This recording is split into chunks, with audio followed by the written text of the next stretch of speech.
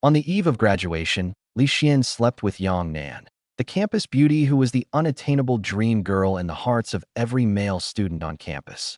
To save his life, he became the campus beauty's contractual boyfriend. He originally planned to keep a low profile for 3 years, take the money, and disappear. Unexpectedly, he accidentally awakened the Divine Eye of Clairvoyance at a jade gambling event. From then on, he ventured into jade gambling and antique appraisal, stirring up the world of treasure hunting. One beautiful woman after another came flocking to him. Hashtag Chapter 1, One Night Stand. Ugh, it hurts. Li Xian rubbed his throbbing temple and looked around in confusion. His muddled mind was like shattered glass, struggling to piece together fragments of the previous night. Graduation celebration night, a noisy bar, burning liquor, and a breathtakingly beautiful yet icy cold face. Yang Nan. The name struck Li Xian's foggy mind like a bolt of high-voltage electricity, instantly blasting away the last traces of drunkenness. He sprang up from the floor, heart pounding wildly, and frantically pulled back the disheveled bedding. But the luxurious bed was completely empty. Only in the center of the pristine white sheets was there a glaring crimson mark, along with the messy, ambiguous traces surrounding it, silently telling the story of everything that had happened the night before. It's over. It's really over. I actually slept with Yang Nan. An overwhelming sense of absurdity and terror instantly seized his heart. An icy chill shot from the soles of his feet straight to the top of his head. Who was Yang Nan? She was the Ice Queen goddess whom everyone at Donghai University knew, whom no one dared offend, and whom no one dared profane. Ever since she enrolled, she had been driven to school in top-of-the-line luxury cars, surrounded by an intimidating aura that kept strangers at a distance. Her beauty was a masterpiece painstakingly carved by the creator. She was the campus dream girl whom every male student could only look up to but never dare gaze at directly. A forbidden flower no one could touch. Pursue her? That was no different from digging your own grave. Li Xian clearly remembered that during his sophomore year, an arrogant rich second-generation heir had covered the ground beneath the dormitory building with roses and made an impassioned confession to her. The result? He was sent to the hospital that very night. And he even lost a hand. And what about Li Xian? He was just an ordinary college student with no power, no connections, and no backing, already preparing to pack his belongings and leave after graduation. Yet somehow, on a drunken night, he had actually defiled this goddess who stood high above the clouds. Never mind what kind of extreme actions her countless admirers might take. Just getting past Yang Nan herself was enough to make him feel as though he had fallen into an icy abyss, wishing he were dead. Did I just buy myself a one-way ticket straight to hell right before graduation? Li Xian's face was as pale as paper, cold sweat soaking through his back. Was he happy? There was, admittedly, a twisted hint of secret delight. After all, he had slept with the unattainable goddess he had dreamed of, the dream girl of every male student on campus. Was he miserable? He was absolutely devastated. In his blackout drunkenness, he couldn't even remember the slightest detail of what it had felt like to be with his goddess. All that remained was this disastrous mess that could crush him completely, and the terrifying revenge that was surely coming. No, I have to get back to school. Overwhelming fear drowned out every other thought. Li Xian hurriedly threw on his wrinkled clothes and, filled with crushing anxiety, stumbled out of the hotel room that reeked of guilt and forbidden memories. Li Xian had barely stepped out of the hotel when 2 sleek black Mercedes-Benz S-Class sedans silently glided in front of him like ghosts, precisely blocking his path.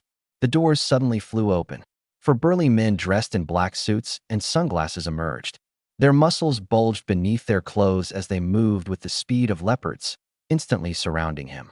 Before Li Xian could react, an enormous, irresistible force seized both his arms and shoved him into the back seat like a helpless chicken. What are you doing? Let me go? Help. I'm being kidnapped. Somebody help. His struggle was utterly futile against their overwhelming strength. A large hand wearing a tactical glove clamped firmly over his mouth. MMPH. Fear wrapped around his heart like an icy serpent. It was over. They had to be Yang Nan's people. He never expected them to find him so quickly. In an instant, countless sensational headlines flashed through Li Xian's mind. Ignorant college student gets drunk and defile wealthy heiress, thrown into the sea to feed the fish. Unidentified male corpse found in Donghai. Victim suspected of crossing an underground power.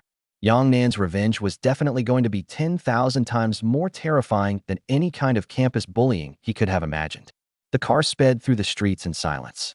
The scenery outside blurred rapidly, and the bustling downtown area was soon left behind as the vehicle headed toward the outskirts. An oppressive atmosphere filled the car. The unknown terror made Li Xian's heart pound uncontrollably. "Be big, brother." His voice trembled, almost breaking into tears. I know I was wrong. I really do. Could we maybe talk this out?" The man in black sitting in the front passenger seat slowly turned his head. His gaze, hidden behind dark sunglasses, swept coldly over Li Xian. The look sent chills down Li Xian's spine, and he timidly pulled his head back. He had no idea how much time had passed. Finally, the car left the main road, passed through a lush, tree-lined avenue, and slowly stopped before a massive wrought iron gate decorated in an elaborate classical European style. The gate silently slid open. The view before him suddenly widened. What appeared before Li Xian was an enormous estate that looked like a royal palace. The vast, meticulously manicured lawn stretched out like a green velvet carpet all the way to the magnificent main building in the distance. Fountains scattered rainbow-colored reflections beneath the sunlight, while precious flowers dotted the grounds. The air itself seemed saturated with the ultimate luxury and cold, rigid order created by money and power.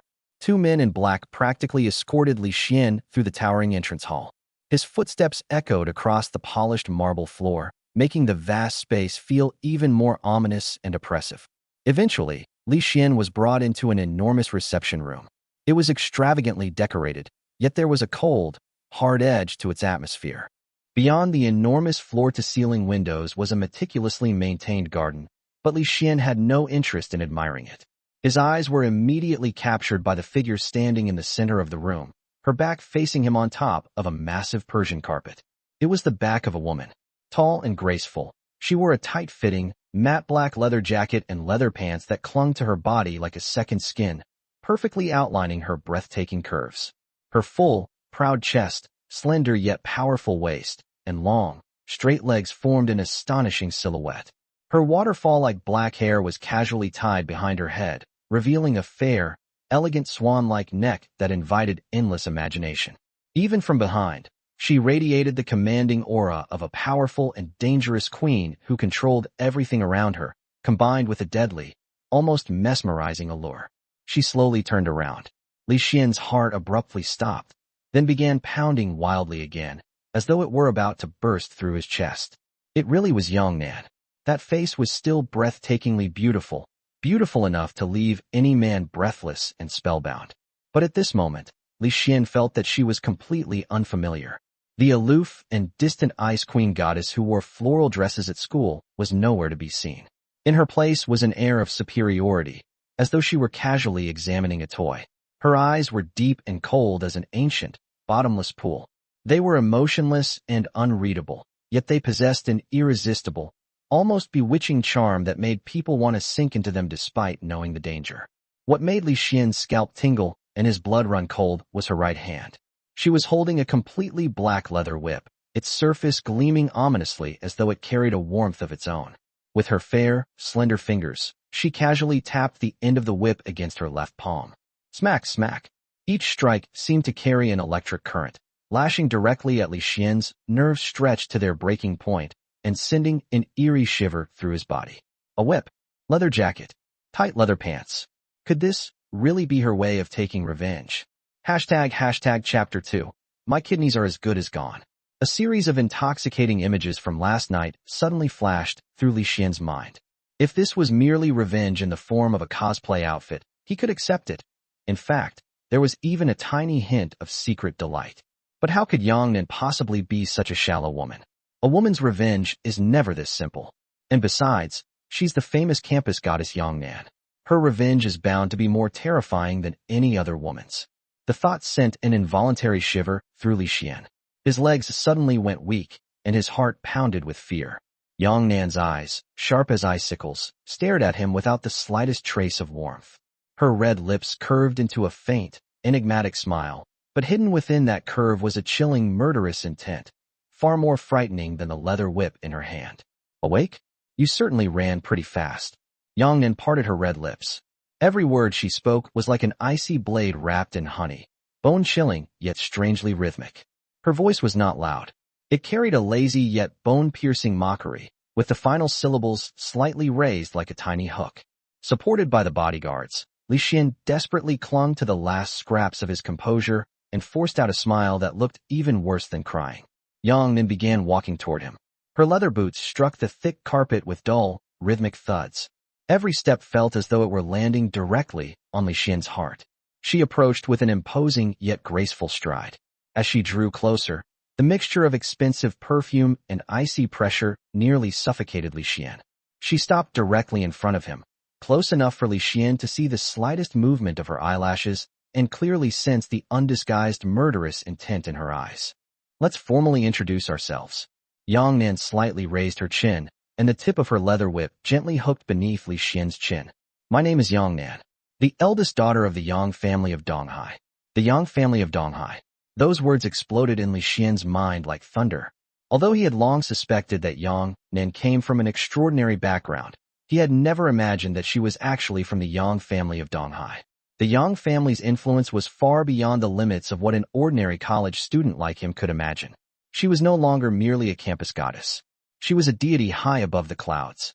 And he, Li Xian, a penniless college student, had actually dared to profane such a deity. Miss Yang, it's a misunderstanding. This is all a misunderstanding. A misunderstanding? Do you really think I'm going to believe your nonsense? As she spoke, Yang Nan's voice suddenly turned cold and severe. She abruptly raised the leather whip, the sharp crack of air making Li Xian instinctively shrink his neck. You dared to sleep with me? Heh, you really must think you have a death wish. Kid, want to experience what this whip feels like? She leaned slightly toward him. Her breath was fragrant, and the icy air brushed against Li Xian's ear, carrying both deadly temptation and murderous intent. Tell me, little thing. The tip of the whip moved extremely slowly and provocatively from Li Xian's cheek down to his neck, and then to his collarbone. Every movement was filled with control and teasing, while her eyes regarded him like a delicate porcelain figurine that was about to shatter. How do you want to die? Should I break every bone in your body and sink you into the East Sea to feed the fish? Or should I gouge out your eyes, cut out your tongue, and send you to Africa to dig for minerals? Or perhaps, the curve of her lips deepened. Her smile was breathtakingly beautiful, yet cruel enough to suffocate. Her gaze deliberately swept over Li Xian's abdomen, carrying an almost teasing scrutiny, while the tip of the whip dangerously slid downward and lightly tapped against his lower abdomen. Should I slowly dismantle this fairly impressive piece of yours, along with all the other useless parts, one piece at a time? Her voice dropped even lower, becoming a demonic whisper. Her red lips nearly brushed against Li Xian's ear. Don't worry, I have plenty of anesthetic, just like you asked for last night. Pick one. She straightened up and lazily folded her arms. The tight leather outfit outlined her stunning curves, while her eyes remained cold and amused. I'm in a very, very bad mood today. She spoke the final words slowly and softly, like a lover whispering into someone's ear, yet they carried crushing weight, completely shattering Li Xian's forced composure. The previous night, a drunken Yang Nan had somehow ended up giving her first time to Li Xian. This morning, the moment she returned home, she received news from her father that he had arranged a blind date for her. Worse still, the man was a spoiled heir she absolutely despised. How could she possibly be in a good mood? That was why she had ordered her bodyguards to bring Li Xian here so she could vent her anger properly. Completely unaware of the truth, Li Xian's mind was filled with nothing but frantic screams. It was over. He was definitely going to die. His kidneys were as good as gone. His mouth hung open, but all that came out of his throat was a hoarse, wheezing gasp. He could not even put together a coherent plea for mercy. An overwhelming despair engulfed him like freezing seawater. Just as he thought the bodyguards would drag him out and dismember him the next second, Yang Nan suddenly withdrew the tip of the whip and casually tossed it to the bodyguard standing beside her like a statue. She folded her arms and looked Li Xian up and down with the critical gaze of someone inspecting a piece of merchandise. Her eyes remained cold, but the murderous intent within them seemed to have settled. In its place was an even more inscrutable scrutiny, mixed with a faint trace of inexplicable irritation. However, her tone suddenly shifted, and her voice took on a strange hint of laziness and reminiscence. She walked toward the enormous floor-to-ceiling window, turning her back to Li Xian. The afternoon sunlight outlined her extraordinarily graceful silhouette. The curves of her waist and hips, wrapped tightly in leather pants, formed a breathtaking arc. Considering that you were drunk as a puddle of mud last night, yet somehow still managed to satisfy me. She turned around, the shifting light accentuating her flawless profile. Those mesmerizing eyes once again locked onto Li Xian. Her red lips parted as she offered him a proposal that seemed even more absurd than death, yet made his heart pound wildly. I'm feeling merciful today, so I'll give you a second option. You don't have to die, and I'll let you keep your kidneys. Li Xian suddenly raised his head, a ray of hope blazing in his eyes as he stared at the beautiful yet dangerous woman before him, as terrifying as Medusa. Yang Nan seemed too lazy to look at his foolish expression. She stepped forward in her leather boots and returned to stand before him, her overwhelming aura and deadly fragrance enveloping him once again. She tilted her head slightly, avoiding Li Xian's overly direct gaze. Her eyes settled somewhere in the distance, and her tone returned to its commanding coldness, yet carried an undeniable allure. Li Xian, Department of Archaeology at Donghai University. Ranked first in your archaeology major for 4 consecutive years. Known as a walking encyclopedia of ancient artifact identification. Your papers are so impressive that even those old professors can't stop praising you. As Yang Nan recited his accomplishments as though she had memorized every detail, Li Xian's heart suddenly clenched. She had investigated him, and she had investigated him in incredible detail. His tiny achievements sounded almost like condescending mockery when spoken by someone standing so far above him. Why yes, it was just luck. All luck.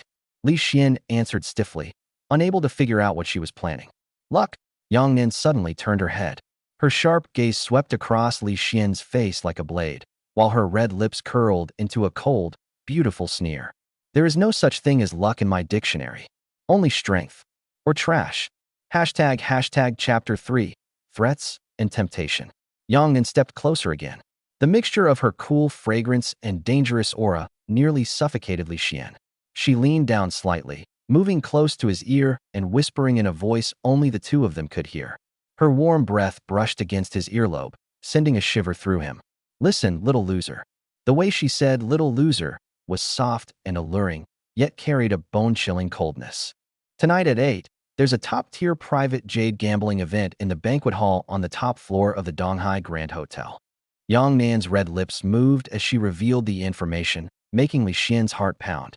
Tonight, the event will bring together the most powerful jade magnates and collection experts from Donghai and several surrounding provinces. My goal is to win first place tonight, and you will conveniently serve as my shield. Jade gambling? A shield? Li Xian's mind buzzed, and an invisible sense of suffocation quietly descended upon him. He was studying archaeology and artifact appraisal, so he knew some basic knowledge about jade from his textbooks. But jade gambling? That was a crazy game where 9 out of 10 bets ended in disaster, where one cut could lead to heaven and the next could send you straight to hell. It relied on years of experience backed by mountains of money, razor-sharp judgment, and that elusive thing called luck. And he was just a poor student who had barely even touched a handful of raw jade stones.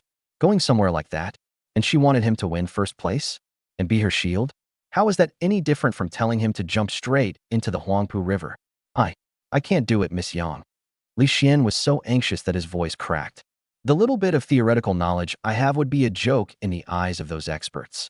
I'll lose everything I own. I won't even have a pair of pants left. No, I can't even afford to lose my underwear. Lose everything you own? Your underwear. Yang Nan let out a mocking laugh, as crisp and cold as ice beads falling onto a jade plate. She extended one slender finger, its tip painted with dark red nail polish, and teasingly poked Li Xian in the chest. Her eyes were filled with contemptuous pity. Little loser, what do you think you own right now? What assets? What underwear? Your life, your kidneys, everything you have is already in my hands. All I need to do is squeeze. Her finger pressed down slightly, her nail digging into his flesh through the thin t-shirt, bringing a sharp sting and an indescribably cold sensation. And it's all over. Aren't you the king of theoretical knowledge? She withdrew her finger and lazily folded her arms, causing her astonishing curves to become even more pronounced, while her eyes were filled with utter mockery. Now is your chance to prove that all that theoretical knowledge of yours is actually useful. Listen, her voice suddenly rose, decisive and commanding. carrying an overwhelming authority, yet strangely mixed with a bewitching power. Tonight, you're coming with me. I'll tell you the characteristics of the raw stone I'm targeting. All you need to do is use everything in your head and give me the most accurate judgment possible.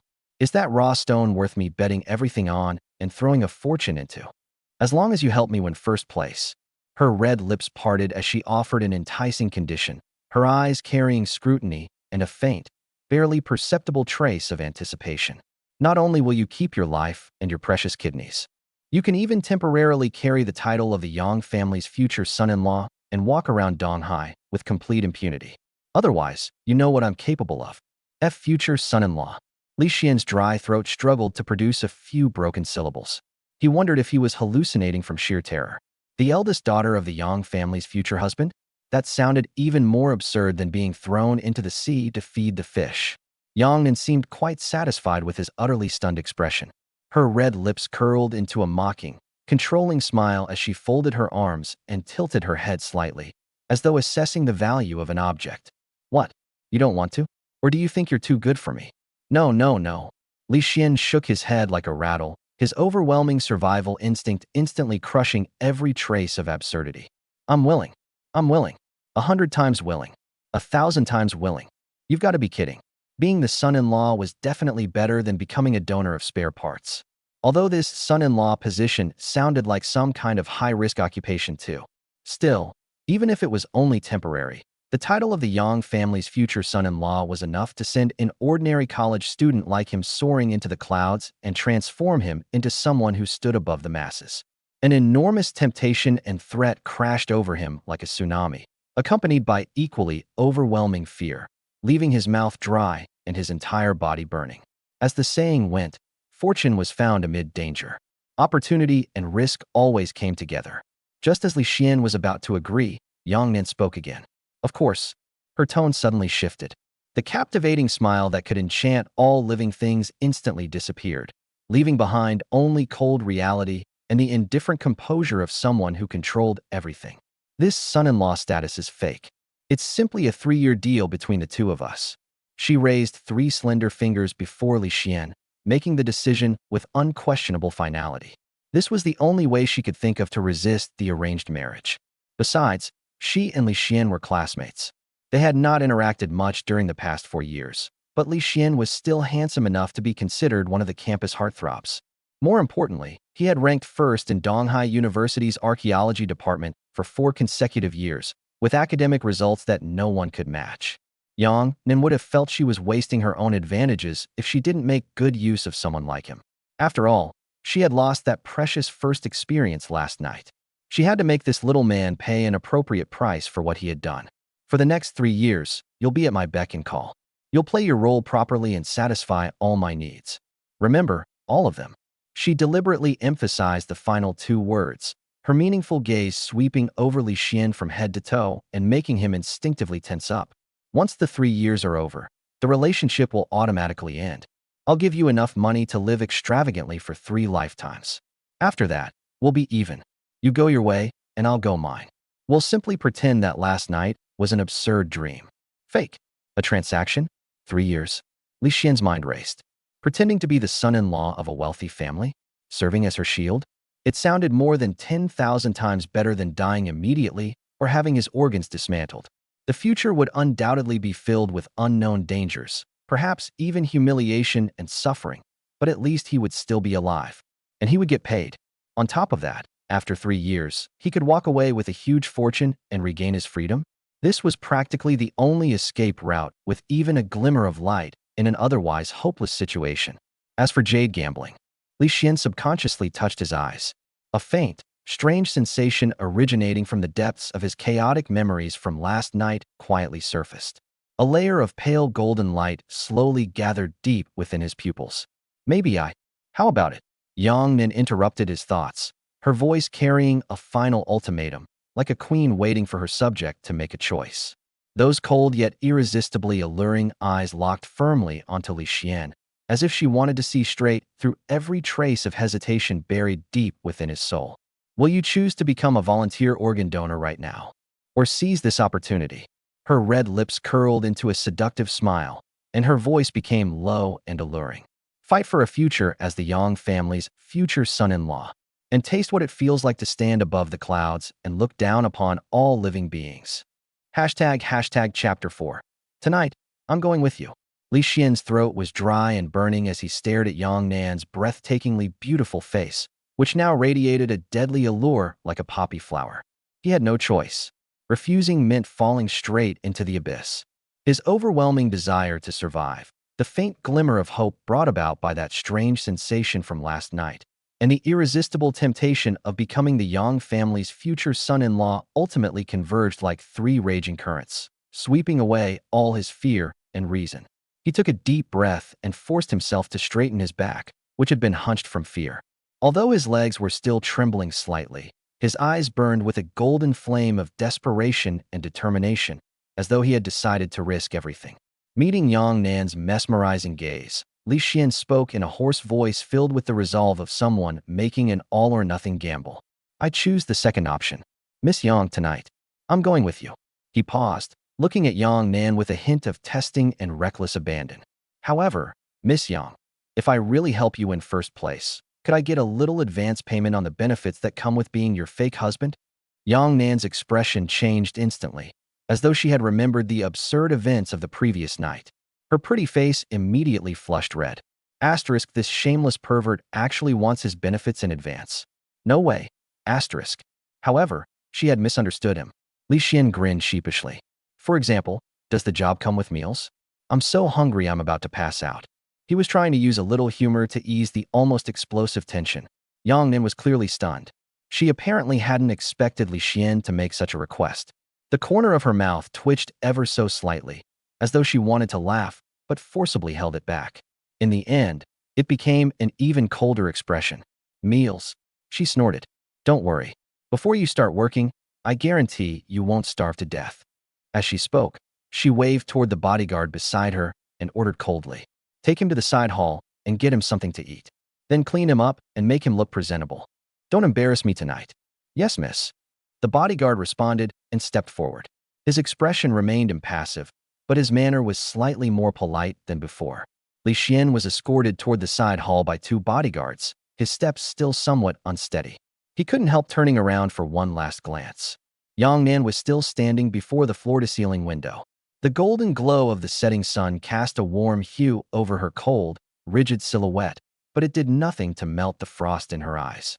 She seemed to notice Li Xian's gaze and slightly turned her head. Those alluring, almond-shaped eyes met his once again.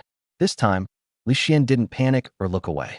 He suppressed the urge to see through that expensive leather outfit and simply stared at her steadily. His expression was complicated: fear, determination, and a trace of wildness born from being pushed to the edge of desperation, a wildness even he himself hadn't noticed. Their gazes silently clashed in midair. Yang Nan's brows furrowed almost imperceptibly. For some reason, she felt as though someone had seen right through her. It was faint, but it was definitely there. What exactly is going on with this Li Xian? She abruptly withdrew her gaze, and the inexplicable irritation in her heart grew even stronger. Tonight's jade gambling event seemed unlikely to go as smoothly as she had expected. This man she had accidentally picked up might be far more troublesome than she had imagined. Hashtag side hall. The enormous dining table was covered with exquisite dishes, but Li Xian could barely taste anything. Everything seemed like chewing wax. After mechanically filling his stomach, he was taken away to be properly groomed. His wrinkled casual clothes were replaced with an expensive, perfectly tailored suit. His hair was carefully styled, revealing his smooth forehead and sharp, handsome features. Combined with his towering 1.9-meter frame, the result was simply stunning. The person in the mirror had instantly shed his youthful student appearance and gained an air of refined nobility. Even Li Xian almost failed to recognize himself. Clothes really do make the man. I look insanely handsome, he muttered to himself before sighing. Too bad about tonight. The more he thought about it, the more nervous he became. The moment he put on the luxurious suit, he could at least admire his handsome appearance for a while. But whenever he remembered that he was going to serve as Yang Nan's shield tonight, an immense pressure immediately swept over him. He knew that this luxurious outfit was nothing more than battle armor for a feast where he had no idea whether he would live or die. Hashtag 7 p.m. Hashtag Donghai Grand Hotel, top floor banquet hall. Crystal chandeliers glittered brilliantly, casting dazzling reflections throughout the hall. Elegant clothes and fragrant perfumes filled the room as guests mingled over drinks. The air was saturated with the luxurious scent of champagne, expensive cigars, and the undercurrent of capital power. At the center of the exhibition hall, raw jade stones of various sizes and wildly different outer skins were quietly displayed, like Pandora's boxes waiting for their fates to be revealed, attracting countless greedy and scrutinizing gazes. Yang Nan had changed into a wine-red velvet evening gown that complemented her snow-white skin and graceful figure. With her arm linked through Li Xian's, she stepped into the venue. Instantly, she became the center of attention. Her icy beauty and overwhelming presence seemed to lower the volume of the surrounding chatter. Li Xian could feel countless eyes fixed upon him, curious, scrutinizing, disdainful, and even openly hostile. He straightened his back, doing his best to play the role of the Yang family's future son-in-law, while cold sweat continuously seeped from his palms. "Relax, little loser." Yang Nan kept her eyes straight ahead, her red lips barely moving as she spoke in a voice only Li Xian could hear. "Stop trembling like a sieve. You're embarrassing me." The moment she finished speaking, a discordant voice interrupted them. Well, isn't this Miss Yang? What an honor to see you here." A young man in a pink suit and slicked back hair swaggered over with a wineglass in hand. His gaze first lingered greedily over Yang Nan before sweeping over Li Xian as though inspecting merchandise, filled with undisguised contempt. "This gentleman looks unfamiliar. May I ask which prominent family he comes from? What kind of young talent could possibly catch Miss Yang's eye?" The newcomer was Wang Chong, the eldest son of the Wang family. He was also one of the organizers of this jade gambling event, and the most shamelessly persistent among Yang Nan's many admirers. Yang Nan didn't even bother looking at him. "Looks like young Master Wang's eyesight isn't very good. Let me introduce you. This is Li Xian, my boyfriend." Boyfriend. The fake smile on Wang Chong's face instantly froze as though he had been struck by lightning. The wineglass in his hand trembled, spilling some of its contents. His eyes widened as he looked Li Xian up and down, as if trying to find something extraordinary about him. He was certain Li Xian wasn't among Donghai's elite, nor was there any prominent Li family in the neighboring province with someone like him. Who was this man? Suddenly, inspiration struck. Wang Chong's voice rose sharply, his eyes filling with amusement as he sneered. "Yang Nan, are you kidding me? Him? A country bumpkin like him is worthy of you? Don't tell me you found some temporary actor from a film set." He deliberately pretended to lose his composure, drawing the attention of quite a few people nearby. Yang Nan finally looked directly at Wang Chong, but her gaze was as cold as a blade. "Wang Chong, what kind of man I choose is any of your business. Who do you think you are? You." Wang Chong's face turned bright red from humiliation. Jealousy burned fiercely in his eyes as he pointed threateningly at Li Xian. "Kid, I don't care whether you're really Yang Nan's man or not. You'd better stay away from her. Otherwise, I'll make sure you can't survive in Donghai." His eyes were vicious. Clearly, he regarded Li Xian as his greatest rival. Then, without making any attempt to hide his intentions, he ordered his followers behind him. "Go find out everything about this kid. Once the jade gambling event is over, I want his hands and feet broken." "Yes, young master." Hashtag Chapter 5, Jade Gambling. "Humph." Yang Nan snorted coldly, not bothering to pay attention to this incompetent clown throwing a tantrum. She then linked her arm with Li Xian's and walked straight toward the interior of the exhibition hall. Amir Wang Chong had never been worthy of her attention. The real threat was waiting ahead. Not far away, a man dressed in a custom-made navy blue suit was quietly sipping wine, his refined and elegant demeanor making him seem completely harmless as he calmly observed the raw jade stones on display. He was Qin Shou, the eldest son of the Qin family. The Qin family was roughly equal in strength to the Yang family, making him Yang Nan's biggest competitor at tonight's jade gambling event. According to Yang Nan, this event was the ultimate test of her transition from campus life into the real world. If she lost, she would not only have to surrender one of the family's jade mining areas in Tingchong, but would also be forced into a marriage alliance with the Qin family under pressure. And her arranged husband would be Qin Shou. That was the real reason she desperately needed a shield and had no choice but to find Li Xian. Wang Chong had been thoroughly humiliated. His face was livid with anger and embarrassment. His venomous gaze followed Yang Nan and Li Xian's backs, as though he wanted to burn holes through them. Then, as his eyes shifted, he suddenly spotted Qin Shou. An idea immediately came to him. as though he had found the snake's weak spot. He quickly adjusted his expression, plastered on a flattering smile, and hurried over. Lowering his voice, he deliberately exaggerated the situation. Young Master Qin, just look. Who knows where Yang Nan found this pretty boy, and she actually claims he's her boyfriend. It's practically an insult to you. That guy is nothing but a clown. Qin Shou's hand holding the wineglass remained as steady as a rock. He even maintained his polite smile, as though he didn't care in the slightest. He merely glanced toward Yang Nan and Li Xian. When he saw Yang Nan intimately holding Li Xian's arm, his gaze lingered on Li Xian's face for half a second. A cold, murderous intent flashed through his eyes. As Li Xian walked forward, a bone-chilling cold suddenly swept through his entire body. He turned around. It was Qin Shou. That gaze was calm and emotionless, yet it was 10,000 times more frightening than Wang Chang's openly aggressive hostility. It was like having a poisonous snake flick its tongue against his neck, filled with condescending scrutiny and the detached indifference one would show toward a dead object. Li Xian's heart suddenly tightened. Compared with Wang Chang, an obvious rabid dog, Qin Shou was like a poisonous snake hiding a blade behind a smile. He was the truly deadly threat. Damn, being a shield really isn't easy. Before he realized it, Li Xian felt as though he had already been placed over the flames of purgatory. An overwhelming sense of absurdity and danger enveloped him, as though 10,000 grass-mud horses were stampeding across his nerves. Stay focused. Yang Nan noticed something strange about him and softly reminded him. Her fingers pressed lightly against the inside of his arm, almost imperceptibly. The tiny gesture carried a strange, soothing effect. Although her voice remained cold, it somehow gave Li Xian a sense of calm. Our target has grayish-white skin, with a python-like band pattern coiling across it like a dragon. The pine flower markings are sparse, but have a subtle fluorescence. It's about the size of a basketball. Remember these characteristics and find it as quickly as possible using your theoretical knowledge. She scanned the entire room from the corner of her eye, speaking in an extremely low voice, but Li Xian heard every word clearly. The pressure is enormous. Li Xian took a deep breath and tried to suppress his fear and distracting thoughts. For the sake of staying alive, and for that uncertain glimmer of hope, he had to concentrate.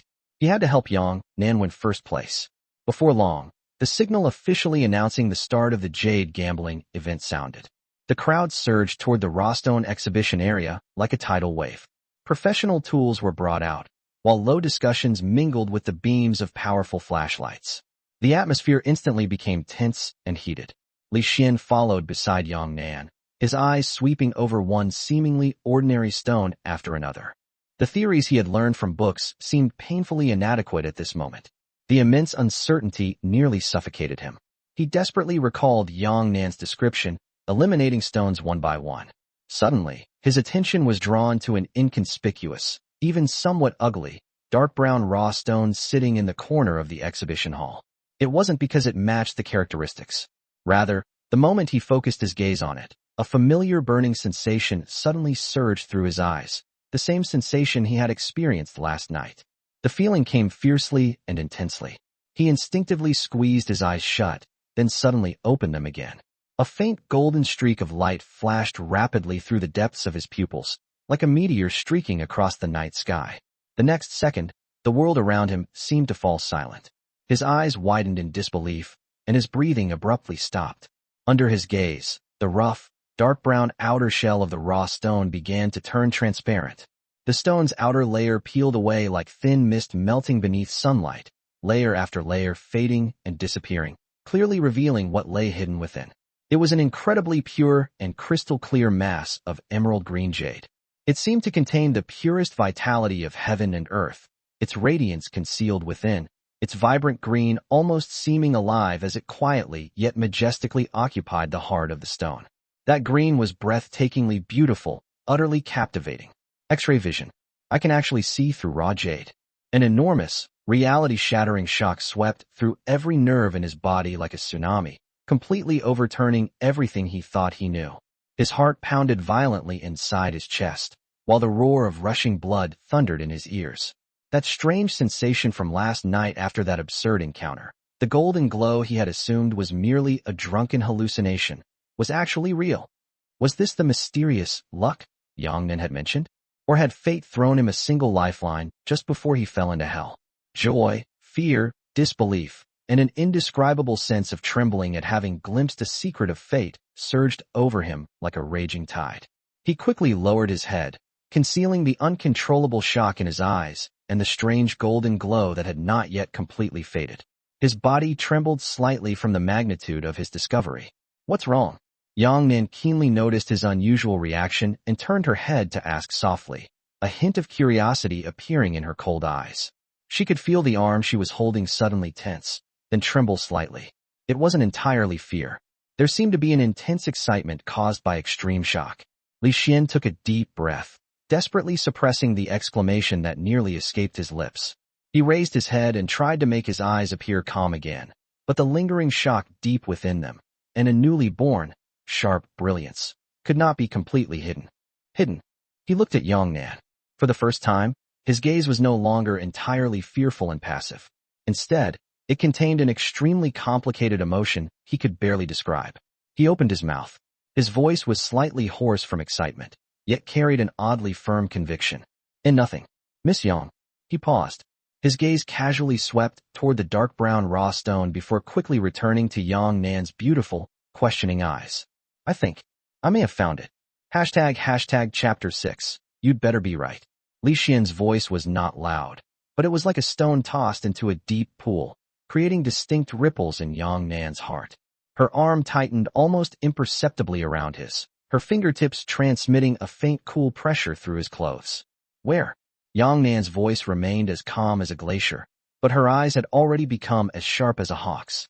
They instantly locked onto Qin Shou's seemingly relaxed yet ever-present figure, as well as Wang Chong lurking farther away like a poisonous snake. 1 o'clock. Bottom shelf of the display rack in the corner. Dark brown, extremely thick outer skin, and very poor appearance. Li Xian lowered his voice to almost a whisper, barely moving his lips. His heart was still pounding wildly, but he forcibly suppressed all his excitement and trembling, transforming them into extreme concentration. Yang Nan followed his instructions and swept her gaze over. Her eyes moved as quickly as lightning. But after just one glance, her carefully shaped brows furrowed. The stone was terrible, rough, dull, and showing absolutely no signs of value. It was completely different from the characteristics she had given him. It looked more like discarded waste material. She immediately turned back, her gaze stabbing toward Li Xian like an icicle. "Li Xian, what are you basing your judgment on? Give me a reason that can convince me, not some gut feeling." Her voice was low but carried immense pressure. The stakes were simply too high. She would not allow the slightest reckless gamble. If she won, she would gain tremendous influence and control over the entire Yang family.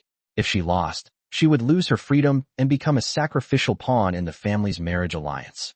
Li Xian's throat suddenly felt dry as his mind raced. How could he turn the result of his X-ray vision into reasoning that Yang Nan could understand? He needed extensive knowledge and convincing evidence. Just as he took a deep breath and prepared to present the carefully organized explanation in his mind, wrapped in a convincing layer of theoretical knowledge, an unpleasant voice suddenly rang out. Well, does Miss Yang and her trash boyfriend have their eyes on a raw stone?" An extremely grating voice filled with malice and mockery suddenly exploded, shattering their tense whispering. Wang Chong had returned, and this time he wasn't alone. Several similarly dressed rich heirs and socialites followed behind him like hyenas surrounding their leader. His face wore an exaggerated, disgusting sneer, and his voice was deliberately raised, instantly attracting the attention of a large number of people nearby. Clearly, he had received some kind of tacit approval, or even a hint, from Qin Shou and had come specifically to cause trouble and completely trample Li Xian into the mud. Well, Wang Chong staggered closer, his lecherous gaze lingering over Yang Nan before finally fixing on Li Xian's face, overflowing with undisguised contempt. Hiding in the corner, looking at scrap stones? Makes sense. With your pathetic level, the only thing you're qualified to look at is garbage that nobody else would even take for free. What? Trying to please Miss Yang with a worthless rock? Can you even afford it? Should I throw you a few coins out of charity? His followers burst into laughter, their malicious voices echoing in agreement. Li Xian's face instantly turned pale, not from fear, from overwhelming anger and humiliation. His fists clenched tightly at his sides, his fingernails nearly digging into his palms. Yang Nan's expression suddenly turned cold, like a Siberian cold front sweeping through the room. She glared at Wang Chong. Wang Chong, watch your mouth. Then get lost. Get lost? Yang Nan, you're still defending this pretty boy. Wang Chong seemed to have had a fuse lit inside him, his voice becoming even sharper and more venomous. Just look at how pathetic and poor he looks. Do you really think he knows anything about stones? He probably can't even tell jade from glass. Then again, the only thing remotely worth looking at on him is that face. Did he satisfy you enough in bed that you've become completely bewitched and brought someone like him here to embarrass yourself? Such vulgar and deeply insulting words splashed over the two of them like filthy water. The noisy crowd instantly fell silent. Everyone turned their eyes toward them with strange expressions. Qin Shou was still sipping his wine in the distance, seemingly completely uninvolved. But the faint, almost imperceptible curve at the corner of his lips was more chilling than any words. He was the true mastermind behind this. Li Xian's body trembled slightly from extreme anger. Blood surged into his head, burning away his reason. Every word Wang Chong spoke was like a knife, not only cutting into his dignity, but also recklessly slandering the woman standing beside him. Just as Li Xian was about to lose control, Yang Nan moved. She didn't even look at Wang Chong. Instead, she suddenly turned around and faced Li Xian directly. Under the astonished gazes of everyone present, she extended her slender fingers and gently brushed along Li Xian's tense jawline. The gesture was startlingly intimate and possessive. Her gaze remained cold, yet Li Xian's reflection was clearly visible within her eyes. Whether he can tell jade from glass, whether he's good enough in bed. Yang Nan's voice was not loud, but it clearly carried throughout the silent corner, filled with the arrogance and unquestionable authority of a queen. He is my man. Since when did a clown like you get the right to comment on him?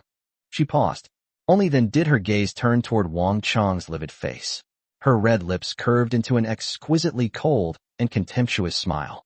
And even if he really likes that piece of scrap, so what if I, Yang Nan, buy it for him to play with? Her voice was decisive and unwavering. Before she had even finished speaking, she stopped paying attention to Wang Chong's distorted expression. She abruptly pulled a gold-embossed bidding slip from her handbag. Without the slightest hesitation, she wrote down an astonishing amount and the corresponding lot number. It was the exact number of the dark brown raw stone Li Xian had pointed out. Fast, precise, ruthless, not a trace of hesitation. Hiss! A collective gasp instantly swept through the surrounding crowd. Everyone was stunned by Yang Nan's reckless willingness to spend a fortune simply to amuse her man. Man, that stone was obviously recognized as worthless scrap. Nobody would even take it for free. The muscles on Wang Chong's face twitched violently. Humiliation, anger, and jealousy twisted his expression into something almost demonic. He pointed at Yang Nan and Li Xian, furious beyond words. Finally, he stomped his foot and shoved his way through the crowd, leaving in embarrassment. The bidding slip was submitted and quickly collected by an attendant. Only then did Yang Nan turn her attention back to Li Xian, as though the surrounding commotion had nothing to do with her. Her fingertips still retained the faint cool sensation from brushing against his jaw. Li Xian. She stared at his handsome face, a complex mixture of emotions churning deep within her eyes.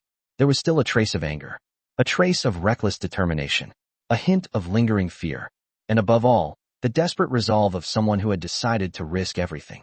Li Xian looked up. Their eyes met, and for a moment, it seemed as though time itself had frozen. You'd better be right. Yang Nan's voice was soft, yet carried the weight of 1,000 pounds, crashing heavily into Li Xian's heart. Otherwise, you'll bear the consequences. At the other end of the crowd, Qin Shou watched as the attendant collected Yang Nan's high-priced bidding slip. His eyes remained fixed on the clearly visible lot number. For the first time, genuine, icy surprise flickered across his previously emotionless eyes.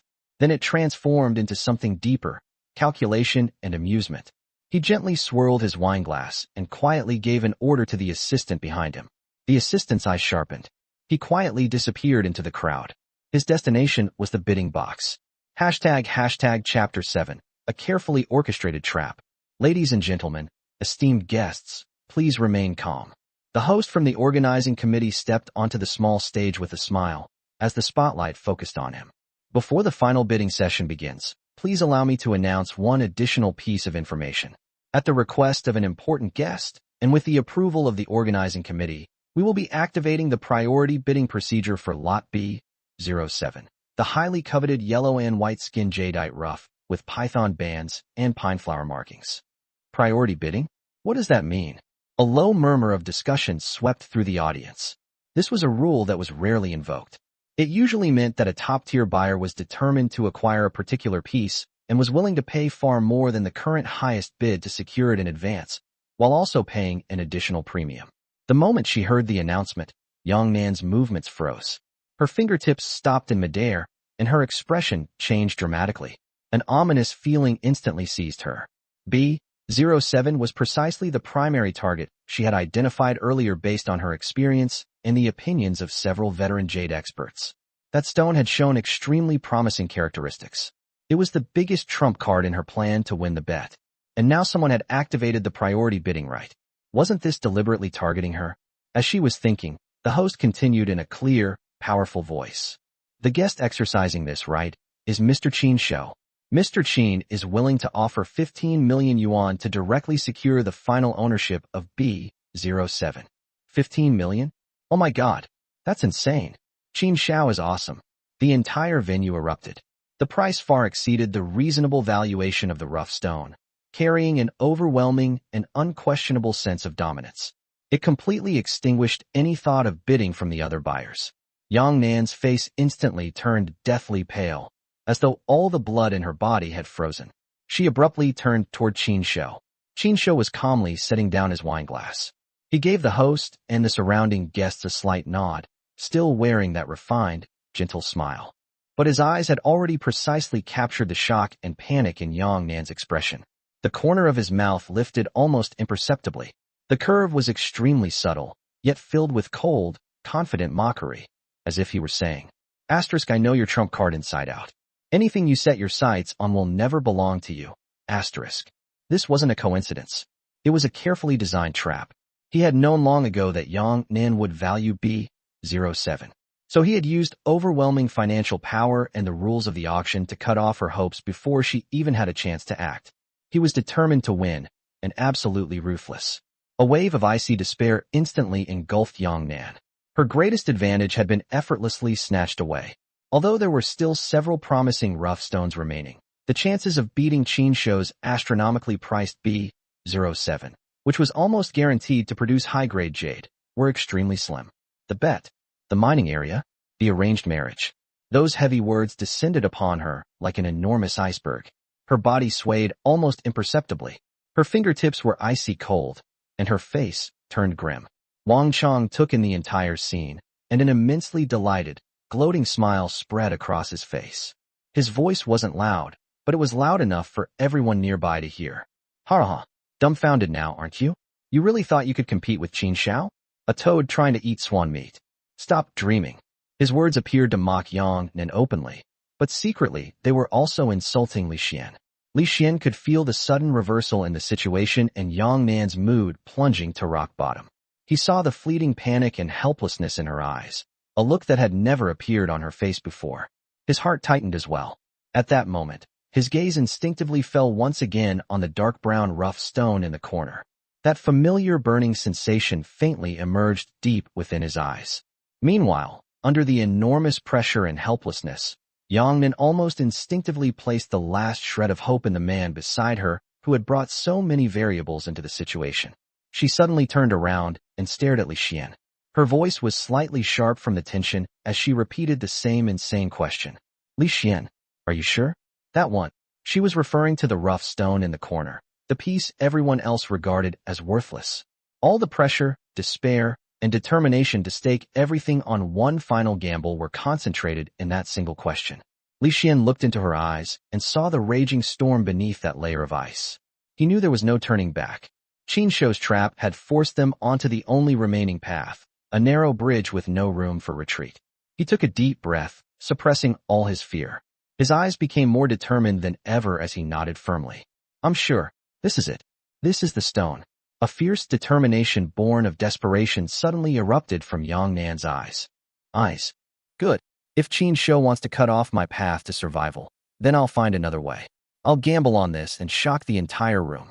Yang Nan's all-or-nothing gamble was like pouring a bucket of cold water into a boiling pot of oil, instantly sending the entire exhibition hall into an uproar. Whispers surged like waves. Countless gazes turned toward the dark brown piece of waste rock in the corner. Then they shifted back and forth between Yang Nan and Li Xian. Shock, contempt, curiosity, schadenfreude. All kinds of emotions intertwined into an invisible net that tightly surrounded the two.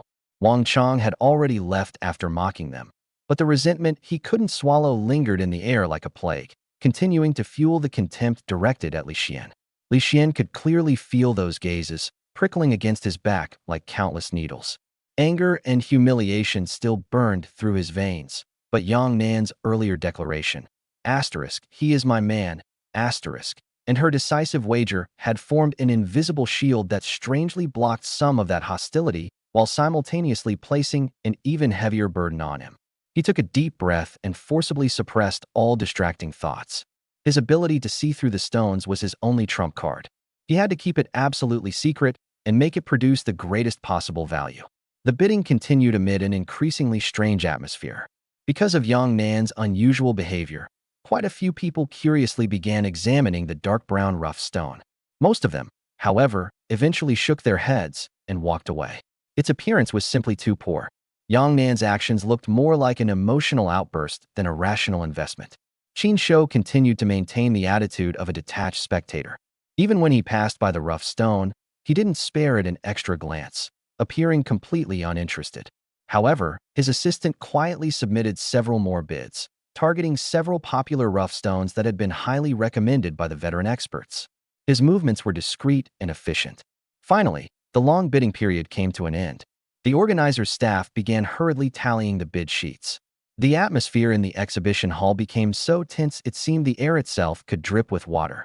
The scent of money and fate hung heavily in the room. The host stepped onto the temporary stage, and the spotlight focused on him. Esteemed guests, thank you all for your enthusiastic participation.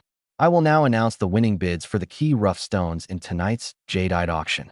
One lot number and price after another was announced, each one tugging at the heartstrings of countless people. The winners beamed with delight, while those who lost shook their heads and sighed. When the yellow and white-skinned rough stone with python bands and pine flower markings was announced, the winner was, as expected, Qin Shou. A perfectly measured, humble smile appeared on his face as he nodded slightly toward those congratulating him. His demeanor was impeccable. When his gaze swept past Yang Nan, there was a faint trace of pity in his eyes, as though he were looking at a spoiled child who had acted recklessly and was about to pay a devastating price. Wang Chong had also won another moderately popular rough stone and was smugly shooting provocative, mocking looks toward Li Xian. Finally, the host picked up the last bid sheet. His expression became somewhat peculiar. He even cleared his throat softly before announcing, "Lot number 17. Starting price, 100,000 yuan. The winning bidder is Miss Yang Nan. Winning bid, 3 million yuan. Hashtag Chapter 8. The jadeite is exploding green." Whoa! Although everyone had more or less expected it, the moment the price was officially announced, the entire venue still erupted in an uproar. 3 million yuan. Just to buy a rough stone with terrible external characteristics, a starting price of only 100,000 yuan, and one that hardly anyone had even bothered to look at twice? This wasn't simply impulsive. It was outright madness. Every gaze in the room focused on Yang Nan like a spotlight, filled with disbelief and undisguised ridicule. Yang Nan slightly raised her chin, her expression cold and composed, as though she had just thrown down 300 yuan rather than 3 million. But the slight, uncontrollable trembling of her arm as she tightly held onto Li Xian's arm betrayed the turmoil raging inside her. She could clearly feel the muscles in Li Xian's body instantly tense like steel. The two of them had effectively been pushed onto center stage like clowns for everyone to ridicule. The surrounding gazes seemed to be looking at two mascots who had voluntarily exposed themselves to humiliation. Qin Shou was the first to applaud softly. A refined smile rested at the corner of his lips, but his eyes were so deep that they seemed impossible to read. Miss Yang certainly has remarkable courage. I admire you. I truly look forward to seeing the result when the stone is cut. The sarcasm in his words was as light as a feather, yet as sharp as a steel blade. Wang Chong openly sneered. His voice wasn't loud, but it was as grating as a dull knife sawing through flesh. A sucker and a kept man, what a perfect match. Just wait until you lose everything. You don't get worked up over trash like him. Li Xian stopped Yang Nan before she could explode. His voice was low but firm. Trust me, this rough stone will absolutely produce jade. And it's top grade. His ability to see through the stone was his greatest advantage right now. Unless heaven and earth were turned upside down, those eyes of his would never deceive him. Yang Nan stared deeply into Li Xian's eyes. There was a flame of absolute certainty burning within them. She forcibly suppressed her boiling anger, raised her head, and walked toward the stone-cutting area. The moment the stone-cutting process officially began, a massive cutting machine was pushed onto the central platform. It emitted a deep, oppressive roar like the growl of a beast. According to the rules, the rough stones with the lowest winning bids would be cut first. One stone after another, each carrying someone's hopes and greed, was secured in place. The shrill sound of cutting blades rang out in succession, and every collision between the spinning blade and stone shell tugged violently at everyone's nerves. Gasps and sighs rose and fell throughout the hall. The cruelty and temptation of the jadeite gambling world were being displayed in their purest form. One of Qianshou's yellow and white-skinned rough stones was carefully windowed from the edge by a veteran cutter. Soon, a smooth, translucent section of jade flesh was revealed. The texture was fine, the water quality excellent, and the color bright and vibrant. Although it wasn't an absolute masterpiece, it was already a substantial gain, drawing a wave of sincere admiration. The smile on Qianshou's face deepened. He glanced toward Yang Nan with a smug, playful look. Finally, it was time for Yang Nan's highly anticipated dark brown rough stone. Even the workers carried it with a hint of hesitation and barely concealed disdain, as if they were afraid its bad luck might rub off on them. "Miss Yang, how would you like it cut?" The stone cutter asked as a matter of routine, though his tone inevitably carried a hint of complexity. From every angle, this stone looked like complete waste. Cutting it was practically a waste of time. Everyone's attention instantly focused on it. Curiosity, mockery, schadenfreude, all of it intertwined into an invisible net. Wang Chong pushed his way to the very front, arms folded across his chest, excitement and malice mingling across his face. He might as well have had the words, "Let's see how you two die," written across his forehead. Yang Nan didn't answer immediately. Instead, she looked at Li Xian again. Li Xian's heart hammered violently against his chest, almost as if it were about to burst through his ribcage. The image produced by his Tushu ability was crystal clear in his mind.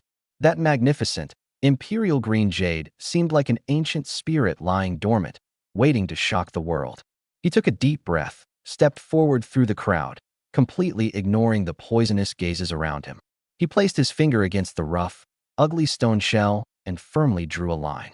"Master, please make a cut directly along this line." His voice was slightly hoarse from extreme tension, but his hand remained as steady as a rock. "Cut directly through it," the stone cutter exclaimed in shock. If there's good jade inside, this cut could destroy it completely. In his opinion, gently opening a window on a stone like this was already a waste of effort.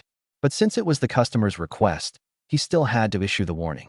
Suppressed laughter and whispers immediately erupted around them. "Ha ha, he really thinks he's an expert. What a show-off. Just wait until it turns into a pile of stone fragments."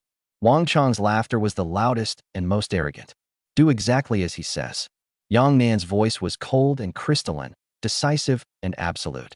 Her determination to stake everything on this one move instantly silenced all the surrounding noise. The stone cutter helplessly shook his head and said no more. He operated the machine. The enormous toothed blade aligned itself with the line of death Li Xian had drawn. With a thunderous roar and devastating force, it slowly descended. Ch-ch-ch-ch-ch. The deafening cutting noise exploded once again, sending stone chips and dust flying everywhere. At that moment, the entire venue fell into an eerie silence. Everyone held their breath, eyes wide open, staring at the stone as its fate was about to be revealed. The smile on Wang Chong's face twisted with excitement, practically stretching from ear to ear. Qianshou unconsciously leaned forward, his gaze locked onto the stone. Yang Nan instinctively clenched her hand, her fingernails digging deeply into her palm. Li Xian's pupils contracted almost imperceptibly. Deep within his eyes, a streak of golden light flashed rapidly once more, precisely locking onto the tiny distance between the treasure hidden within the stone and the blade. The saw blade sank deeper into the shell. The noise became duller and more labored, like something chewing through hard bone. Suddenly, vroom, the machine emitted a strange, muffled roar. The stone cutter seemed to have been struck by an electric shock. He abruptly hit the stop button. The color drained from his face, replaced by utter shock. Everyone's hearts clenched. On the freshly cut, perfectly flat surface, there was no gray-white rubble as expected. Instead, a breathtaking flash of emerald green appeared. The green was deep as an ancient frozen lake, rich as condensed jade green waves. It was pure, vibrant, and so full-bodied that it seemed as though it might flow right out of the stone. The texture was extraordinarily mature, the luster deeply concentrated, and the translucency astonishing, as if all the spiritual beauty of heaven and earth had been gathered into this tiny space. Although only a small section had been exposed, the unparalleled color and quality struck everyone like a thunderbolt from the heavens, delivering a devastating visual and emotional shock. This. The stonecutter's lips trembled violently. His shaking finger pointed at the cut surface, and he was nearly delirious with excitement, unable to force out a complete sentence.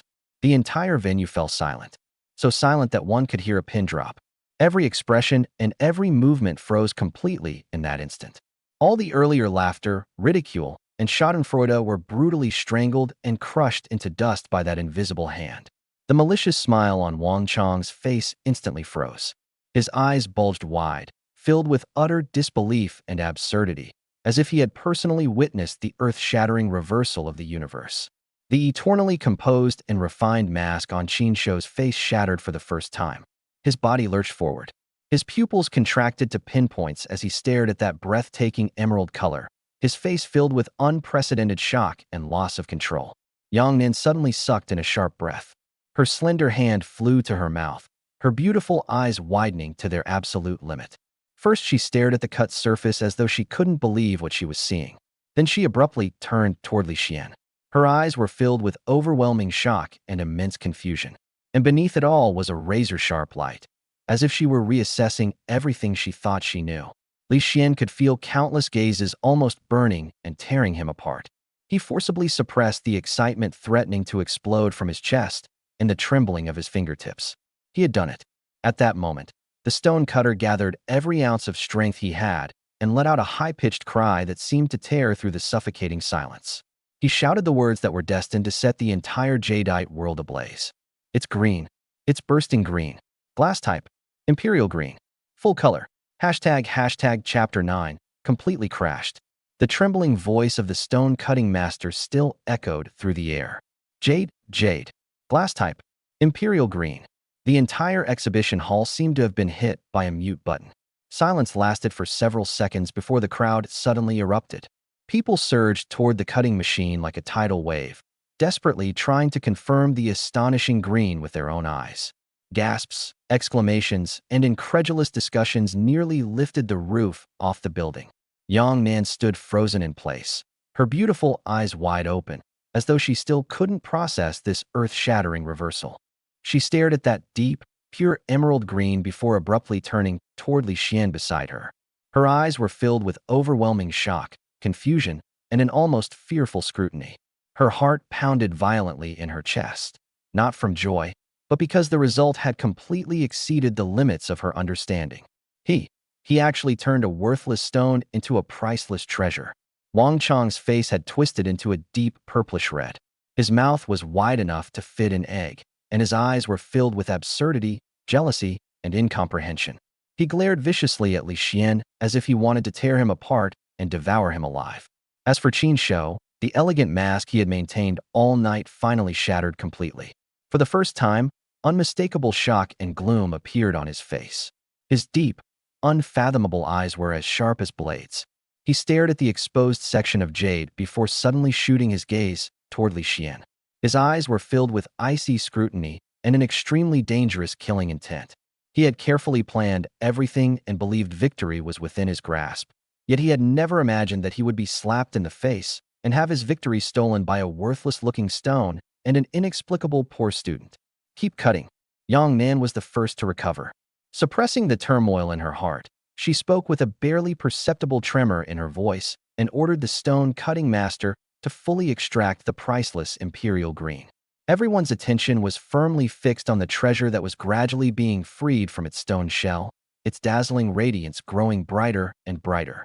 At that moment, Qin Shou's icy voice rang out, breaking the excitement around them. Congratulations, Miss Yang.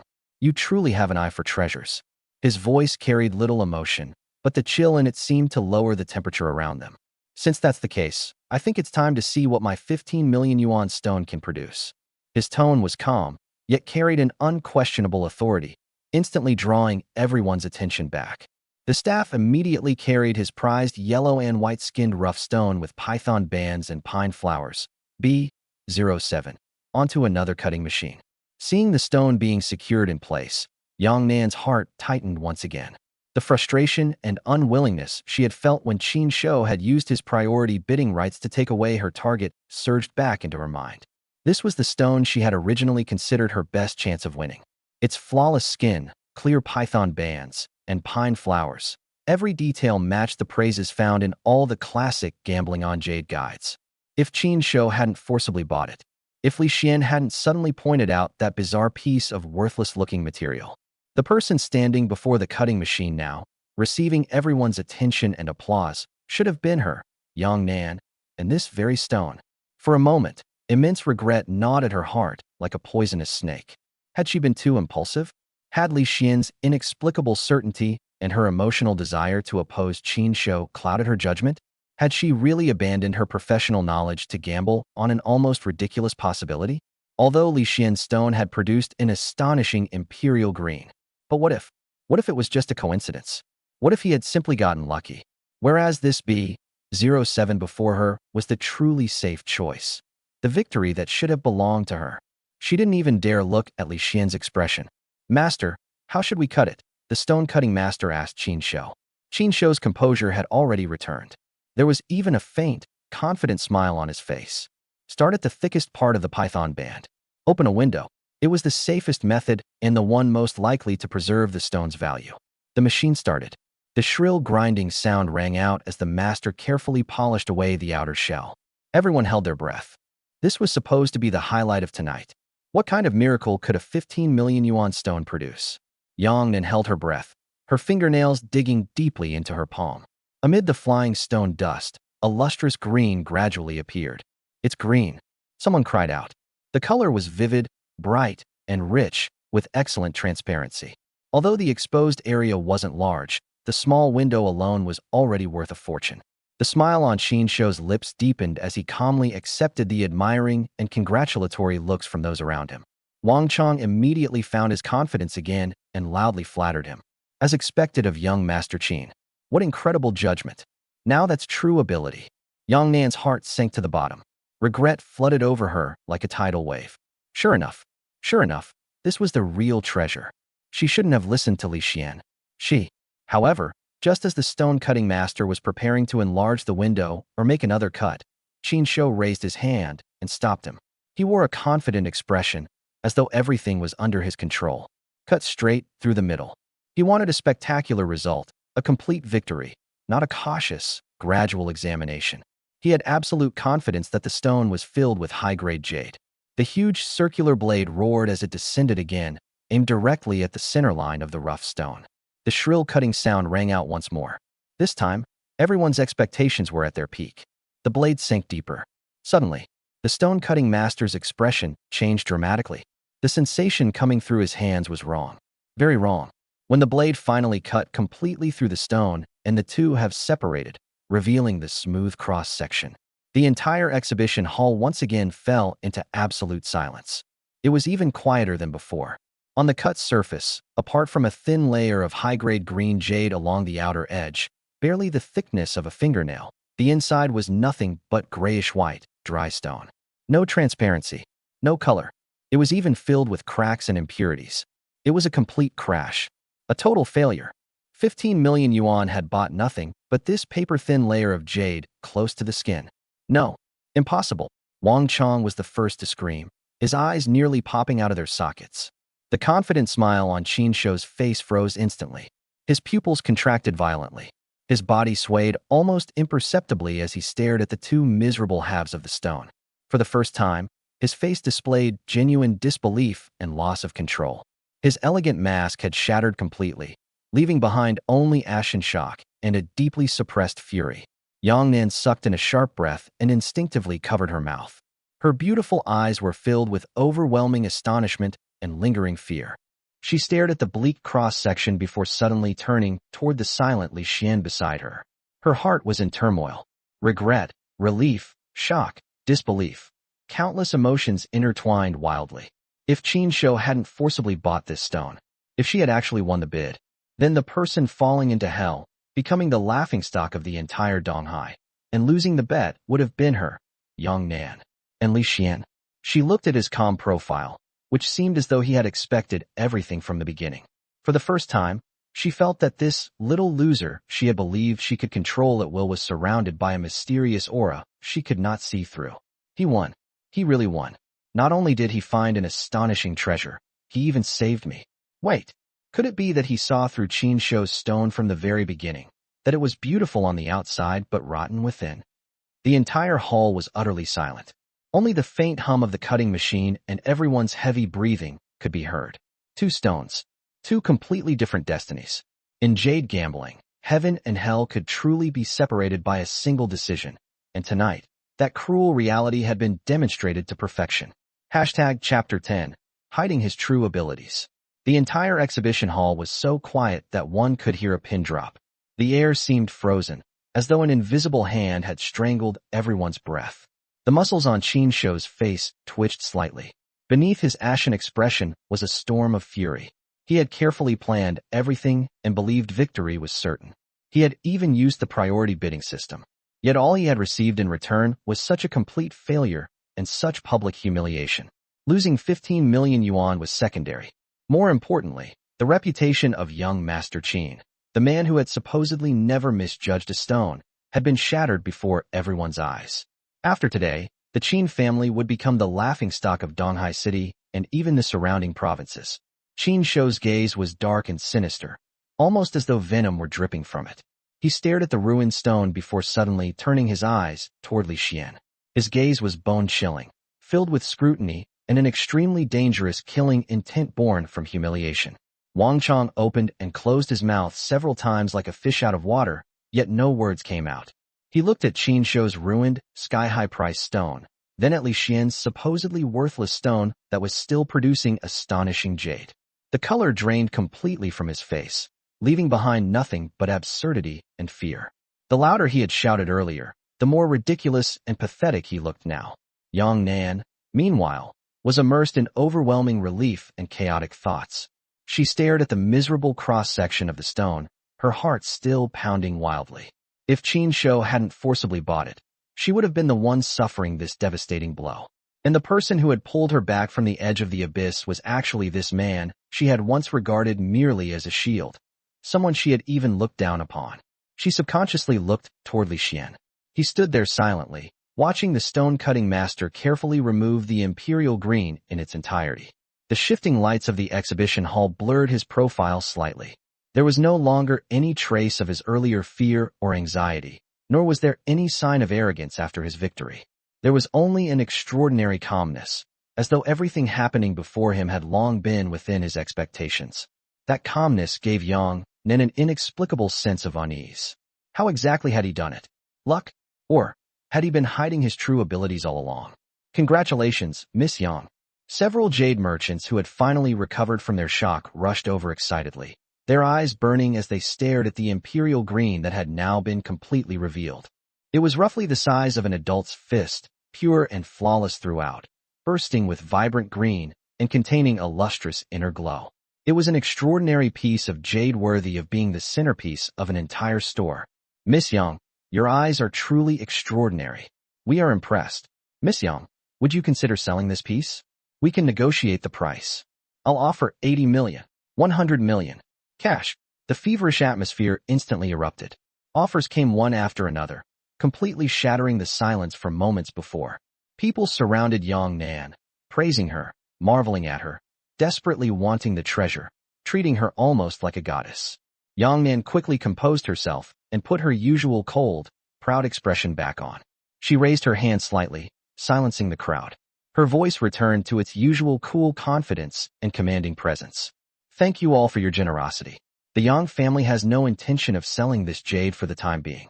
Her gaze swept across the crowd and briefly met Qin Shou's terrifyingly gloomy eyes. It was as if invisible sparks were flying between them. She raised her chin slightly, displaying the sharpness of a victor, even though this victory had come so unexpectedly. Young Master Qin, thank you for letting me have it. Her voice wasn't loud, but everyone could hear the faint mockery within it. Looks like luck wasn't on your side tonight. I have won the bet.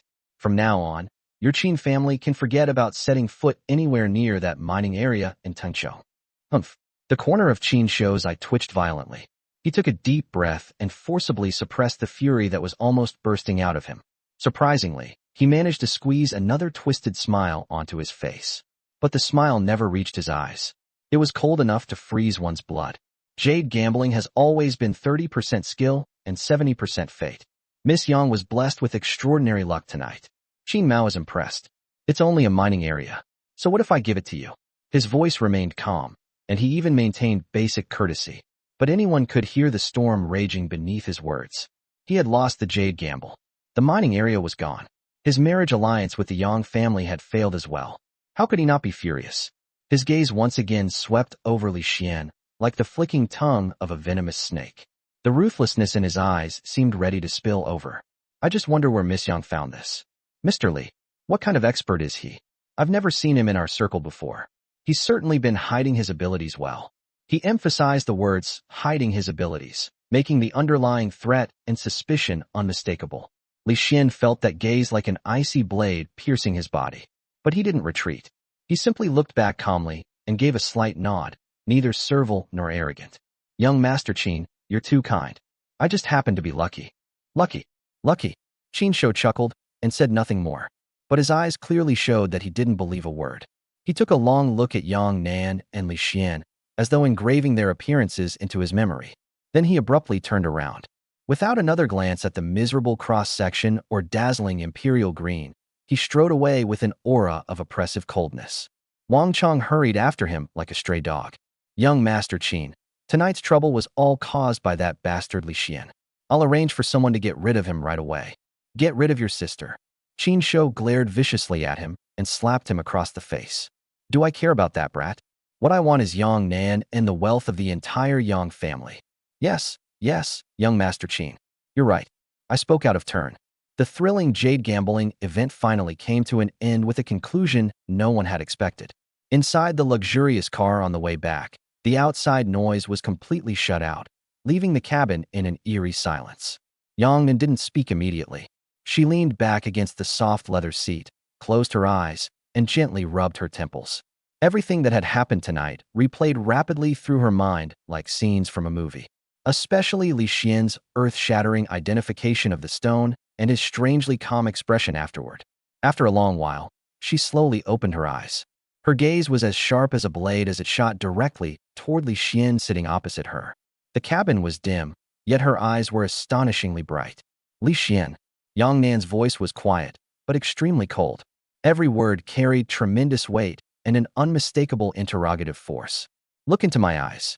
Li Xian's heart suddenly tightened. He was forced to meet Yang Nan's piercing gaze. He could clearly see the shock and lingering fear swirling in her eyes, as well as a trace of anger born from feeling violated. She hated losing control. Even more, she hated being kept in the dark by someone she believed she could control. Tell me. She leaned forward slightly. That powerful aura, mixed with her cold fragrance and sense of danger, enveloped Li Xian once again. Her red lips moved as she spoke, each word cold and clear. How did you see through that stone? Her gaze locked firmly onto Li Xian, her beautiful face covered in frost. She refused to let go of even the slightest change in his expression. Don't try to fool me with luck, intuition, or those theoretical things you've learned from books. I'm not an idiot like Wang Chong, and I'm certainly not someone you can toy with. Her voice suddenly rose, carrying an intensity that had been suppressed to its absolute limit. What did you see? Or what did you sense? Did someone tell you? Or did you? She stopped. Her eyes became even sharper and deeper. It was as though she wanted to strip away Li Xian's outer shell and stare directly into the deepest, most secret corner of his heart. What exactly are you hiding? She almost forced the final words through clenched teeth, her voice carrying a cold, almost cruel curiosity and a threat. Chapter 11. Whispers in the car. The air inside the carriage seemed to freeze, and Li Xian could clearly hear his own rapid heartbeat. Yang Nan's sharp eyes gleamed coldly in the dim light, like two sharp daggers pressed against his throat. Li Xian felt a chill run down his back and broke out in a cold sweat. He could smell danger, a stronger scent than when the whip was pointed at him before. The ability to see through things honestly? That would be tantamount to courting death. One would only be used as a monster to be sliced up or as a tool to be used until death. Deny? Her sharp scrutiny and growing suspicion made her appear weak and powerless. His brain was racing, his throat was dry, and his blood rushed to his head only to cool down rapidly. He opened his mouth, his voice hoarse from excessive tension, his eyes trying to remain calm, yet subtly revealing a hint of humiliation and lingering fear from being driven to the brink.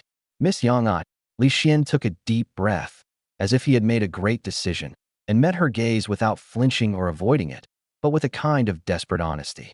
If I told you that I just had a very strong, almost insane premonition that the stone was different, would you believe me? Before Yang Nan could retort, Li Xian quickly added, back then, Wang Chong insulted us like that, and Qin Xiao pressured us like that. I was furious and terrified. I knew what would happen to us if we lost.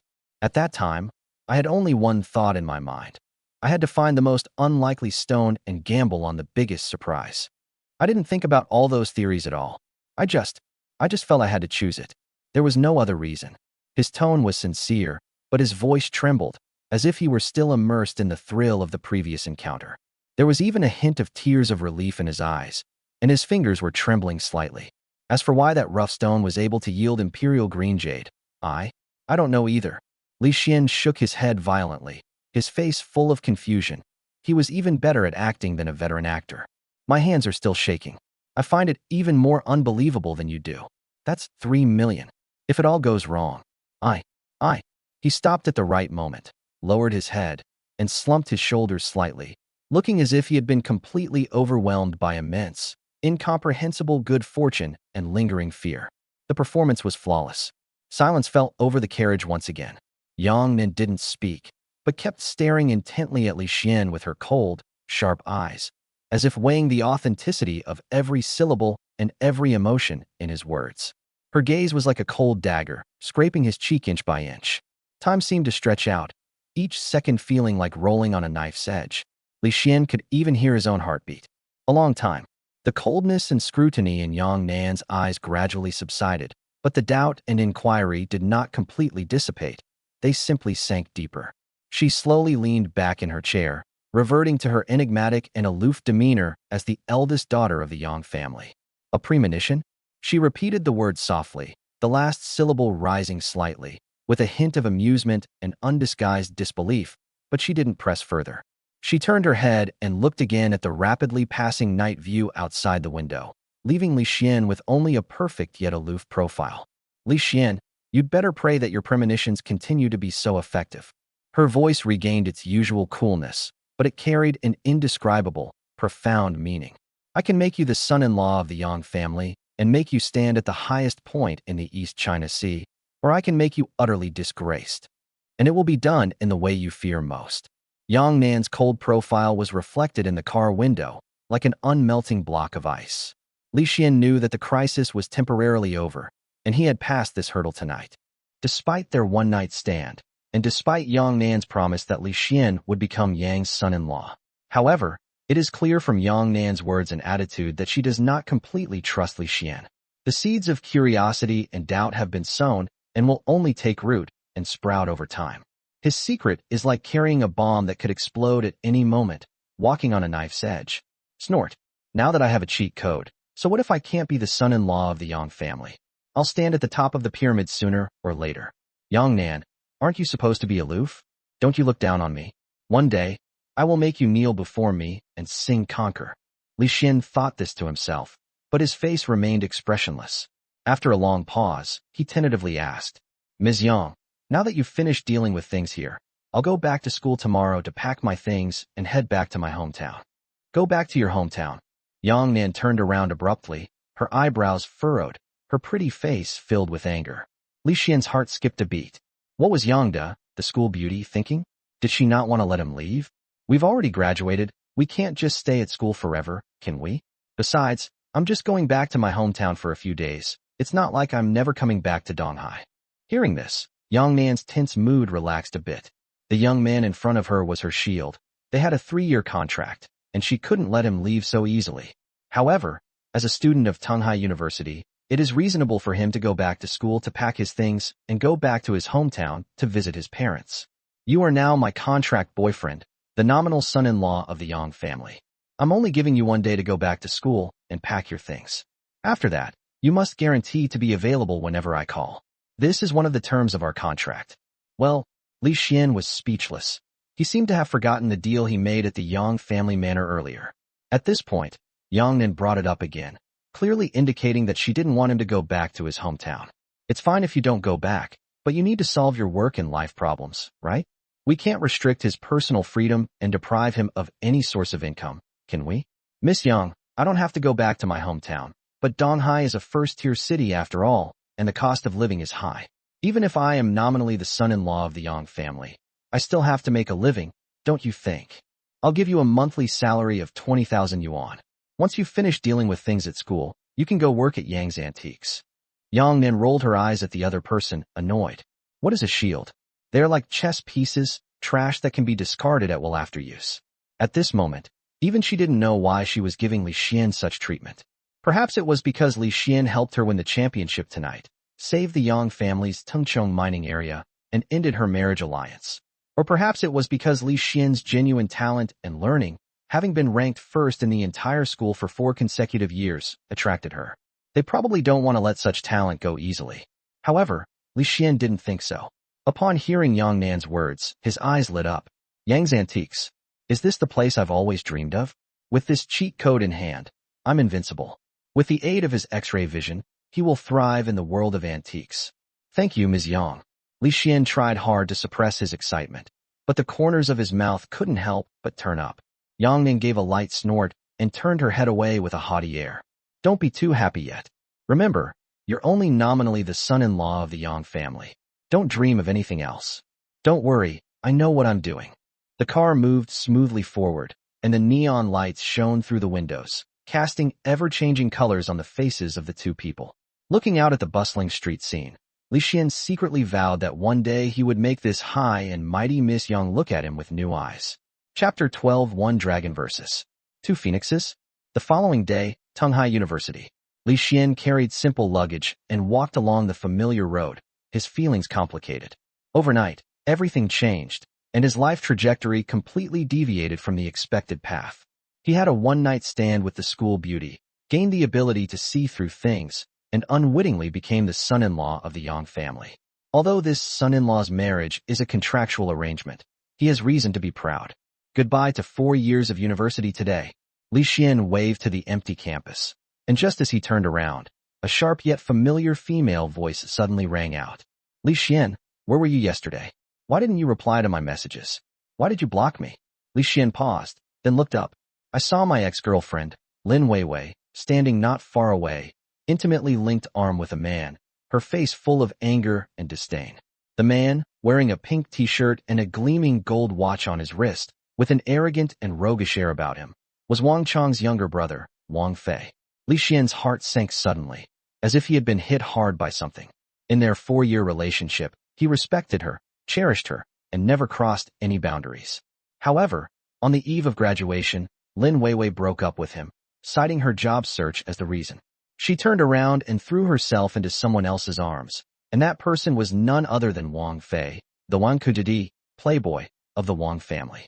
This led Li Xian to drown his sorrows in a bar and have a one-night stand with Yang Nan.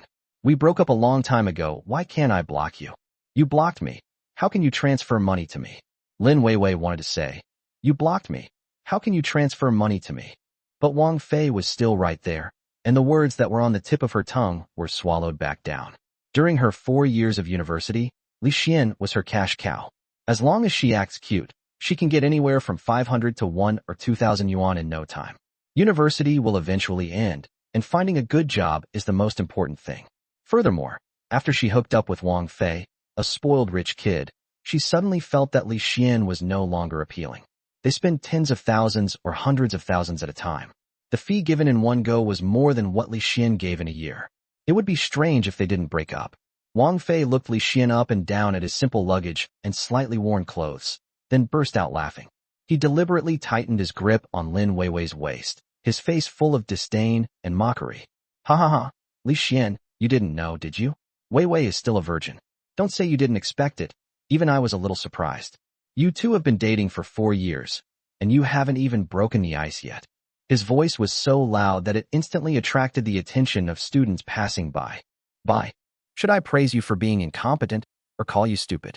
After 4 years of dating, you haven't even dared to touch me? You're really a saint. Upon hearing this, Lin Weiwei's face flushed red, but she still playfully punched Wang Fei's chest. Hey, Fei Ji, don't be so blunt. Li Xian is going to save his first time for his future wife. Future wife. Wang Fei laughed so hard he almost fell over, as if he had heard the funniest joke in the world. I've heard of women who remain chaste, but this is the first time I've heard of a grown man who treats his thing like a treasure. Ha ha ha, what a weirdo. The harsh and blatant mockery came down like a sudden storm, hitting you hard. A number of students gradually gathered around to watch the spectacle. They pointed and whispered among themselves, their eyes fixed on Li Xian like steel needles. For years of sincere devotion have resulted in such insane humiliation and a huge cuckold's horns. Anger and humiliation instantly clouded his mind, and his fists clenched so tightly they cracked. Just then, Lin Weiwei's roommate and best friend, Yao Fong, also swayed over and chimed in sarcastically. Who says otherwise? Li Xian, if you can't keep Weiwei, don't act like a victim. What Fei Ji can give Weiwei, you can never give her in your entire life. That's right, Fei Ji is my Prince Charming. The two women worked in perfect harmony, praising Wang Fei while utterly crushing Li Xian's last shred of dignity. In his extreme anger, Li Xian felt that familiar, faint burning sensation in his eyes once again. He subconsciously focused his gaze on the 3 people opposite him. My gaze instantly pierced through appearances. Beneath Yao Fong and Lin Weiwei's seemingly proper dresses, there were clear, ambiguous red marks on their waists and thighs. Even in some more private locations, subtle traces that do not belong to them remain. Wang Fei also had a mixture of 2 different perfume scents and physiological characteristics. The images are utterly appalling. These 3 hypocritical bastards actually had such a ridiculous and dissolute time last night. 1 dragon versus 2 phoenixes? Li Xian suppressed his nausea, his voice trembling with anger. Wang Fei, you had a great time with those 2 last night, didn't you? Was it exciting for the 3 of you? Do you need me to help you recall those whip marks and pinch marks? Upon hearing this, Lin Weiwei and Yao Fong's faces turned deathly pale, and panic flashed in their eyes. Wang Fei was also taken aback, clearly not expecting that such a private matter would be exposed by Li Xian. Did that bastard follow us last night? Impossible. Even if he followed us to the hotel, it would be impossible for him to enter the presidential suite, let alone know the details of the situation so clearly. He's definitely trying to trick me. He's trying to get information out of me. But so what? I'm good at picking up women. What are you going to do about it? In just a few seconds, Wang Fei reverted to his rogue-like demeanor, becoming even more arrogant. Hey, you guessed pretty accurately, kid. What, are you envious? Jealous? It's a pity. You can only rely on your imagination now. I'm just playing around. What are you going to do about it? They're happy with it. After graduation, they'll all go their separate ways, and who will know who anymore? That's right, getting into the Wang group and making real money is the only real deal. A poor wretch like you can only dream about it. Lin Weiwei and Yao Fong immediately echoed, instead looking at Li Xian with a provocative gaze that seemed to say, we're just having fun. What can you do about it? Shameless. Despicable. An uproar erupted around them. The students were stunned by the explosive information and the 3 men's utterly shameless attitude. Li Xian was so enraged by their shameless remarks that his blood boiled. His face turned ashen, and he was speechless. When faced with someone who is utterly shameless, all reasoning seems pale and powerless. However, just as tensions were running high, and his emotions and hatred were pushed to their peak, almost to the point of spiraling out of control, a deep engine roar came from afar. A strikingly bright red Porsche 911, like a burning meteor, executed a precise drift and came to a steady stop on the outskirts of the crowd. Its sleek lines, bold colors, and low-slung stance instantly drew everyone's attention. The car door rose up like an eagle's wing, and the first thing that caught the eye was a pair of jade feet wearing exquisite black stiletto heels, with calves that were as perfect as works of art. Immediately afterwards, a tall and aloof figure emerged from the car. Wearing a black Chanel dress from the latest collection, with sunglasses pushed up to her head, she revealed a stunningly beautiful yet icy cold face. The sunlight shone on her, yet it seemed to lose its warmth. She exuded a powerful aura that kept strangers at bay, and every step she took seemed to tread on everyone's heartbeat. It's Yang Nan, the Ice Queen of Tunghai University, known to all and whom no one dares to disrespect. Chapter 13.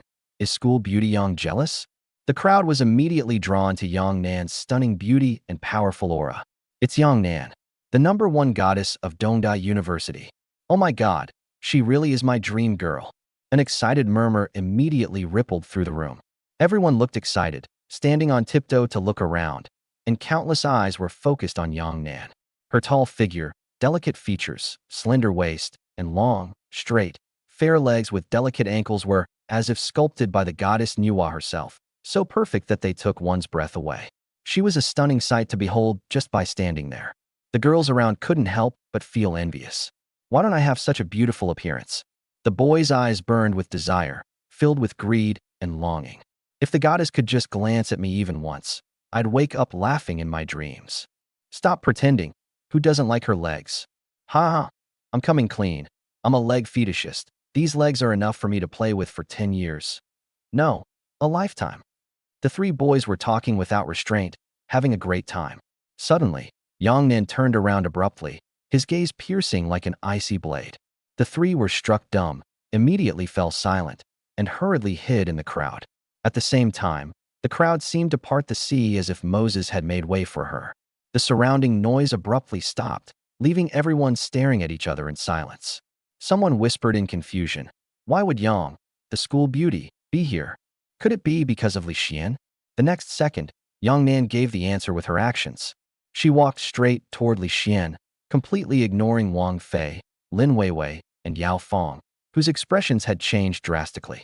Her gaze fell on Li Xian's face, her coldness revealing an undeniable possessiveness.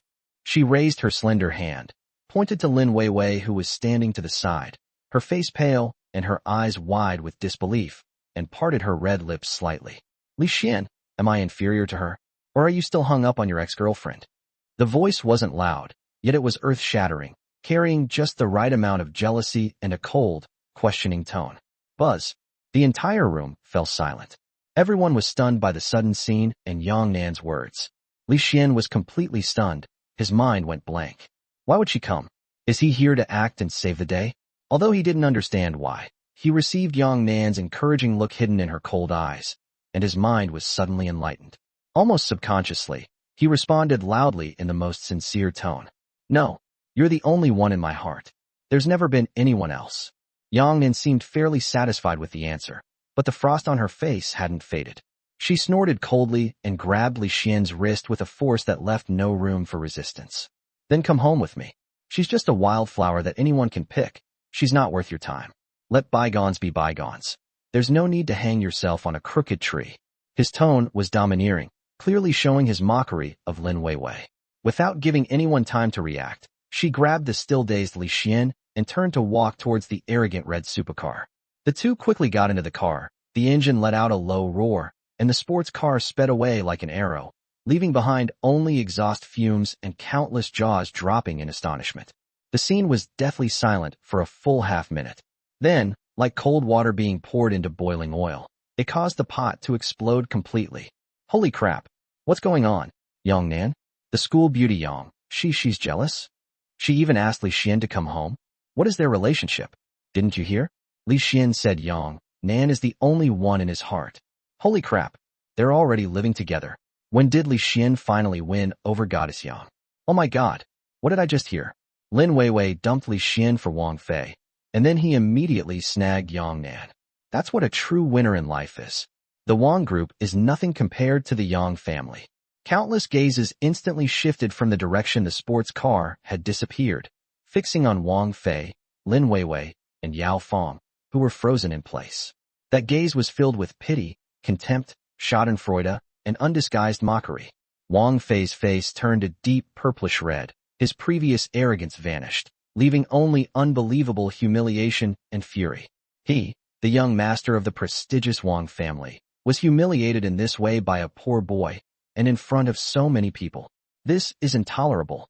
Lin Weiwei and Yao Fong were even more pale-faced and trembling, wishing they could find a crack in the ground to crawl into. Just moments ago, they were boasting about climbing the social ladder and mocking Li Xian for being worthless. But in the blink of an eye, their ex-boyfriend, whom they had abandoned, was personally taken away by the goddess they admired, and was even ridiculed as a wildflower. This extreme contrast and humiliation felt like countless slaps to their faces. The surrounding whispers were like poisonous needles pricking at you. Ha ha ha, what a joke. The clown is himself. Who just said that joining the Wang family is the only way to succeed? Compared to the Yang family, what is the Wang family? Li Xian has been hiding his true intentions very well. Lin Weiwei suffered a huge loss this time. She lost the diamond, but picked up glass.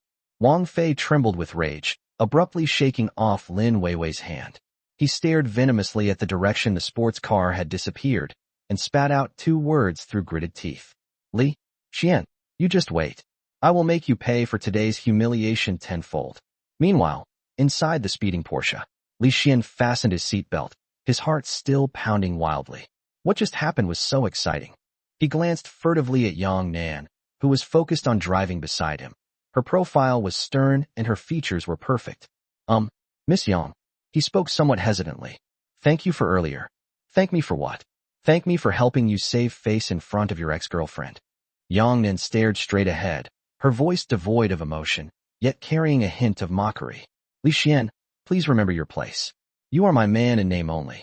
Even if you are just my dog, once you are labeled as mine, it is not for outsiders to bully you. Not to mention, she tilted her head slightly and gave him a disgruntled look.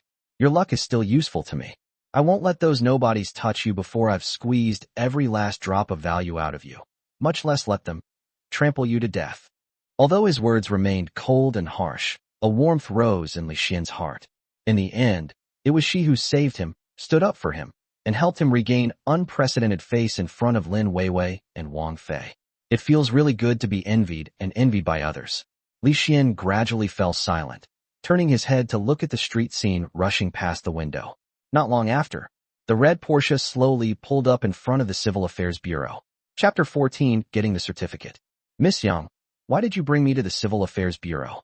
Li Xuanjian's eyebrows furrowed, and he inwardly grumbled. What's wrong with this young lady?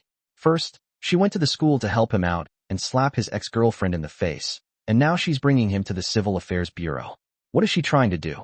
Suddenly, Li Xian recalled the contents of his contract with Yang Nan, and his eyes widened in surprise. What can I do at the Civil Affairs Bureau? They've definitely gotten their marriage certificate. When acting, go all the way. It's all about authenticity. Just as he was muttering to himself, trying to figure out what the young lady was thinking, Yang Nan's gaze swept over him like an ice pick. Then, he asked in a cold voice, "Where's your ID card? Give it to me." Her voice was icy, like that of a queen issuing commands, leaving no room for doubt and making it impossible for anyone to resist. Li Xian suddenly shivered and involuntarily took out his ID card from his wallet and handed it over. Here for you. Come with me. Yang Nan walked ahead, while Li Xian followed silently behind. The moment the two entered the certificate processing hall, they attracted the attention of countless people. Yang Nan possesses a cool and beautiful appearance, like a fairy descended to earth, seemingly untouched by worldly affairs. Li Xian stared straight ahead, following closely behind. His serious expression, handsome face, and towering height of 1.9 meters made him appear extremely cold. Wow, a stunningly beautiful woman. Appa, my idol. Various sounds of praise and sighs rose and fell. Some soon-to-be couples were infatuated with the man, wishing they could be one of them. A newlywed couple started arguing because the other person glanced at Li Xian and Yang Nan twice. Have you seen enough? You could never get enough of a beauty like that in your lifetime. Fine, go look at the pretty girls then. I'm not going to help you get your marriage certificate. Oh, honey, please stop. I won't watch it anymore, okay? Listening to the various voices around him, Li Xian couldn't help but chuckle. Back in his university years, he and his 3 roommates would often meet up on Yang Nan's usual route and wait for her to appear. Even just a glimpse from afar can excite me for the whole day.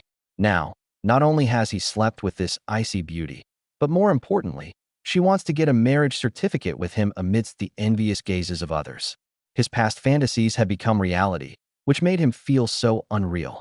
Hello, we're here to get our marriage certificate. The two arrived at the certificate processing window, and Yang Nan handed over her and Li Xian's ID cards.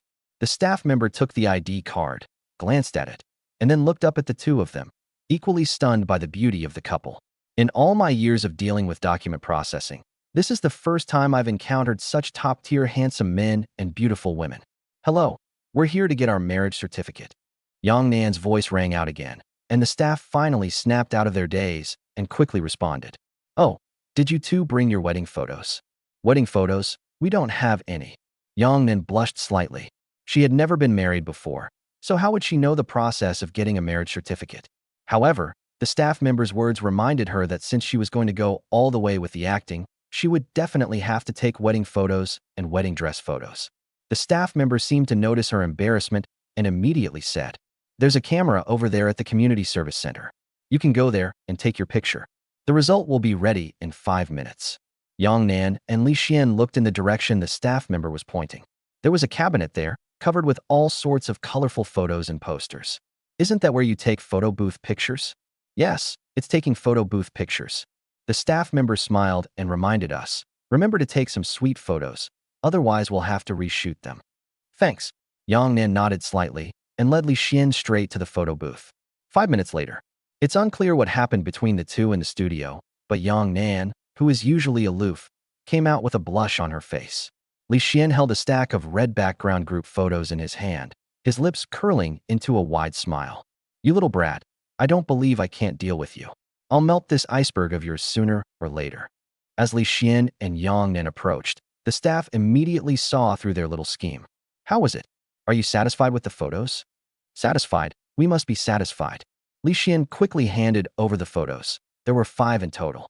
In the photo, Yang Nan's pretty face is cold, and she tries her best to look sweet, while Li Xian grins with his big white teeth, holding Yang Nan's slender waist tightly with one hand, and the two shoulders are close together. Well done. People with good natural features are photogenic, and your photos meet the requirements.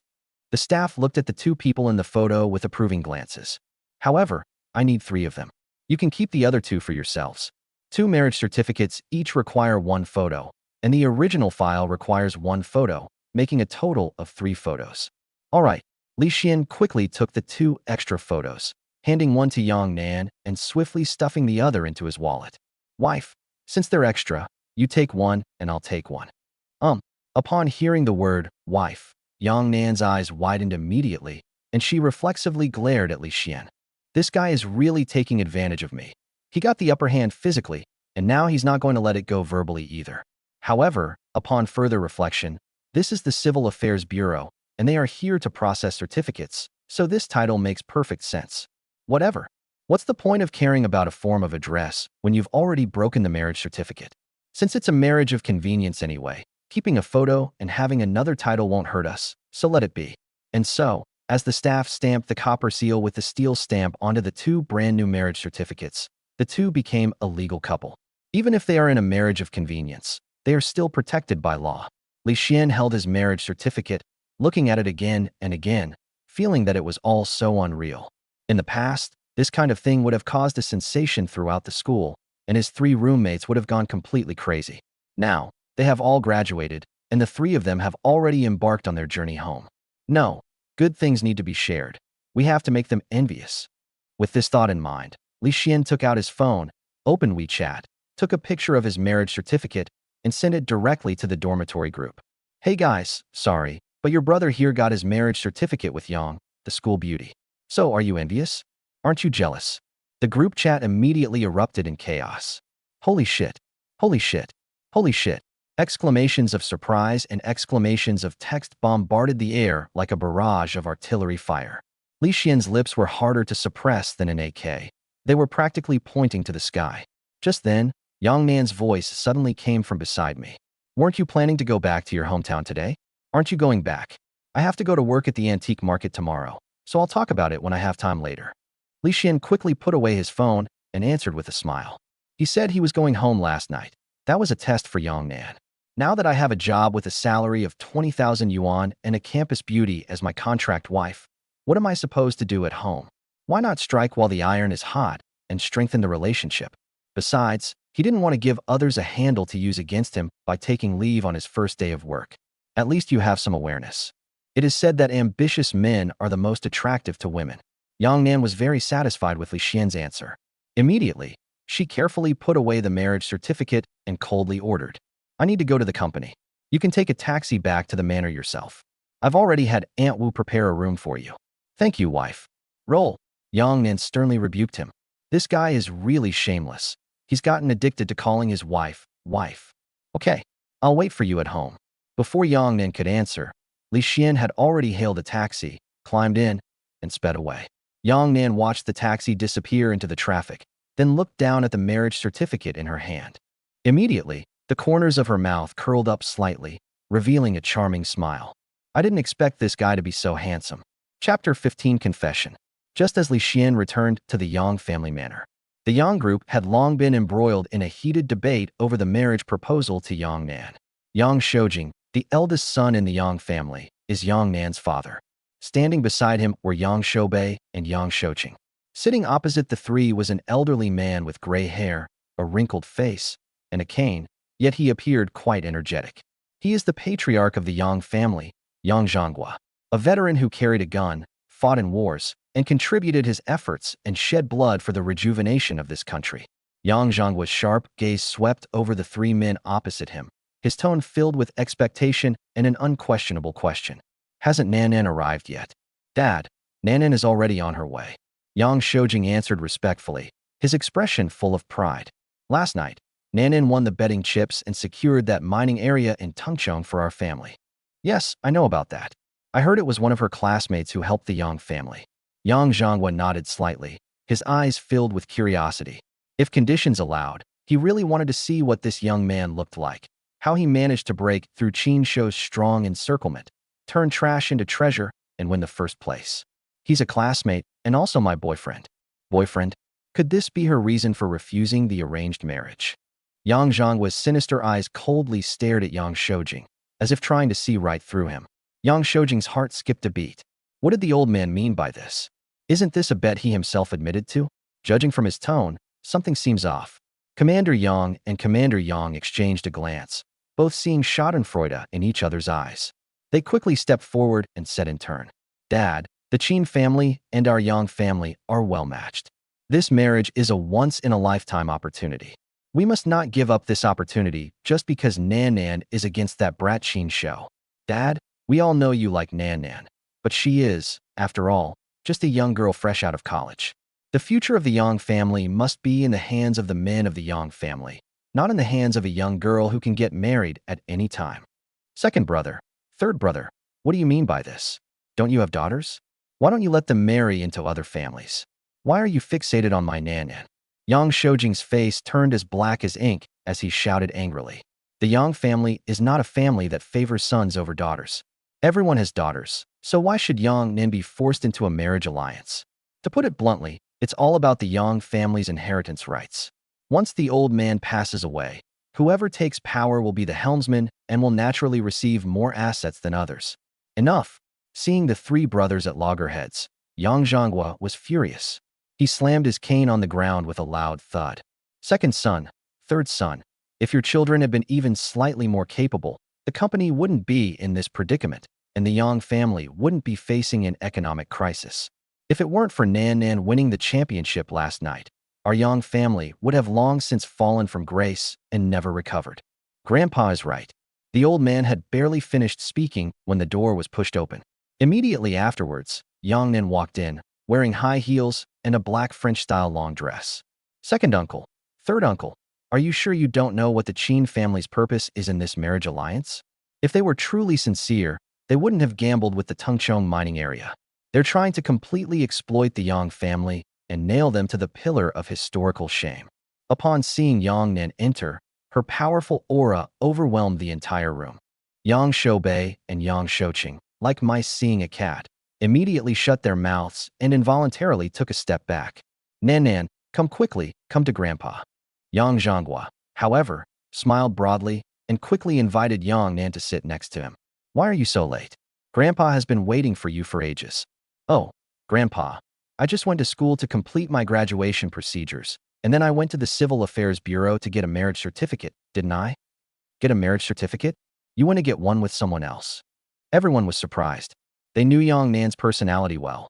This girl never did such boring things with others. Could it be her best friend, Lu Yin? I haven't heard anything about that girl from the Lu family getting married. Everyone was filled with doubt. Has Yang Nan changed her gender? Just as they were wondering what was going on, Yang Nan calmly took out her marriage certificate with Li Xian from her handbag.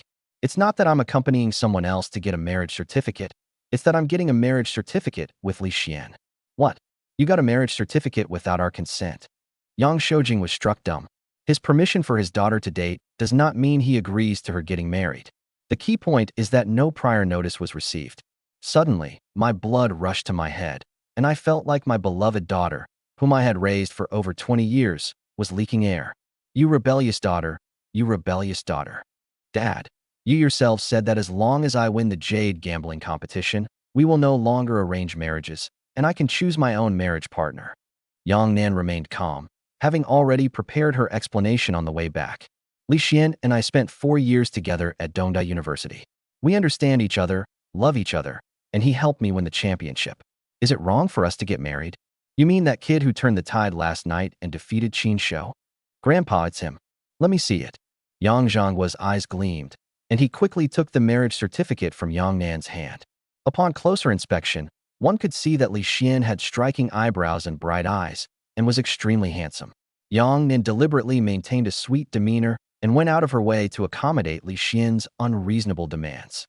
At first glance, the two people in the photo give the illusion of being deeply in love. Good. This young man is good-looking.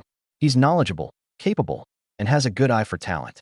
Don't you think he and Nan look a bit like a married couple? The old man pointed at the marriage certificate, overjoyed. With a wave of his hand, he immediately said, I agree to this marriage. From now on, no one is allowed to mention Nan's marriage to another family. Otherwise, get out of the Yang family. Upon hearing this, Yang Shoubei and Yang Shouqing immediately became anxious.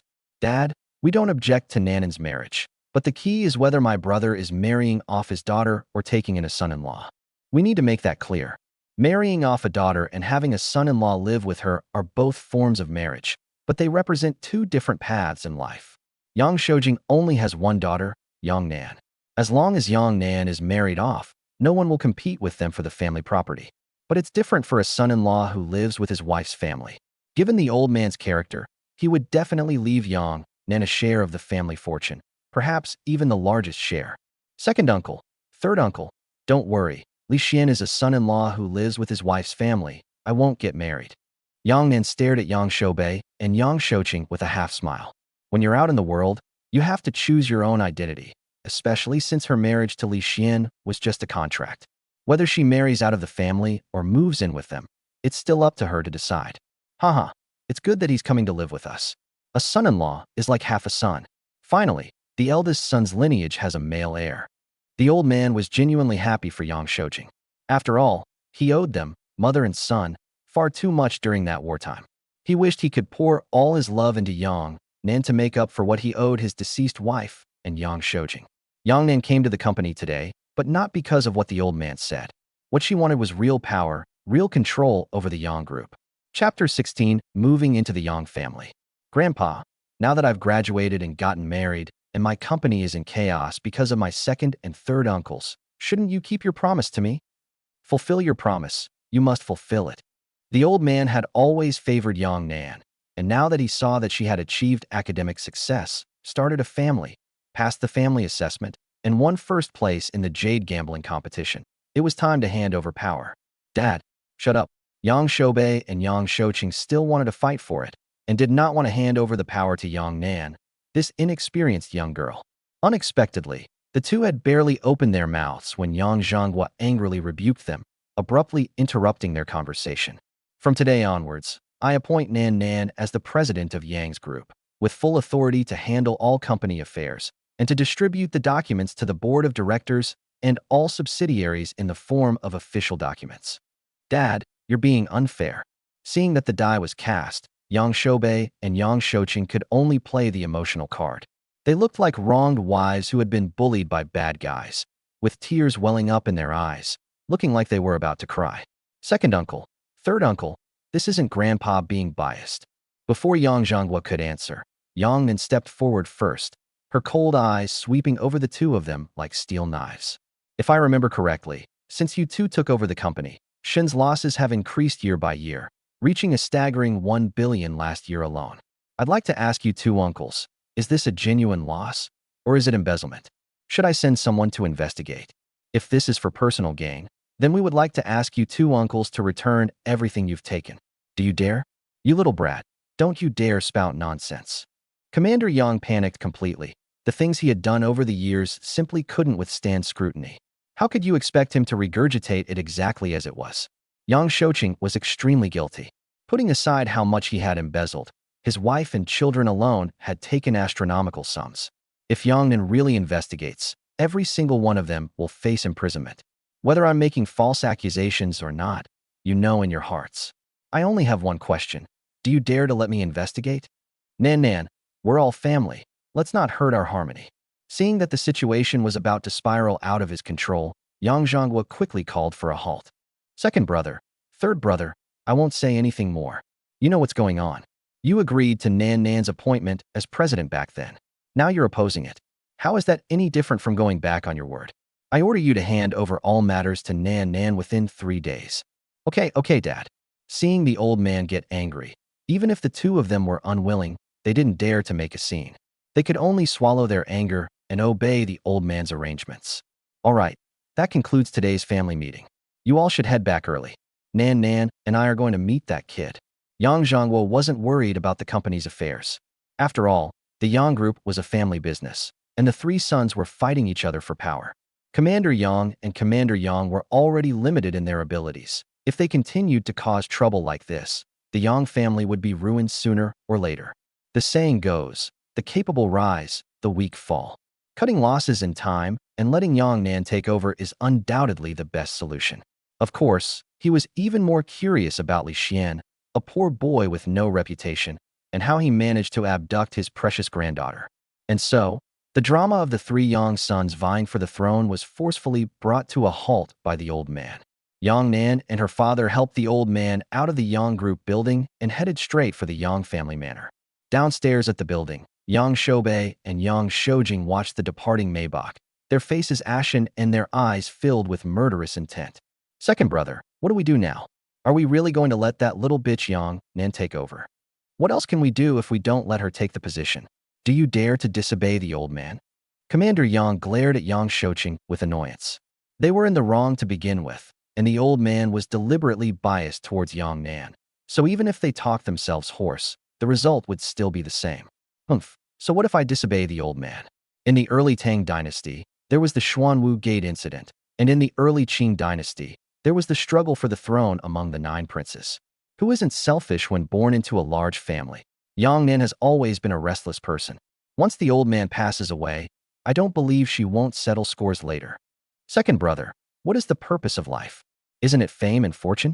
Even if there are things we can't control, isn't it all for ourselves and our descendants?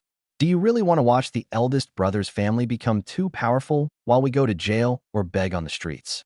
Yang Shouqing was eloquent, and with just a few words, he made Yang Shoubei's mood fluctuate and waver. My heart ached as if it were being scratched by a cat.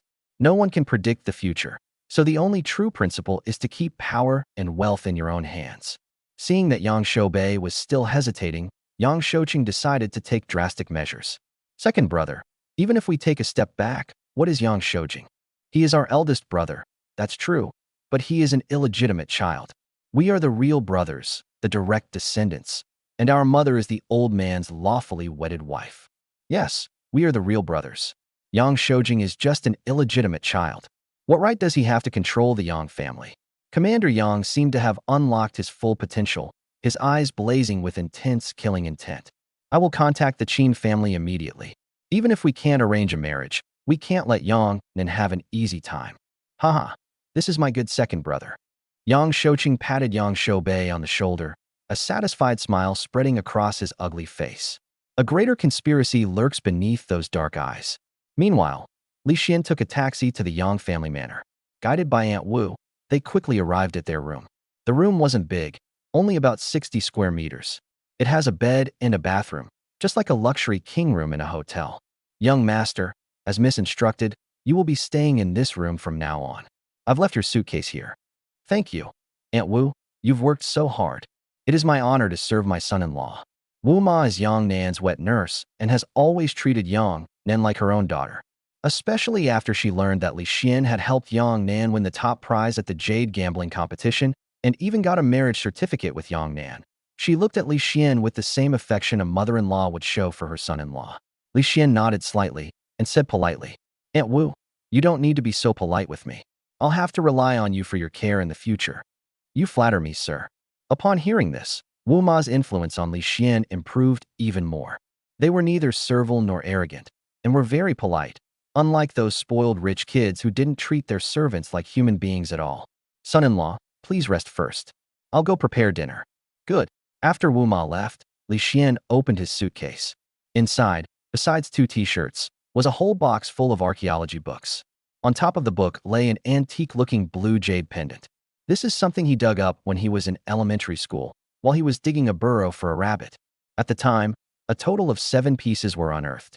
The other 6 pieces were kept at his hometown, while he always kept this one with him.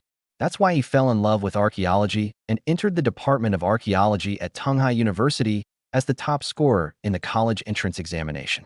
Based on my knowledge and the soil structure of that time, this jade pendant should be a burial object from the pre-Qin period. Now that I have X-ray vision, it's time to examine its jade structure. Chapter 17, Meeting Gift. Without hesitation, Li Xian immediately focused his attention. His pupils instantly turned golden yellow, and that burning sensation returned. The next second, he not only saw the jade structure inside the jade pendant, but also witnessed a scene that made his jaw drop. Holy crap, there are actually characters inside the jade pendant. Not just 1 or 2, but countless, densely packed. The characters seem to be integrated into the structure of the jade. Like fibers, like tadpoles, or like bird seal script, they are arranged neatly and orderly. Li Xian abruptly looked away, thinking he was hallucinating. Impossible, absolutely impossible. Jade pendants are often carved with various patterns, but inscriptions inside the jade are unheard of from ancient times to the present. Who has the skill to carve words into the structure of jade? Li Xian shook his head, clearing his mind of distractions, and looked up at the wall. His gaze easily penetrated the wall, revealing the busy gardener on the lawn and Wu Ma working in the kitchen. My X-ray vision is fine, so what's wrong with me? He looked away and gazed once more at the ancient jade pendant. As before, there are indeed characters inside the jade structure, roughly estimated to be as many as 1,000. Mountain, medicine, destiny, physiognomy, and divination, the 5 arts of Taoism. Mountains represent the path to immortality. Medicine represents the way to cure diseases. Destiny represents the way to understand one's fate. Physiognomy represents the way to observe appearances. Divination represents the way to resolve doubts. Li Xian sat cross-legged on the bed, carefully reading the contents of the jade pendant. Refining essence into qi, guiding qi into the body, refining qi into spirit. This is the path of cultivating immortality, also known as the method of qi refining. As he cultivated according to the instructions, strands of spiritual energy as fine as golden threads flowed into his brow, through his 8 extraordinary meridians, and finally into his dantian, forming a fist-sized vortex. A moment later, as the last wisp of spiritual energy surged into his dantian, Li Xian suddenly opened his eyes, a dazzling light shooting out from them. I've broken through to the qi refining stage? Li Xian was horrified, and his body trembled slightly with excitement. Then let me see if this thing is real or fake. He clenched his fist lightly and immediately felt a surge of power throughout his body. A slight sonic boom even erupted from his fist. Li Xian felt incredibly powerful now, with inexhaustible strength throughout his body. Not to mention killing a bull with 1 punch. Killing a tiger would be a piece of cake. That's not the key point. Most importantly, he could feel that his X-ray vision had improved significantly. Compared to before, the burning sensation not only disappeared, but also gave a feeling of coolness. He can see a mosquito even if it's 50 meters away. Knock, knock, knock. Just then, there was a knock on the door. Li Xian composed himself and looked towards the doorway. With the aid of his X-ray vision, he easily saw through the scene outside the door. Yang Nan was seen standing outside the door with Yang Zhonghua and Yang Shoujing, followed by a middle-aged woman. At first glance, she bears a striking resemblance to Yang Nan. She is Yang Nan's mother and Yang Shoujing's wife, Gao Yuan. A woman over 50 years old, yet kept by a sugar daddy who looks like a 30-year-old woman. She has fair skin and a captivating charm, especially that lace dress, which perfectly accentuated her voluptuous figure, exuding the aura of a noble woman. They must be my father-in-law and mother-in-law. Li Xian already had his answer. He got up, got out of bed, and quickly opened the door. Yang Nan glared at Li Xian, annoyed, and said coquettishly, "Why haven't you opened the door for so long?" As she spoke, she deliberately gave Li Xian a strange look. "It means, I'm finally giving you a smile, so don't give me away in front of my parents, or you'll face the consequences." "Hello, Grandpa, Uncle, Aunt." Li Xian greeted the three men respectfully, neither servile nor arrogant. Immediately, he grabbed Yang Nan's slender waist and pulled her into his arms. Yang Nan's beautiful eyes widened instantly, and her pretty face flushed red. She never expected that this boy would take advantage of her kindness and dare to grope her in front of her grandfather and parents. "Bear with it. Don't get angry. You absolutely can't let Grandpa and your parents find out anything." At this moment, even if she felt dissatisfied and furious, she dared not vent her anger in front of her parents. Not only that, she also had to keep smiling and let Li Xian do whatever he wanted. Otherwise, their marriage by contract would be exposed. Li Xian seized upon this point, which is why he felt so confident and dared to openly take advantage of the goddess.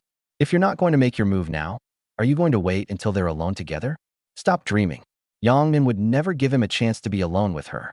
I have to say, the goddess's hands feel really good. Her waist was silky smooth, without an ounce of excess fat. Li Xian's hand moved downwards, and her plump buttocks were as soft as peaches, exuding an alluring fragrance. That night, I was drunk and didn't get to enjoy this thrilling, heart-pounding sensation, but this time I finally got to experience it. "Li Xian." Yang Nan trembled, baring her teeth as she glared fiercely at Li Xian. "My grandpa and parents are still here, so you better behave yourself." It's okay. I just love watching young people show affection." Yang Zhangguo was overjoyed and didn't care at all about Li Xian's lewd behavior. Yang Shoujing's face was gloomy, and his face was full of black lines. "My precious daughter has really been taken advantage of by this pig." Li Xian and Yang Nan's actions, as he saw them, clearly became a scene of the young couple showing affection in front of their parents. His heart felt as if it had been violently clenched, causing him indescribable pain. Gao Yuan, on the other hand, had already learned about Li Xian's situation from Wu Ma, and when she met Li Xian in person, she was genuinely happy. "I thought Nan Nan would never get married in her life, but I never expected that she was secretly planning something big and got married without even realizing it." Gao Yuan held Li Xian's hand and said very enthusiastically. The way she looked was like a mother-in-law looking at her son-in-law, liking him more and more the longer she looked. "Xiao Li, although you are a son-in-law who lives with his wife's family, in my eyes, no, you have already registered your marriage, so you should change how you address me and call me mom. I will never look at you with prejudice. I will only treat you like my own son." Li Xian was taken aback, almost completely bewildered by this unexpected son-in-law. However, on second thought, the fact that Yang Nan brought his parents along definitely adds more drama to his story. As a contract actor, he absolutely couldn't let the goddess down, so he immediately called her mom. "Mom, don't worry, I definitely won't hold back." "Okay, that's good." As she spoke, Gao Yuan took out a bank card from her handbag and said, "I came in a hurry and didn't bring you a gift. Consider this bank card as your changing address fee." "Thank you, Mom." Li Xian quickly released Yang Nan's slender waist, extended his hands, and respectfully accepted the bank card. "She calls me Mom so often, as if it were the real Mom. Anyway, the agreement doesn't explicitly prohibit accepting gifts. Since his mother-in-law is willing to give it to him, he'll definitely accept it. Why not take it if it's free? Only a fool would refuse." Chapter 18, I Don't Believe You. Seeing Li Xian's greedy appearance, Yang Nan was furious, but she didn't dare to explode in front of her parents. So she grabbed Li Xian's waist and twisted it hard. "Huh? How come this little good-for-nothing's muscles are so hard?" Through her clothes, it felt like she was gripping a rock, unable to budge it at all. Li Xian was completely unaware of anything. The old man, however, saw all of this clearly. He slammed his cane on the ground, his face stern, and he reprimanded sharply. "Nan Nan, this is the money your mother gave to Xiao Li to change his address. Why are you stopping Xiao Li? We, the Yang family, cannot be impolite." "I don't." Yang Nan quickly withdrew her hand, looking as aggrieved as a child. She is the true eldest daughter of the Yang family. Li Xian is merely her contract husband. Seeing how good his family was to Li Xian, and considering the other party's greedy nature, suddenly, an inexplicable worry arose in her heart. I don't know whether inviting them into the family is a blessing or a curse. Is it like inviting a wolf into the house, or a stroke of good fortune? Well, what's meant to be will be. Since it's the path he chose, he has to walk it to the end, even if he has to cry. Consider this bank card a reward for winning first place last night. Yang Nan comforted herself in this way. Compared to Gao Yuan's enthusiasm, Yang Shoujing showed no kindness to Li Xian, treating him like a thief. Humph, I thought he was some kind of noble person, but he's just a money-grubbing bastard. How could he not be angry that his pampered and delicate self, whom he had been spoiled for over 20 years, had been taken by Li Xian? If he hadn't wanted to marry his daughter to that Wanku, playboy, Qin Shou, and if he hadn't wanted to use this marriage to shut up Yang Shoubei and Yang Shouqing, he would have really wanted to kick Li Xian out of the Yang family. Shoujing, how dare you speak like that? This is a change of address fee for Shaoli. What does it have to do with you? What do you mean by being greedy for money? Do you think the man my daughter has her eye on is that kind of person? Gao Yuan appeared to be speaking up for Li Xian and trying to save face for him. In reality, his words were full of sarcasm. They even felt disgusted. She gave him the bank card simply to test Li Xian. A man who only cares about money is absolutely not worthy of Yang Nan. She would never allow her precious daughter to be cheated out of money and sexually exploited. The old man also frowned slightly, clearly dissatisfied with Li Xian's actions. However, Li Xian had already taken in everyone's reactions and understood their purpose. Isn't it just a test? How could he not understand the Yang family's petty squabbles? If this matter is not handled properly today, he will never have a chance to rise again in the Yang family. He would then become a completely inferior son-in-law, instead of the son-in-law of the Yang family that Yang Nan promised him. Dad, do you think I'm a materialistic person who only cares about money? Isn't that so? First of all, I don't know how much money is in this card. Secondly, the reason I accepted this card is not for the so-called change of address fee, but because I can help the old man remove the bullet stuck in his spine. How did you know there was a bullet in my dad's spine? Yang Shoujing was greatly alarmed and subconsciously asked the question. Immediately, an overwhelming aura pressed down like a mountain, trying to see through Li Xian's heart through his expression. Tell me, did Nan Nan tell you about the old man's condition? Dad, I didn't.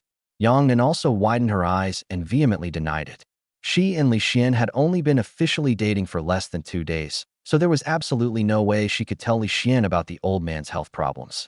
Yang Zhang's eyes were sharp, his hawk-like gaze fixed intently on Li Xian.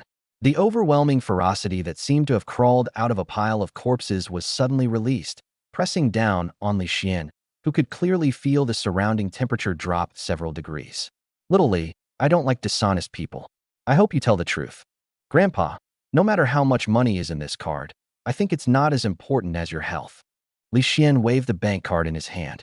Facing the overwhelming momentum of the 4 members of the Yang family, he remained calm and maintained a polite smile throughout. I not only know that you have a bullet in your chest, but I also know that it has been lodged between your spine and ribs for 50 years, less than a centimeter from your heart. If it is not removed soon, the bullet will impair heart function and compress your spinal nerves during your second coronary stent surgery. In other words, if you don't have a second coronary stent surgery, you are at risk of myocardial infarction at any time. If you have a coronary stent surgery, you can live for a maximum of 1 week. As soon as Li Xian finished speaking, Yang Zhang was suddenly stood up, his terrified eyes fixed on Li Xian. If you look closely, you'll notice that his hands, which are holding the cane, are trembling. How could you possibly know so much?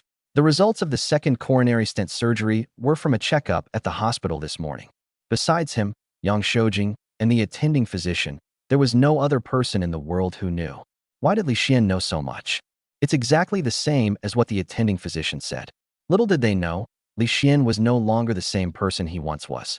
He not only possessed the ability to see through things, but was also a genuine qi refining stage cultivator, having already mastered the knowledge of mountain medicine, fate, physiognomy, and divination. For modern medicine, removing a bullet is not difficult, but removing a bullet that has been lodged in the spine for 50 years is extremely difficult. In addition, the old man is very old, and the risk of surgery is as high as 90%, which could result in paralysis or even death. This is also a major reason why it has never been removed. And what about Li Xian? With the help of X-ray vision and medical knowledge, he can perfectly avoid all vital nerves and veins, easily removing them. Would you believe me if I said I could tell when you walked in? I don't believe you for a second. Before Yang Zhonghua could answer, Yang Shoujing, who already harbored hostility towards Li Xian, pointed at Li Xian's nose and angrily rebuked him without any politeness. You first helped my daughter win the lottery for stones, then coerced her into getting a marriage certificate with you without our knowledge, and now you know everything about my father's health. I seriously suspect that your motives are impure. People like you are simply terrifying. In the midst of his angry outburst, he suddenly turned around, his gaze softening as he looked at Yang Nan, as if he had become a completely different person. This is in stark contrast to their attitude towards Li Xian.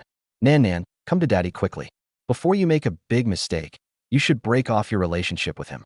Otherwise, you'll regret it when he takes advantage of you. Dad, Yang Nan wanted to say that it was all her idea, and Li Xian was just a passive participant. However, she swallowed the words back down her throat. What my father said wasn't without reason. Looking back now, Li Xian was too strange. Li Xian ignored Yang Nan's reaction, instead staring at Yang Shoujing with a half-smile, and asked in return, Dad, have you been experiencing lower back and knee pain, fatigue, frequent and urgent urination, and increased nighttime urination lately? After he finished speaking, he looked at Gao Yuan again. Mom, do you have breast hyperplasia, irregular menstruation that is getting lighter, and signs of menopause?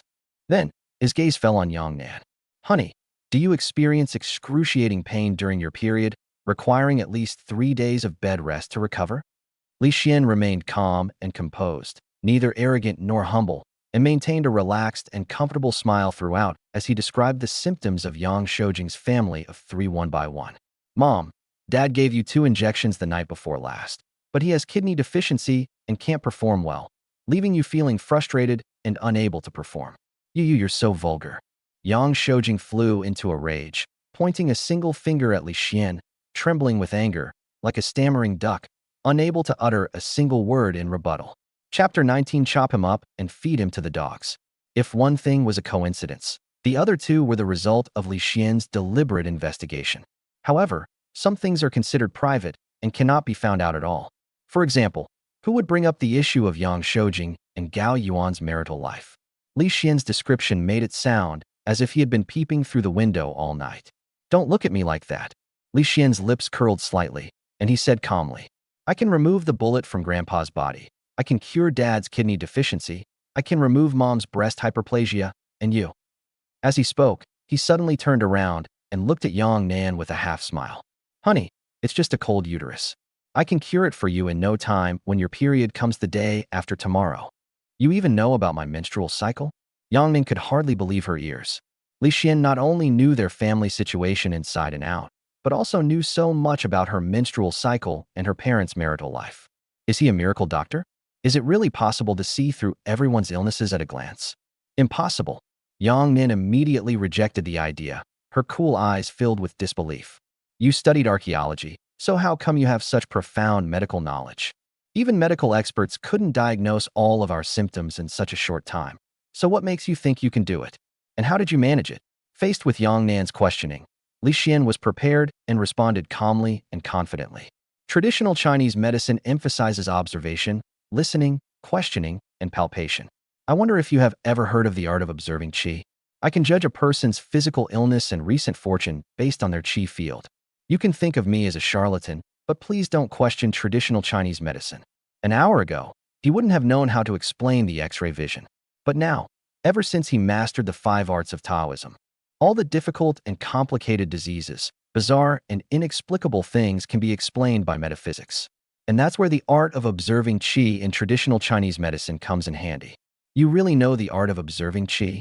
Yang Nan quickly pressed for details, her former aloofness gone, replaced by a look of curiosity about Li Xian in her eyes.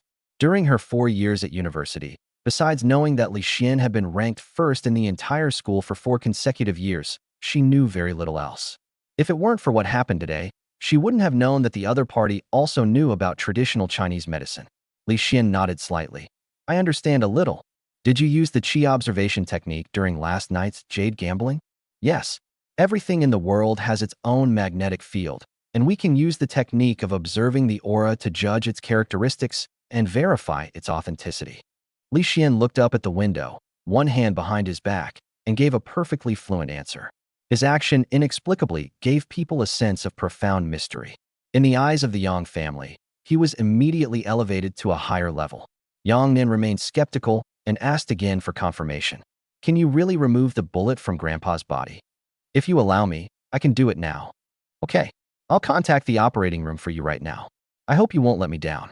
Yang Nan's expression was serious, and her heart was pounding. She was a decisive person by nature, and immediately took out her phone to make a call. However, just as she pressed the first number, she was interrupted by Li Xian. It's just removing a bullet. It doesn't need to be so complicated, and it certainly doesn't need an operating room. No need for an operating room? Do you mean you want to perform surgery on Grandpa at home? Yang Nan stopped dialing and stared at Li Xian in disbelief. Her cold eyes were filled with murderous intent, and her beautiful face instantly lost all color. Li Xian, completely oblivious to the change in her expression, replied to himself. Yes, is there a problem? Is there a problem? There's a huge problem. Yang Nan was so angry at Li Xian's casual words that she laughed. Li Xian didn't take it seriously and continued. What could be the problem? It's just removing a bullet, not transplanting an organ. Li Xian, I understand your eagerness to make a name for yourself, but you shouldn't have joked about Grandpa's health. Even top medical experts are helpless with the bullet inside Grandpa's body. Where do you, an undergraduate student majoring in archaeology, get your confidence? Yang Nan was furious. Her stunningly beautiful face instantly turned from white to black, her expression filled with rage. What domestic and foreign experts were at a loss for came out of Li Xian as easily as eating and drinking. It's utterly insignificant. But to the Yang family, it was interpreted completely differently. They thought it was a joke being made fun of the old man. If Li Xian could turn around and look, he would see that Yang Nan's delicate body was trembling slightly. Yang Shoujing and Gao Yuan stared angrily at his retreating figure with their large, bell-like eyes. Even Yang Zhonghua was exasperated by Li Xian's frivolous behavior, staring intently at Li Xian's back with murderous intent. This young man is truly fearless, daring to joke about an old man like me. Don't you need anesthesia and a scalpel to perform surgery on Grandpa? Yang Nan suppressed her anger, bit her lips slightly, and parted her red lips, which were like plump and juicy cherries, as if they would bloom at the slightest touch. What do you need those things for? Li Xian murmured to himself, seemingly immersed in his own world, his words drifting out softly. Wife, come help me. Help Grandpa sit facing me with his back straight. Now, Li Xian. Before Li Xian could finish speaking, Yang Nan, unable to bear it any longer, let out a roar that was like a piercing alarm, making people's eardrums ache. I now order you to get out of my house immediately, right now. I never want to see you again. Well, Li Xian then turned around, looking back with a blank expression. Thinking to myself, the goddess was fine just now. How come she turned into a shrew the moment she turned around? Not only Yang Nan, but Yang Shoujing also glared at Li Xian as if he were his father's killer, exuding a terrifying murderous aura. Even the plump and beautiful mother-in-law crossed her arms, and her almond-shaped eyes, which were always smiling, narrowed. Her gaze was no longer gentle spring water, but a deep pool frozen with frost. The slight upturn at the corner of his eye wasn't alluring, but rather a sharp, menacing aura. Why are you all looking at me like that? I'm telling the truth. If you don't believe me, I'll take the bullet out of the old man right now. That's enough. Yang Shoujing spoke with all his might, but his words were brief, powerful, and full of aggression. Get out of here, etc. The old man's face was as black as charcoal. His eyes were deep and serious. He suddenly raised his hand and firmly stopped the father and daughter who were about to explode in anger. He was curious to see how this arrogant guy would remove the bullet without a scalpel or anesthetic. Didn't he say he could remove the bullet in the blink of an eye? Don't move, let him do it. If he can't, chop him up and feed him to the dogs. Our Yang family doesn't need such a piece of trash. When the old man speaks, no one dares to contradict him. Perfect timing. Let everyone see clearly whether Li Xian is just indulging in wishful thinking or truly possesses some extraordinary abilities. Chapter 20, Paying Tribute to the Old Hero. Yang Shoujing was furious and pointed at Li Xian with one finger, roaring. If you can remove the bullet from my father's body today, I, Yang Shoujing, will not only acknowledge you as my son-in-law, but I will also give you 1,000,000 yuan in pocket money every month. If you can't remove it, I will follow the old man's arrangement and personally chop you up and feed you to the dogs. His voice was like thunder, deafening and awakening. So much so that the veins on his forehead bulged out. Ha ha ha, no, no. Li Xian waved his hand repeatedly, smiling to ease the atmosphere. Compared to the Yang family's tense demeanor, he appeared relaxed and at ease, not taking their words to heart at all. In that case, let's get started. Yang Zhonghua sat upright on the bed, exuding a dignified aura and sharp eyes. Despite his strong personality, he did not need Yang Nan's help. In those days, medical shortages were common. Not to mention anesthetics, even anti-inflammatory drugs were prohibited. Whether it's a gunshot wound or a knife wound, when were they given anesthesia during their treatment? Whoosh. As the old man took off his tang suit, his withered body was covered with dense scars. He has knife wounds and gunshot wounds.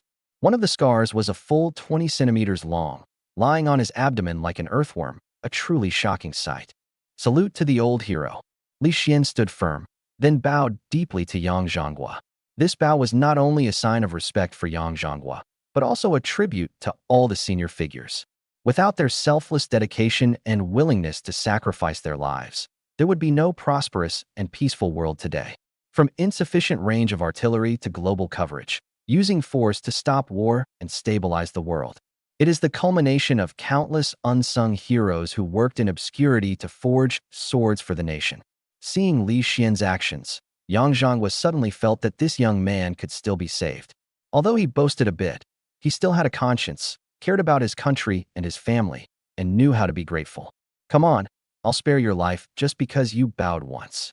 Sir, please forgive me. The moment Li Xian looked up, his aura suddenly changed. His gaze was sharp, his pupils were golden, and his body was filled with surging true energy, causing his clothes to flutter in the wind. Such a powerful aura, it's absolutely terrifying. Even Yang Zhonghua, who had crawled out of a pile of dead bodies, was stunned by this sudden and powerful aura. Internal energy projecting outwards. You're actually a martial arts grandmaster? Adjust your state of mind and don't get distracted. Li Xian had no idea what a martial arts grandmaster was. At this moment, his X-ray vision was fully activated, his eyes like two blazing suns, locked onto the bullet between Yang Zhonghua's spine and ribs. The gaze penetrates the body like an X-ray. He could see the bones, flesh, skin, internal organs, spinal nerves, and blood flow clearly.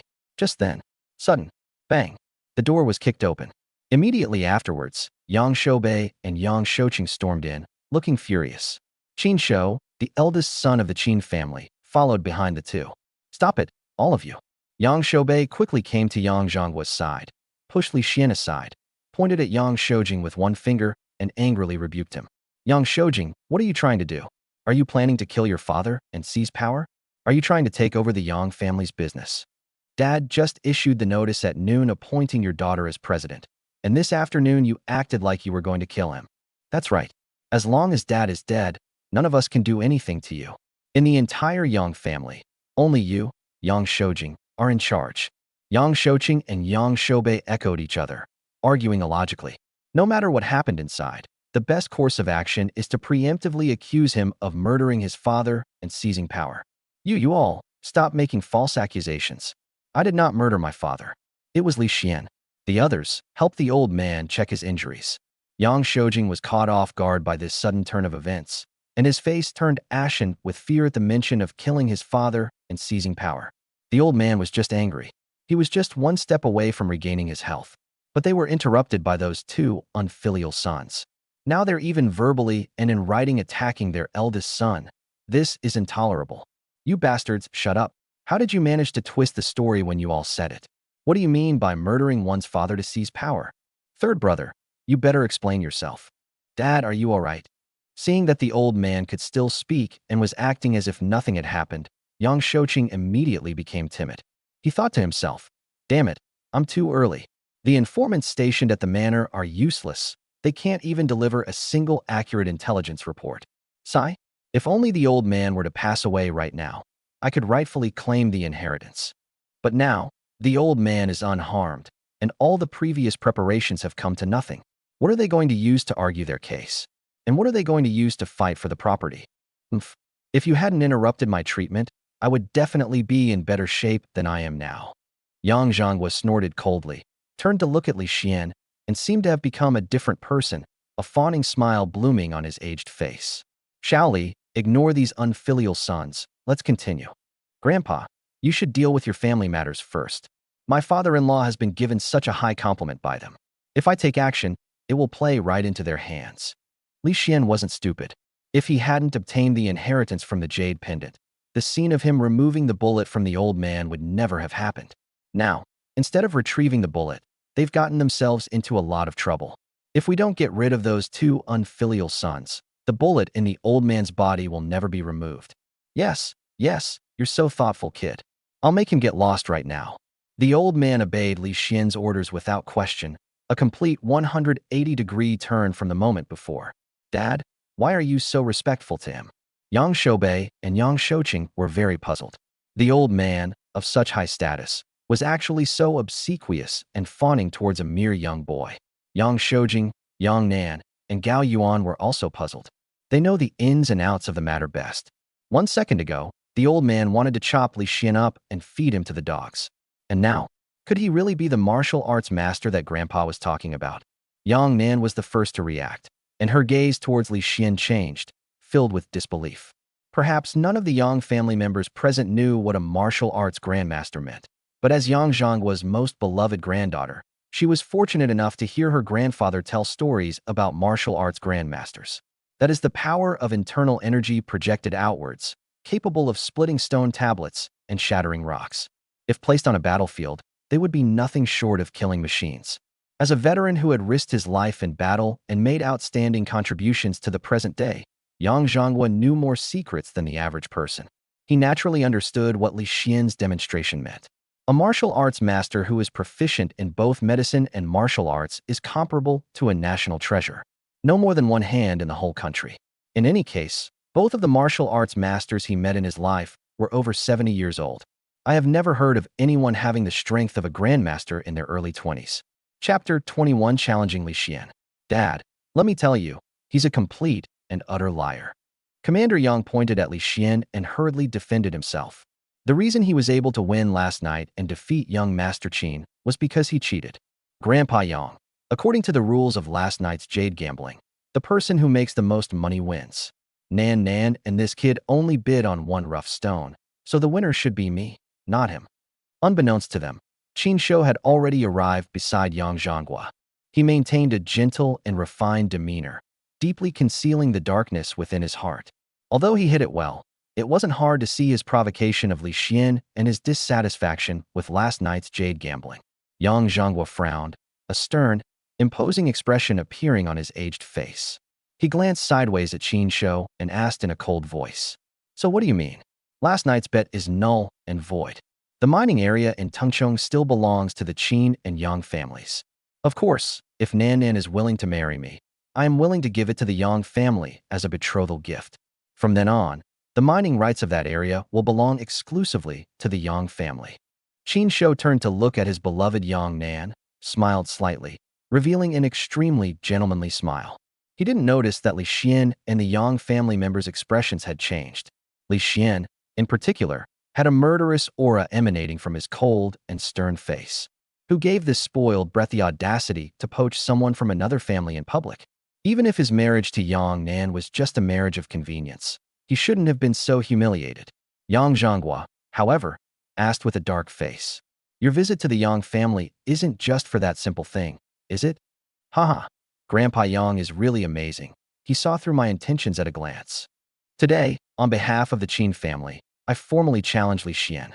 The challenge will be held tomorrow at noon on the Antique Street. The starting capital will be 100 yuan.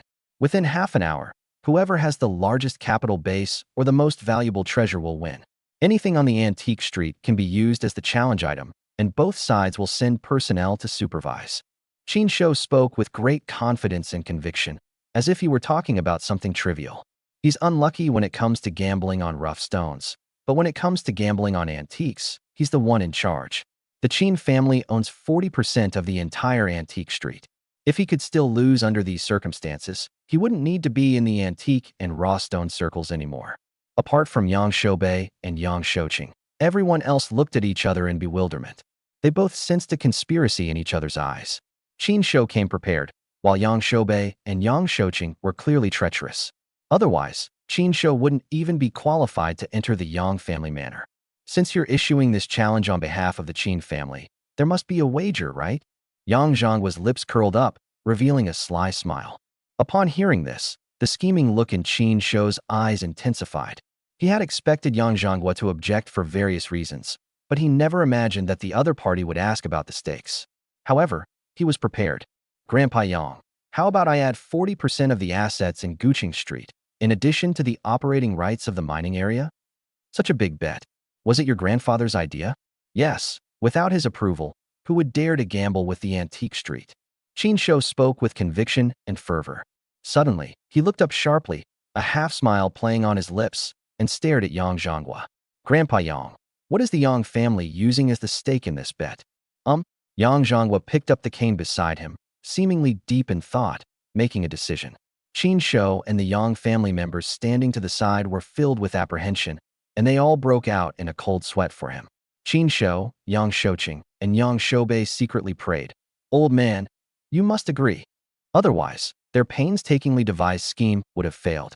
Yang Nan and Yang Shoujing, however, were different from the others. The Jade gambling tournament was over, the outcome was decided, and there was no need to add any more risk. Especially Yang Nan. She had just been appointed as the president of Yang's group. If she lost this gamble, she would be the one who suffered the biggest loss. Just as everyone was feeling uneasy and harboring their own secrets, Yang Zhanghua spoke up. My Yang family only owns 30% of the antique street's assets. If we use that as a stake, won't the Qin family suffer a loss? No. Yang Nan and Qin Shou's voices rang out simultaneously. Yang Nan strode up to the old man, her cold, arrogant eyes glaring fiercely at Yang Zhanghua and Li Xian. I disagree with Li Xian accepting the Qin family's challenge, and I will not use the Yang family's antiques as a wager. You see, it's not that I don't accept it, it's that my granddaughter disagrees. Yang Zhanghua shrugged, indicating that he was unable to help. But how could Qin Shou let a cooked duck fly away? If we don't turn the tide, last night's humiliation will become an unhealable scar on the Qin family. He will become the first direct descendant of the Qin family to be removed from the family genealogy since the family's founding. Grandpa Yang. Qin Shou had just opened his mouth when Yang Zhanghua interrupted him. However, I can defy public opinion and accept the Qin family's challenge, but I don't care about 40% of the antique street's business. If you dare to bet on the Qin family's ancestral heirlooms, I dare to bet on the Yang family's antiques. You mean the martial arts pills from our Yang family? Yes. You bet with martial arts pills, and I'll bet with Yang's antiques. How about it? Yang Zhanghua narrowed his eyes slightly, radiating a gleam of wisdom. If it were in the past, he would never have been so hasty.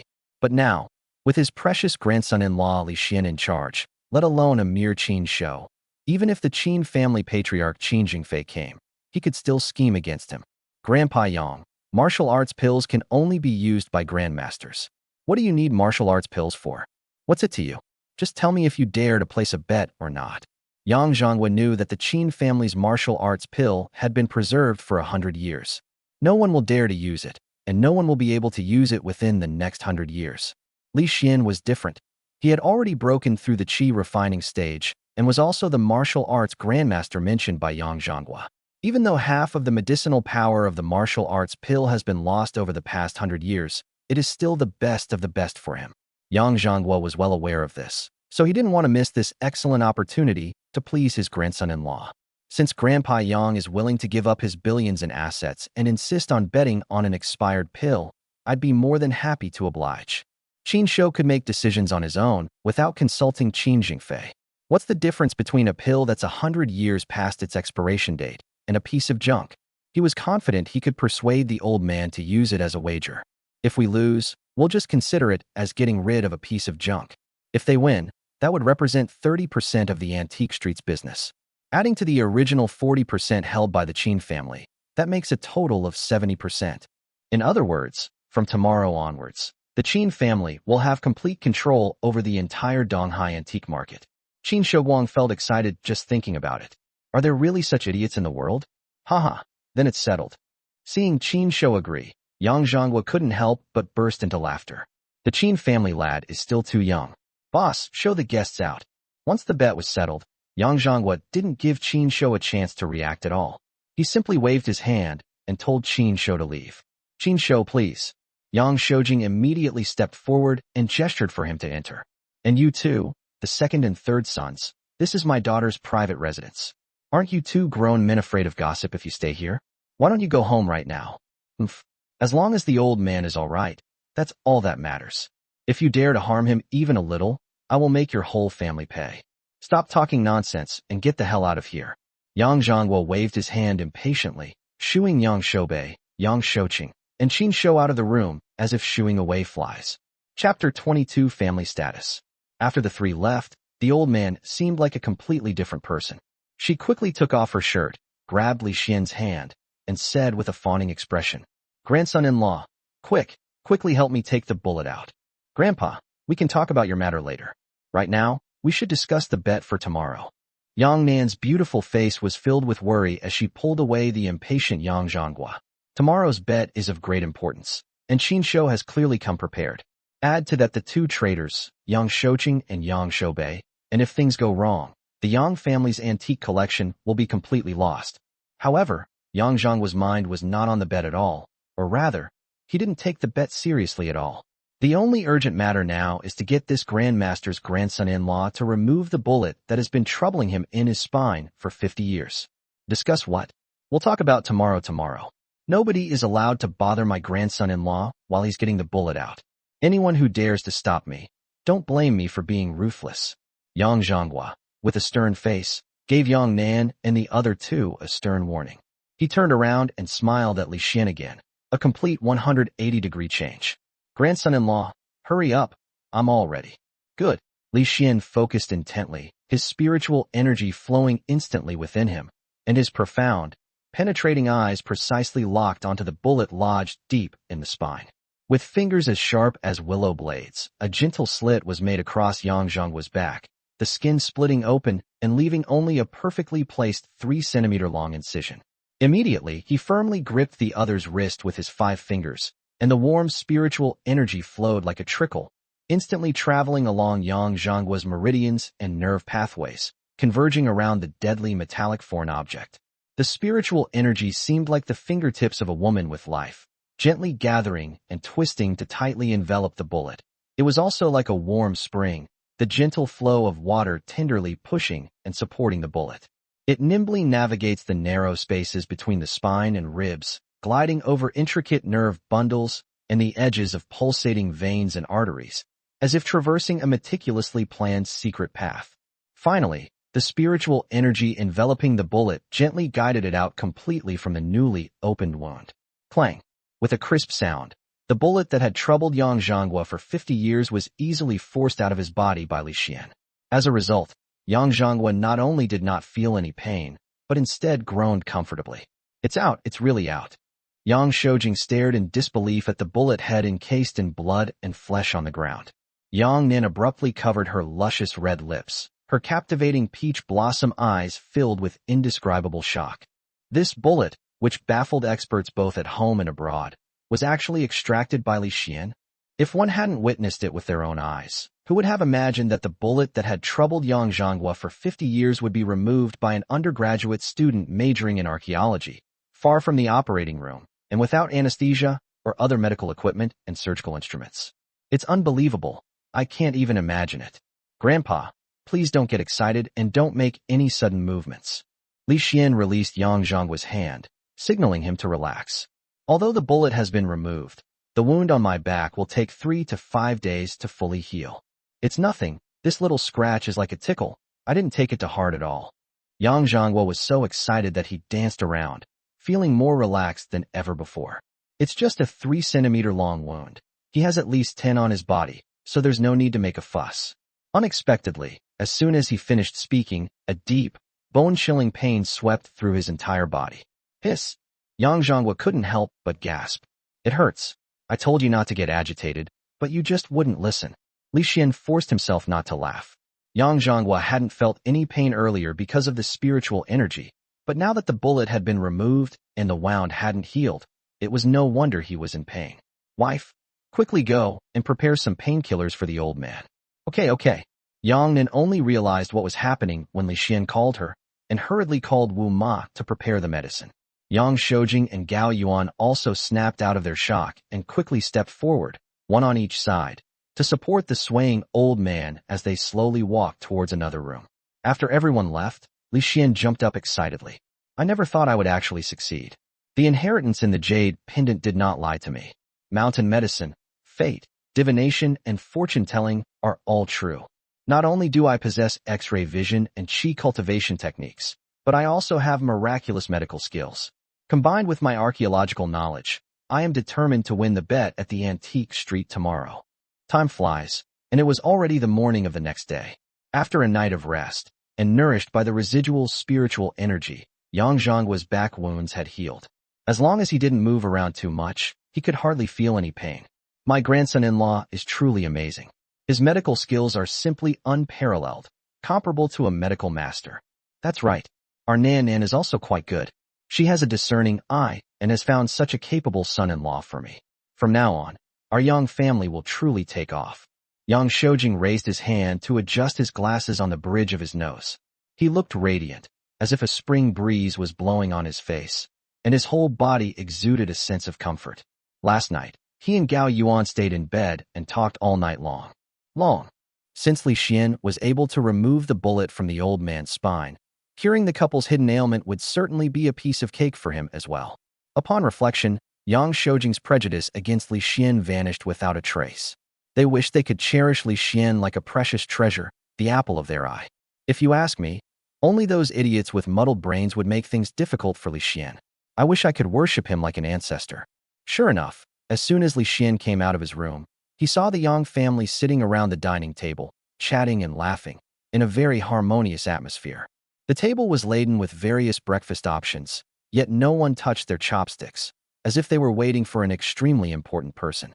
The old man caught Li Xian red-handed the moment he appeared. The old man quickly got up, leaned on his cane, and jogged over to Li Xian, showing concern and care like an old steward. Grandson-in-law, you're up? Grandson-in-law, did you sleep well last night? Did no one disturb you? Grandson-in-law, breakfast is ready. Please take your seat and have a meal. Enthusiastic address, fawning smile. He kept calling him grandson-in-law, making Li Xian's old face turn red. Grandpa, from now on we are all family. You don't need to be so polite to me. Haha, we're all family. We're all one family. Upon hearing the words family, Yang Zhangwa finally felt relieved. They weren't afraid of Li Xian ordering them around, but they were afraid that Li Xian would treat them like outsiders. Once people become distant, relationships become awkward. Chapter 23. Good luck, you scoundrel. After Li Xian took his seat, Gao Yuan immediately stood up and gracefully extended her slender hand to gently pat Yang Nan's shoulder. Nan Nan, quickly sit down next to Xiaoxian. Mom, hurry up. Regardless of whether Yang Nan was willing or not, Gao Yuan grabbed her daughter's wrist and forcibly dragged her to Li Xian's side. The dappled light and shadow, like fine gold dust, gently fell on their faces, making even the tiny pores clearly visible, and their skin as smooth and delicate as mutton-fat jade. Gao Yuan wore a sexy black French-style long dress. Her makeup was impeccable, and the pair of gold-stud earrings on her earlobes shimmered with a low-key yet luxurious light. Coupled with her curvaceous figure, she was truly graceful and charming, her allure undiminished from her younger days. Yang Nan, dressed in a flowing white dress with only a touch of makeup, resembled a newly blooming lily, fresh and refined. After the two women sat down, Li Xian, like a child who had done something wrong, buried his head in his food and didn't dare to look around. However, Gao Yuan's enthusiasm did not stop there. Xiaoxian, come and try mom's cooking. Xiaoxian, look how thin you've become. Men need to eat more to look good when they're strong. Xiaoxian. Gao Yuan kept putting food on Li Xian's plate, and soon the food in his bowl was piled up like a small mountain. This made Li Xian's face turn bright red, and he sat there like a fool, unsure whether to eat or not. The old man seemed to have thought of something, and asked bluntly, Nan Nan, why didn't you and Xiaoxian stay together last night? Since you two got your marriage certificate, you are a legal couple and should live together. Upon hearing this, Li Xian immediately perked up. The old man knows how to talk. It's nothing that your mother-in-law serves you food. The advice given by the old man is the real benefit. As long as he and Yang Nan share a room and bed for 3 years, he refuses to believe that he, a dignified 7-foot-tall man, cannot win over a cold, and aloof school beauty. Even if it's a marriage of convenience, 3 years is enough time for the two of them to develop feelings for each other. Thinking this, Li Xian felt his blood boiling and every cell in his body leaping with joy. Compared to the burning excitement in his eyes, Yang Nan's pretty face flushed red instantly. The scene from that night at the hotel involuntarily flashed into my mind, and my heart started racing and my face turned red. Her rosy cheeks were like ripe cherries, delicate and tempting. It was clearly a marriage of convenience. She was the one who belonged to the Yang family. I feel like an outsider, while Li Xinkai is like a member of the Yang family. Nan Nan, Grandpa is talking to you. Can you hear me? Grandpa, I understand. Good to know. I hope you can give me a big, healthy great-grandson within 2 years. Then I'll be content for this life. Li Xian, Yang Nan. The two were completely speechless. Yang Nan couldn't wait to tell them the truth. This was a marriage of convenience, and having children or even sharing a bed was just wishful thinking. But the old man didn't think so. Especially Yang Shojing and Gao Yuan. The old man's words instantly opened their minds. The two looked at each other and saw excitement in each other's eyes. I agree with what the old man said. While you are busy with work, you should also try to have a baby. Let's try to have a big, healthy baby boy next year, so your dad and I can experience the feeling of holding a grandson. The family's talk got more and more outrageous, constantly urging each other to have sex or to have a baby. A perfectly good breakfast turned into a baby-making session. Yang Nan, his face ashen, quickly finished his meal, stood up, and said, Grandpa, Mom and Dad, today is my first day taking over the company. I have to go to the antique street for a competition at noon, so I'll head to the company first.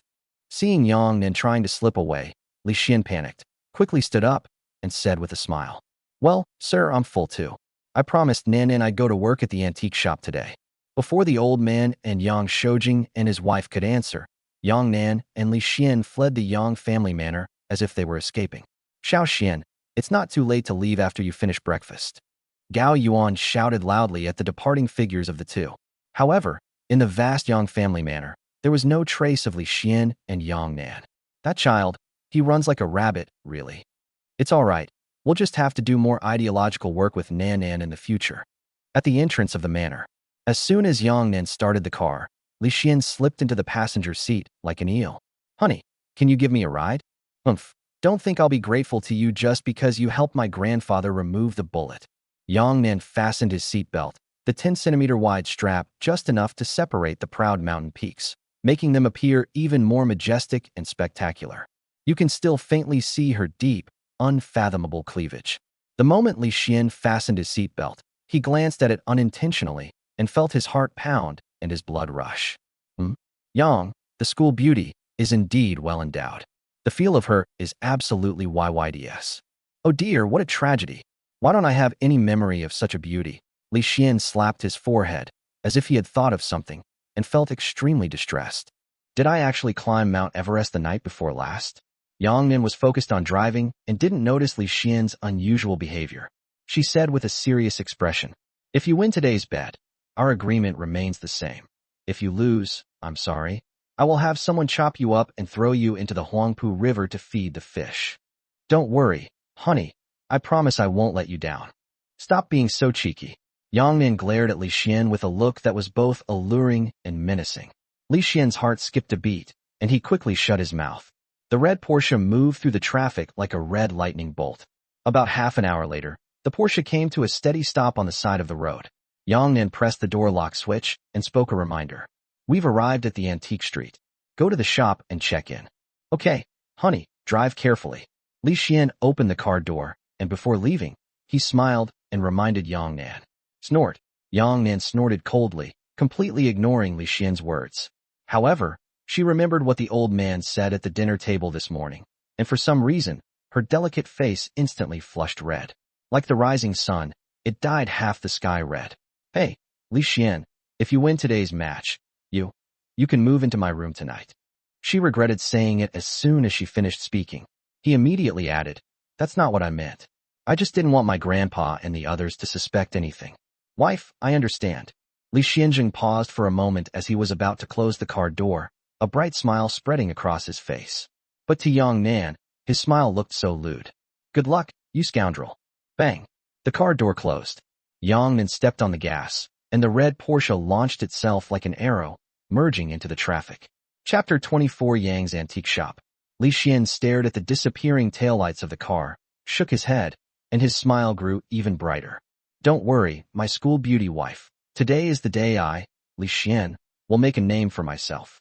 With X-ray vision, chi cultivation, and the ability to cultivate immortality, he possesses 3 golden fingers in one person, making it difficult for him to lose. Walk through the antique street. Li Xian arrived at the entrance of Yang's antique shop. As a student in the Department of Archaeology at Tanghai University, he has achieved the remarkable feat of ranking first in the entire university for 4 consecutive years. His familiarity with the antique street was no less than that of the archaeology department at the University of Tokyo. He might not recognize every single item here, but he knew every single vendor and shopkeeper inside and out.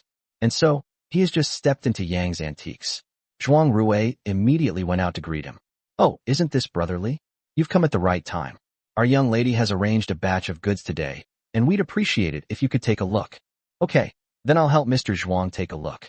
Li Xian readily agreed, and immediately followed Zhuang Rui to the office. During his 4 years of university, Li Xian visited the antique street almost every week. At first, his counselor brought him here, but later he wandered around on his own. Over the years, I've not only found many great bargains, but I've also built a lot of connections. For example, Zhuang Rui would call Li Xian to check any items he was unsure about. Over time, Li Xian's reputation in the antique street grew. Gradually, many business owners learned that Tanghai University had a young expert who could appraise antiques for free. He has never made a mistake in the past 4 years. Everything that has passed through his hands has been sold for a high price. Clang. The office door opened. The large office was filled with gold, silver, jade, antiques, and calligraphy and paintings. From small copper coins and silver dollars to large bronze artifacts. It has everything. Mr. Zhuang, not bad at all. You've received so many good things recently, and every single one of them is top-notch. Li Xian only glanced at it before confirming that everything present was genuine, including several priceless treasures. This should have been a good thing, but Zhuang Rui looked worried. To be honest, brotherly, it's precisely because these are all good things that I'm worried. It would be better if they were fake. Why? Li Xian rear-ended the car. Isn't the point of opening an antique shop to find bargains, even big bargains? Why are you complaining? You swear first. You swear you won't tell anyone else, and then I'll tell you why. Okay, I swear. Li Xian raised his right hand and said jokingly. Zhuang Rui then nervously leaned close to Li Xian's ear and whispered, Do you know Qin Shou, the eldest young master of the Qin family? Yeah, I know. What's up? He wants to challenge our Yang family's son-in-law. The eldest young lady is worried that he will lose, so she sent a batch of genuine items overnight and asked me to distribute them in various places to ensure that he wins the competition. Haha, your young lady is very thoughtful, but I don't need it. Li Xian didn't expect Yang Nan to be so concerned. Worried that he would lose the competition, Yang Nan transported all the genuine items back to the antique shop overnight. No wonder Zhuang Rui is so worried. If he loses even one of these items, he'll probably have to work like a slave for the rest of his life to pay it back. What do you mean you don't need it? Brotherly, what have you done to confuse me? Zhuang Rui was completely baffled by Li Xian's words. Why did this person's speech seem so incoherent? I'm not pretending anymore. I'm coming clean. Li Xian smiled slightly and extended his right hand in an extremely gentlemanly manner. Let me reintroduce myself. Mr. Zhuang, I am the son-in-law of the Yang family that you mentioned. I am the one Qin Shou is challenging today. In addition, from now on I will be working at an antique shop, and I hope you will give me your guidance. You. Zhuang Rui was stunned into silence, never expecting that the big shot was right next to him. For a moment, he was so nervous that he couldn't even utter a complete sentence. The poor student of yesteryear has transformed into the son-in-law of the Yang family? Do I still have to work at an antique shop? Is this just a way to gain prestige, or is someone deliberately trying to exclude others? For a moment, Zhuang Rui thought about many things. However, Li Xian seemed to have already seen through his worries, and immediately took out his phone and dialed Yang Nan's number. Honey, didn't you tell Mr. Zhuang about my job at the antique shop? I'm sorry, this is my fault. I'll call Zhuang Rui right away. Yang Nan's apologetic voice came through the phone. The usually aloof young lady actually admitted to Li Xian's dereliction of duty over the phone. This would have been impossible in the past. Zhuang Rui's eyes widened in shock. Honey, there's no need to make a phone call. Mr. Zhuang is right here with me. Why don't you say a few words to him? Okay, let him answer the phone. Phone. Mr. Zhuang, it's my wife on the phone. It wasn't until Li Xian handed the phone to Zhuang Rui that he snapped out of his shock. He quickly took the phone and, before Yang Nan could speak, immediately expressed his loyalty. Miss, please rest assured. I promise to take good care of the young master and ensure that he will not be harmed in the slightest. Let him make arrangements for today's events. His arrangements are the same as those made by me and Grandpa. Yes. After hanging up the phone, Zhuang Rui's gaze towards Li Xian changed, and his attitude became extremely respectful. Brotherly. Oh no, I should call you son-in-law. Mr. Zhuang, let's talk things over. I think it's more friendly for you to call me brotherly. Li Xian quickly corrected him, explaining that he was new to the area and did not intend to use his power to intimidate others. To avoid putting Zhuang Rui in a difficult position, he quickly shifted his attention. Mr. Zhuang, now that your identity has been verified, can you tell me the specific procedures for handling these genuine items? When it comes to work, Zhuang Rui is like a completely different person, incredibly capable and no longer hiding anything, revealing all his plans. In order to win the competition, the Qin family will definitely use the same trick, scattering the genuine items in various places. This is an open secret. It's all right. Li Xian understood Yang Nan and Zhuang Rui's actions. According to the bet, if they lost today, the Yang family would cease to exist on the antique street. Huge profits come with huge risks. If they win, 70% of the assets in the entire antique street will belong to the Yang family. In the face of enormous profits, only a fool would not resort to underhanded tactics. However, Li Xian disdained to do so. After listening to Zhuang Rui's explanation, he already had a plan. Put all these things away, don't give any of them away. Young Masterly. No, brotherly, the antique market these days is full of fakes. There isn't a single genuine item. If we don't distribute these genuine items, how will we compete with the Qin family? As long as the Qin family distributes the genuine products, we don't care. Li Xian was full of confidence and prepared to turn the tables on the Qin family and give them a good thrashing. Zhuang Rui thought about it. Anyway, since the young lady had already said it, Li Xian's arrangements were the same as her and the old man's arrangements. With this imperial edict, who would dare to oppose it? With that thought in mind, he didn't care about anything else and simply packed all the antiques in the office into boxes and locked them in the safe. Soon it was noon. Li Xian and Zhuang Rui had just finished lunch when Yang Nan, Yang Zhanghua, Yang Shoujing, Gao Yuan, as well as Yang Shoubei and Yang Shouqing arrived. The vast antique street even cleared out a large open space to temporarily set up a stage of about 100 square meters. On the Qin family's side, Qin Shou, Qin Jingfei, the old master of the Qin family, Qin Shou's father Qin Yaohua, and almost all of the direct descendants of the family were mobilized. Even the Zhao and Sun families rushed over upon hearing the news, and representatives from other affiliated families were also present. For example, Qin Shou's lackey, Wang Chong, Li Xian's ex-girlfriend Lin Weiwei, along with Yao Feng and Wang Fei, also came. They all wanted to witness this unprecedented gamble. Between the Qin and Yang families, which one is truly superior? Chapter 25. Holy crap, are they going this far? Most of the people present were invited by Qin Shou to support him. At the same time, they also came to see the Yang family and Li Xian make a fool of themselves. Especially those two traitors, Yang Shoubei and Yang Shouqing. Yesterday, he was kicked out of the Yang family manor and immediately began to harbor resentment. Not only did he collude with Qin Shou, but he also hired people to spread rumors about Li Xian in the East China Sea. Breaking news. The winner of the Jade gambling competition used high-tech cheating. The Yang family would rather marry their eldest daughter, Yang Nan, to a penniless man than form a marriage alliance with the Qin family. Li Xian abandoned his pregnant ex-girlfriend in order to marry into a wealthy family. News like this is spreading like wildfire in the East China Sea shipping circles. It's everywhere, appearing one after another. They wanted to use these dirty tricks to smear Li Xian and force him to leave the Yang family. However, Li Xian, as the person involved, was completely unaware of this.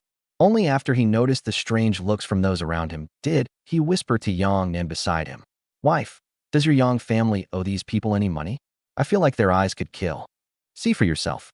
Yang Nan was too lazy to explain and simply handed the phone to Li Xian. You wouldn't believe it until you see it, and what you find is astonishing. Chat groups and social media feeds are filled with fake news about Li Xian. Holy crap, which son of a bitch is spreading rumors about me? Keep your voice down. After the match, I'll arrange for someone to handle this and find all the rumor mongers to get justice for you.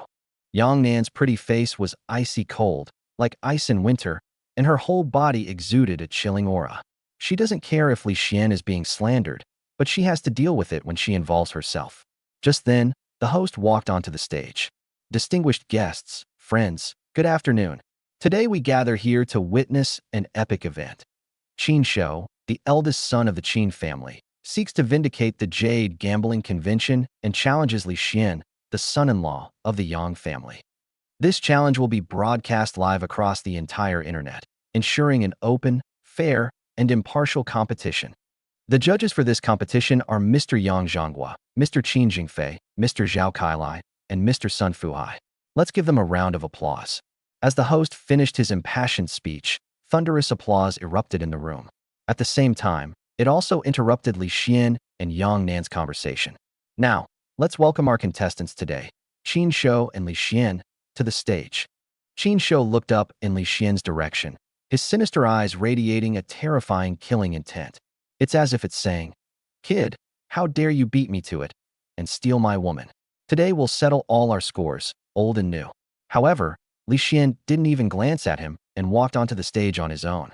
A hint of tension finally appeared in Yang Nan's usually calm eyes, and her palms were clenched with cold sweat. She couldn't help but shout loudly at Li Xian's retreating figure. "Li Xian, you can do it." As soon as she finished speaking, Yang Shoujing and Gao Yuan shouted, "Good son-in-law, keep it up, we believe in you. Don't worry, I will definitely stay in my wife's bedroom tonight." Li Xian turned around and smiled, his roguish demeanor making Yang Nan's heart race, and her beautiful face flushed red instantly. How dare this lecher say such things in public? However, Yang Shoujing and Gao Yuan didn't think so. Seeing the young couple flirting in public made them genuinely happy. Yes, we must stay in Nan Nan's room tonight. Upon hearing this conversation, Qin Shou on the stage immediately lit up with his eyes and perked up his ears like a donkey's, eager to hear the whole thing. Wang Chong jogged over and whispered, "Young Master Qin, we've found out. Although that kid is the Yang family's son-in-law and has registered his marriage with Yang Nan, they haven't been living together yet. However, things might change after tonight." This statement perfectly confirms the content of the conversation between Li Xian and Yang Nan. In their view, although Yang Nan and Li Xian have obtained their marriage certificate, they have not yet taken that step. So, young Master Qin still has a chance to eat the first bite of meat.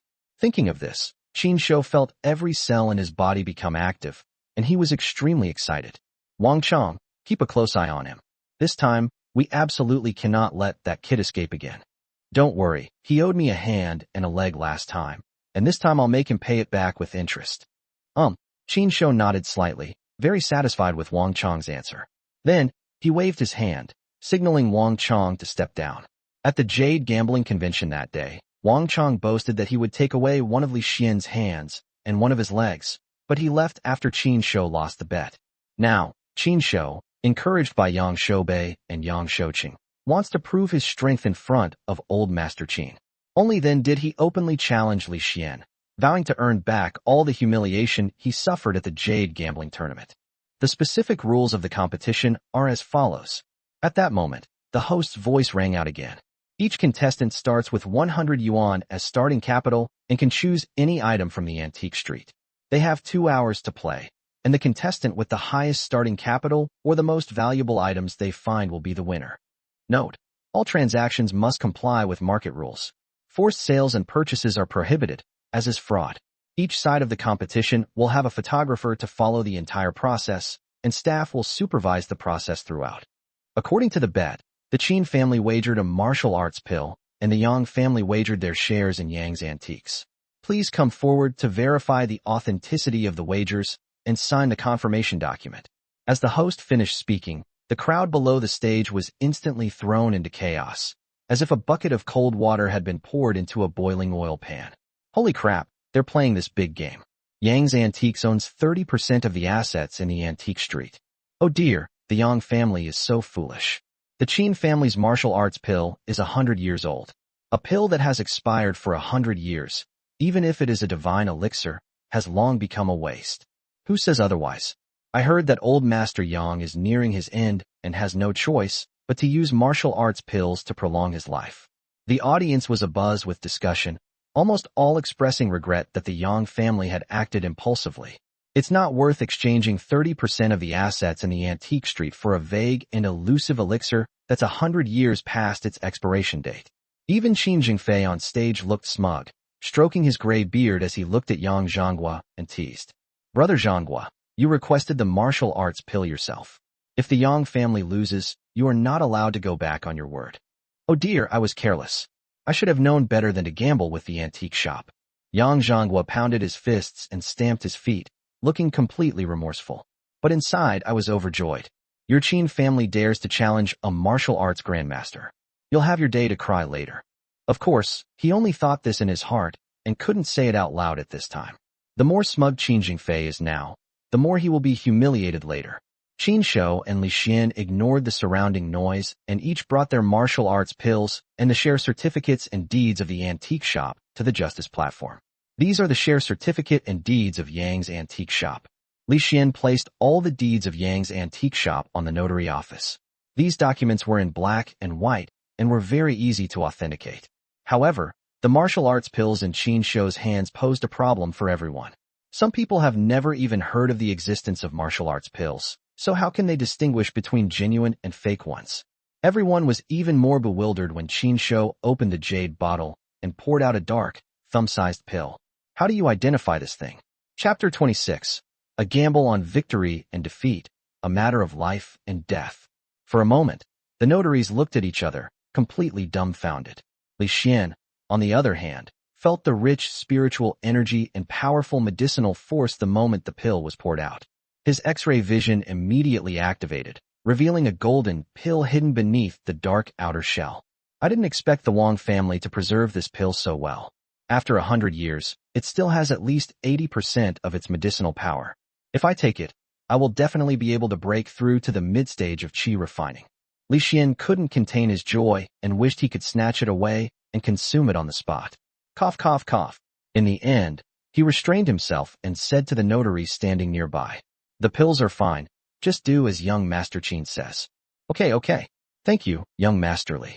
Just as the staff were at a loss, Li Xian's voice was like heavenly music. Everyone cast grateful glances at Li Xian. If Li Xian doesn't speak up, they really don't know what to do. It will become a laughingstock for everyone and an indelible blunder in their careers. "Kid, I didn't expect you to have such good eyesight. You even recognize our Qin family heirloom." Qin Shou was surprised. Even the notary public didn't know how to identify the elixir, but unexpectedly, this son-in-law who had married into the Yang family recognized it. The fact that he could immediately tell that the pill was fine made him take another look at Li Xian. "TCH, it's just a dark, expired pill. I'm only being polite to you. Otherwise, who would recognize this piece of junk from your family? A family heirloom? If you threw it on the street, even a dog wouldn't pick it up." Li Xianming knew perfectly well whether the elixir was genuine or not, and he also knew its value, yet he still insisted on disgusting Qin Shou. Even the dog wouldn't pick it up, but he did. As expected, Qin Shou, like a cat with its fur standing on end, could no longer maintain his composure and pointed at Li Xian, gritting his teeth and roaring. "Kid, if you've got the guts, say what you just said again. Isn't that so?" "So." Li Xian spread his hands, revealing a smug look. "If it's really as good as you boast, why don't you eat it instead of using it as a bet? We're all adults here. Don't fucking act innocent after getting the benefit. You vulgar bastard. I'm going to bet my life on this. Both win and lose, and it's a matter of life and death. Do you dare?" Qin Shou's face turned red with anger, and the veins on his forehead throbbed like earthworms. Seeing the two arguing, and fearing the situation would escalate, the host quickly stepped forward, stood between them, and said with a smile, "Please have both participants sign. The competition will officially begin in 10 seconds. You don't dare? Coward, if you have the guts, fight me to the death." Qin Shou ignored the host and stared fiercely at Li Xian with his bloodshot eyes. Li Xian did not answer, but instead looked at the judges' panel with a half-smile. "Old Master Qin, was this last-minute betting your idea? What? You don't dare?" Qin Jingfei's aged face was covered with a sinister smile. He used over 100 antiques from the Qin family to set up a scheme. A small Yang family antique shop could not satisfy his appetite. "Qin Jingfei, you son of a bitch, you're despicable and shameless." Yang Zhanghua suddenly stood up, pointed at Qin Jingfei's nose and started cursing. He never expected that the Qin family had such a hidden trick up their sleeve. This is no longer a competition. It's a clear attempt to kill Li Xian. I'm despicable. You don't have to agree. Now that the die is cast, how could we possibly refuse? If they really give up, the Yang family will become a laughingstock in the entire East China Sea within half a day. Li Xian, let's stop competing. Before Yang Zhonghua could answer, Yang Nan's urgent shout rang out from below the stage. Li Xian turned around and asked in a roguish tone, "Wife, are you worried about me?" "Yes, I'm worried about you. I'm afraid you'll lose the game, and I'm afraid I'll become a widow." Yang Nan was really worried. She only wanted Li Xian as a shield, not for him to risk his life and die because of her. If Li Xian were to lose his life because of this, she would regret it for the rest of her life. Seeing Yang Nan's tense expression and worried eyes, Li Xian laughed, a hearty laugh. "I'll take this bet. Honey, don't worry, I won't let you become a widow. Remember to warm the bed and wait for me tonight." "You." Yang Nan was both angry and annoyed. What kind of time was this to be talking about such trivial matters in the store? "If you can win, how about I warm your bed every day?" "Okay, then it's settled." Qin Shou became even angrier when he saw the two flirting in public. "Since you've accepted the bet, then sign it." Fearing that Li Xian might change his mind, he quickly signed his name on the notarized document. Finally, he didn't forget to use reverse psychology to force Li Xian to sign. "Kid, don't worry, I won't let you die right away. After I get my hands on Yang's antique shop and that little bitch Yang Nan, I'll let you see with your own eyes how I torture her, and then I'll slowly kill you." TCH. You, a 3-second man. It's not certain who will win or lose. Li Xian remained expressionless, showing no change in emotion. He casually signed his name on the notarized document. But he had already sentenced Qin Shou to death. You're just waiting to die." Qin Shou was once again rendered speechless by Li Xian's retort. 3 seconds. That's the greatest humiliation for a man. But he couldn't refute it. His body had long been hollowed out by alcohol and women from years of frequenting brothels. 3 seconds was his limit. All participants have signed in. The competition officially begins. Seeing that the two were locked in a battle of wits again, the host simply stopped the countdown and announced the start of the competition. What does it matter to him who wins or loses, who lives or dies? The audience below the stage only heard Li Xian and Qin Shou betting on both victory and defeat, and even deciding their lives.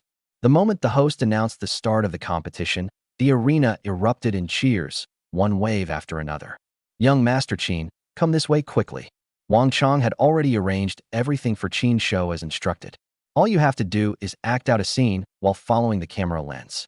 On the Yang family's side, seeing Qin Shou and Wang Chong's smug smiles, Yang Nan immediately became as anxious as an ant on a hot pan. She kept asking Zhuang Rui if he had scattered those real things. Zhuang Rui's answer shocked her and made her so angry she almost fainted. "You bastard, who told you to do this? Why aren't you following my instructions?" "Miss, this was all the young master's idea. Didn't you say that his arrangements were the same as your and the old master's arrangements?" Zhuang Rui felt extremely wronged. He had done his job diligently, but being caught in the middle was really difficult.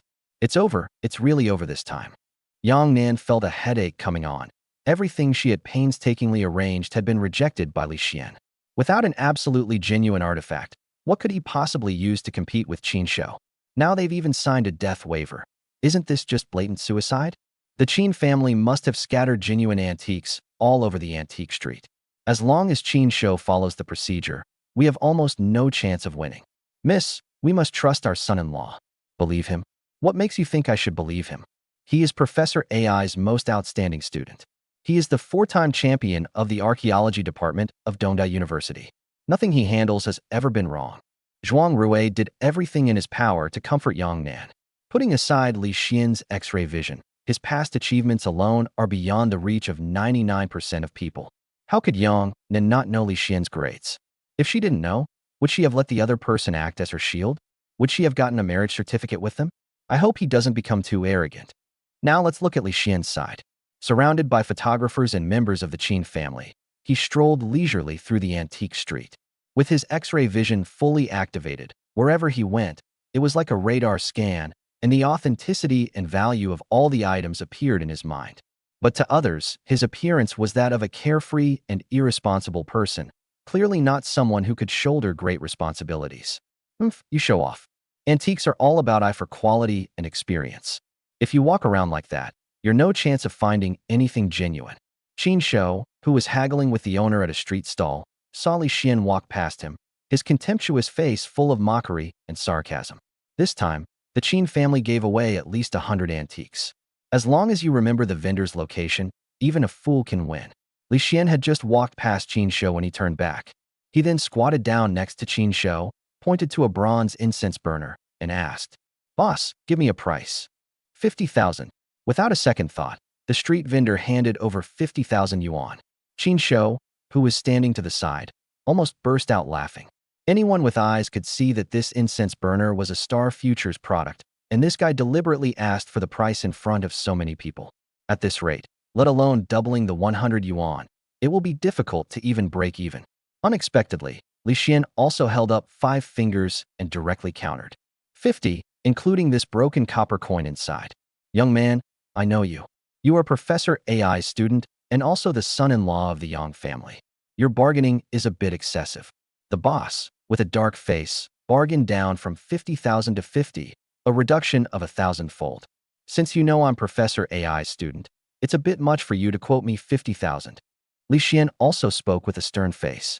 Suddenly, his face darkened, and his tone became sharper. As you know about today's competition, I only have 100 yuan as starting capital. Most of the goods on your stall are high-quality items. Due to limited resources, I can only resell them this week. Which business owner doesn't love to hear that the goods on their stall are genuine and of high quality? This statement hit the nail on the head for the boss. Brother, how about I give you 500 yuan, since you said that?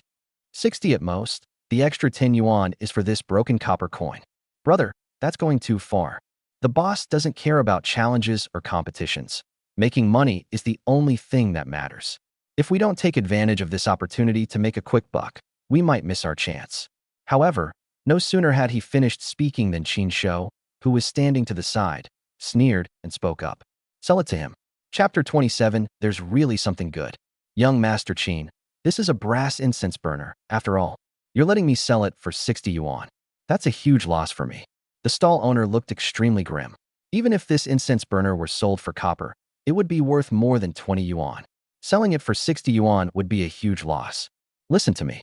The shop owner wanted to raise the price, but seeing Qin Shou's murderous gaze, he could only reluctantly agree. All right. Since young Master Qin has spoken, I'll sell it to you at a loss. Thank you. Li Xian deftly pulled a 100 yuan bill from his empty bag, and after the shopkeeper gave him 40 yuan in change, he began his performance. Damn it, I got ripped off. This thing isn't even worth 30 yuan. I lost half of it. Brother, everyone knows the rules of the antique world. Once a deal is made, we are not responsible. When the boss saw Li Xian's attitude, he immediately became anxious, fearing that the other party would return the goods and request a refund. There's no reason to take back something that's been sold with such difficulty. What Li Xian was waiting for was this sentence. Once the deal is done, we take no responsibility. Just don't regret it. What do I have to regret? It's you who shouldn't regret it, okay? The boss glared at Li Xian with disdain. What a sucker he was. It's only because young Master Qin spoke up. Otherwise, I would have definitely ripped you off. However, just as he was daydreaming, Li Xian threw the incense burner into the trash can next to him, keeping only the copper coin in his hand. Please look here, judges in front of the stage and viewers in the live broadcast room. He held the copper coin up to the camera, a smug smile spreading across his face. This is a small-sized mother coin from the Baoyuan Mint of the Daoguang period. It is made of refined copper with exquisite workmanship and comes with rubbings inscribed by Mr. Sun Zhonghui and Mr. Qianzhua. Based on its historical value and the hammer price of copper coins at the recent Sotheby's auction, this coin is worth at least 100,000 yuan. What? 100,000 yuan? As soon as Li Xian finished speaking, the entire antique street and even the live broadcast room instantly erupted in chaos. If I remember correctly, Li Xian bought this copper coin for 10 yuan. If that's true, wouldn't he have made a profit of 10,000 times? Ha ha! Look, the boss's face has turned green. It doesn't matter if the boss's face turns green. The key is that this deal was facilitated by young Master Qin. With young Master Qin taking the blame, the boss won't lose out. What are you all arguing about? The expert judges haven't even spoken yet. You're just going to believe it's true based on their one-sided account? You're a bunch of idiots. Wang Chong, as Qin Shou's #1 lackey completely disregarded the ridicule of the surrounding crowd and immediately launched a rebuttal. The stall owner didn't care about any of that. Judging from the current situation, there was a very high probability that this copper coin was a small-sized mother coin from the Daoguang Tongbao Baoyuan Bureau. If it is proven to be genuine, his loss will be significant. 100,000 yuan. How many times would he have to set up a stall to earn that back? Young Master Qin, you must stand up for me. He hurriedly came to Qin Shou's side and said pitifully. Little did he know, Qin Shou's expression was even more unpleasant than his. At this moment, I even have thoughts of killing. You bastard, where is the mother currency that our Qin family entrusted to you? Mother coin? What mother coin? When was it released? The stall owner looked completely bewildered. When did he ever meet the Qin family? And when did he ever see the mother coin? Suddenly, the stall owner seemed to realize something, and his already ashen face instantly turned pale. My heart was pounding wildly, and my face was completely pale. No way could it be. He remembered.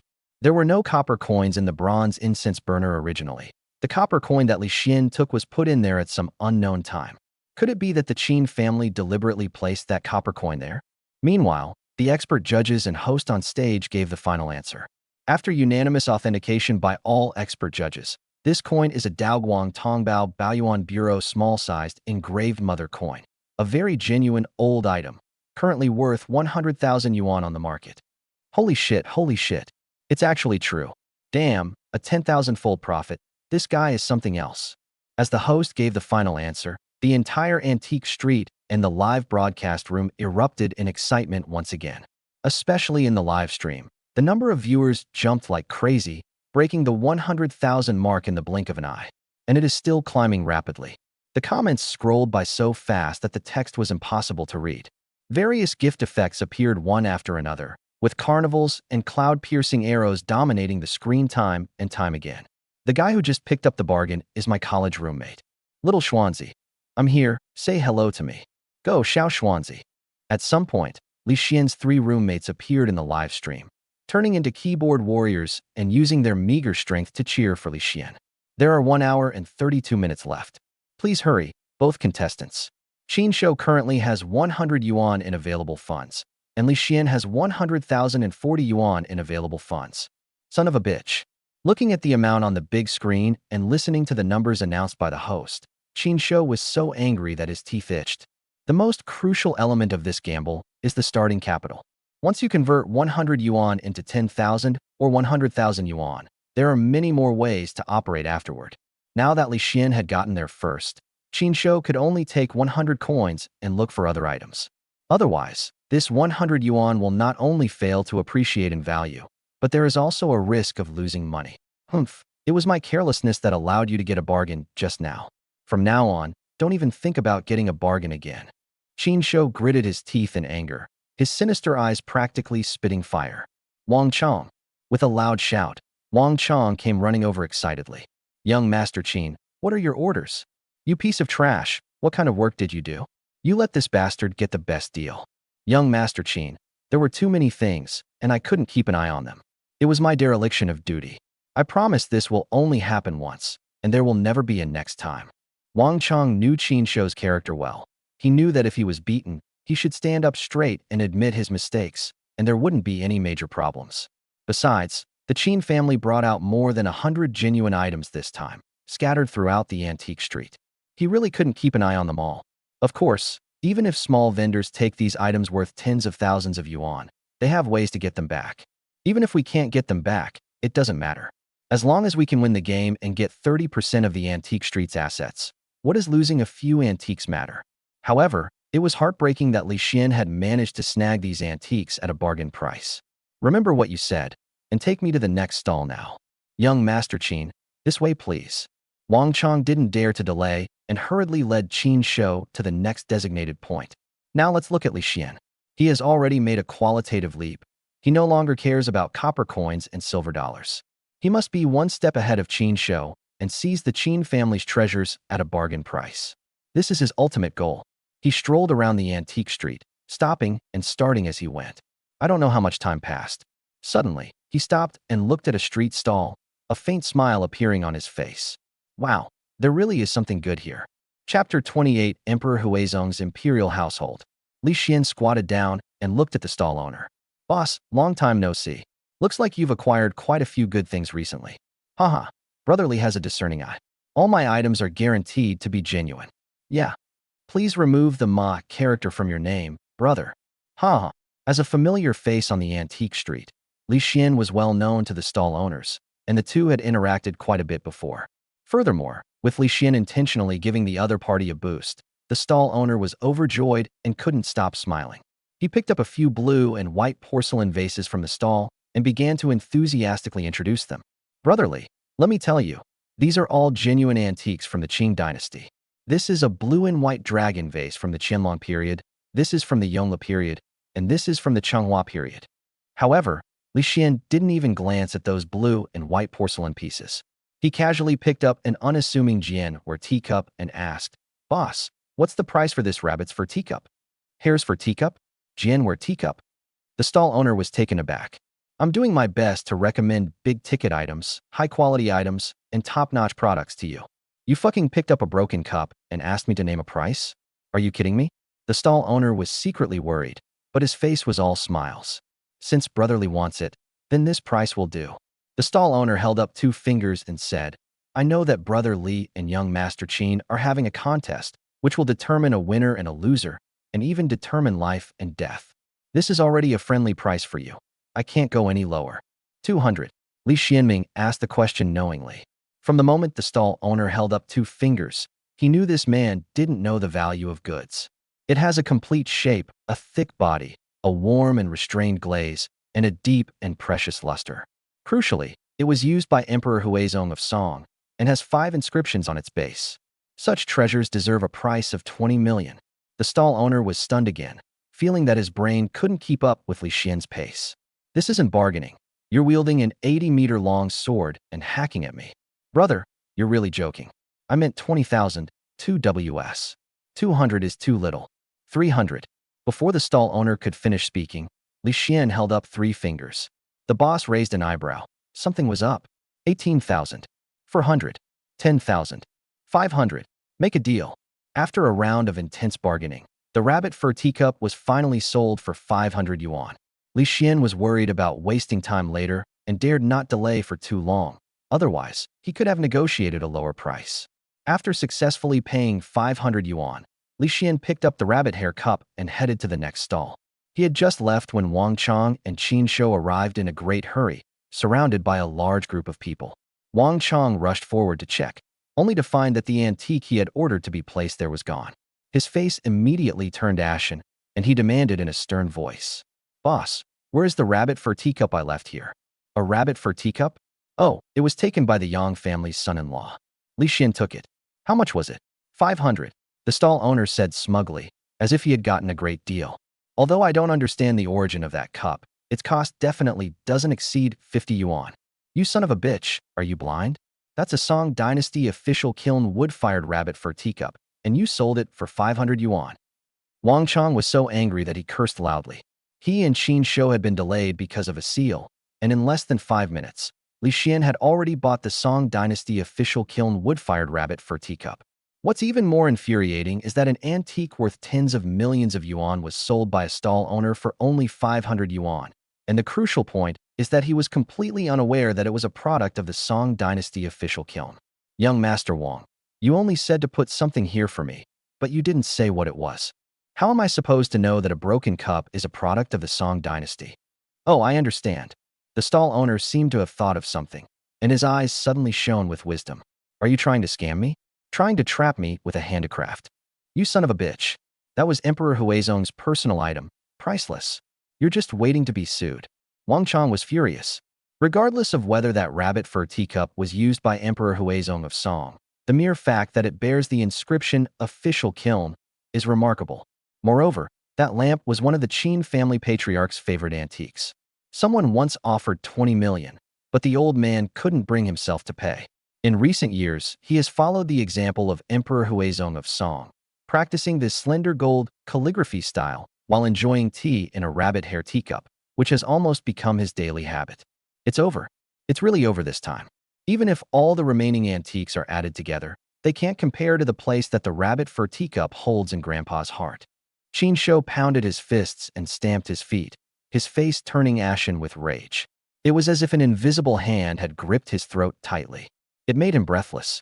Why does Li Xian always seem to be one step ahead of him when it's a situation where victory is assured? Why did all the antiques I gave away end up in Li Xian's pocket? He couldn't understand it. He couldn't figure it out. At this moment, I am filled with regret. If he had known it would turn out this way, he wouldn't have played with the genuine articles. If everyone had started on the same footing, things would have been better. Now, it can be said that they have lost both their wife and their army, and the gains did not outweigh the losses. Young Master Qin, we still have a chance. Tell me about it. Wang Chong knew he had committed a heinous crime and needed to find an opportunity to make amends. Otherwise, he would lose his title as the #1 lackey. The Wang family's reputation would be affected, and the family's status would plummet. We also have a bronze mirror, which is a genuine treasure. All the antiques combined are not as valuable as it. Continue. Qin Shou felt that Wang Chong's words made some sense. He knew the value of the bronze mirror better than anyone else, and it wouldn't be an exaggeration to describe it as a treasure to guard the house.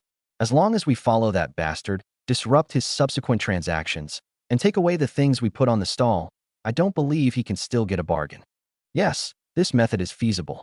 Where can you find genuine antiques in today's antique streets?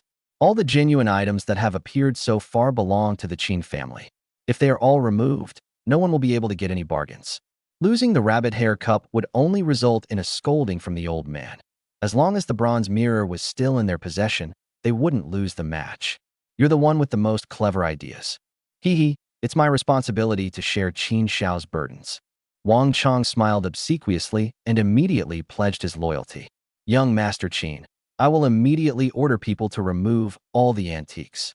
Yes, but that bronze mirror must be kept in the custody of our people. Qin Shou was terrified.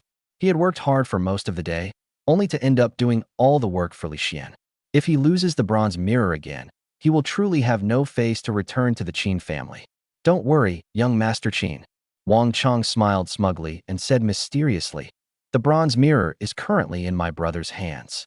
It will never appear in the world easily without my order. That's good.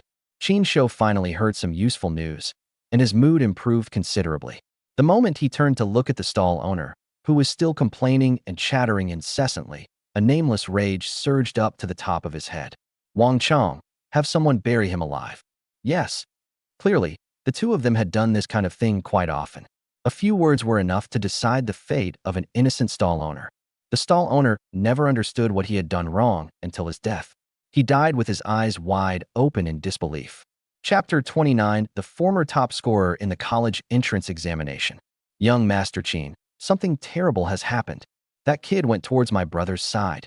Just as Wang Chong finished making his arrangements, he looked up and saw that Li Xian had already been stopped by Wang Fei. Qin Shou's heart tightened, and a strong sense of unease suddenly surged up. The bronze mirror must not fall into Li Xian's hands. Quick, chase after them. We have to stop them. Qin Shou and Wang Chong ran wildly toward Li Xian as if they were madmen. The group of photographers and staff behind them were confused, but they had no choice but to follow. What's going on? Where are young Master Qin and the others headed? Never mind that. Just follow them and film. The scene then became somewhat comical. Qin Shou and Wang Chong ran desperately ahead, while a group of people carrying machines chased after them. It knocked over the corners of several stalls along the way, drawing curses and a commotion. Almost at the same moment, the host's clear and powerful voice came over the loudspeaker. Ladies and gentlemen, only half an hour remains in the match. According to the live broadcast footage transmitted by our staff and unanimously assessed by the expert judging panel, Li Xian's total funds have now reached a staggering 56 million. Qin Shou's funds amount to 30 million. Li Xian is currently in a significant lead. The competition is heating up. Can Qin Shou make a comeback at the last moment? Let's wait and see. As soon as the amount was announced in the live stream, the chat exploded. Is this for real? The eldest son of the Qin family actually lost to the live-in son-in-law of the Yang family. Who is this Li Xian? Could it be that young Master Qin is just a pretty face? What do you know? Brother Xian is a true 4-time champion in our Department of Archaeology at Dongda University. He can tell the difference between real and fake at a glance, and determine the age at a glance. Even Professor AI said that Li Xian is the most talented student he has ever taught, without exception. Wait, Li Xian? That name sounds familiar. Wasn't the top scorer in Hangzhou's college entrance exam 4 years ago also named this? 714 points, rejected Tsinghua and Peking universities, and chose Southeast University's archaeology department. Could it be him? I just checked the news, it's him. It's absolutely true. One stone stirs up 1,000 waves. More and more stories about Li Xian have been unearthed by netizens.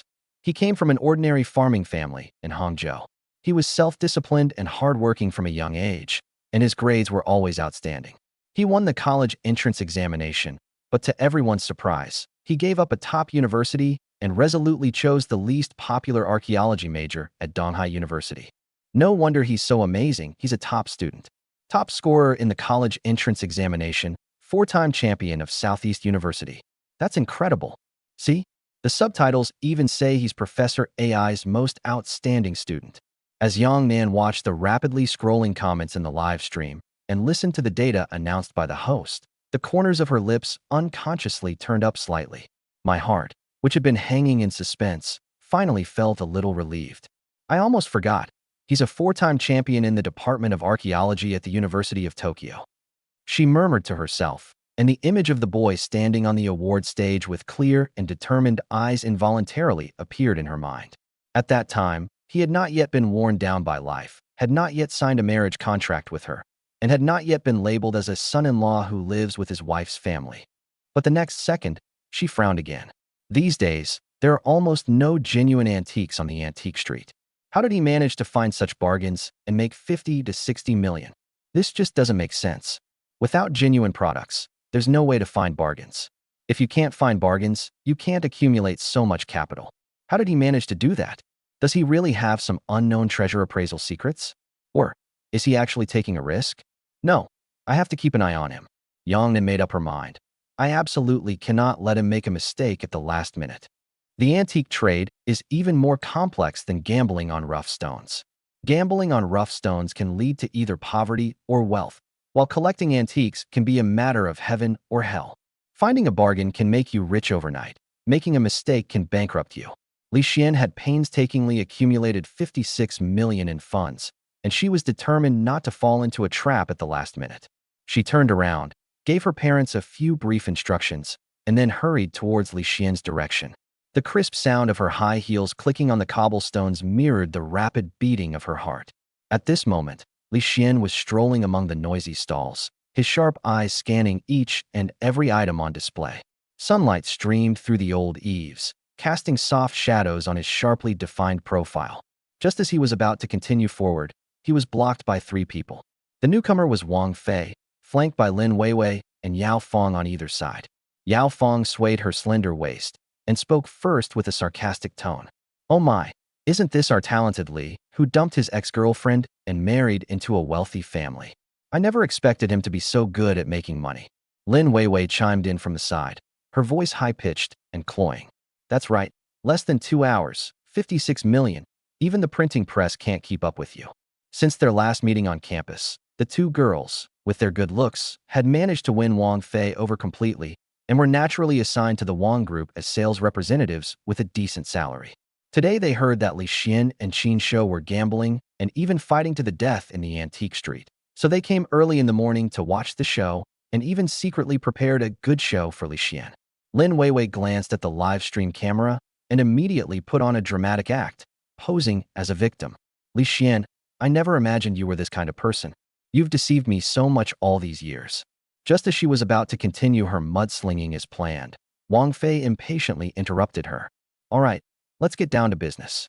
Lin Weiwei immediately shut up, glared at Li Xian resentfully, and then tightly clung to Wang Fei's arm, practically sticking to him. Wang Fei then slowly took out a bronze mirror from his pocket. The bronze mirror had an ancient design and was covered with a layer of bluish-black rust, making it look mottled and old, and it really did look like an antique. The patterns on the back of the mirror are intricate and mysterious.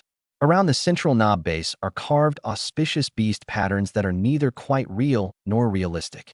The edges are exceptionally smooth from years of handling, exuding a warm and mellow feeling of time's passage. Li Xian, aren't you known as the 4-time champion of Donghai University and someone with eagle eyes. Wang Fei spoke with a hint of provocation, weighing the bronze mirror in his hand. Perfect timing. I have a treasure here. Do you dare to take it?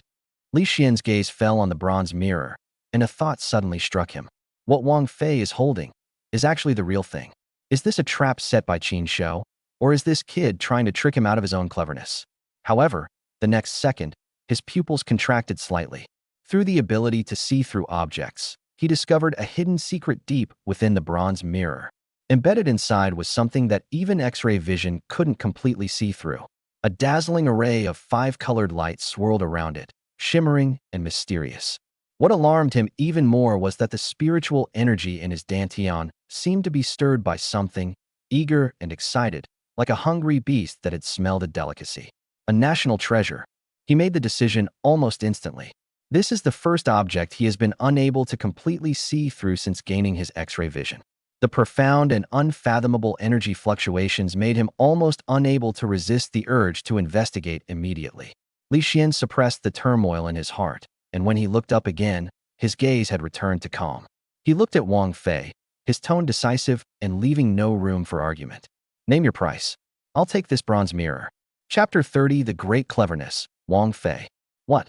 This bronze mirror? You want it? Wang Fei was taken aback at first, then his mind raced. He actually dared to let me name my price? Does he really want it? Or is he just putting on an act in front of me? Countless thoughts flashed through his mind. He considered almost every advantage and disadvantage. Suddenly, his brows relaxed, and a smile involuntarily appeared on his face. I understand. This must be my brother and young Master Qin's plan, deliberately sending me, an outsider, to deliver the final blow. This morning, Wang Chong specifically sought him out and repeatedly instructed him to keep the bronze mirror safe, so that it could be used as a fishing tool should Qin Shou fall behind. Now that Qin Shou is more than 20 million behind Li Xian, isn't this the perfect opportunity? Li Xian asked him to name a price, which shows that he couldn't tell it was a fake at all. They can even fool experts. This aging technique is simply incredible. They're using fakes to stall Li Xian and make him lose the match. That's right, that must be it. Brother, you guys are brilliant. Why didn't you explain it to me sooner? I had to figure it out myself. Wang Fei became more and more excited as he thought about it, as if he could already see himself becoming the greatest contributor to the Qin family. He immediately felt confident and stood up straight. Name your price? Sure, but it's not low. I'm afraid you can't afford it. I have 56 million in accumulated funds. Is there anything in this antique street that I can't afford? You've got guts. Wang Fei gave Li Xian a thumbs up and made a sarcastic compliment. You said it yourself. Don't you think a man keeps his word? Rest assured, my word is my bond. Good. This is exactly what Wang Fei was waiting for. Previously, he was worried that asking for too high a price would scare Li Xian away. But now that he has this statement to back him up, he dares to ask for any exorbitant price. Be bold and have a broad perspective. Once this deal is done, you'll have everything. I'm asking for 56 million. Or you can trade all the antiques you have. What? Li Xian really didn't expect this guy to actually dare to ask for such an exorbitant amount. Are you out of your mind? Wang Fei. Just then, Qin Shou and Wang Chong desperately pushed through the crowd and rushed towards them like madmen. Both of them were covered in sweat, and their clothes were disheveled. Qin Shou even lost a limited edition sneaker, but he was completely unaware of it. Upon seeing this, Wang Fei became even more certain that he had guessed correctly. I am the #1 contributor to the Qin family. He turned his head sharply and looked coldly at Li Xian. Too expensive? Take it or leave it. Wow, quite the temper. Li Xian hadn't expected Wang Fei to be so stubborn, refusing to budge an inch. He stared at the bronze mirror again, still unable to see through it. The spiritual energy was still surging. He glanced at Qin Shou and Wang Chong, who were rushing towards him, and couldn't help but mutter to himself. Was this a trap they set for me? Or do they have ulterior motives? Never mind. My eyes and spiritual energy will never lie to me. There must be a great treasure in this mirror. Li Xian's mind raced, and he quickly made a judgment. This is the only genuine item left in the entire exhibition, and it absolutely cannot fall into Qin Shou's hands. Whether it's to win the competition or for this treasure, we have to get it. Wang Fei, who was standing to the side, stared intently at Li Xian. Seeing that Li Xian's gaze was still fixed on the bronze mirror, Wang Fei's heart was pounding so hard it felt like it was going to jump out of his throat. May all the gods and Buddhas protect him. Don't let him hesitate any longer. Let's close the deal quickly. I'd even give Lin Weiwei to him if this is done. Make a deal. After a brief weighing of the pros and cons, Li Xian readily agreed without even haggling. Wang Fei suppressed his almost explosive joy and tried his best to keep his voice steady. Now that the deal is done, will you be transferring the money, or will you be paying with antiques? He himself didn't realize that his voice was trembling and his whole body was shaking. Let's use antiques as collateral. Li Xian didn't have that much cash, so he simply waved to his staff to hand over all the antiques he had collected to Wang Fei. At the same time, he snatched the bronze mirror from Wang Fei's hand and examined it carefully, as if it were a priceless treasure. The moment his fingertips touched the mirror, a warm and profound aura surged up his arm, merging and resonating with the spiritual energy in his dantian, almost making him sigh with pleasure. Stop. This deal is null and void. At the very moment the transaction was completed, two voices rang out simultaneously. The male voice was angry and deep, while the female voice was anxious and furious. Brother, young Master Qin, the task you entrusted to me is complete. Wang Fei excitedly greeted Qin Shou and Wang Chong, who were rushing towards him, and proudly displayed Li Xian's antiques one by one. Bro, that bastard got fooled this time. He never imagined I could swindle all his antiques with a fake. The competition's almost over. Let's see how he turns the tables with this fake. Xiao Fei. Qin Shou suppressed his anger and spoke in an unusually calm tone, but the bulging veins on his forehead betrayed his true emotions. Are you sure that bronze mirror is a fake, and not the one your brother gave you? Wang Fei's eyes darted around twice as he quickly pondered the matter. The mirror is definitely fake, there's no doubt about that. But why is young Master Qin asking this? Could it be that my brother is hiding the real thing and is using a fake one for me to act in? Yes, that must be it. I can't lie to my brother. I have to tell him it's true. Wang Fei, who thought himself clever, nodded emphatically, looking very serious. Yes, it's the one my brother gave me. Snap.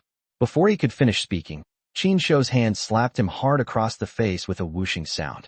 The force was extremely strong, the sound was crisp, and all eyes were instantly drawn to it. Before Wang Fei could react, Wang Chong delivered another flying kick, sending him flying more than 3 meters away, where he crashed heavily to the ground, covered in dust. You bastard! Did I tell you to do things like this? Brother, young Master Qin, I was just doing what you told me to do. Why are you hitting me? What did I do wrong? Wang Fei covered his burning cheek, feeling both shocked and angry, and almost burst into tears from grievance. He couldn't understand why he was being beaten up for doing such a great service. Wang Chong was speechless for a moment before realizing his foolish younger brother had completely misunderstood. Let him show off the real thing and attract Li Xian's attention, since he actually sold it. It sold for a sky-high price of 56 million? What a spendthrift son. Qin Shou was so angry that he almost vomited blood. How could such a crucial link be entrusted to this self-righteous genius? Can we say that Wang Fei was wrong now? That would be tantamount to publicly admitting that you have been lying. However, it cannot be denied that the bronze mirror has fallen into Li Xian's hands. What to do? I'll deal with you when we get back. Wang Chong glared fiercely at Wang Fei, his eyes filled with anger and disappointment. Almost simultaneously, Yang Nan, who had been rushing all the way, finally arrived. She braced herself on her knees, panting heavily, her bangs soaked with sweat and clinging to her fair skin, yet she still managed to lift her head and shout. This deal is null and void. I demand that the item be returned to its rightful owner. Her voice was rapid and panting, yet unusually firm. Her gaze was fixed on the bronze mirror in Li Xian's hand, then swept over the ashen-faced Qin Shou and Wang Chong, finally settling on the disheveled Wang Fei. She keenly sensed that something was amiss. Chapter 31. This game is unsolvable. Oh, Wang Chong and Qin Shou exchanged a glance, both seeing excitement in each other's eyes. There's hope. Hope. Good opportunity. There is still room to salvage this gamble. Wang Chong nodded repeatedly, echoing the sentiment. Yes, this deal doesn't count.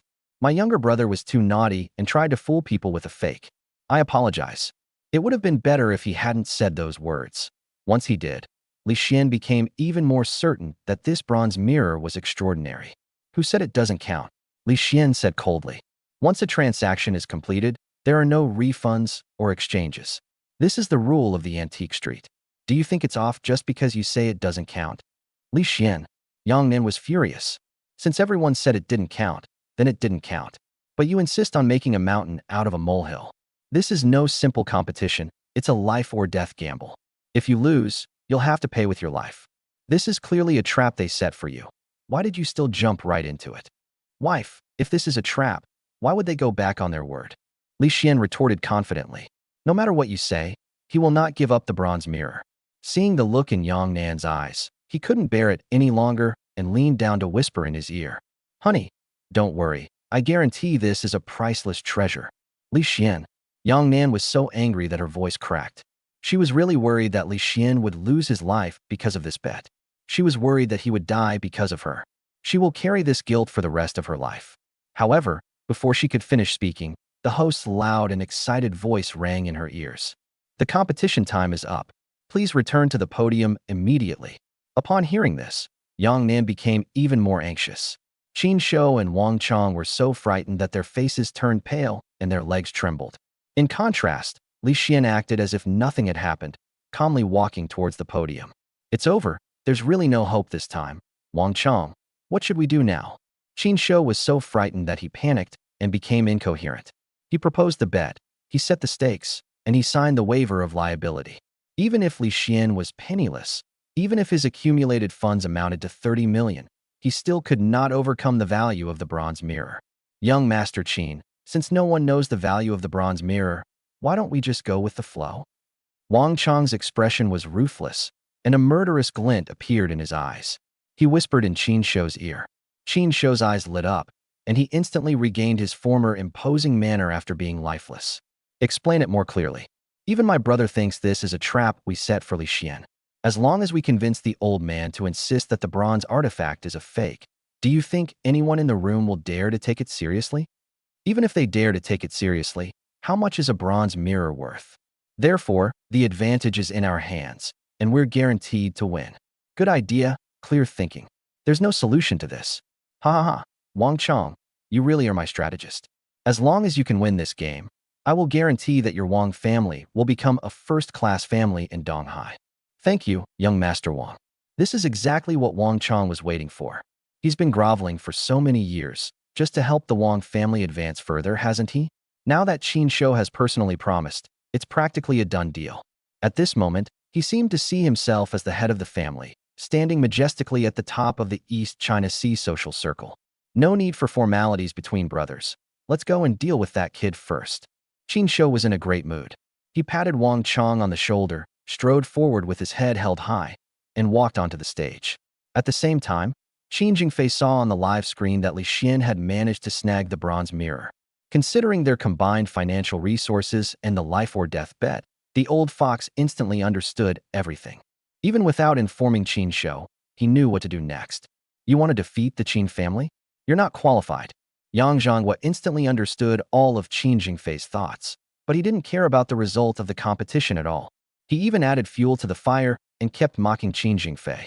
Old Qin, your family's most prized possession has fallen into my grandson-in-law's hands. You're likely to lose this bet. What treasure to protect the house? Yang Zhonghua, you can eat whatever you want, but don't talk nonsense. Qin Jingfei vehemently denied it. If he publicly acknowledges the origin of the bronze mirror, it would be tantamount to admitting that Qin Shou has lost. Not only will the Qin family lose its dignity, but Qin Shou will also lose his life. Yang Zhonghua was taken aback, his thick eyebrows furrowed slightly, and he couldn't help but mutter to himself. I couldn't be mistaken. That's clearly the bronze mirror that the Qin family treasures. Why won't this old man admit it? Oh, I understand. After a moment's thought, Yang Zhonghua understood the whole story. This old bastard is shameless enough to try and save the Qin family's dignity and Qin Shou's life with a bronze mirror. Humph, don't you know who my grandson-in-law is? You'll be crying later, Yang Zhonghua thought to himself. Looking around the entire arena, only he knew Li Xian's true strength. A being comparable to a martial arts grandmaster. Even if we lose the match, Qin family, do you dare to take Li Xian's life? Martial arts grandmasters are those who stand at the top of the pyramid in China, let alone taking Li Xian's life. Even if Qin Jingfei had 100 times the courage, he wouldn't dare to touch a single hair on Li Xian's head. This is why Yang Zhonghua was so indifferent to the life or death stakes. Besides, Li Xian didn't lose at all. Not long after, Li Xian and Qin Shou came onto the stage one after the other. Yang Nan, Wang Chong, Wang Fei, Lin Weiwei and others were all waiting around the stage. Seeing Yang Nan walk towards them looking lost and dejected, Yang Shoujing and Gao Yuan were extremely worried. Nan, what's wrong? Why do you look so pale? Dad, Mom, Li Xian has bet all his antiques on the bronze mirror. I'm worried he'll get ripped off. What? Yang Shoujing was shocked, and his face instantly turned extremely ugly. Xiao Xian, you're so foolish. Nan, this is a life or death gamble that will determine both winner and loser. You need to think of something quickly. Is there any way to salvage the situation? Gao Yuan was almost in tears. My daughter finally got married, but before they even had a chance to consummate their marriage, she's going to be a widow. She wouldn't allow it, nor would she agree to it. But what solutions could Yang Nan come up with? At that point, we'll just deny everything. Let whoever wants to laugh at the Yang family laugh. We can't risk Li Xian's life just to save face, can we? Refuse to admit it? Mocking the Yang family? Humph, listen to this. Is this something a member of the Yang family should say? As soon as Yang Nan finished speaking, he was met with a barrage of lectures from Yang Shoubei and Yang Shouqing standing nearby. What makes the Yang family a top family in Donghai? Isn't it the old man's prestige and the reputation he has built up over decades? For the sake of a mere live-in son-in-law, you're going to put the Yang family in a position of being unrighteous, dishonest, and untrustworthy? Are you even still members of the Yang family? Don't take on a job you're not qualified for. You've messed things up this time, haven't you? Ha! Chapter 32, Su Cheng Lu Yan. The two brothers, Yang Shoubei and Yang Shouqing, went back and forth, relentlessly belittling and mocking each other. In their minds, as long as Li Xian loses the match and is killed by the Qin family, they will have a way to send Yang Nan back to Qin Shou's bed. At that time, their children will return from abroad to divide the family property. The brothers will be the actual controlling shareholders of the Yang family. As for Yang Shoujing, he is nothing more than an illegitimate son with no connections or background, and is not worth worrying about at all. On the other side, the Qin family's camp. Two young men stood with their arms crossed, staring at Qin Shou on the stage with ambiguous smiles. My dear brother, you've really messed up this time. You've lost the Qin family's most precious treasure. Let's see how the old man will protect it now. Stop trying to protect him. This gamble is a done deal, and Qin Shou must die. Yes, our eldest brother must die. Only when he dies will we have a chance. Over the years, he has abused his status as the eldest grandson to do whatever he wants. Today is the day he pays a heavy price. The two men were none other than Qin Shou's two cousins. Being from a large family, they were far more ruthless than the Yang brothers. This is similar to princes or noblemen in ancient times. As long as the crown prince lives, they will never have a chance to rise in the ranks. In other words, only if Qin Shou dies will they have a chance to gain Qin Jingfei's attention and receive more resources and property. Otherwise, they would live in Qin Shou's shadow for the rest of their lives, never having a chance to rise above their circumstances. Li Xian? Interesting. On the periphery of the crowd, a woman in a blue and white cheongsam leaned against a vermilion pillar, looking as languid as a cat that had just woken up, a faint smile playing on her exquisite face. The blue and white porcelain cheongsam clung to her figure, perfectly outlining the curves of a mature woman's figure. The woman turned slightly to the side, and through the slit of her cheongsam, a section of her jade-like leg, wrapped in white stockings, was faintly visible, perfectly capturing people's attention. She wore a pair of stiletto heels with a touch of red at the toe, like plum blossoms suddenly falling in the snow, dazzlingly bright. Those fair and slender calves, with smooth lines, resembled a pair of elegant wine glasses, exuding a resilient strength. However, what's most captivating is her two red lips. Like a ripe cherry, it gleams with a crystalline light, exuding a sexy and alluring charm. People around her couldn't help but look at her, their eyes constantly drifting towards her. I need all of Li Xian's information within an hour. The woman murmured to herself, seemingly lost in her own world, oblivious to the strange looks she was receiving. In her eyes, everyone present was transparent, except for Li Xian's figure, which was clearly reflected in her deep blue pupils. On the high platform, Li Xian and Qin Shou each laid out the antiques they had collected, presenting them to the four expert judges for their evaluation. No need for review. As soon as the staff placed the antique on the judge's table, Qin Jingfei couldn't wait to say, Li Xian only has a bronze mirror, which is worth at most 1 million, while Qin Shou's antiques are worth far more than 30 million. It's obvious who wins and who loses. Qin Jingfei, you've even abandoned your own dignity to save your grandson's life. Qin Jingfei's voice had barely faded when he was met with Yang Zhangguo's furious disdain. Do you dare to say in front of all the audience members and viewers in the live stream, this bronze mirror is not the most prized possession of your Qin family? No, Qin Jingfei answered decisively, without blushing or skipping a beat. Yang Zhangguo's lips curled up in an unusually eerie smile. Since it's not, then I'll take it back. Recycle it. I have no objection. Good. Yang Zhangguo suddenly stood up, and a sharp, murderous aura suddenly erupted from him. I once had the honor of seeing the Qin family's most treasured possession. I dare to guarantee with my integrity that this bronze mirror is indeed the Qin family's most treasured possession. I am willing to offer 100 million to buy back this bronze mirror. I wonder what the judges think. No. Before the other judges could speak, Qin Jingfei immediately jumped out to object.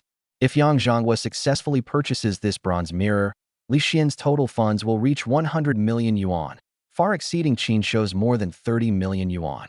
Why not? Didn't you just agree? Yang Zhangguo asked in a cold voice, his face full of mocking smile. Anyone present can be taken back, except you and your Yang family. Otherwise, this gamble will lose its original meaning. Qin Jingfei was certain that, apart from Yang Zhangguo, no one else in the entire venue would spend tens of millions, or even hundreds of millions, to repurchase an inconspicuous broken bronze mirror. Yes, the parties involved and their relatives cannot take back these antiques, let alone maliciously inflate their value. Zhao Kailai immediately chimed in agreement. He also recognized the origin of the bronze mirror, but the Zhao family and the Qin family were related by marriage, and he could not undermine Qin Jingfei at this time. Sun Fuhai, on the other hand, wanted to support Yang Zhangguo, but he couldn't break the rules of the competition. I'd rather remain silent. Since the parties involved and their relatives cannot buy back these antiques, shouldn't I, as an outsider, be able to recycle them? Just then, a languid female voice rang out. The voice was not loud, but it had a very strong penetrating power. Everyone present heard it. Swish, swish, swish. Everyone turned their heads in unison, looking towards the source of the sound, their gazes all focused on it. In an instant, the crowd parted automatically like a tide, making way for a wide passage. At the end of the passage stood the woman in the blue and white porcelain cheongsam. Lu Yan? Wasn't she abroad? When did she come to Donghai? Others might not recognize the woman in the cheongsam, but Yang Nan, as Lu Yan's best friend, recognized her at a glance. Gentlemen, I am willing to spend 100 million yuan to buy back this bronze mirror. I wonder if that would be considered breaking the rules. Lu Yan walked gracefully, her waist swaying gently like a willow in the wind, her steps like lotus blossoms exuding fragrance, each step drawing everyone's attention. Wherever she went, a faint fragrance lingered in the air, drawing exclamations of admiration from the crowd. My God, she's absolutely stunning. And her body odor is just so wonderful. Some people couldn't help but exclaim in amazement.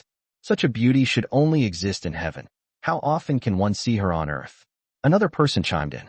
Look at her figure, graceful as a startled swan, elegant as a swimming dragon. She is so beautiful that you can't take your eyes off her. Another person sighed.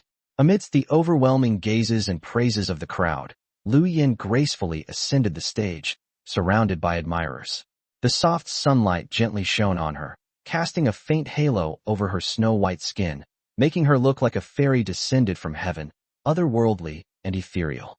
Every smile and gesture of hers exudes charm, effortlessly captivating hearts. Her beauty is in no way inferior to Yang Nan's.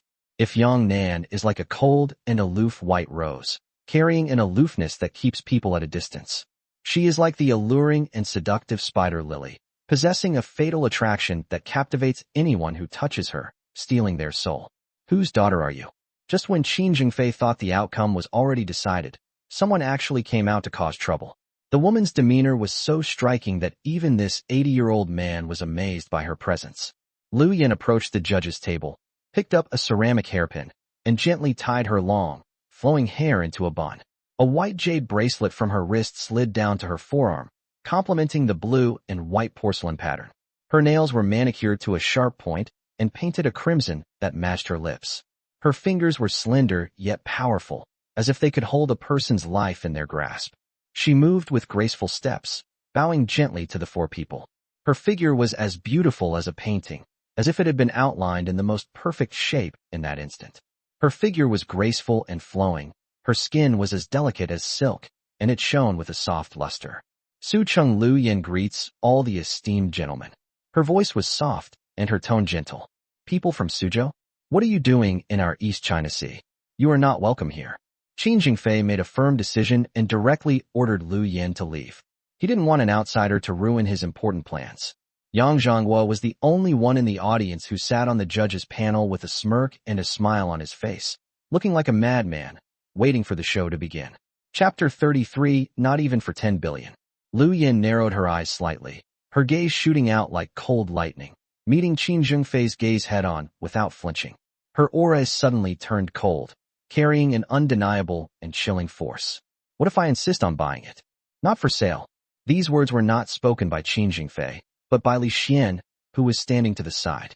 Miss, thank you very much for your support, but as the owner of the bronze mirror, I have no intention of making a move. Oh, you're not even willing to spend 100 million. Lu Yin looked surprised, her willow leaf eyebrows slightly raised. She wouldn't have acted so easily if it weren't for Yang Nan's sake. But this brat in front of her didn't seem to want to accept her kindness. Not for sale, Li Xian answered decisively. He simply wouldn't sell, and no one could test him with money. However, Lu Yin was clearly not giving up. There was nothing she couldn't get if she wanted it. What if I offer 200 million? Not for sale. 1 billion. Even if you offer me 10 billion, I won't sell. Why? Lu Yan's surprise turned into astonishment. Are there really men in this world who aren't tempted by money? She thought she had seen through Li Xian, but she never expected him to be so stubborn. The audience and viewers in the live stream were stunned by Li Xian's attitude of treating money like dirt. Not even for 10 billion? Is this bronze mirror studded with diamonds?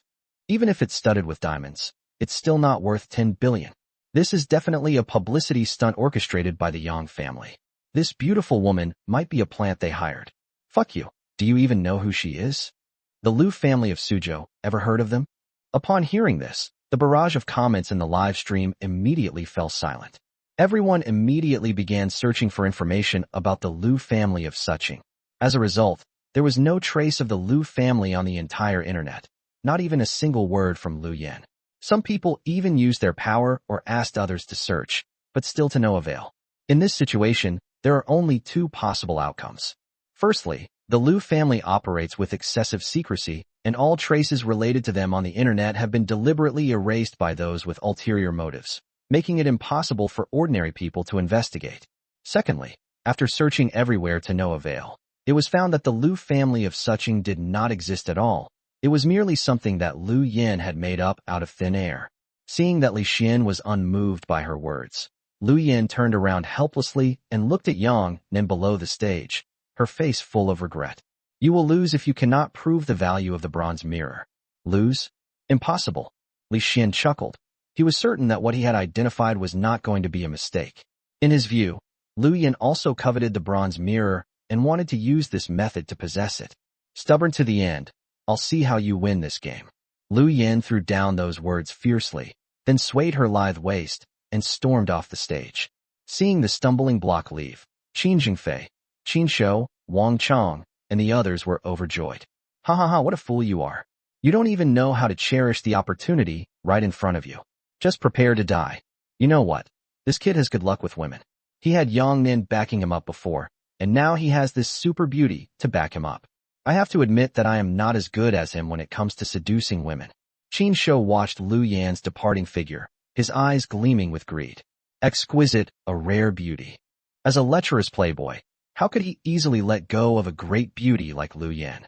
Especially in the East China Sea, on the Qin family's own little territory, it's even more important not to miss out. He took out his phone and quickly typed a message. Wang Chong, quickly send someone to find out Lu Yan's background. Tonight, I want her and that little bitch Yang Nan to serve me together. Mission accomplished.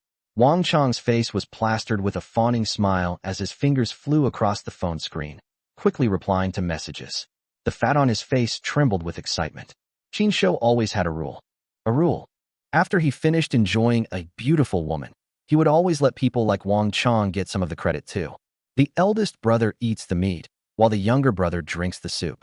The thought of Yang Nan and Lu Yan's stunning beauty made Wang Chong's heart itch with desire. What's a sip of soup? The sweat of such a stunning beauty must smell sweet. Just looking at those two straight, slender, and fair legs, he could be obsessed with them for 10 years without getting tired of them. Yang Zhonghua, do you have anything else to say? Qin Jingfei turned to Yang Zhonghua, who was watching the show from the side, and said, the beautiful women who came to the rescue have all been driven away by Li Xian. How are you going to turn the tables? What can I say? Do whatever you want.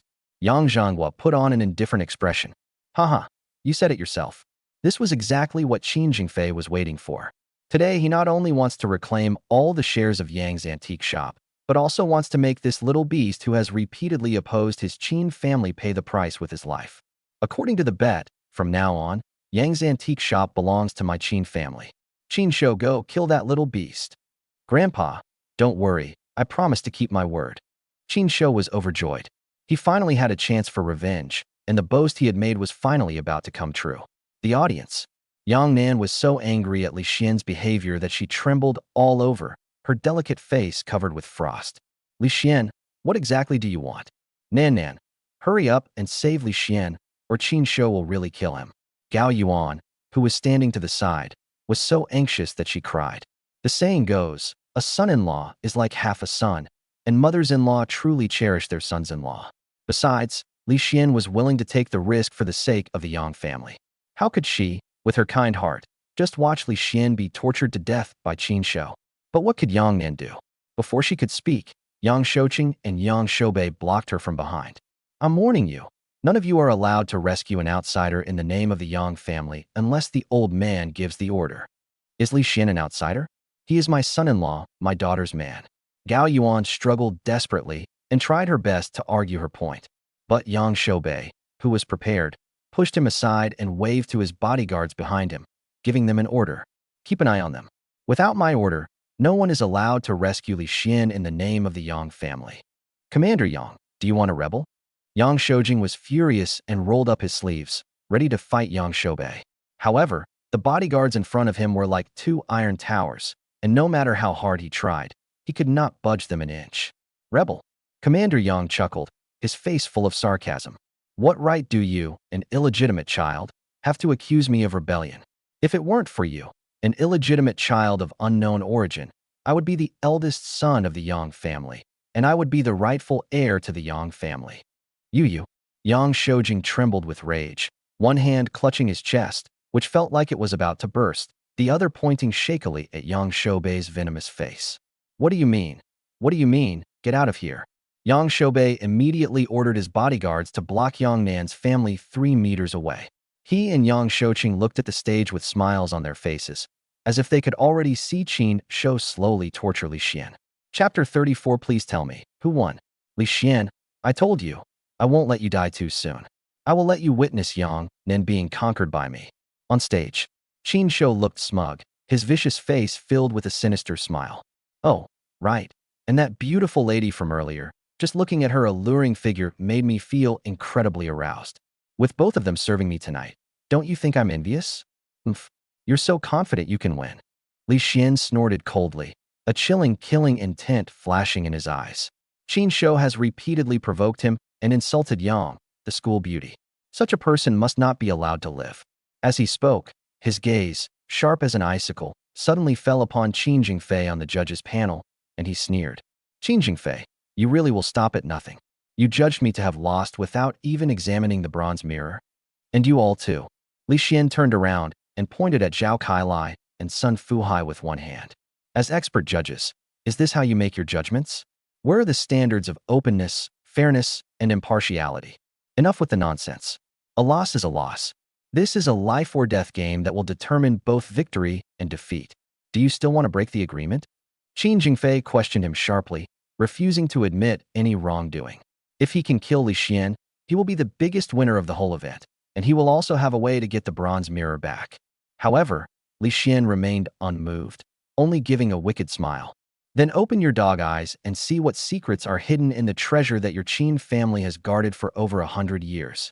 As soon as he finished speaking, his aura suddenly changed.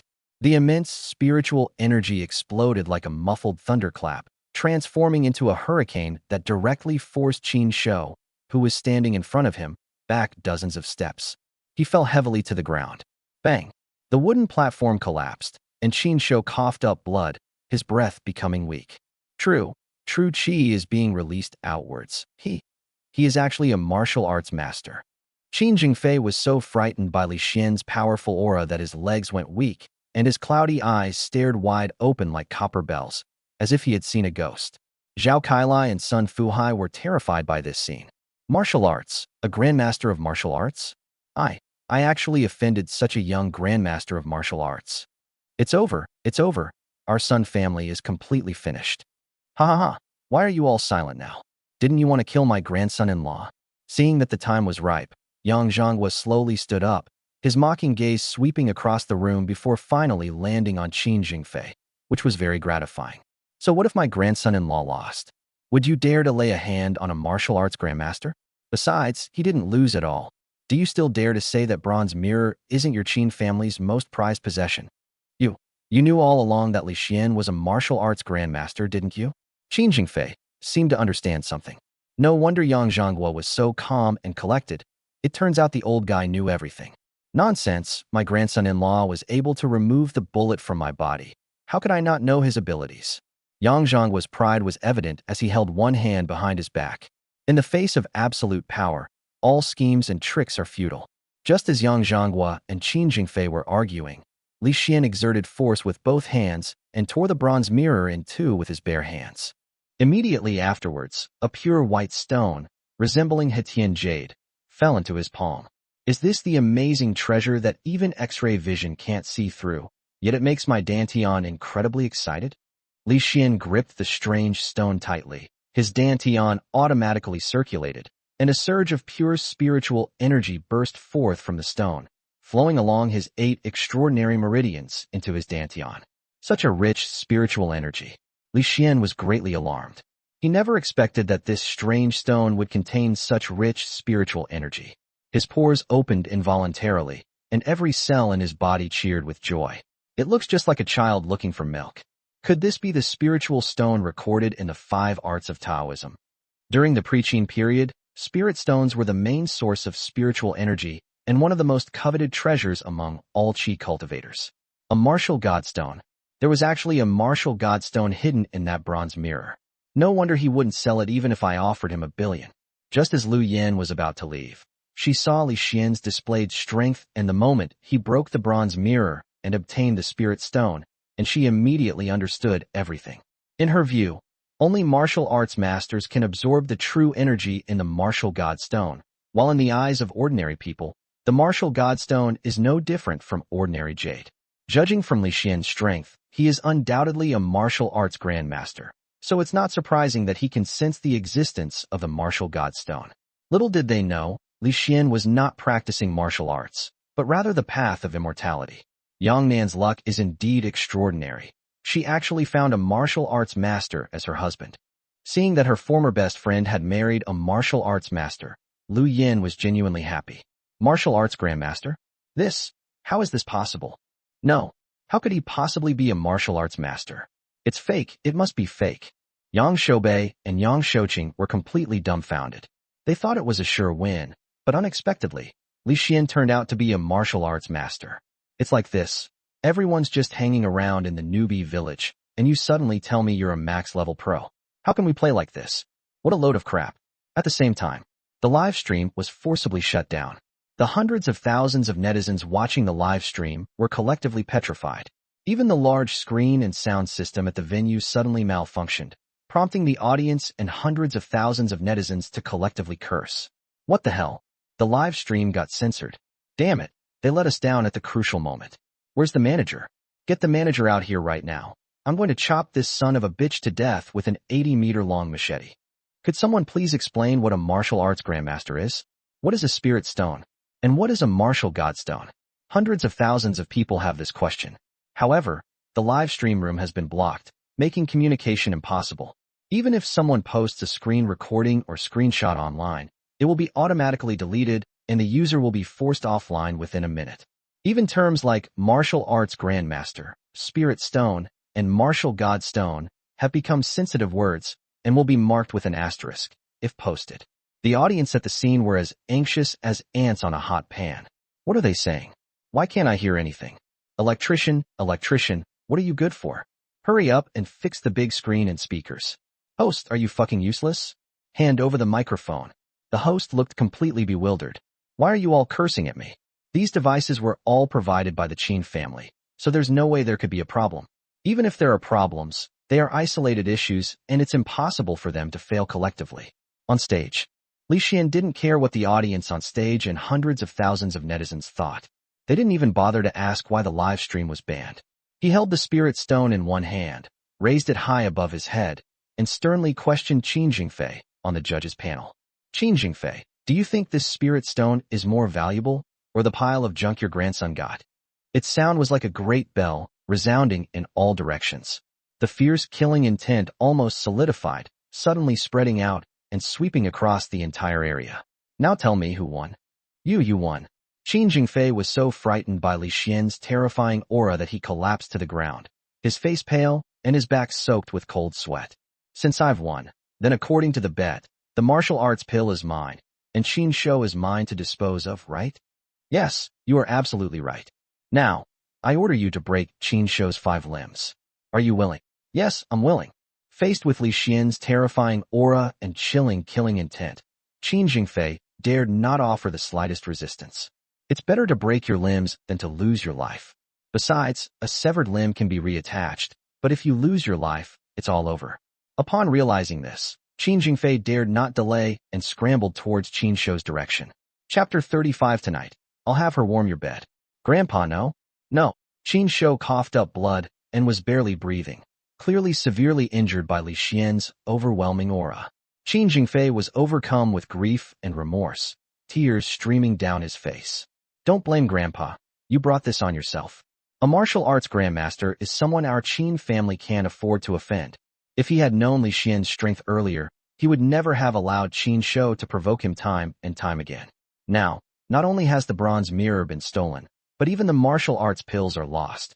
Even more cruelly, he had to break his grandson's limbs with his own hands. What a heart-wrenching pain this is. Refusing would be tantamount to pushing himself and the entire Qin family into an abyss. For the sake of his family, he had no other choice. Qin Shou was still wailing and begging for mercy, but Qin Jingfei made up his mind and no longer hesitated. In full view of everyone, he personally broke Qin Shou's 5 limbs. Seeing this, Li Xian finally revealed a slight smile, casually picked up the martial arts pill from the notary table, and walked calmly towards Yang Nan below the stage. Grandson-in-law, wait for me. Upon seeing this, Yang Zhongwa jumped off the judge's panel. With those agile movements, there was no trace of being terminally ill. He's even more agile than a young person. Sun Fuhai and Zhao Kailai looked at each other in bewilderment for a long time before they came to their senses. We're all in our 70s or 80s. How come old Yang is so agile? Could it be his grandson-in-law? Very likely. The two exchanged a glance, understanding each other without saying a word. Old Yang. Squad leader Yang. Wait for us. We were just confused for a moment, blinded by Qin Jingfei. As long as you forgive us, we'll do anything you ask. That's right. We're brothers who've fought side by side, sharing guns and killing enemies. Go away, don't give me that crap, I don't have time for you. Yang Zhongwa's eyes were now completely on Li Xian, and he couldn't care less about these 2 old guys. Li Xian walked up to Yang Nan. Commander Yang and Commander Yang had already fled with their bodyguards, not daring to linger. Wife, I won. He shook the martial arts pill in his hand, like a child seeking praise. Unexpectedly, Yang Nan wiped away her still damp tears and turned her face away haughtily. So what if they won? What does it have to do with me? How dare you talk like that, girl? Gao Yuan lightly slapped Yang Nan's buttocks. Hurry up and go home to warm Xiao Xian's bed. Yang Nan cried out in pain, then realized they were in a public place and quickly covered her mouth. Her charming appearance made Li Xian's eyes light up, and he wished he could try it out himself. Yang Nan was so embarrassed that she wanted to disappear. She turned around and ran away. Who wants to warm his bed? I have things to do at the company. I'm going back now. After saying that, he ran away without looking back. Gao Yuan smiled awkwardly at Li Xian. Xiao Xian, don't mind her. Nan is shy. I'll have her warm your bed tonight. Li Xian almost blurted out, okay, realizing that his mother-in-law was the most reliable person. All right. Don't you feel ashamed to say these things in public? Yang Shoujing rolled his eyes at his wife, then turned to Li Xian with a fawning smile. Xiao Xian, the competition is over. How about we go home for dinner? Okay, let's go home for dinner. Surrounded by the Yang family, Li Xian met up with Yang Zhonghua, leaving the Qin family in a mess, and returned directly to the Yang family manor. Kyoto, War Department. In a spacious and brightly lit round-table conference room, a group of elderly men with white hair and military stars on their shoulders are intently watching a large screen. The scene showing Li Xian unleashing his power and sending Qin Shou flying is playing on a loop. Next to him was all of Li Xian's information, from his birth to his marriage certificate with Yang Nan. Even his ancestors for 18 generations were clearly recorded. What do you all think?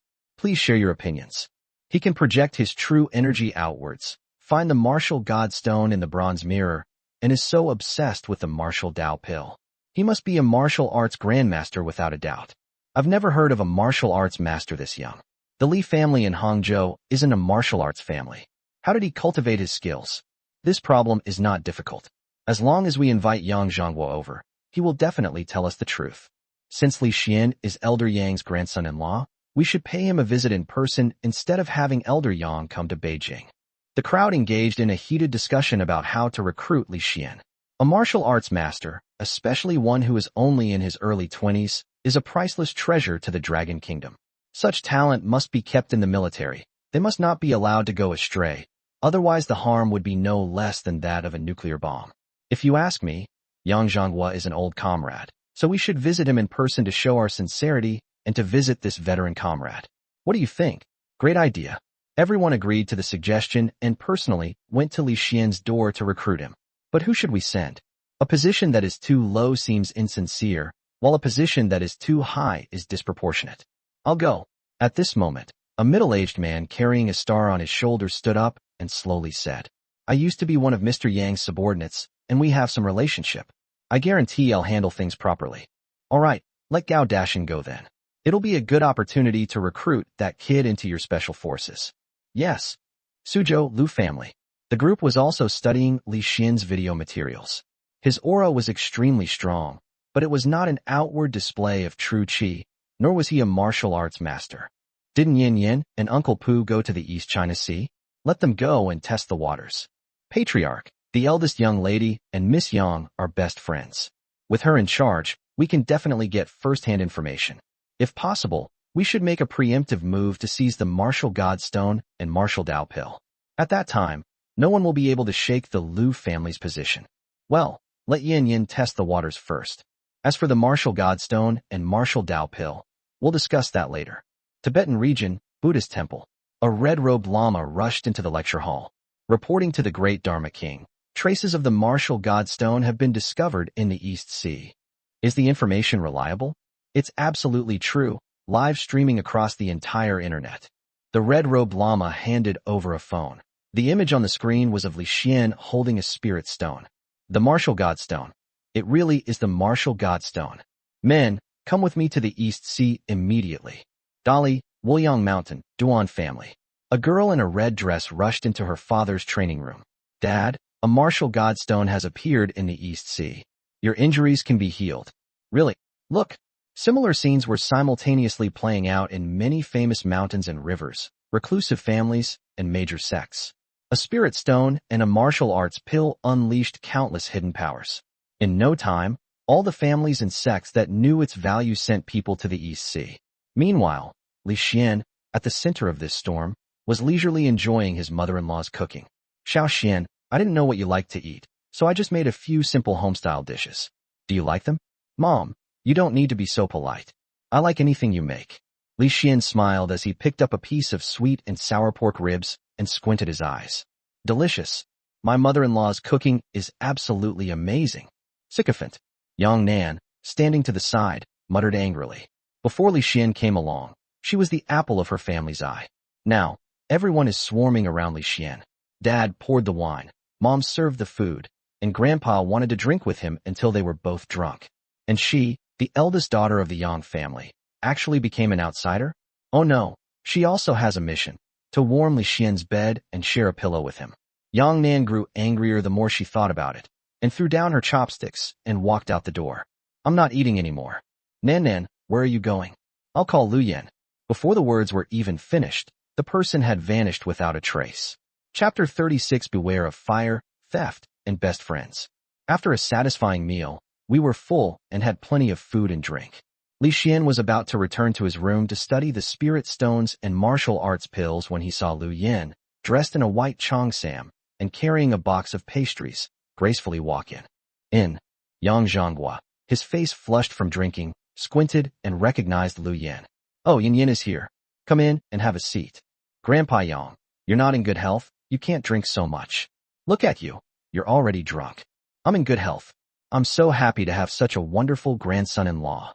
Yang Zhonghua patted his chest, his face full of pride. "Are you feeling better?" Lu Yin was taken aback, her delicate eyebrows slightly raised. "The bullet, has it been removed?"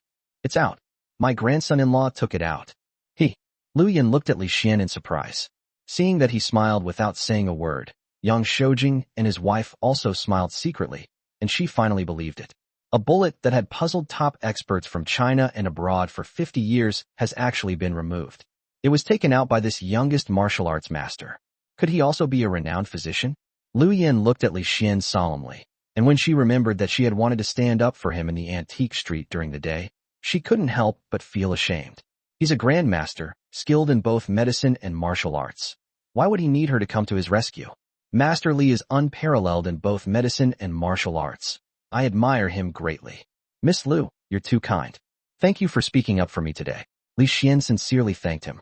The person who stood up for him in that situation was not a bad person at heart and was worth befriending. Suddenly, his gaze flickered slightly as he glanced towards the door, as if sensing something, then smiled faintly and looked away. As if sensing something, Lu Yin quickly changed the subject. "Grandpa Yang, you all go ahead with your work. I'm going to go chat with Nan Nan." Go ahead. Yang Zhonghua waved his hand, and Lu Yin, as if granted a pardon, hurriedly left. A moment later, Lu Yin arrived at Yang Nan's boudoir. Li Xian returned to his room. However, he did not rush to absorb the spiritual energy from the spirit stone, nor did he take any martial arts pills. Instead, he sat cross-legged on the bed and quietly activated his X-ray vision. In an instant, the entire Yang family manor seemed meaningless to him, and all his pretense was laid bare. He saw Yang Zhonghua, who was drunk, fast asleep. He also saw Yang Shoujing and Gao Yuan whispering to each other. Furthermore, he saw Yang Nan and Lu Yin holding hands and chatting intimately about their private matters. Suddenly, the corners of his lips lifted slightly, revealing a knowing smile. "I've found you." At the edge of the field of vision, an elderly man, well past 70 and dressed in shabby clothes, was leisurely lying on the roof of the manor pavilion, holding a wine gourd in one hand and a roast chicken in the other, eating with his mouth full of oil, looking very content. "Drink today, for tomorrow we may die. If there's no wine tomorrow, we'll just have cold water." "Ha ha ha, how wonderful." But at that moment, the old man suddenly stopped moving, as if startled by something invisible. His hair stood on end, and he sat up abruptly, looking around warily. There was no one around. Only the bodyguards in the corridor were still on duty. The nanny is clearing the dining table in the living room. Everything was normal, with nothing unusual. "Which fellow Taoist is spying on this old beggar? Please show yourself," he asked in a low voice, but the surroundings remained silent, and he could not sense any fluctuations in true energy. "Strange. I felt like someone was watching me, but there's nothing there." He repeatedly got up and lay down, making sure that there was no one else besides the usual servants and bodyguards, before he finally relaxed and happily took a sip of wine. "Drink today, for tomorrow we may die. Such joy surpasses even that of a living god." Inside the room, Li Xian silently raised the corners of his mouth. This old man is quite alert. If it weren't for the ability to see through things, it would probably have already noticed us. However, just who is this Lu Yin? To have such a powerful expert protecting her while she goes out for a trip, her identity is definitely not simple. Li Xian pondered to himself. Such a woman is like a rose with thorns, alluring yet dangerous.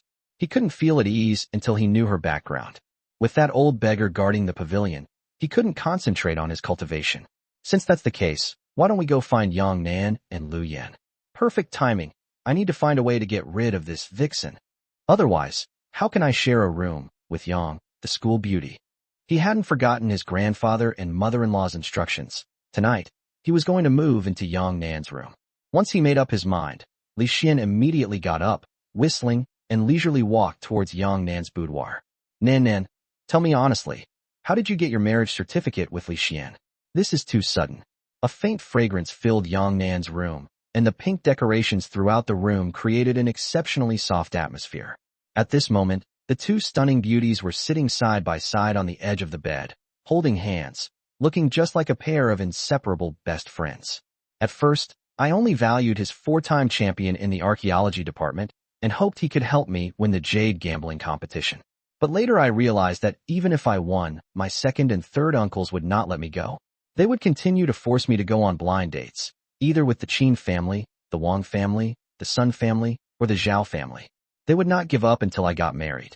Yang Nan sighed softly and recounted everything that had happened recently, including how Yang Shoubei and Yang Shouqing forced her into a marriage alliance and their ambition to control the Yang group. She saw it all clearly. The only thing omitted was the night she spent with Li Xian at the hotel. So, your marriage was a sham? Yes, we made a 3-year agreement, after which we would go our separate ways. Nan, are you being foolish?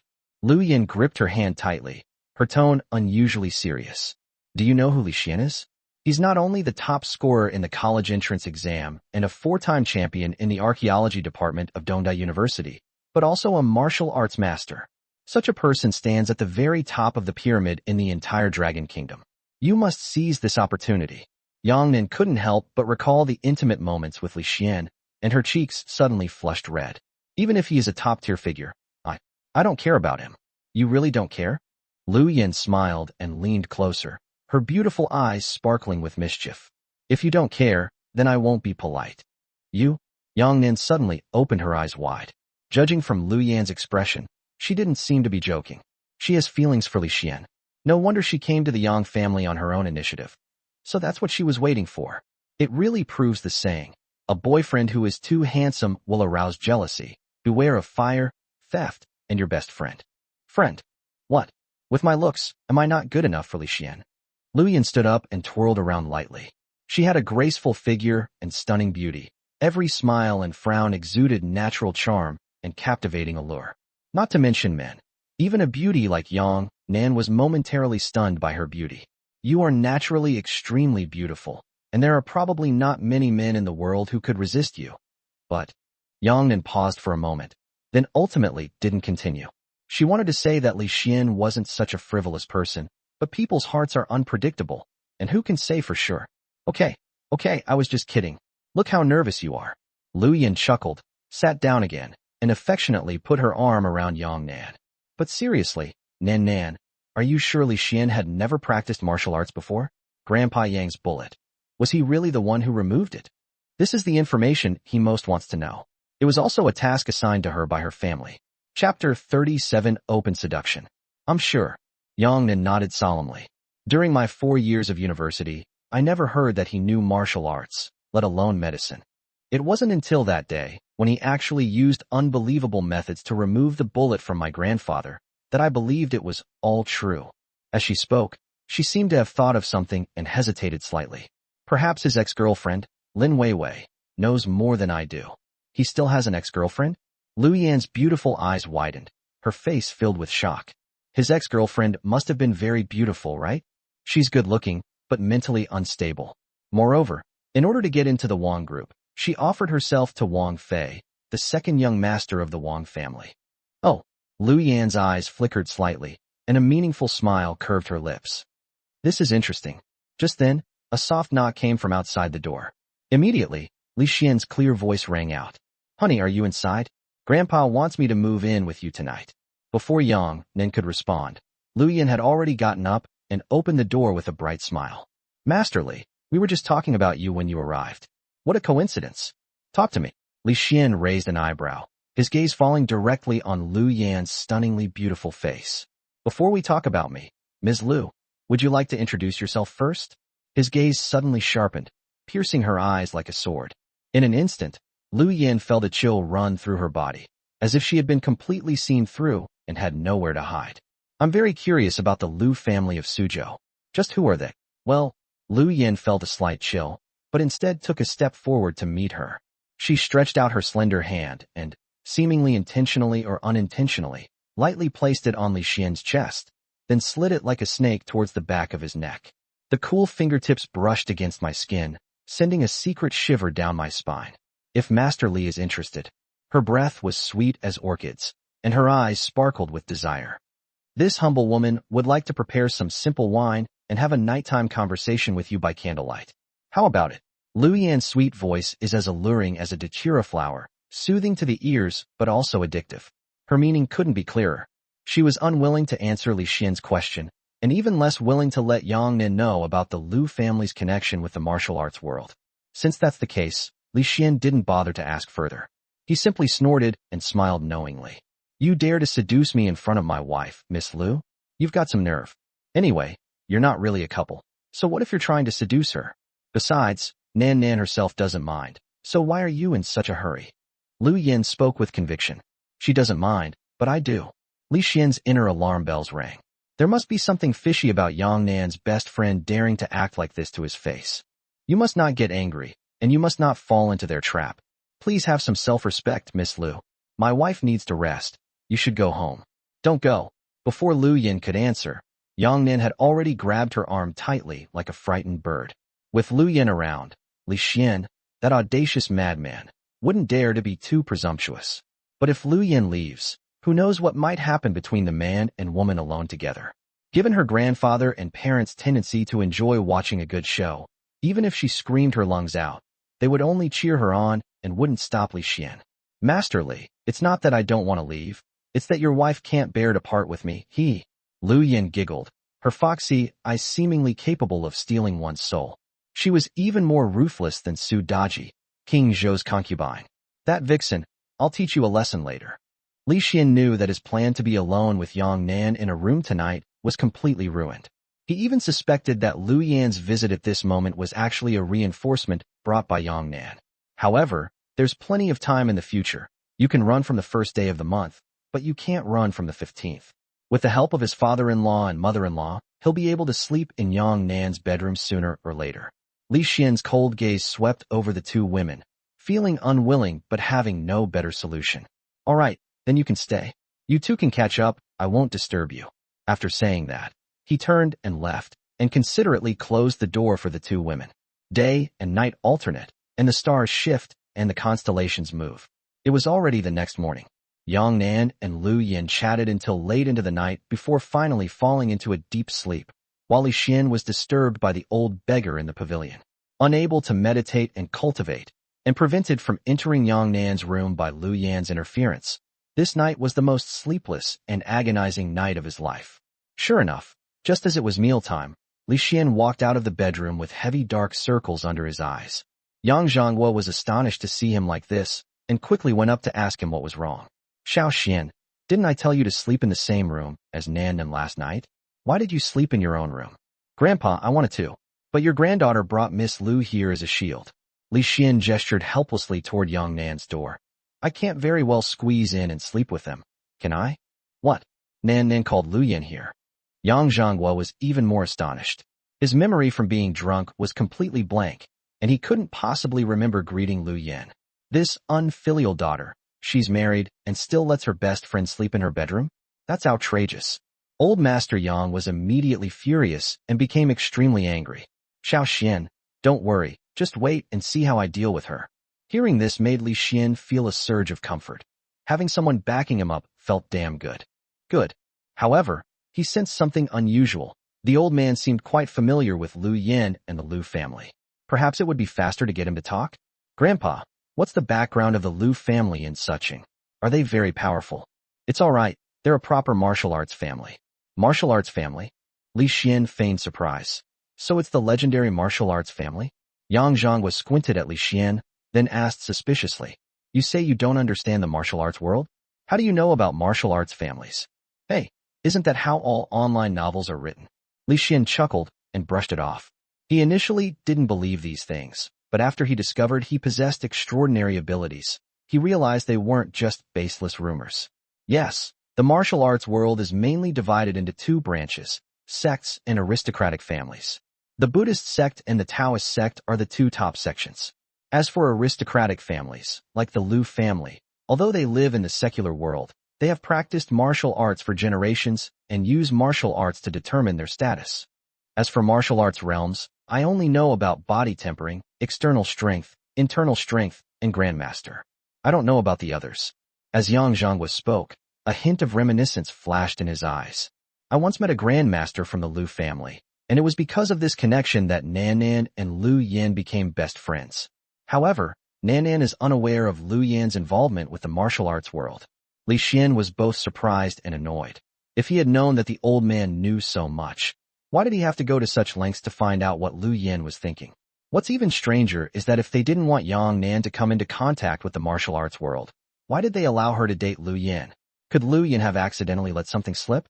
Then, does the old man know what level Lu Yan herself is at?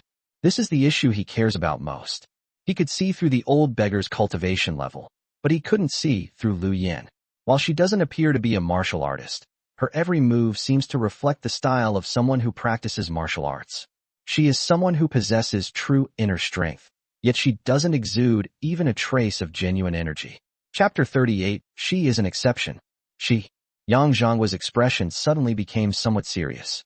She is an exception. The word special case instantly piqued Li Xian's curiosity even more.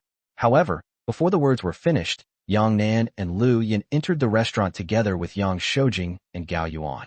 Dad, what are you chatting about with Xiaoxian so happily so early in the morning? Yang Shoujing asked. It's nothing. Yang Zhangwa immediately put on a smiling face. Everyone's here. Hurry up and sit down for breakfast. Li Xian cursed inwardly. He was just one step away from finding out Lu Yan's background, but he was abruptly interrupted. However, it wasn't all without gain. At least it confirmed that beneath this seemingly ordinary world lies a martial arts world that transcends the mundane. Yang Nan noticed the dark circles under Li Xian's eyes and felt guilty, avoiding his gaze. Lu Yan, however, saw through Li Xian's thoughts at a glance. Instead of restraining herself, she took the initiative to serve him food at the dinner table and even asked for his WeChat in front of everyone. Master Li, didn't you sleep well last night? I have a secret recipe for treating dark circles under the eyes. Can I add you on WeChat, and I'll send it to you? No need. I'll just take a nap later. Li Xian coldly refused. Hey, Master Li, don't be so aloof. I'm not trying to poach your talent. Lu Yan's eyes sparkled as she smiled at Yang Nan. Nan Nan won't be jealous, right? These words immediately silenced everyone and made the matter seem perfectly justifiable. Even Gao Yuan chimed in, adding one would be good. I also happen to have something I'd like to ask Xiaoxian for advice privately. Since his mother-in-law had spoken, Li Xian had no choice but to comply. He opened the QR code and had everyone present, including Yang Nan, his fake wife whom he had never added on WeChat, scan it. Breakfast ended with this round of adding each other on WeChat. Just as Li Xian put his phone away, Lu Yan's message popped up. Want to learn about the world of martial arts? Grandmaster Li is welcome to the Lu family in Suzhou. This humble woman will certainly do her utmost to welcome you. The message was followed by a series of playful emojis. Li Xian glanced at it, but did not respond.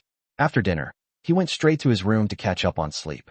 Lu Yan understood the invitation implicitly and reluctantly left the Yang family, swaying her slender waist. Around noon, at Donghai People's Hospital, after a night of emergency treatment, Qin Shou's limbs were finally reattached. However, the fifth limb was severely damaged due to muscle and nerve necrosis, so the surgery was merely a superficial and beautiful decoration, and it lost all its function. Grandpa, I'm going to kill that bastard. At all costs. Qin Shou's face was contorted, his eyes blazing with resentment. He could endure losing his hands and legs, but losing his manhood and becoming like a eunuch in the palace was more painful than death for a playboy who indulged in wine and women and was cynical and irresponsible. Shower, don't worry. Qin Zhengfei gripped his grandson's hand tightly and said in a deep voice, although our Qin family is not a martial arts family, we will not tolerate any disrespect for martial artists. I have invited your Grandpa Lu to come out of seclusion, and he will heal you. Grandpa Lu. The dejection in Qin Shou's eyes was suddenly replaced by ecstatic joy, and he excitedly shouted, He's really willing to help me. When will he come to the East China Sea? They're already on their way. That's great. Qin Shou seemed to have grasped at a lifeline, his eyes burning with a morbid excitement. Grandpa, when I get better, I'm going to sell that little bitch Yang Nan to Africa. Oh no, I'm going to send her to the industrial park in northern Myanmar, where the three Bai brothers will take care of her. Heal your injuries first. Qin Jingfei affectionately patted Qin Shou's head, but his eyes held a hidden ruthlessness. Once you're better, you can have whatever you want. And that kid? Qin Shou gritted his teeth, his whole body radiating overwhelming killing intent. Rest assured, Qin Jingfei's lips curled into a sinister smile. The bounty on the dark web has been issued, and a top assassin will soon descend upon Donghai. Even if he is a martial arts master, he won't escape the top assassin's hunt. Grandpa, you're so good to me. Qin Shou snuggled against Qin Jingfei like an unweaned child, making the old man laugh heartily. But the eyes buried in his arms burned with a raging fire of revenge. At the same time, on the Huangpu River, a nimble wooden boat cuts through the misty rain and sails upstream. The two people on the boat were none other than the naturally alluring Lu Yan and the old beggar who had once indulged in wine and meat without restraint at the Yang family pavilion. At this moment, the old beggar, wearing a straw hat and raincoat, stood steadily at the bow of the boat with a long pole in hand.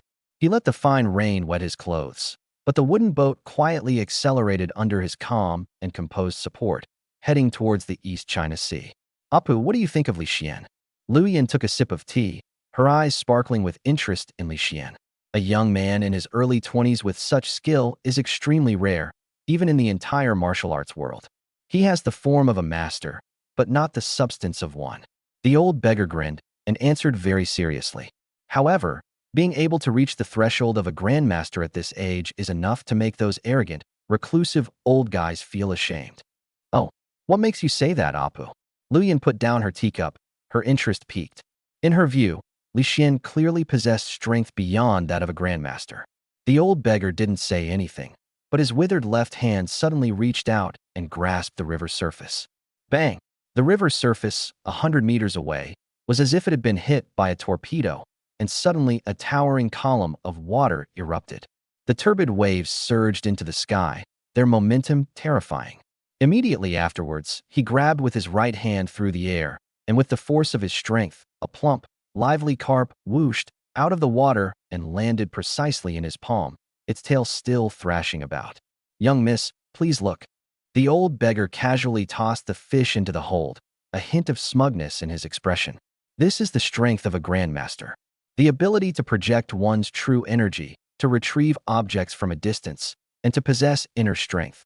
These are the hallmarks of a martial arts master. Yesterday, Li Xian only displayed his imposing aura and did not reveal anything else. Based on this, the old beggar judged that he had not yet completely broken through the barrier, but had only touched the threshold. Even so, it was still shocking and unconventional. Apu, you've already broken through to the sect realm? Lu Yan was overjoyed and clapped her hands in laughter. A barely perceptible blush crossed the old beggar's face. Thanks to your good fortune, miss, I had a sudden realization last night. Congratulations, Apu. Congratulations, Apu. Lu Yan smiled, then rested her chin on her hand and sighed softly. How wonderful. Unlike me, the old man of heavenly secrets predicted that my opportunity would be in the East Sea, but I didn't even get a glimpse of it. Miss is blessed with great fortune. It must be that the old man of heavenly secrets miscalculated for a moment. The old beggar quickly tried to comfort him. Heavenly secrets have never been miscalculated. Lu Yan gazed at the boundless horizon where the sea and sky met at the end of the misty rain, her beautiful eyes sparkling with eager anticipation. Perhaps my destiny lies on that vast ocean. Apu, would you dare to come with me to explore? This old man will obey Mrs. orders. The old beggar perked up and lightly tapped his long pole. As if propelled by an invisible force, the wooden boat suddenly accelerated, cleaving through the fine rain and misty waves, and sped toward the turbulent estuary. Chapter 39, The Mysterious Bronze Mirror. The Yang family home, afternoon. The fine rain, like silk threads, tapped against the window pane. Li Xian sat cross-legged on the edge of the bed, gazing at the misty rain outside the window. Now that no one is around, it's the perfect time to focus on studying spirit stones and martial arts pills. His gaze narrowed slightly, and his X-ray vision ability instantly enveloped the entire Yang family manor. Apart from the old man and a few servants and bodyguards, there was no one else in sight. He quickly got out of bed and locked the door. They sat down again and laid out the 3 items in order. The bronze mirror broken in 2, the spirit stone as warm and smooth as jade, and the martial arts pill one from Qinshou.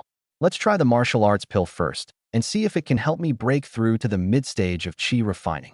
Back in the antique market, he had already been able to identify elixirs using his X-ray vision. Although the medicinal power of this martial arts pill is only 80% remaining, it should still be enough to help him break through to the mid-stage of qi refining. Li Xian's eyes were firm as he tilted his head back and put the dark pill into his mouth. Upon consuming the elixir, a sudden and unexpected change occurred. The hard, sand-like outer shell melted instantly, turning into a warm and gentle current that flowed down the throat and then spread to the limbs, bones, and meridians. So pure, such a rich fragrance. Li Xian couldn't help but secretly admire him. Despite its unremarkable appearance, its inner qualities are astonishing.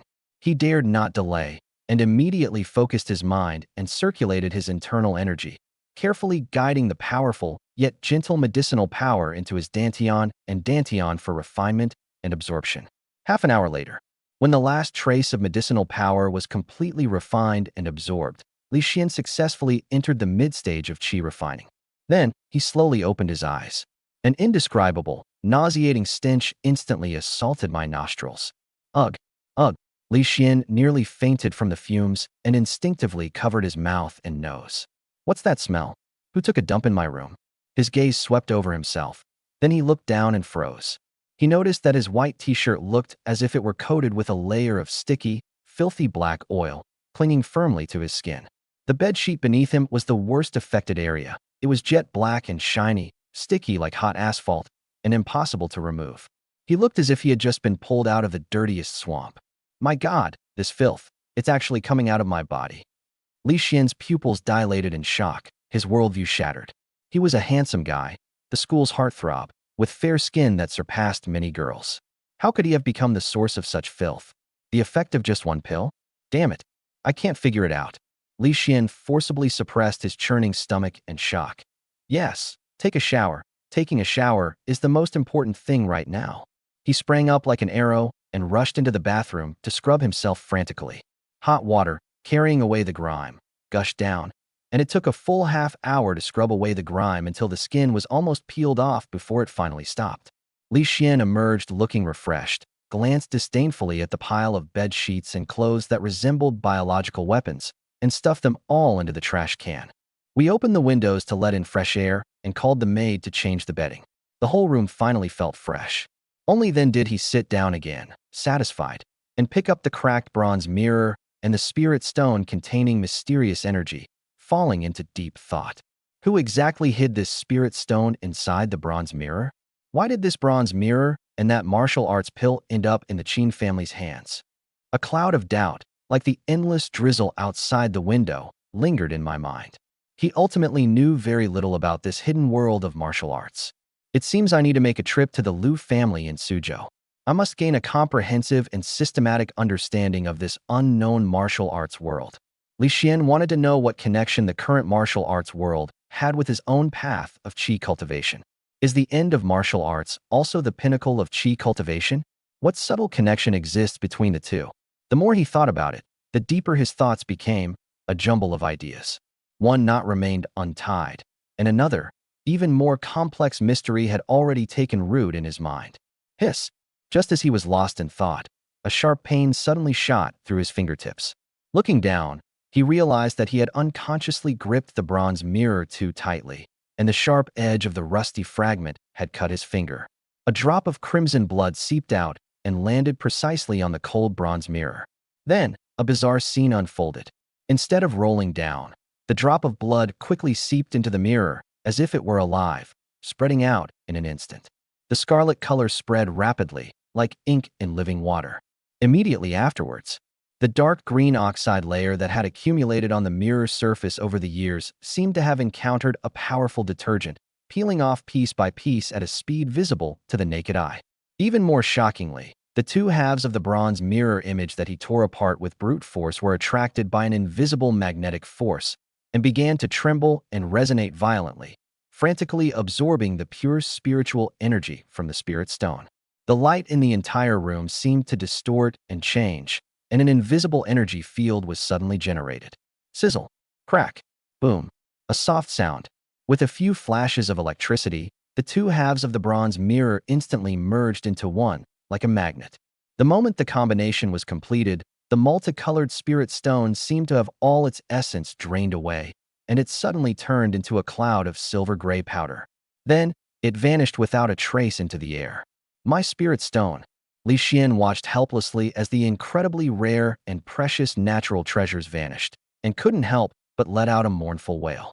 That's a treasure recorded in the 5 arts of Taoism. It was his reliance for advancing to the late stage of qi refining. Now everything is gone. The treasure I went through so much trouble to acquire is gone just like that? If I had known this would happen, I would have preferred not to have this broken mirror at all. Li Xian was filled with remorse, and at that moment he truly wanted to tear that bronze mirror to pieces. It's all your fault, you piece of junk, that caused me to lose 56 million. Li Xian suddenly looked up, his angry gaze piercing the suspended object like a knife, ready to unleash his rage upon it. However, the next second, he froze. The pupils suddenly contracted. Where is the rusty bronze mirror now? The bronze mirror, suspended in midair at eye level, was radiant and brand new. The mirror is surrounded by a dreamlike halo of colorful light, like a treasure that has stepped out of a myth, dazzling and breathtakingly beautiful. My God, Li Xian's heart was pounding wildly, almost as if it would jump out of his throat. What kind of luck do I have? I always seem to run into these unbelievable things. He suppressed his excitement and eagerly reached out to grab it. Its radiance is understated, exuding an ancient charm. The bronze mirror feels warm to the touch. The surface is not perfectly smooth, but rather shrouded in a hazy silver glow, like the bright moon reflected in water. The back of the mirror is engraved with intricate cloud and thunder patterns, majestic and imposing Taotai patterns, and many other strange runes that even Li Xian, a top student in the archaeology department, could not understand, yet exuded an ancient and mysterious aura. Why is there no sound? Li Xian flipped the mirror over in confusion, shaking it up, down, left, and right, trying to uncover its secrets. Just then, an obscure message appeared on the bronze mirror like a brand. The mirror of heaven. It allows one to discern profound mysteries and see through illusions. It requires abundant spiritual energy to activate. The translation is, this thing seems powerful, but it requires sufficient spiritual energy to activate. Otherwise, it's just scrap metal. Damn, I thought I'd stumbled upon a phenomenal find, but it turns out to be an ancestor who consumes spiritual energy. Looking at the reflection in the mirror, Li Xian's heart sank instantly. In this barren, dharma-ending age, spiritual energy is pitifully scarce. Finding even a single spirit stone is an incredible stroke of luck. Clearly, the abundant spiritual energy required by the sky-gazing mirror is more than just a single spirit stone. A spirit stone isn't even an appetizer. This is no treasure at all. It's clearly a hot potato. Knock, knock, knock. Just then, there was a knock on the door. The voice of her mother-in-law, Gao Yuan, rang out from outside the door. Xiaoxian, are you awake? It's time for dinner. You're awake. Coming right now.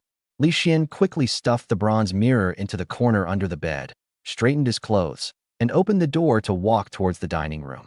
Chapter 40. Who dares to cause trouble at the Yang family's residence? Yang family restaurant, dinner time.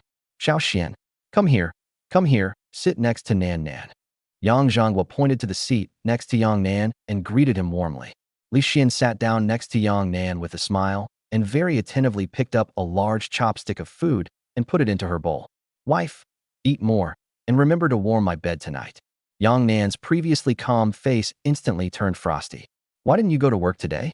Her voice was cold as she tried to change the subject.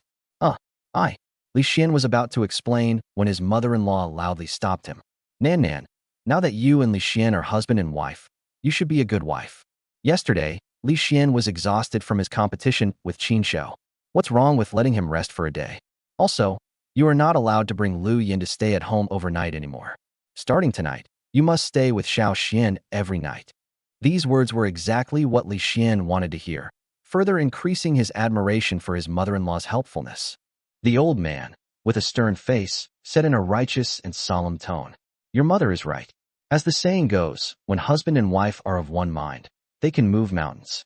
In my opinion, Xiaoxian should stop working at the antique shop and go straight to the group headquarters. He can take a sinecure as vice president. and you two can spend all your time together and nurture your relationship. No, Li Xian and Yang Nan almost simultaneously and sternly refused. Everyone at the table was taken aback, looking at the two who had reacted so quickly with strange expressions. What's going on? Yang Zhonghua raised an eyebrow. Had I said something wrong? Grandpa, the company is in a complicated situation right now. Li Xuanxue is an archaeologist and knows nothing about company management. He's not suitable. Yang Nan gave her reasons in a very fast-paced manner. She wants Li Xian to come to the company so she can spend all her time with him? No way. Gao Yuan's sharp gaze swept over her daughter, and she saw through the other woman's thoughts at a glance. Xiao Xian studied archaeology. That's true. Aren't you one too? You can manage a company, so why can't Xiao Xian? Mom, that's different. What's different? Where is it different? Yang Nan wanted to argue, but her mother asked her 2 questions in a row, leaving her speechless. That. Li Xian suppressed a laugh and gave his mother-in-law a silent thumbs up, but he also had his own principles. Mom, as everyone knows, I studied archaeology, and the environment of a big company is really not suitable for me. I think it would be great to be partners with Zhuang Rue in the antique shop. Xiao Xian, I understand what you're thinking. The old man changed the subject, speaking earnestly. These days, whether it's an antique street or an antique shop, finding genuine, high-quality items is incredibly difficult. The real treasures have long been snapped up by corporations or powerful private collectors. On the contrary, it's the corporate headquarters that have the real, genuine pieces. I see. Li Xian suddenly realized. No wonder counterfeit goods are rampant in the market. It turns out that the source is controlled by large companies and big collectors. The genuine items were bought at high prices while they were still in the hands of the sellers, and could not be put into the antique street at all. Nan, how's the shipwreck salvage project you're working on with Professor AI from Donghai University going? Yang Zhang was suddenly asked a question. We're scheduled to depart early the day after tomorrow. Yang Nan answered. Good.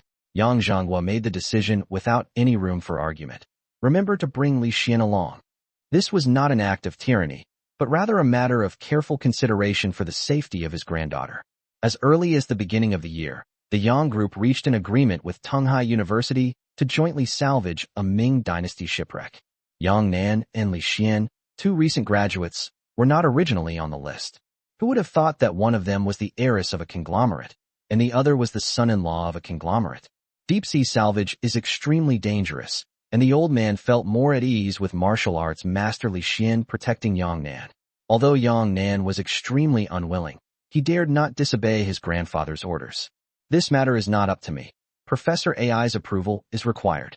She didn't want to offend her grandfather in person, nor did she want to take Li Xian to sea, so she simply pushed the responsibility onto Professor AI. That's easy. I'll discuss it with Professor AI myself later. As Professor AI's prized student, Li Xian had long heard about the Ming Dynasty shipwreck project. As long as he spoke up, coupled with the Yang family's connection, there would definitely be no problem. Okay, it's settled then. Yang Zhonghua smiled with relief when he saw that Li Xian was willing to go to sea. Come on, everyone, let's start eating. The food's getting cold. Let's chat while we eat.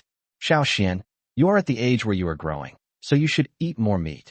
His mother-in-law's concern was even more direct. Without saying a word, she picked up a piece of braised beef and piled it all over Li Xian's rice bowl.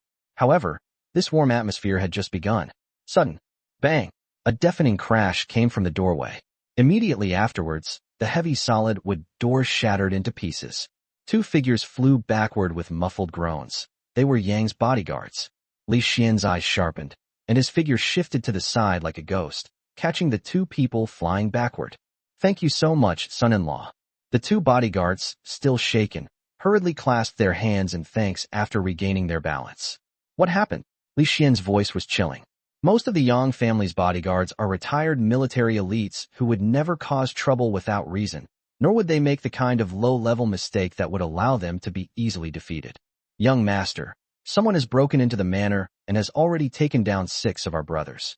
The bodyguard captain's face turned ashen, filled with both shame and anger. As a bodyguard, this was his greatest humiliation. Who dares to cause trouble at the Yang family's residence? Yang Zhonghua and Yang Shoujing stood up at the same time and questioned each other sternly. Yang Nan walked quickly to the door and looked outside. On the lawn in the courtyard, 6 bodyguards lay sprawled on the ground, groaning in pain, but the attacker was nowhere to be seen. Where are they? He's like a ghost, appearing and disappearing without warning, impossible to catch. That's how the brothers fell for his tricks. The bodyguard captain gritted his teeth. He would rather have a real fight than this bizarre sneak attack. Li Xian frowned, and a golden light flashed in his eyes. The X-ray vision ability instantly swept across the manor. Even he was taken aback when he saw this. People were hiding on the rooftops of the manor, in the concealed drainage ditches, in the dense green belts, and even in the tall sycamore trees. A quick glance revealed that there were as many as 20 people. These people had a restrained aura, and their temples were bulging. Although they were not as unfathomable as that old beggar, they were all skilled martial artists. More importantly, judging from their clothing and aura, these people clearly came from 5 different factions. If he's not a sworn enemy of the Yang family, then he must have been sent by the Qin family to cause trouble for him. No, these people are more like, they've come for the spirit stones in my hands. A sudden thought flashed through Li Xian's mind, and a chill instantly rose from his tailbone.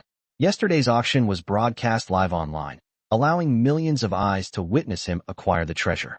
There must be some martial artists among them who covet treasures and will stop at nothing to get there. There. I was too careless, Li Xian thought to himself.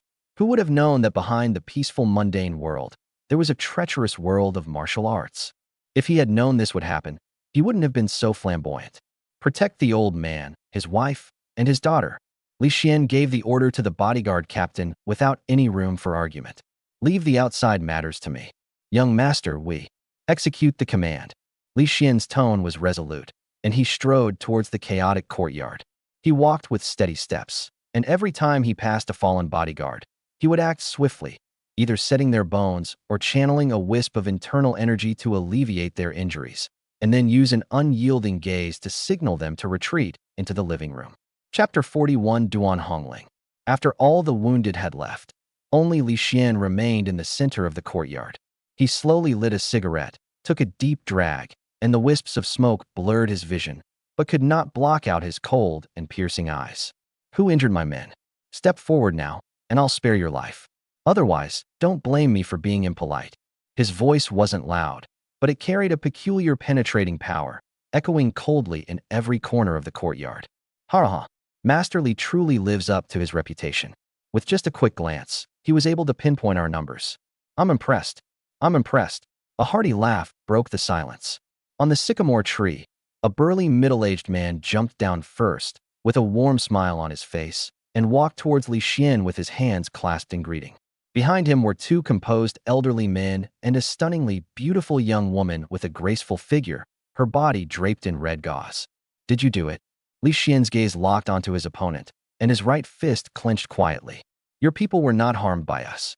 The girl in the red dress stepped forward and bowed gracefully, her posture like a lady stepping out of an ancient painting, her voice clear and melodious. Duan Hongling from the Duan family of Wuliang Mountain, along with her father, elders Duan Xiong, Duan Kuan, and Duan Yu, pay their respects to Master Li. The Duan family of Wuliang Mountain, a family renowned for martial arts. Li Xian's gaze swept over Duan Hongling. This woman stood gracefully, her red veil swaying in the breeze, her black hair cascading down to her waist like a waterfall. Her face was stunningly beautiful, and her demeanor ethereal. You came for me? Yes, but not entirely. To be precise, it's about the martial godstone in your possession. Duan Hongling frankly stated her purpose for coming. Duan Xiong and the 2 elders took a half-step back in tacit agreement, clearly hoping to use Duan Hongling's unparalleled beauty and gentle words to achieve their goal of borrowing the martial godstone. Martial godstone. A cold smile curled at the corner of Li Xian's mouth. That thing had long been swallowed up by the sky-gazing mirror, leaving not even a trace. You're too late to borrow the martial godstone. Master Li, with pleading in her beautiful eyes, Duan Hongling said urgently, my father suffered a severe injury years ago, and only the martial godstone can save his life. I implore the Grand Master to have mercy and lend me this treasure. I am willing to pay any price.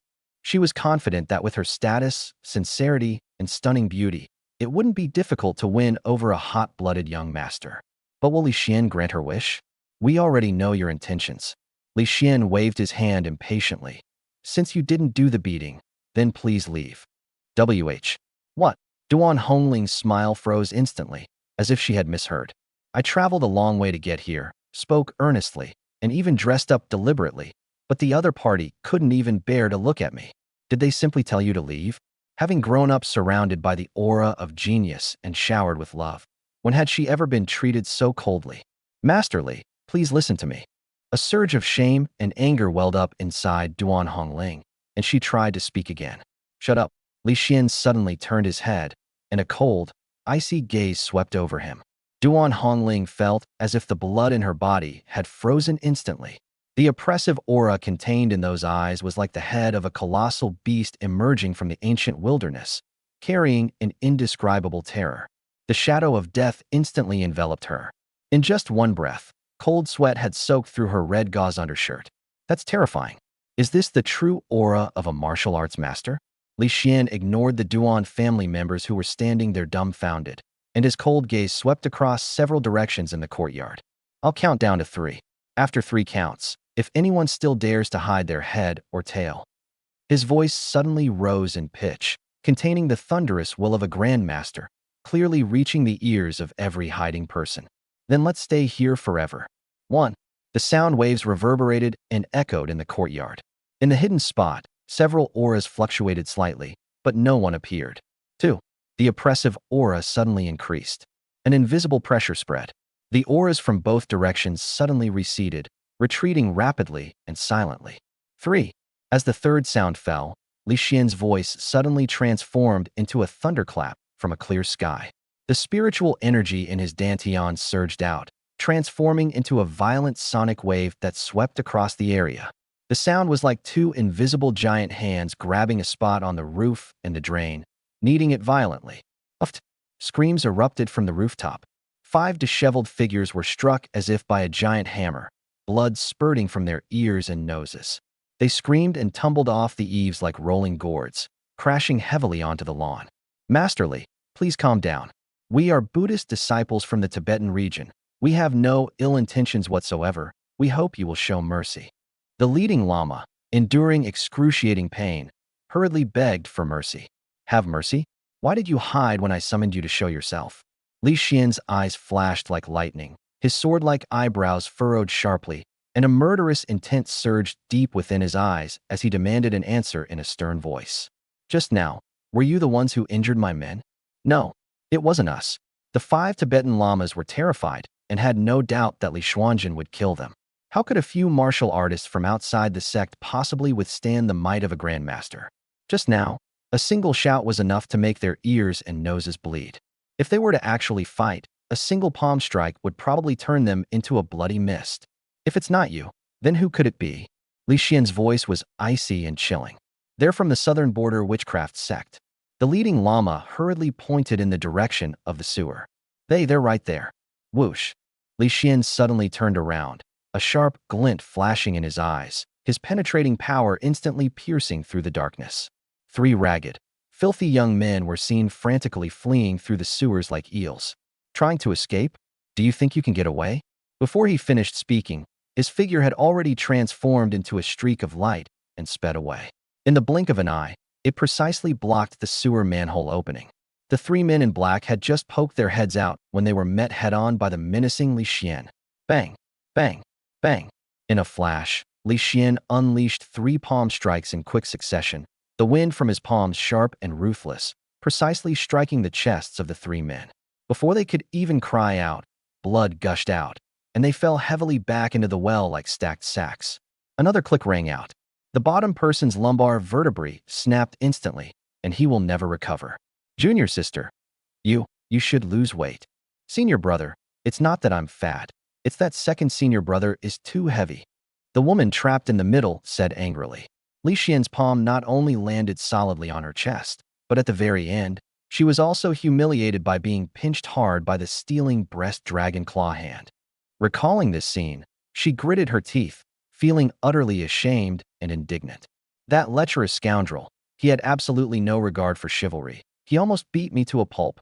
My junior sister, it's all senior brother's fault. If he hadn't insisted on beating up those bodyguards, we wouldn't be in this situation. Yes, we must report this to Master and punish our eldest brother severely. The 2 people above hated their reckless senior brother to the core. However, in the eyes of martial artists, The lives of ordinary people are as worthless as ants, and bullying ordinary people is nothing more than a cat-and-mouse game that they are used to and enjoy. They thought they could do whatever they wanted because of their profound cultivation, but little did they know that Li Xian not only possessed the ability to see through things, but was also a cultivator. Their despicable tricks were useless in front of him. Junior brothers and sisters, quick, pull me up, my back is broken. Those below screamed in agony, their faces as white as paper. Chapter 42, Financial Freedom. At the wellhead, Li Xian heard the entire conversation between the three of them and said coldly, "You have 10 minutes to bring your men up here, or you'll all be buried alive." Yes. Master Li, please calm down. We'll come up right away." The second senior brother was so frightened that his liver and gallbladder trembled. He hurriedly climbed out of the well and, together with his junior sister, carried the paralyzed senior brother out. If it is found that the third lumbar vertebra is fractured, even if it is cured, he is destined to be disabled for life. "Grandmaster Li, you are a grandmaster. Why are you so ruthless?" Seeing this, the junior sister became enraged and, taking advantage of her status as a woman, pointed her finger at him and started cursing. "My senior brother only injured a few ordinary bodyguards. Why did it come to this?" Snap! Before she could finish speaking, Li Xian's heavy palm slapped her hard across the face. The idea that women shouldn't be hit is pure nonsense. A crisp slap echoed throughout the manor, and the junior sister flew 5 meters away like a kite with a broken string. "You filthy creature from the stinking ditch! How dare you bark at me?" Li Xian's eyes were icy cold. "Those who injured me dare to be so self-righteous? Didn't your master teach you that a grandmaster cannot be insulted?" These words struck like a thunderbolt, and the three disciples realized with shock that they had committed a heinous crime. They were ordered by their master to test Li Xian's true abilities and seize the opportunity to steal the martial arts pill and the martial godstone. However, the eldest brother, in order to show off the prestige of the witchcraft sect, publicly abused and injured the bodyguards of the Yang family manor. He may have gained face, but he lost all face. Such a feat will probably spread throughout the entire martial arts world in less than half a day. "Kneel down." With a sharp shout from Li Xian, the junior sister and the second senior brother no longer dared to be arrogant and knelt down with a thud. "Go apologize to my people and demand that your master come to redeem them in person." "Master Li, I apologize. I repent. I'll call my master right now." The second senior brother trembled as he pulled out his phone and dialed his master's number. Master, we've committed a terrible crime. Grandmaster Li has sent you to the Yang family manor to ransom us. You worthless bastards. How could I possibly tell you all this?" Never mind. I'm coming right now." A middle-aged woman's voice, barely containing her anger, came from the other end of the phone before she abruptly hung up. Li Xian turned around coldly, his gaze sweeping over the 5 Buddhist disciples standing not far away, as well as Duan Hongling and the others, with a gaze as sharp as a blade. "Are you all still standing here, waiting for me to make a move?" His tone was filled with a chilling, murderous intent. Master Li, please calm down. We'll leave right now. The Tibetan lamas, as if granted a pardon, scrambled out of the manor. Only Duan Hongling, Duan Xiong, and the 2 elders remained standing in place. Aren't you afraid of death?" Li Xian spoke again, his voice even colder. Duan Hongling mustered her courage and stepped forward, clasping her hands in a pleading gesture. "I beg you, Master Li, to lend me the martial godstone to save my father's life. The martial godstone has been shattered into dust, and I've also consumed the martial Dao pill. You want more?" "That's all," Li Xian replied coldly. Shattered into dust? That's impossible." Duan Hongling, Duan Xiong, and the 2 elders froze instantly, filled with astonishment and doubt. Even if 10 grandmasters joined forces, they couldn't harm the martial godstone in the slightest. How could this be? If Master Li is unwilling to lend it, he should just say so. Why deceive a young woman like me? Duan Hongling's eyes were slightly red, and her voice was choked with emotion. "I just don't want to lend it to you. Are you satisfied now?" Li Xian made no attempt to hide it. "Hongling, please stop making things difficult for Master Li." Duan Xiong spoke weakly. "My injuries. I know them myself. I'm afraid they're beyond saving." "So what if you lost a fight and your meridians were injured? Who says there's no hope?" Li Xian had already seen through Duan Xiong's injuries using his X-ray vision. This minor injury was easily resolved by him with a flick of his finger, There was no need to use the martial godstone. You can actually see through my father's injuries? Duan Hongling was utterly shocked. Is it so hard to spot this injury? Li Xian calmly countered with a question. Thump. Duan Hongling suddenly knelt down on both knees and kowtowed in pleading. I beg Master Li to help. Save my father's life. I'll help you. Li Xian's expression was calm, as if he were discussing a trivial matter. But how much can you pay for the consultation?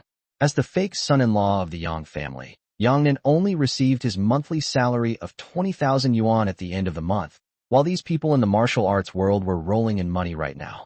This is a rare opportunity. Why not take advantage of it to make some extra money? Yes, the core objective is clear. Making money is the only truth. Duan Hongling's heart tightened, and she quickly exchanged glances with her father and the two elders behind her. What price would be appropriate? If it's too low, I'm afraid it won't catch the eye of a master. If the price is too high, the Duan family might not be able to come up with that much money. After a brief silent exchange, the four people gave their price range. 100 million yuan? What does Master Li think? Duan Hongling tentatively spoke. Puff. Li Xian nearly choked on the number. Cough cough.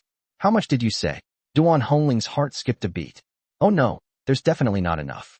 She made a snap decision and directly stated the maximum amount that could be used from the family's accounts. 1 billion. Master Li, if you can save my father, the Duan family will pay 1 billion immediately. This time, Li Xian was truly speechless at the number. 100 million.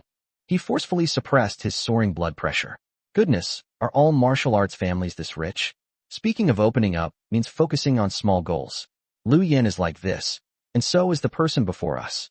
Duan Hongling mistakenly thought that Li Xian was still not satisfied, and her voice carried a hint of pleading. Master Li, this is indeed all the cash our Duan family can currently mobilize. Any more? I'm afraid. Ahem. All right then. Li Xian quickly adjusted his expression, barely maintaining an inscrutable demeanor, but his tone subtly revealed a hint of impatience. Considering your filial piety and sincerity, 10 billion it is. He deftly pulled out the unremarkable bank card and said, transfer the money to this account immediately. This windfall came extremely suddenly. It was practically an unconventional lucky break. Li Xian suppressed the urge to laugh out loud and silently prayed in his heart. Financial freedom is just around the corner. Less than 5 minutes. The phone made a crisp notification sound. 1 billion yuan has been deposited into your bank account. Li Xian quickly took out his phone and his eyes fell on the screen. Account balance notification, 1 billion yuan, followed by 9 zeros. At that moment, the astronomical figure in the bank account seemed to carry warmth, dispelling all the previous depression. The gleam in Li Xian's eyes almost materialized into gold ingots. He even felt that the members of the Duan family had become more pleasing to the eye and more approachable. Miss Duan. Li Xian's gentle voice rang out, and his tone became much more polite.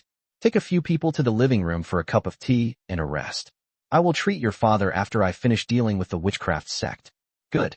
Good. Thank you very much, Master Li. You've worked hard. The 4 members of the Duan family were overjoyed. If you knew you could just use money to knock on the door, why did you have to be so sneaky beforehand? That was quite a roundabout way. Fortunately, the result was good. As the 4 of them entered the living room, a clear, steady, and rhythmic knocking sounded from outside the manor gate. Thump, thump, thump. Junior sister Ian Li's eyes lit up immediately, and she hurriedly said, Master Li, my master has arrived. As soon as she finished speaking, she was swept by Li Xian's cold gaze, which frightened her so much that she shrank back and quickly fell silent, taking half a step back. Chapter 43 Dragon Flame Special Forces. Li Xian had already seen the scene outside the door clearly through his X-ray vision. Among the newcomers was indeed an old woman dressed in black, typical of Miao culture, with snow-white hair, a hunched figure, and a snakehead cane. Her attire was exactly the same as the 3 people in front of her. She was none other than Shi Chunhua, the elder of the witchcraft sect. The old woman was accompanied by 3 men. The leader was tall and imposing, like an unyielding javelin.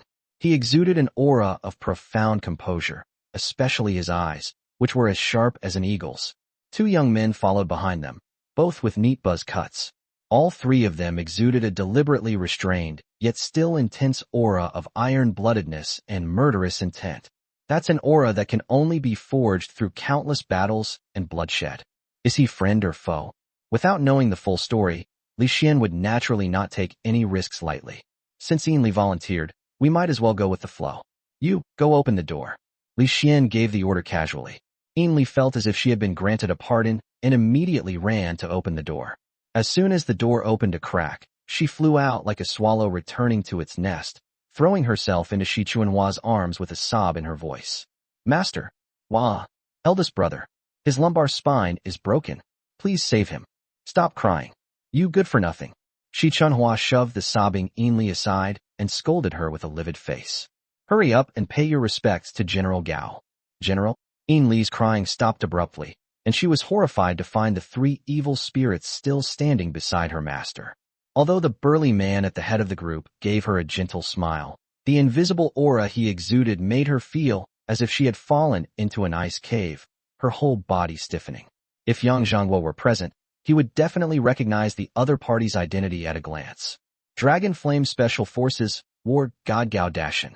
Li, a disciple of the witchcraft sect, pays respects to General Gao. Li hurriedly bowed, her voice trembling. It's all right. Gao Dashan's voice was deep and resonant, but his gaze went straight past her and into the depths of the courtyard. Please lead the way. I have important business to discuss with Master Li and Elder Yang. Yes, yes. Li dared not say a word and could only lower her head and obediently lead the four people into the manor. As Gao Dashan stepped into the courtyard, his gaze immediately locked onto Li Xian, who was standing on the steps under the eaves. He stepped forward, clasped his hands in a fist salute, and spoke in a loud and clear voice, indicating both his status and respect. Gao Dashan of the Dragon Flame Special Forces greets Master Li. The two generals behind him also bowed respectfully. Official personnel? Li Xian raised an eyebrow slightly. That's right, that's right. I, Gao, am here on official business in Donghai on orders from the War Department, and I'm taking this opportunity to pay my respects to Elder Yang and Master Li.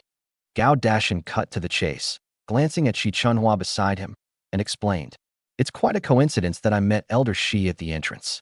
We are not on the same path, so I hope Master Li will not misunderstand. No sooner had the words been spoken than a surprised and energetic voice came from the living room. Little Shanzi, it really is you, kid. Before he could finish speaking, Yang Zhangguo had already strode out to greet him. Gao Dashan immediately straightened up and gave him a standard military salute. Old leader. Bodyguard Gao Dashan reporting for duty. Ha, good lad. Yang Zhangguo looked on with satisfaction, laughed heartily, and punched him in the chest. You've made something of yourself. You've even earned a general's rank. Come on, let's go inside and talk. He pretended to pull the mountain up. Old chief, please wait a moment. Gao Dashan did not enter immediately. His eyes flashed like lightning as he quickly scanned the messy courtyard, the three members of the Wugu sect who stood silently to the side with their heads down, and his eldest disciple, who was slumped on the ground with a deathly pale face. I already understand most of it. He turned around abruptly, his gaze like a cold blade, piercing straight at Shi Chuanhua. I don't care what happened here. But Elder Shi, please remember one thing. His voice suddenly rose, carrying a murderous aura like the clang of metal on metal. If your disciples of the witchcraft sect cannot gain the understanding of Elder Yang and Grandmaster Li, I, Gao Dashan, will personally volunteer to lead the Dragon Flame to flatten the 10,000 mountains. Let the witchcraft sect vanish from the map of the Dragon Kingdom. Gao Dashan's eyes were stern, and his words were firm and resolute. That fierce and unwavering determination made the air seem to freeze for a moment. Shi Chuanhua's face turned deathly pale instantly, and she cupped her hands in a fist salute, saying, General Gao, you flatter me. I will make sure they sincerely apologize and beg Master Li and Elder Yang for forgiveness. A master cannot be insulted. They broke the rules, so it would be perfectly justifiable for them to have their spines broken, or even for Li Xian to kill them on the spot. Moreover, Gao Dashan, a powerful figure, was there to back up Li Xian and Elder Yang. There is no other way but to admit your mistake. She glared at her three good-for-nothing disciples with exasperation and scolded them angrily. You worthless brat, why don't you kneel down and apologize to Master Li and Elder Yang right now? The three of them dared not hesitate even for a moment. Even the senior brother, who was still groaning, wanted to struggle to kneel down and apologize. We deserve to die. We were confused for a moment and injured old Yang's men. You may beat or kill us as you please. Xiao Xian, seeing the three of them in such a disheveled state, Yang Zhangguo spoke up, his eyes filled with a look of reminiscence. Let it go. Although the witchcraft sect is feared by outsiders, their achievements cannot be erased. During the Laozhan battle, when the front lines were critical, it was their former sect leader who personally led his disciples to cross mountains and valleys, shuttling between artillery fire to transport food, ammunition, and precious medicines to the troops. They deserve some credit for that hard-fought victory. Old Yang's voice was deep, as if he could smell the gunpowder and blood from the depths of the rainforest again. As an archaeology student, Li Xian was intimately familiar with that period of history forged in blood and fire. Since the old man personally pleaded for leniency, we must grant him that favor. That's enough. Li Xian flicked his sleeve, his cold gaze glaring fiercely at Xuan. For the sake of the old master and the former sect leader's achievements, this matter will be dropped. Take your people and leave. If they receive timely treatment, they may be spared lifelong disability. But remember, a grandmaster cannot be dishonored. If you do this again. Before he could finish speaking, the lingering chill of the words made the hearts of everyone in the witchcraft sect pound wildly. Thank you, Master Li. Thank you, Elder Yang. Thank you, General Gao, for your mercy. Xuan was moved to tears, and her heart, which had been hanging in suspense, was finally at ease. How could she dare to stay any longer? Quick, take him with you, let's go. She hurriedly called to Yin Li and her second apprentice, and almost snatched her seriously injured eldest apprentice away. The group then left in a hurry. They were afraid that if they walked too slowly, the young master would change his mind. After the master and disciples of the witchcraft sect left in a panic, the courtyard was cleaned up. Yang Zhonghua, beaming with pride, warmly ushered Gao Dashan and the two generals, Qing Long and Baihu, into the living room. Duan Xiong, Duan Hongling, and the others quickly got up to greet them. Master Duan, it's a pleasure to meet you. Gao Dashan nodded slightly, his gaze sweeping over Duan Xiong's face with a hint of professional concern. I heard that Patriarch Duan was injured in the East China Sea. I wonder how well he has recovered. The Dragon Flame Special Forces have a special mission, and monitoring the movements of the martial arts world is their domain. Gao Dashan's database of information on the heads of major martial arts families and leaders of various sects is incredibly detailed. I'm ashamed. Duan Xiong looked bitter. We've run out of options, so we've come here to beg Master Li for help. Oh, Gao Dashan's pupils contracted slightly, his surprise barely concealed. Master Li is also proficient in traditional Chinese medicine. The information he had about Li Xian never mentioned this point. If this is true, its value is simply immeasurable. Chapter 44, Separating Tendons and Setting Bones. Little Shanzi, you don't know this. Yang Zhonghua stroked his beard and laughed heartily, his expression brimming with smugness. Xiao Xian's medical skills are simply divine. Just a few days ago, he was the one who removed that old friend that had been lodged in my spine for over 50 years. Really? Upon hearing this, Gao Dashan's body trembled violently, and the astonishment on his face was palpable. As Yang Zhonghua's former bodyguard, he knew all too well the origin and stubbornness of that bullet. That was a chronic ailment that even the most skilled traditional Chinese medicine doctors couldn't cure. It turns out Li Xian solved it. Yang Zhonghua glared at him and said angrily, "Would an old man lie to you about something like this? Please forgive me, Elder Yang. I lost my composure for a moment." Gao Dashan realized his rudeness and quickly clasped his hands in apology, but his heart was already in turmoil. He needs more corroborating evidence. His gaze subtly drifted to the Azure Dragon beside him. The Azure Dragon warrior, whose real name was Zhuang Baifan, immediately understood when he saw Gao Dashan's gaze. He stepped forward, his posture as upright as a pine tree. Zhuang Baifan, captain of the Azure Dragon Squad of the Dragon Flame Special Forces, greets Elder Yang. Greetings to Grandmaster Li. Greetings to Patriarch Duan. His voice was loud and clear, and his gaze was fixed intently on Duan Xiong. Since Master Li's medical skills are so amazing, and General Gao is here, why not let us observe and learn from him? We can also witness the master's demeanor.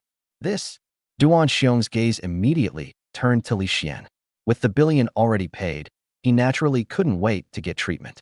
However, treatment requires a quiet room, miraculous medicines, and various cumbersome medical devices.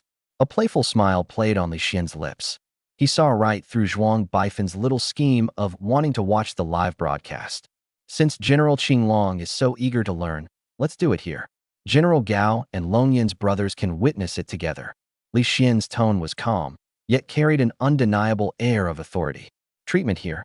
Duan Hongling was filled with doubt and quickly asked, Master Li, is it not necessary to use any equipment or simply damage to the meridians and blockage of vital energy can be forcibly cleared? There is no need for external instruments. Li Xian waved his hand casually, as if brushing away a speck of dust. Before the words were even finished, his figure suddenly blurred. Everyone felt a blur before their eyes, and an indescribable pressure suddenly exploded in their hearts. He didn't even give anyone time to react. His right hand moved with lightning speed, his 5 fingers like golden iron dragon claws, gripping Duan Xiong's wrist with unparalleled precision. Immediately, a vast yet resilient spiritual energy invaded his body. At the same time, his left palm transformed into a streak of light and slammed into Duan Xiong's chest. Vomit! Duan Xiong suddenly spat out a mouthful of black blood. Dad! Duan Hongling's heart stopped. She screamed, and instinctively lunged forward to stop him. Miss, please calm down. The 2 elders reacted swiftly, blocking Duan Hongling from the left and right, their voices filled with indescribable excitement and tension. Master Li is treating the patriarch. Do not disturb him. They've already started? All the onlookers, including the well-informed Gao Dashan and Zhuang Baifan, were horrified. The treatment began without any warning or prior preparation. This completely overturned their understanding of medicine. Li Xian completely ignored the astonishment of others. With the payment settled, getting medical treatment is the next priority. Besides, Gao Dashan wants to see real skills. Then let's put on a good show for him. Under the watchful eyes of everyone, a golden glint flashed briefly in the depths of Li Xian's eyes. X-ray vision activated. The diagrams of Duan Xiong's bones, muscles, blood vessels, meridians, and even the smallest acupoints were displayed in great detail and were all within sight. His seemingly ordinary hands suddenly transformed into 2 swirling phantoms. Sometimes the 5 fingers are like hooks, pinching, pulling, turning, and lifting. Sometimes, force is applied from the heel of the palm, pushing, pressing, vibrating, and slapping. Sizzle, click, quack. The sounds of muscles stretching, joints rubbing together, and meridians being unleashed were incessant.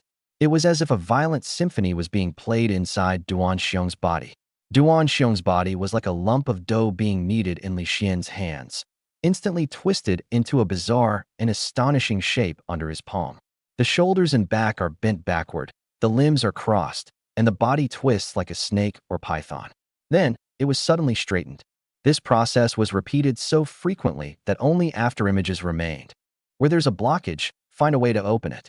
The movements of separating tendons and bones are fierce and violent, yet they contain an indescribable precision and control, as if the power of a tiger is imprisoned on the tip of an embroidery needle. This is the Shaolin technique of dislocating tendons and bones, which has been lost for a long time. Gao Dashan stared intently at Li Xian's technique, his breath caught in his throat, and the shock in his eyes turned into fervor. No, this is no ordinary grappling technique. It is the legendary art of medicine and martial arts sharing the same origin, using techniques to dislocate tendons and bones to achieve the miraculous effect of unblocking meridians and reconnecting blood vessels. What does this mean for martial artists? Damaged or blocked meridians are tantamount to the severing of one's path in martial arts. It is the lifelong nightmare of countless martial artists. Many talented individuals have thus saddened and withdrawn from the martial arts world. At this moment, he witnessed firsthand how a powerful and fierce attack technique was transformed into a healing magic in Li Xian's hands. Duan Xiong was already in excruciating pain, his face contorted, his body drenched in cold sweat, and a suppressed, beast-like roar emanating from his throat. It took a full half-hour. This treatment, which appeared to be almost torture to outsiders, has finally come to an end. Li Xian stopped and stood up, his forehead covered with fine beads of sweat, his breathing slightly rapid, clearly indicating that he had exerted himself considerably. Duan Xiongze lay limp on the ground as if he had just been pulled out of the water, unable to move even a finger. Practice your internal energy, give it a try. Well, Duan Xiong took a deep breath, forcibly calmed his mind, and circulated his family's internal energy cultivation technique. Boom! A surge of pure, true energy responded to his thought and instantly surged within his body. The next moment, he trembled violently, and his eyes burst with unbelievable ecstasy. The meridians are unblocked. unprecedentedly smooth traffic. Where there was once blockage or breakage, the river channel has been widened several times over, and the true energy surges and roars within it without any stagnation.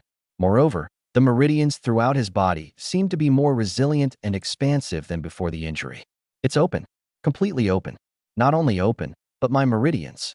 Ah, no, that's not right. Duan Xiong's voice suddenly rose in ecstasy, tinged with a mixture of surprise and elation. I feel the barrier to my cultivation level is loosening. I'm about to break through. This sudden turn of events shocked everyone once again. Elder Yang, General Gao, please forgive my rudeness, but I am about to break through and need to borrow your esteemed place. Duan Xiong's voice was urgent and excited. Ha ha, Patriarch Duan, please come in. This is an honor for the Yang family. Yang Zhangwa clapped his hands and laughed heartily. The way he looked at Li Xian was as if he were looking at a rare treasure. If the Duan family were to gain another grandmaster as a result, one can imagine their gratitude. This investment is absolutely worthwhile. Congratulations to Patriarch Duan on your early breakthrough to the sect level. Gao Dashan solemnly clasped his hands in congratulations in advance. Thank you. Duan Xiong spoke succinctly, then quickly said to his daughter, Hongling, protect me in my father's place. Elders, please come with me immediately. Yes. Duan Hongling's face flushed with excitement, and her heart pounded wildly. If father can break through to the Grandmaster realm, the entire Duan family will rise to prominence because of him. Chapter 45, Donning Military Uniform. Duan Xiong led Duan Hongling and the other two out of the Yang family's living room. After finding a secluded place, they immediately attempted to break through the Grandmaster barrier. The living room fell silent for a moment. Li Xian walked slowly to the table, picked up the teacup, and took a sip. His breathing had already stabilized considerably. Gao Dashan composed himself, looked at Li Xian with a complex expression, and sincerely praised him. Master Li's abilities are extraordinary. He can turn the world upside down with a flick of his wrist. Gao Dashan has witnessed his skills today and is completely convinced. Let's skip the pleasantries. Li Xian put down his teacup, staring directly at Gao Dashan, as if he could see through people's hearts. His tone was calm, but carried an undeniable sharpness. General Gao's late-night visit couldn't have been just for a few flattering words, could it? Captain Zhuang has witnessed everything, and now that it's quiet, shouldn't we get down to business? He leaned forward slightly, his voice tinged with amusement, his gaze fixed on Gao Dashan like a sharp blade. Master Li is indeed straightforward. That's right, I have indeed come with a mission. Gao Dashan suppressed his smile, his back straight as a pine tree, and the fortitude and pride of a soldier in his eyes no longer needed to be concealed. On behalf of the Dragon Kingdom's War Department, I formally invite Comrade Li Xian to join the Dragon Flame Special Forces. His voice was loud and clear, each word ringing out. Proposed position: Instructor of Ancient Martial Arts in the Special Forces, with the rank of Major and Special Allowances. The words were spoken as if they were a military order. The two great generals, Azure Dragon and White Tiger, stepped forward and opened the tactical cipher box they carried. On the left, the dark green officers' uniforms were neatly folded, their fabric stiff. On the right, black certificates are displayed quietly, the majestic gold-embossed dragon pattern on the cover seemingly about to burst forth. Shoulder straps, collar insignia, cap badges, chest badges. Every piece of equipment gleams with a restrained yet glorious luster. This? Li Xian stared at the open briefcase, his heart pounding. He had anticipated Gao Dashan's intentions, but he hadn't expected it to be such a direct offer of amnesty. The sincerity of the War Department is by no means child's play. General Gao. Li Xian took a deep breath, a hint of hesitation on his face. I'm just a recent graduate, and my interests lie entirely in archaeology. I'm afraid I won't be used to military life, let alone being under someone's control. It's all right. Gao Dashan waved his hand, his posture bold and imposing, and said, Longyan is no ordinary unit. You only need to spend 7 days each month personally going to the base to guide the team members in practicing ancient martial arts. The rest of the time, you can pursue your archaeological dream, and Longyan will never interfere. The conditions are so favorable that they are almost impeccable. The rank of Major, the background of Long Yin, and the power like an imperial sword are not only the goals that the sons and daughters of the Dragon Kingdom dream of, but also the patriotism in their blood. Seeing that Li Xian was still hesitant, Gao Dashan dropped another bombshell. There is a very important matter that requires your team to handle. What is it? We recently discovered a strange site in the East China Sea and found a Ming Dynasty shipwreck nearby, suspected to be treasures left behind by Zhang He during his voyages. According to data transmitted back by the unmanned underwater vehicle, there are countless blue and white porcelain, jade, gold and silver jewelry inside the cabin. A shipwreck from the Ming Dynasty? Li Xian turned to look at Yang Nan, his face full of doubt. Are these two shipwrecks the same ship? Yang Nan shook her head, indicating that she didn't know. The Yang Group and Tunghai University's underwater archaeology project had not received any notification from their superiors, nor did they know that Long Yin would interfere. Just as the two were exchanging glances, Gao Dashan's voice came from beside them again. This afternoon, the command received a request for assistance from the maritime authorities. Fishermen in the area have mysteriously disappeared, and it is suspected that some forces are taking risks to seize the treasures on board. Even more strangely, fog suddenly rose on the sea surface, and our two submarines and the U.S. submarines also mysteriously lost contact. This case has been taken over by the War Department and handed over to Long Yin for full responsibility. Gao Dashan's eyes were piercing as he cupped his hands in a fist salute to Li Xian. I dare to suggest that if Major Li agrees to join, you will be in full charge of this shipwreck salvage operation. Good heavens! This agreement to join already reserved a team leader position for him. Interesting.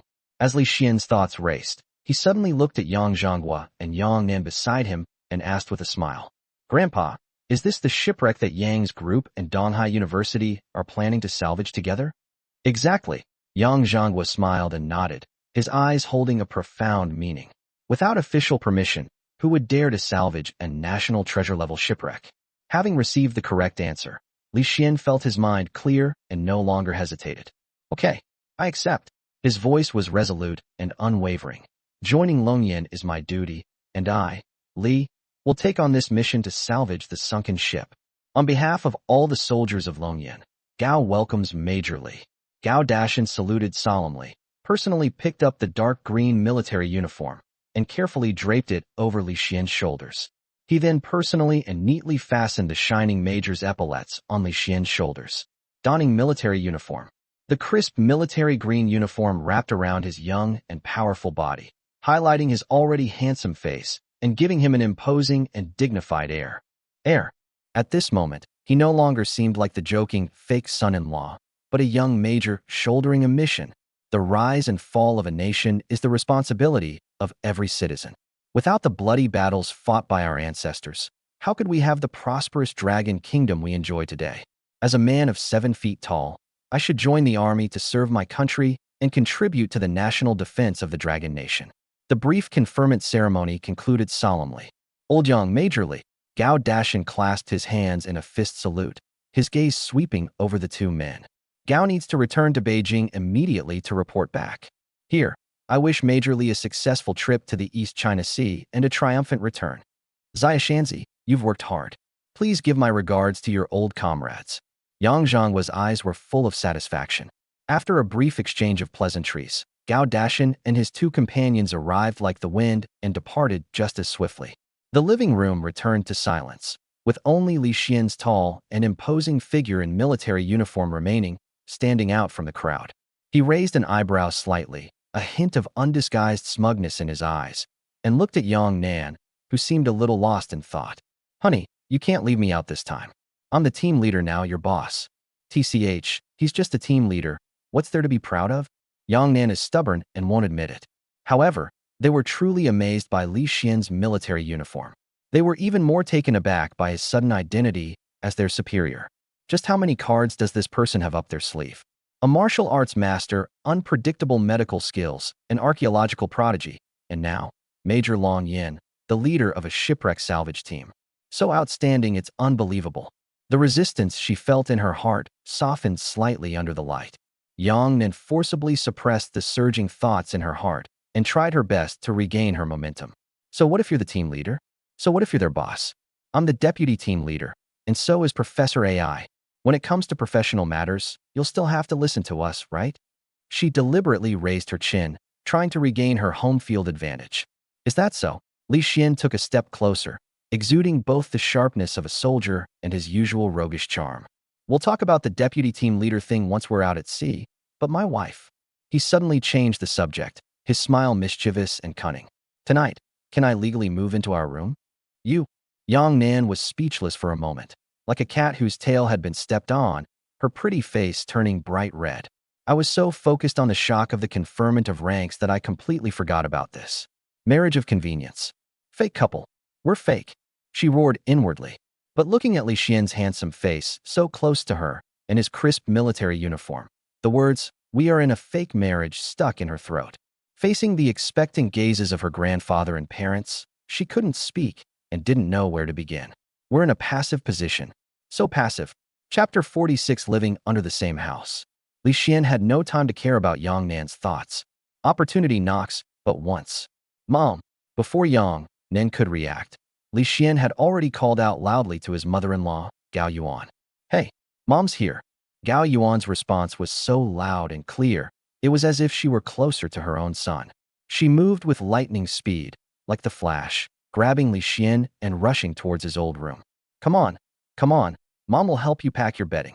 1 minute later, Gao Yuan, carrying bedding, and Li Xian, holding a pillow, swaggered confidently into Yang Nan's fragrant pink boudoir.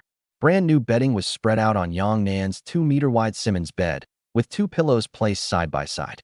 1 double quilt. Mom! Yang Nan was so angry she almost jumped up. I'm your own daughter. How could you? Stop talking nonsense. Gao Yuan deftly straightened the blankets, exuding an air of dominance. A son-in-law is like half a son. Both are equally dear to me. I'm doing this for your own good. She glared at her daughter and complained in a condescending tone. What kind of couple doesn't sleep in the same room? Young couples should be more affectionate and not so rigid, okay? The old man, always eager for a good show, came over with his cane and gave Li Xian a look that said, go for it. Xiao Xian, don't be afraid. Stay here without worry. If Nan dares to kick you out, I'll break her legs. Hee. Thank you, sir. Li Xian smiled, so hard his eyes narrowed into slits. Grandpa, it's not good to resort to violence. Nan and I will definitely have a thorough discussion and resolve this amicably. Please don't worry. Okay. Gao Yuan looked at the made-up bed and clapped her hands in satisfaction. All right, it's getting late. You two should get some rest. She pulled Yang Zhangguo out, and just before leaving, she turned back and gave Li Xian a meaningful look, then slammed the door shut behind her. Snap! A piercing metallic clang came from behind the door. Then came the clanging sound of chains sliding and locking. Mom? What are you doing? Yang Nan's alarm bells rang, and she rushed to the door. Click. Boom.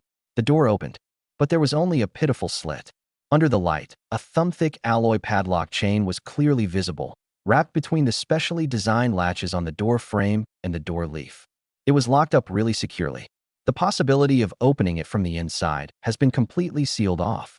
Good heavens. She's such a loving mother. This isn't about preventing thieves. It's about being afraid that their own golden phoenix won't fly out of the nest.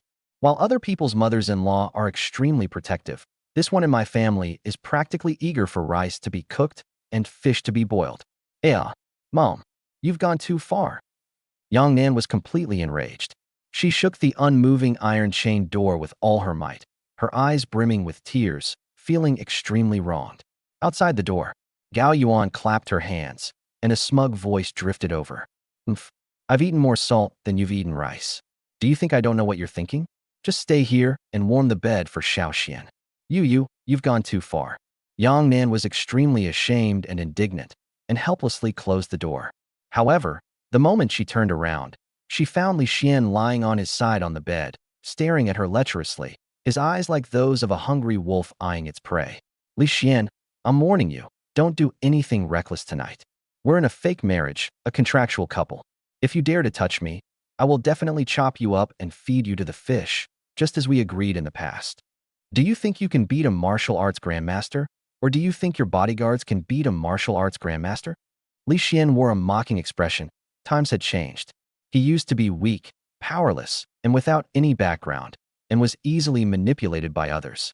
Yang Nan could scare him out of his wits with just a little intimidation. Now, the advantage is in my hands. No matter if you are the eldest daughter of the Yang family or a prodigy in the martial arts world, you must respectfully address him as Grandmaster Li. If you dare touch me tonight, I'll kill myself. Yang Nan knew that begging for mercy and playing the victim were useless. He had to take this guy down once and for all and make him understand who was the real king of the family. Otherwise, living under the same roof, something bad is bound to happen sooner or later. Immediately, she pulled a utility knife from the drawer, held it to her neck, and shouted at Li Xian. You, right now, get off my bed immediately.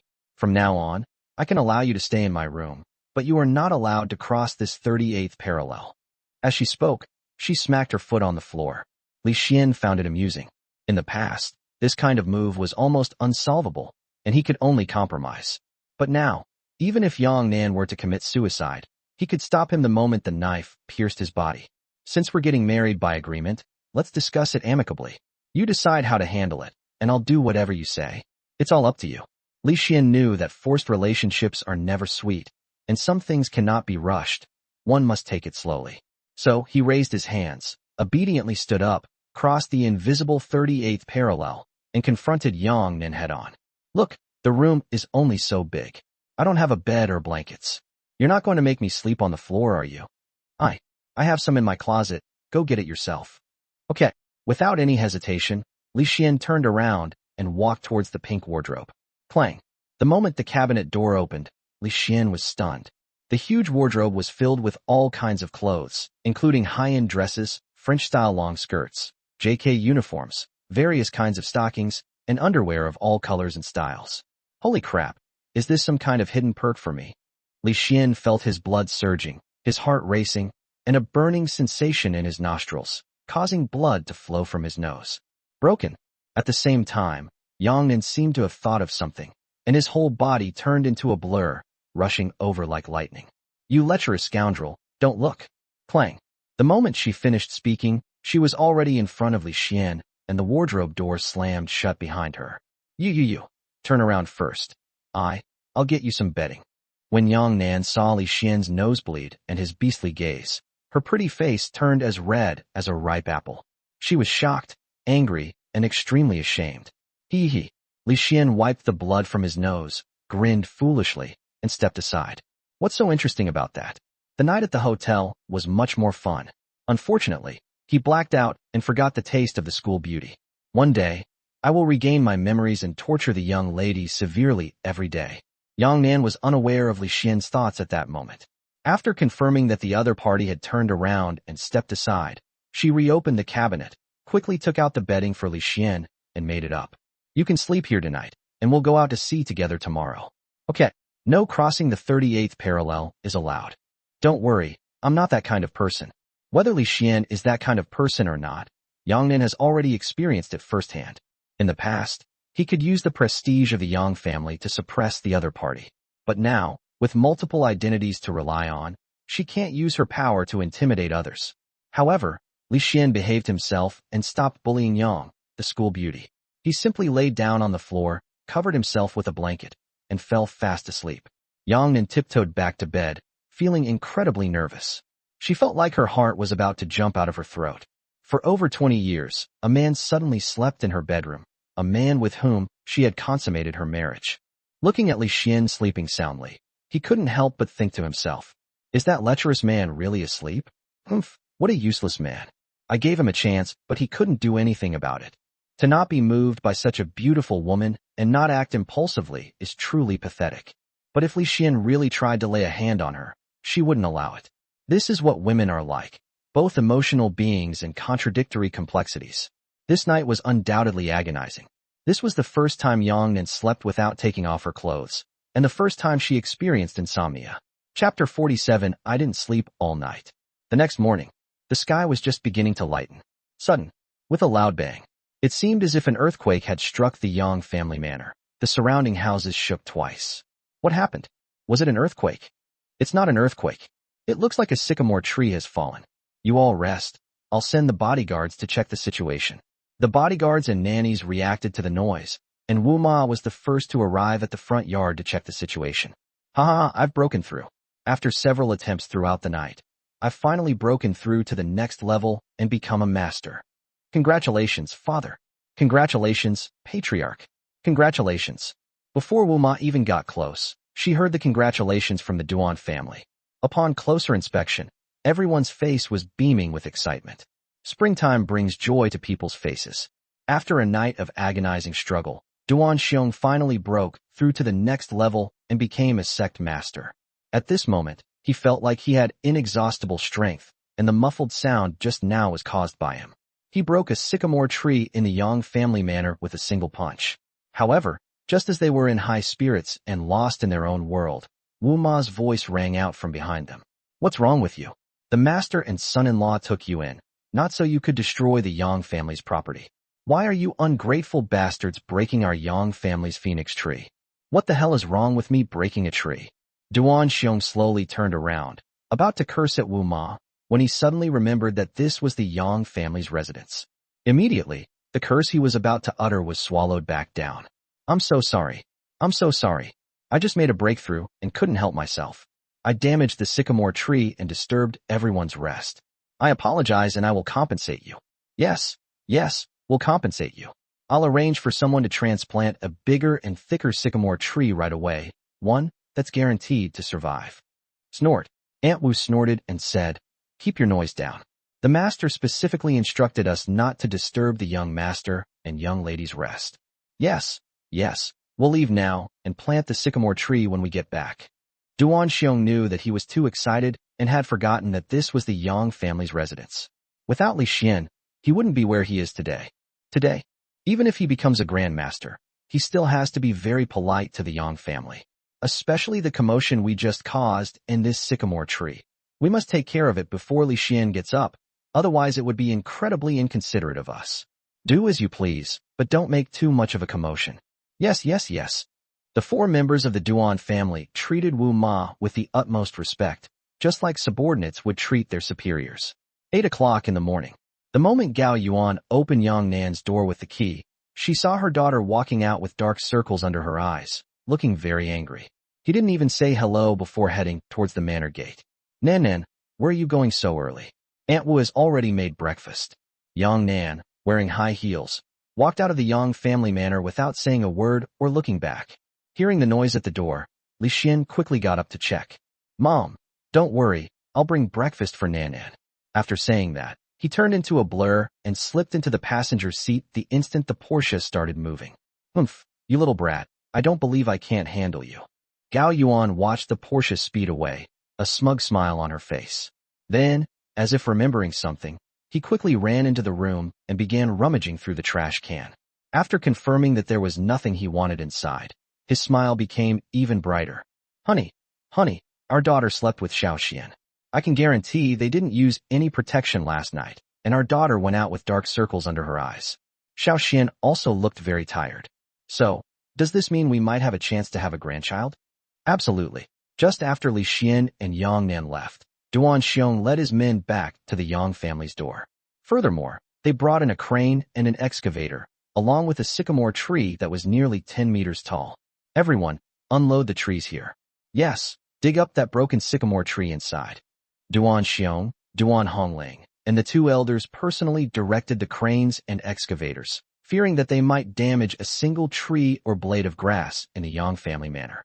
Hearing the commotion outside, Yang Shoujing and Gao Yuan, who were checking the battle situation in Yang Nan's room last night, came out one after another and came to Duan Xiong's side with puzzled looks.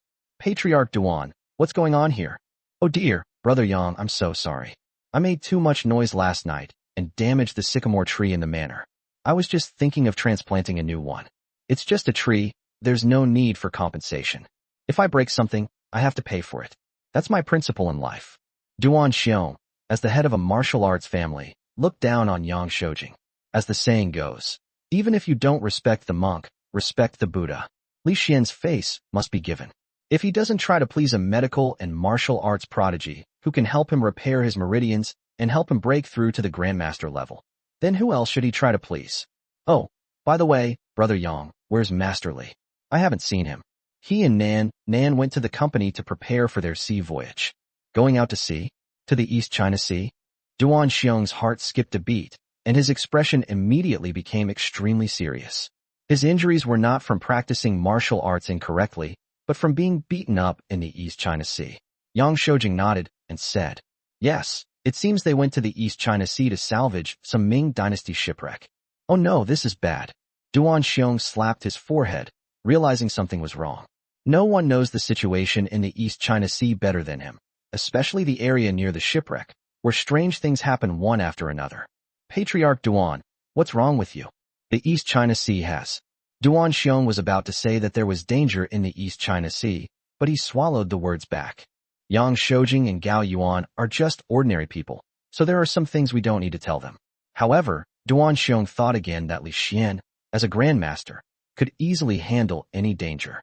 Yang Shoujing and Gao Yuan didn't understand why Duan Xiong was hesitant to speak. Seeing his expression suddenly turn so unpleasant, they quickly pressed him for an answer. Patriarch Duan, are you alright? You don't look well. Are you sick?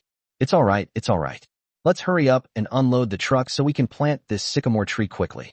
Inside the Porsche, Li Xian asked softly, Wife, did you not rest well last night? Don't you know whether I've rested well or not? As soon as Yang Nan said those words, she felt something was off. Li Xian, please be mindful of your status. I can understand doing this once or twice, but is it meaningful for you to do it every day? She was filled with resentment and found Li Xian increasingly unpleasant to look at. At that moment, she felt so humble and insignificant. Her family bullied her, and now even the little man she used to easily manipulate was bullying her. That's absolutely infuriating. Wife, you're the one who said we have to go all the way with our acting, so it becomes second nature. I can only get into character and avoid being found out if I call you that all the time. Otherwise, if people notice something's wrong, wouldn't all our efforts be for nothing? You have so many fallacies. Hee, it's all thanks to my wife's good education. Li Xiantian was shameless, flattering Li Xiantian relentlessly. Yang Nan's mood improved considerably afterward. Just as the two passed a steamed bun shop, the Porsche suddenly stopped. Yang Nan pointed to the steamed bun shop on the roadside and said, Go buy us some breakfast and get back to the company early. I reckon Professor AI is already there. Alright, Chapter 48 My period has arrived. Without the slightest hesitation, Li Xian immediately got out of the car and headed straight for the steamed bun shop. Just as he returned carrying the steamed buns and opened the car door, he was immediately startled. Yang Nan was seen slumped over the steering wheel in agony, her face covered in sweat, her pretty face ashen, her expression one of utter pain, and even the back of her clothes was soaked with cold sweat. Honey, what's wrong? Aye.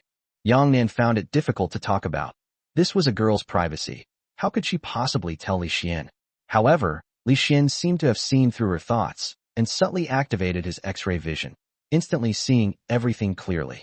Honey, I told you that you would have your period in 3 days and that it would be accompanied by menstrual cramps. Do you remember? You lecher. All you care about is that little thing. I can cure you and make you stop hurting immediately. Li Xian placed the breakfast on the center console and stared at Yang Nan with a smile. Sure enough, a hint of attraction flashed in the woman's eyes.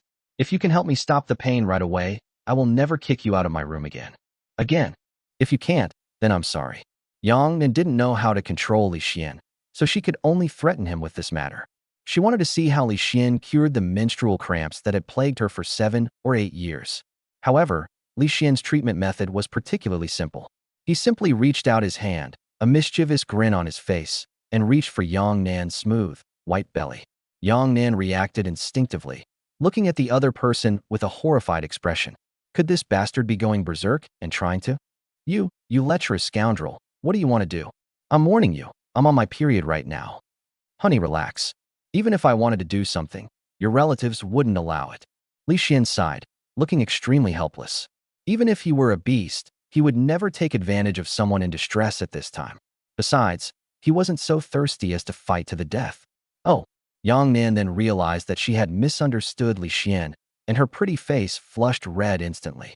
Her shy and charming appearance made Li Xian's eyes widen. This woman is beautiful no matter how you look at her. A shy gesture or a charming glance can steal a person's soul. Honey, to give you a better experience, I have to recline the seat. Yang Nan nodded gently before removing her hand from her abdomen. Immediately, Li Xian's large hand moved as if it were in an empty space, quickly reaching out and landing on her flat and fat-free abdomen. The moment their skin touched, they felt as if they had been electrocuted, and their bodies involuntarily shuddered.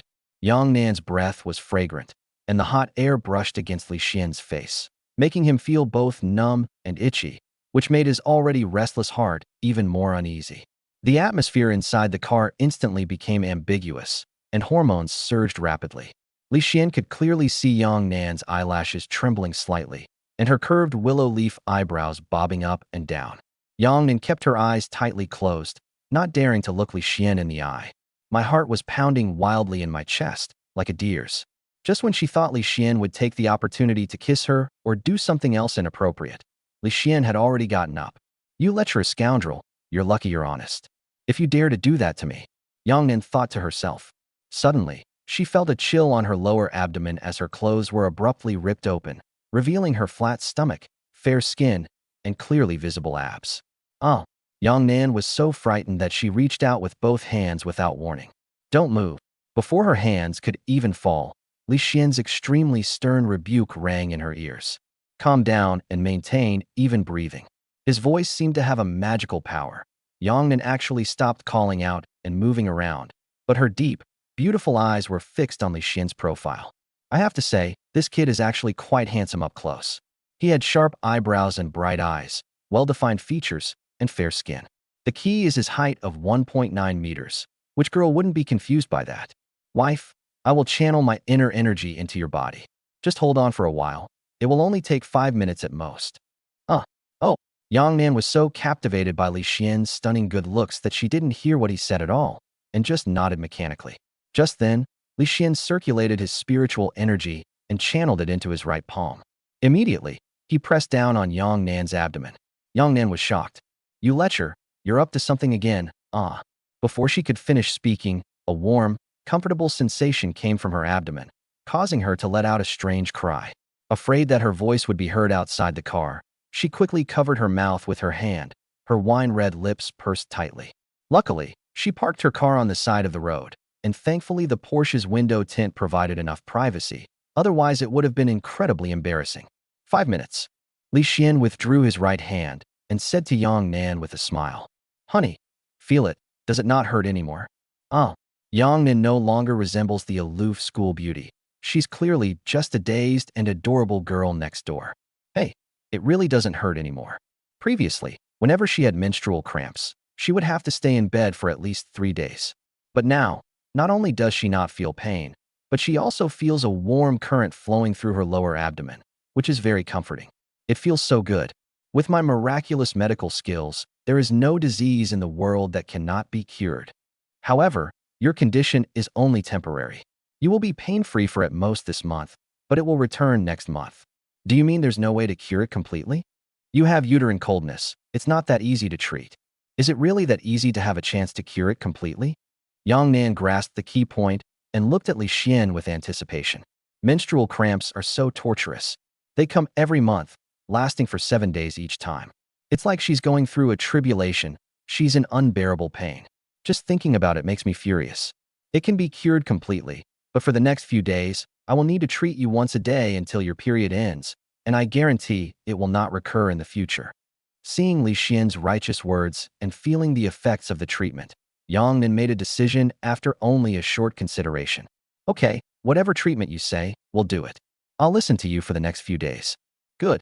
Li Xian's lips curled up, revealing a smug smile of triumph. 10 minutes later, as the Porsche pulled up in front of the Yang Group building, Li Xian and Yang Nan got out of the car at the same time. "Go to my office first." "Good." From the moment she got off the bus, Yang Nan seemed like a completely different person. He exudes a cold and aloof aura that keeps strangers at bay. She wore high-heeled sandals with a suit skirt, and her long, black hair was styled in a loose bun. Her snow-white calves were straight and strong, and the high heels on her feet made a crisp sound, as if a queen had descended. Li Xian followed closely behind, openly admiring the tall and charming figure before him. President Yang, Professor AI, and Zhuang Rue have arrived at the office. As the private elevator doors opened, Assistant and Xuan quickly approached Yang Nan, carrying a stack of documents. The two walked and talked about work. Chapter 49: Boarding the Ship and Setting Sail. By the time Yang Nan arrived at the office door, all the documents had been signed by her. "What's going on with my second and third uncles?" As Yang Nan approached the door, she stopped, turned to look at Xuan behind her, and asked in a low voice. Since their last parting at the Antique Street, Yang Shoubei and Yang Shouqing have seemed to have vanished. He's been out of the public eye for so long. He must be preparing something big. And Xue did not answer immediately, but looked at Li Xian beside her, her meaning clear at a glance. Don't worry, he's my husband. Oh. And Xue was clearly taken aback. As Yang Nan's assistant, she had naturally heard about the president getting a marriage certificate, but this was the first time she had ever met this legendary live-in son-in-law. Li Xian keenly noticed the shock and surprise in the other person's eyes, and even a strong hint of gossip. There must be all sorts of rumors circulating about him at the group headquarters, and they're not the positive kind. Then I thought about all the rumors that had circulated in the antique street before. Oh no, how could I have forgotten about that? If left unchecked for a few days, the previous rumors will definitely escalate, and his character and public image will likely be completely ruined. No, this matter must be resolved. Li Xian thought to himself that the rumor-mongers must be severely punished. Looking at Shui again, after a brief moment of stunned silence, she quickly came back to her senses. According to information from the private investigator, the two vice presidents are in frequent contact with their wives and children, and they are demanding that everyone return to the country within a week, as if they are plotting something big. A grand conspiracy? Yang Nan scoffed. They're nothing but eyeing the Yang family's inheritance rights. A bunch of unambitious fools. They're unworthy of being members of the Yang family. Continue to send people to monitor them and keep track of all their movements at all times. Yes. In addition, Yang Nan paused, looked up at Li Xian behind her, and said expressionlessly, immediately issue a notice of appointment and dismissal. After discussion by the board of directors and management, Li Xian will be appointed as the group's vice president, and Zhuang Rui will be the vice president's assistant. Yes. Although Shui had many questions, the president's order was like a sacred decree, and for her, a working person, strictly following it was the right thing to do. After arranging the work, Yang Nan finally pushed open the office door. Clang. The door opened. Yang Nan extended her slender hand first and walked quickly toward Professor AI. Teacher, I'm so sorry. I was delayed on the way and I'm late. Haha, we just arrived recently too. When Professor AI saw Yang Nan and Li Xian enter together, a look of surprise flashed across his eyes. He never expected that his most prized disciple would become the son-in-law of the Yang family. Hello, teacher. Li Xian stepped forward and bowed in greeting. Professor AI patted Li Xian on the shoulder, beaming with joy. Xiao Xian, I was still thinking about how to get you into the expedition team, but I didn't expect that in the blink of an eye you would become our team leader, huh? Teacher, no matter who I am, you will always be my mentor. You're still so good with words, kid. After exchanging a few brief pleasantries, the group got straight to the point. Yang Nan suggested in front of everyone. Teacher, you know better than I do the dangers of this underwater archaeological expedition. I suggest you reduce the number of students you lead to half, ideally to no more than 20. Yes, that's what I think too. Professor AI nodded. If it had been before yesterday, he would definitely have insisted on bringing all his students along to give them a chance to practice. However, ever since the school administration informed him yesterday that someone had mysteriously disappeared near the shipwreck, and that the dangers at sea far exceed those on land, and that even the US's unidentified underwater vehicle had mysteriously disappeared, he has had to take this matter seriously. Last night, I had a meeting with the school leaders, and we decided to lead 5 mentors and 15 students, with each mentor leading 3 students, for a total of 21 people including myself, to participate in this underwater archaeology. Yes, this arrangement is acceptable. Yang Nan nodded silently. Besides myself, Li Xian, and Zhuang Rui, our Yang group has also arranged 20 security guards and a service team of 30 people, mainly responsible for everyone's meals, hygiene, and the operation and maintenance of the ship. This mission was not a military operation, so Zhuang Baifan's Qinglong Special Forces team could only participate under the name of Yang's Security, primarily responsible for everyone's safety. The others were regular service staff. Okay, it's settled then. I'll go tell the students to pack their gear, and we'll head out to sea after lunch. After lunch, a cruise ship named Spectrum is ready to depart from the East China Sea Pier. Zhuang Baifan and all members of the Qinglong Special Forces team were in place, each with a buzz cut and wearing the security uniforms of the Yang group, standing ramrod straight on the deck. Professor AI and the faculty and students of Dongda University were all shocked by what they saw. The cruise ship was 4 stories high and over 80 meters long, and from a distance it looked like a small island floating on the sea. Senior, could this luxury cruise ship be our mode of transportation for this sea voyage? A student asked expectantly. Other classmates chimed in, chattering away with questions. I've never been on a cruise ship before. If I could go on one, I'd be laughing in my sleep. I've seen these cruise ships on short videos before, and the interior decoration is more luxurious than a 6-star hotel. I wonder if it's true. Classmates, this is the boat that your seniors specially prepared for us. Aren't you all happy? Aren't you excited? Professor AI gave the final answer, which caused all the teachers and students present to scream with surprise. Really? Teacher, I feel like I'm dreaming. Whether it's true or not, you'll find out once you board the ship, won't you? Li Xian said with a smile. Talking about it is no substitute for experiencing it firsthand. The next moment, he boarded the ship first, followed by other teachers and students carrying large and small bags, cheering and jumping for joy. The super luxury cruise ship, over 80 meters long, has a full 500 rooms, and even if all the service staff and the entire Qinglong Special Forces team were included, it wouldn't be able to fill all the rooms. Crucially, the ship also boasts a full range of entertainment facilities, including a disco, restaurant, bar, and gym. After boarding the ship, the 20 faculty and students from the University of Tokyo were still immersed in joy and excitement, and had not yet recovered from their shock. Teacher, I feel like we're not going to work, but rather on vacation. Don't talk nonsense. Professor AI rebuked sternly, his face stern, and said very seriously, although this cruise ship is sponsored by Mr. Yang, we must be aware of our limitations. I'm now establishing 3 rules. First, everyone is only allowed to stay in the cabins, on the deck, and in the restaurant. No one is permitted to go anywhere else. Second, whoever creates trash must take it away. Don't create unnecessary workload for the staff. Third, do your job well, and don't let Mr. Yang's good intentions go to waste, understand? Clear. The 20 people responded in unison, appearing exceptionally excited. Now, those whose names I call, come up and get your room cards. Professor AI took out a list and assigned rooms to all the teachers and students. Li Xian, having also obtained a room key, quietly approached Yang Nan and shamelessly said, "Honey, let's sleep in the same room tonight." "Excuse me, as the tour leader you have your own private deluxe double room. I'll just stay in a standard room." Yang Nan gave Li Xian a disdainful look, then dragged her suitcase toward her room. While at the Yang family manor, she was forced to live with Li Xian due to the pressure from the old man and her parents. Now that she's traveling and there are hundreds of rooms on the ship, she refuses to believe she can't get rid of this shameless guy. Chapter 50, The Real Mission. Zhuang Rui watched Li Xian and Yang Nan from the side, his eyes darting around strangely for a while before he finally couldn't help but speak. "Young master, you're the team leader now. In my opinion, it would be better if you stayed in a room by yourself.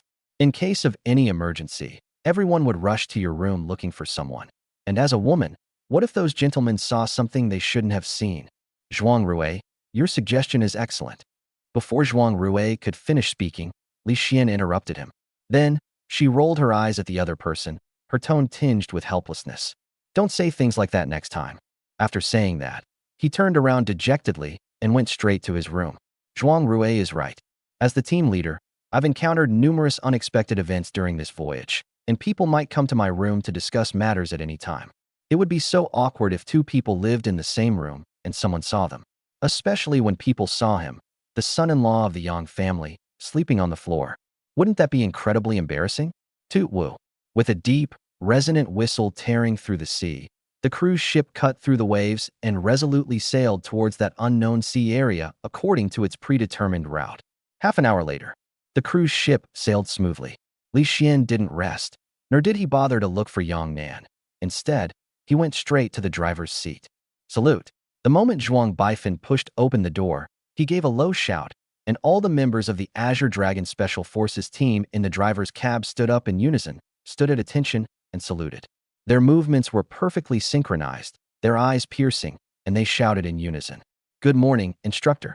Well, this sudden turn of events caught Li Xian off guard. He was still adjusting to the impact of his new identity and wasn't used to it yet. However, he quickly regained his composure and raised his hand in greeting. "Please sit down. We're all around the same age. I'm a relative newcomer to the military, so I might not be familiar with many of the rules. Please make yourselves at home." "Yes." With another crisp response, arms were lowered in unison, and everyone returned to their posts like precise gears, instantly restoring the cab to efficient operation. "Captain Zhuang." Li Xian walked to Zhuang Baifan's side, his gaze sharp.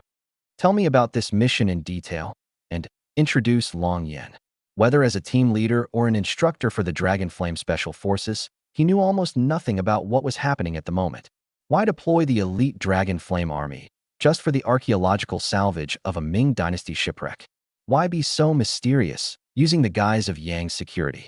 There must be a shocking secret behind this.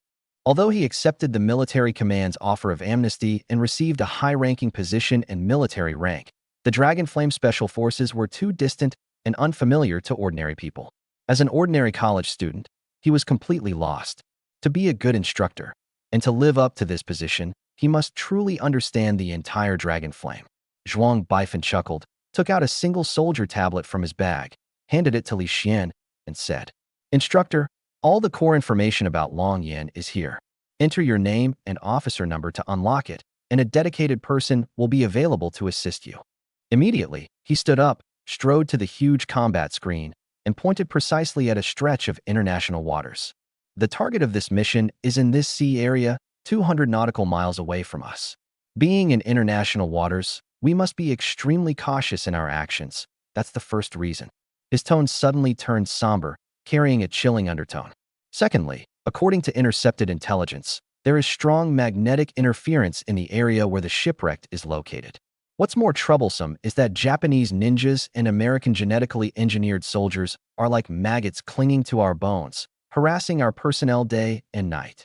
Recently, they have intensified their efforts, and many innocent people have gone missing. Our superiors have ordered us to use archaeological salvage as a cover to conduct comprehensive reconnaissance of the target sea area. We must root out those Japanese maggots who have harmed our compatriots and punish them severely. At the same time, we must establish a complete maritime data link and report to command. This is the real mission of this mission. Okay, I understand. Li Xian appeared calm on the surface, but his heart was in turmoil. Really, what could possibly warrant the mobilization of Long Yan be ordinary archaeology? Under the guise of archaeology, their true mission is to spy on the seas. Under the guise of ordinary Yang family security personnel, they engage in a struggle and battle with Japanese ninjas and American genetic warriors in the undercurrents of international waters. This was the mission of the Azure Dragon Special Forces team and Li Xian. 3 p.m. Where the sea meets the sky, there is a clear, deep blue expanse. Li Xian lay lazily on a beach chair on the deck, turned on his personal combat computer, and the light from the screen illuminated his face. The mysterious veil of the Dragon Flame Special Forces is about to be lifted before his eyes. Dragon Flame Special Forces. Subordinate to, directly under the command of the War Department. Active duty, 2,700 people. Core structure, 1 team, for groups. Ichin, logistics support system, medical, equipment, transportation, infrastructure, finance, procurement, etc. Team 4, the sharp blades protecting the 4 regions of the Dragon Kingdom. Azure Dragon, White Tiger, Vermilion Bird, Black Tortoise. Accompanying him on this expedition was the sharpest blade under the command of the Azure Dragon Special Forces Brigade, which was responsible for the eastern frontier. The team members are all highly skilled and are all-around battlefield elites. The list immediately comes into view. Gao Dashan, Dragon Flame War God. Zhuang Baifan, Azure Dragon Warrior. Bai Yanhui, White Tiger Warrior. Yi Liuli, Vermilion Bird Warrior. He Erniu, Xuanwu Warrior. When his gaze swept to the last line, Li Xian's pupils suddenly contracted. Li Xian, Grandmaster of Ancient Martial Arts, renowned physician, and martial arts instructor. Ancient Martial Arts Master, a renowned healer, a martial arts instructor. The 12 characters, heavy with weight and carrying a formidable sharpness. Even Li Xian himself felt the shock that went straight to his heart. That title sounds really impressive. Team leader, so you've been here all along. A sweet, cheerful female voice rang out from behind him, interrupting Li Xian's thoughts. Li Xian quickly turned off the screen and turned around. A girl wearing square-framed glasses and with her hair in braids ran over excitedly, carrying 2 glasses of freshly squeezed juice. Her cheeks were flushed with excitement. "Senior, it's so hot outside. Please have some juice." "Thanks." Li Xian was indeed thirsty, so he took the bag and gulped down several large mouthfuls. The girl watched him drink it, as if she had accomplished a great wish. Her smile bloomed instantly, a shy yet indescribable joy. "Senior, my name is Mu Qingqing, and I'm also Professor AI's student. I've always admired you. Can. Can I add you on WeChat? She mustered her courage, her voice trembling slightly.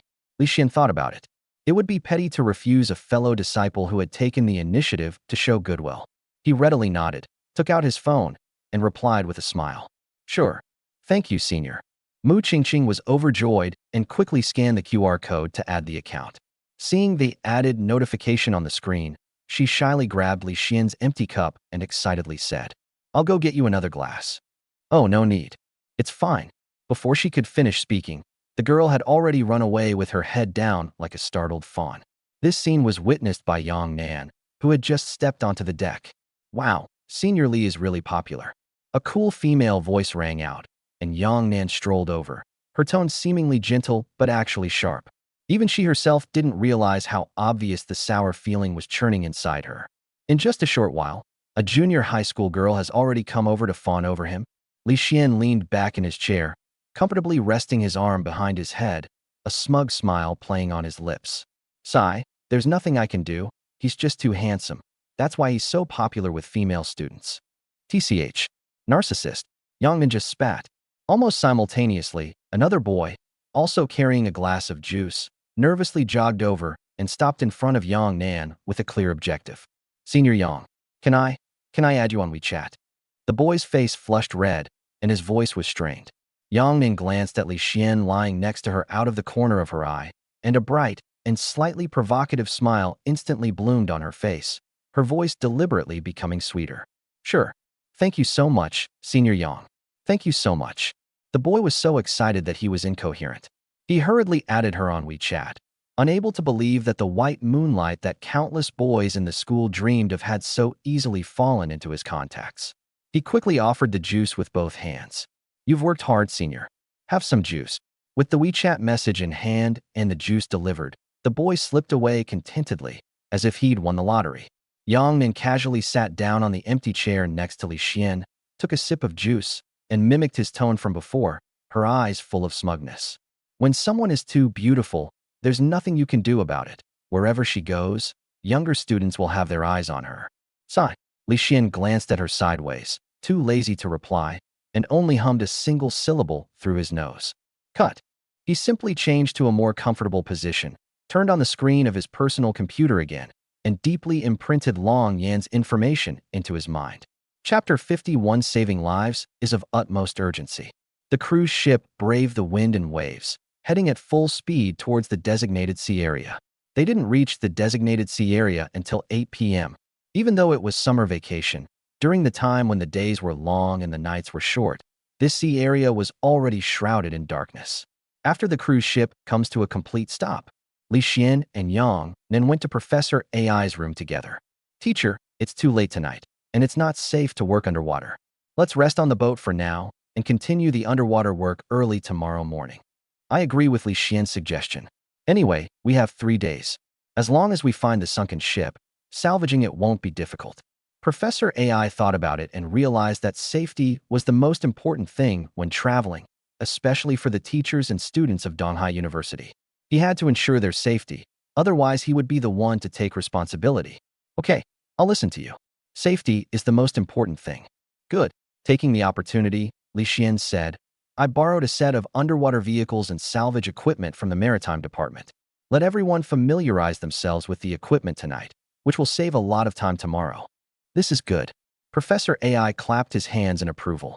Although they had also prepared underwater vehicles and salvage equipment, they were far inferior to the standard equipment of the maritime authorities.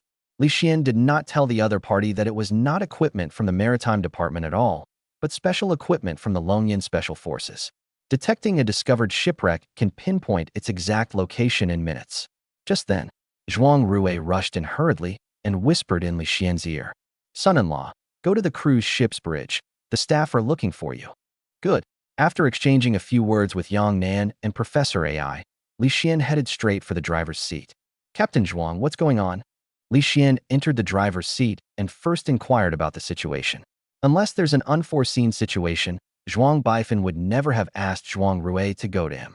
According to sonar detection and satellite thermal imaging technology, there is a fight on the sea 3 nautical miles ahead, with at least 30 people involved. 30 people? And they're fighting on this pitch-black sea? We haven't heard any gunshots. Li Xian couldn't understand it. Who the hell would have nothing better to do than come here and start a fight? San Haley isn't far, so if a fight breaks out, you'll definitely hear gunshots. Do they still fight with cold weapons? They should all be martial artists. Judging from the satellite photos, it appears that 8 speedboats were attacking a fishing boat. Zhuang Baifan pointed to the satellite photo and said. Li Xian looked at the command screen and asked, "Can the photo be enlarged? Can we see what nationality the other person is?" "Can." Zhuang Baifan operated the command screen in a series of movements, as if an invisible hand had parted the clouds and torn through the darkness. 8 speedboats and a fishing boat came into clear view of Li Xian. The speedboats all bear Japanese symbols, and the fishing boats also bear Chinese symbols. Zoom in again. Sizzle. The satellite image has been zoomed in to its maximum size, revealing not only the fluttering red flag, but also the facial contours of the fishermen. Zhuang Baifan immediately gave the order.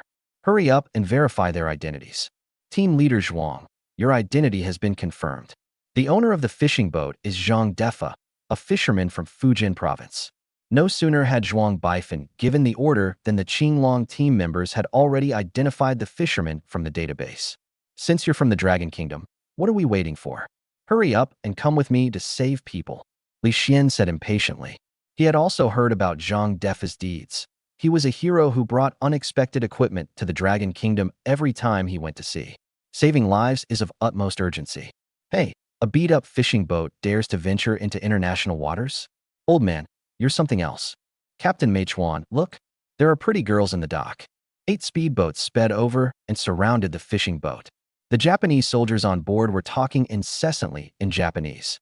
Especially when they saw the woman in blue in the dock, these bastards acted as if they had never seen a woman before, their faces full of lewdness and greed. He couldn't wait to kidnap the woman and take her back to the ship to enjoy her. "Dad, they are Japanese. I'm afraid we won't be able to leave." The woman in green was filled with worry.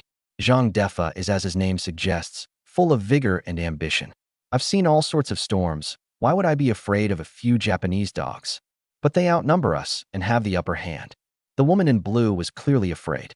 Zhang Defa patted his chest and said, "Don't worry, I've already sent out a distress signal. Our compatriots and maritime vessels in the surrounding area will quickly come to this area to support us." The woman nodded, completely believing Zhang Defa's words. Her name is Zhang Ruoxin, the eldest daughter of Zhang Defa. She just graduated from Donghai University and was classmates with Li Xian and Yang Nan. The main purpose of this voyage was to cook for my father and, incidentally, help with fishing. Time ticked by, but Zhang Defa still hadn't received any signals from his compatriots or the maritime authorities. The icy sea breeze, carrying the salty, fishy, and despairing scent, caressed his weathered, resolute face. Zhang Defa longed for help, but it was too far away to reach him. As far as the eye could see, there were still 8 speedboats painted with ugly Japanese flags. Like sharks that had smelled blood, they grinned and surrounded his fishing boat. The roar of their engines was like the howl of wild beasts, echoing wildly in the open sea. Zhang Defa stood upright at the bow of the ship, his rough hands gripping the rudder tightly. His voice booming, he roared at the approaching Japanese pirates. "You little devils, look carefully. The flag on my ship is red. Open your dog eyes and see clearly. I'm a Chinese. If you don't want to die, get the hell out of here." The bright red flag fluttered angrily in the howling sea wind like a burning flame. "A Chinese from the Dragon Kingdom? Ha! You're the one we've been looking for." The leader of the Japanese ninjas let out a piercing laugh. His face was covered with a ferocious smile, and his eyes gleamed with cruelty and greed. His name is Meituan Naiku. He is a mid-level ninja from the Inha family, and his cultivation level is comparable to that of an internal strength martial artist from the Dragon Kingdom. The Japanese around him were all fierce ninjas. Any one of them could be considered a genin, and their speed and strength far exceeded those of ordinary people. The fisherman from China standing before them was none other than Zhang Defa, whom the entire Japanese nation hated to the core. 15 years ago, in order to defend his motherland's territorial sovereignty, he led 14 crew members in a fishing boat and fearlessly rammed a Japanese warship. That collision was like pressing Japan's arrogance and pride into the salty seawater and rubbing them together. For this, Zhang Defa was illegally detained and tortured by the Japanese pirates for a full 17 days. Ultimately, through the strong intervention of the motherland, He returned home safely and won the respect of his clan and the people of the whole country. His name was given a separate page in the family genealogy. Therefore, he became a thorn in the side of the Japanese, and the bounty on his head reached a staggering 200 million yen. Zhang Defa, even if you turn to ashes, I'll still recognize you. Meichuan Naiku licked his dry, cracked lips, his sinister eyes fixed on Zhang Defa and the slender young figure in the dock behind him. Kill you, and I'll have 200 million. As for that pretty girl behind you, he let out a long, drawn-out laugh that was nauseating and obscene. I'll take good care of her and let her taste what it's like to be happy. Chapter 52, I'd rather die standing than live kneeling. You son of a bitch, I'd rather die than let you succeed. Zhang Defa was so angry that he trembled all over and started cursing. He is not afraid of death. Even if I die, I'll take 2 Japanese devils with me. However, Zhang Ruoxin is only 22 years old. She was at the prime of her life, falling into the hands of these beasts. Zhang Defa dared not think about it. Dad, Zhang Ruoxin walked out of the dock, clutching her father's clothes tightly, her face pale, her knuckles cracking. Those alluring eyes held an unexpected firmness. Who says daughters are inferior to sons? She met her father's eyes, which were filled with pain and guilt. Her voice trembled slightly, but every word was clear. Dad, don't talk nonsense. So what if you die? Back then, you held out against the Japanese for 17 days without bowing down. Your daughter is also a member of the Zhang family. What is there to be afraid of? Besides, we have a powerful motherland behind us, and it will never let our blood be shed in vain.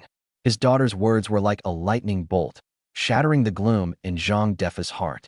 That moment of vulnerability and stubbornness intertwined, bursting forth with astonishing power. Good, good, good. You truly are worthy of being my daughter, Zhang Defa's daughter. Zhang Defa's eyes burned, a surge of resolute courage mixed with grief and indignation filling his entire body. He slammed the rudder all the way to the bottom. Rat-a-tat-tat. The fishing boat's engine emitted a dying roar. The dilapidated fishing boat, like a giant whale in its final moments of glory, unleashed its last ferocity. Its bow suddenly aimed at the weakest point of the encirclement and rammed into a speedboat. If we sail another 12 nautical miles, we will reach the Dragon Kingdom's waters. Once we enter the Dragon Kingdom's territorial waters, we will be safe. Zhang Defa roared in a hoarse voice. This was the hope for life, and the path of life he had to break through for his daughter. Bang!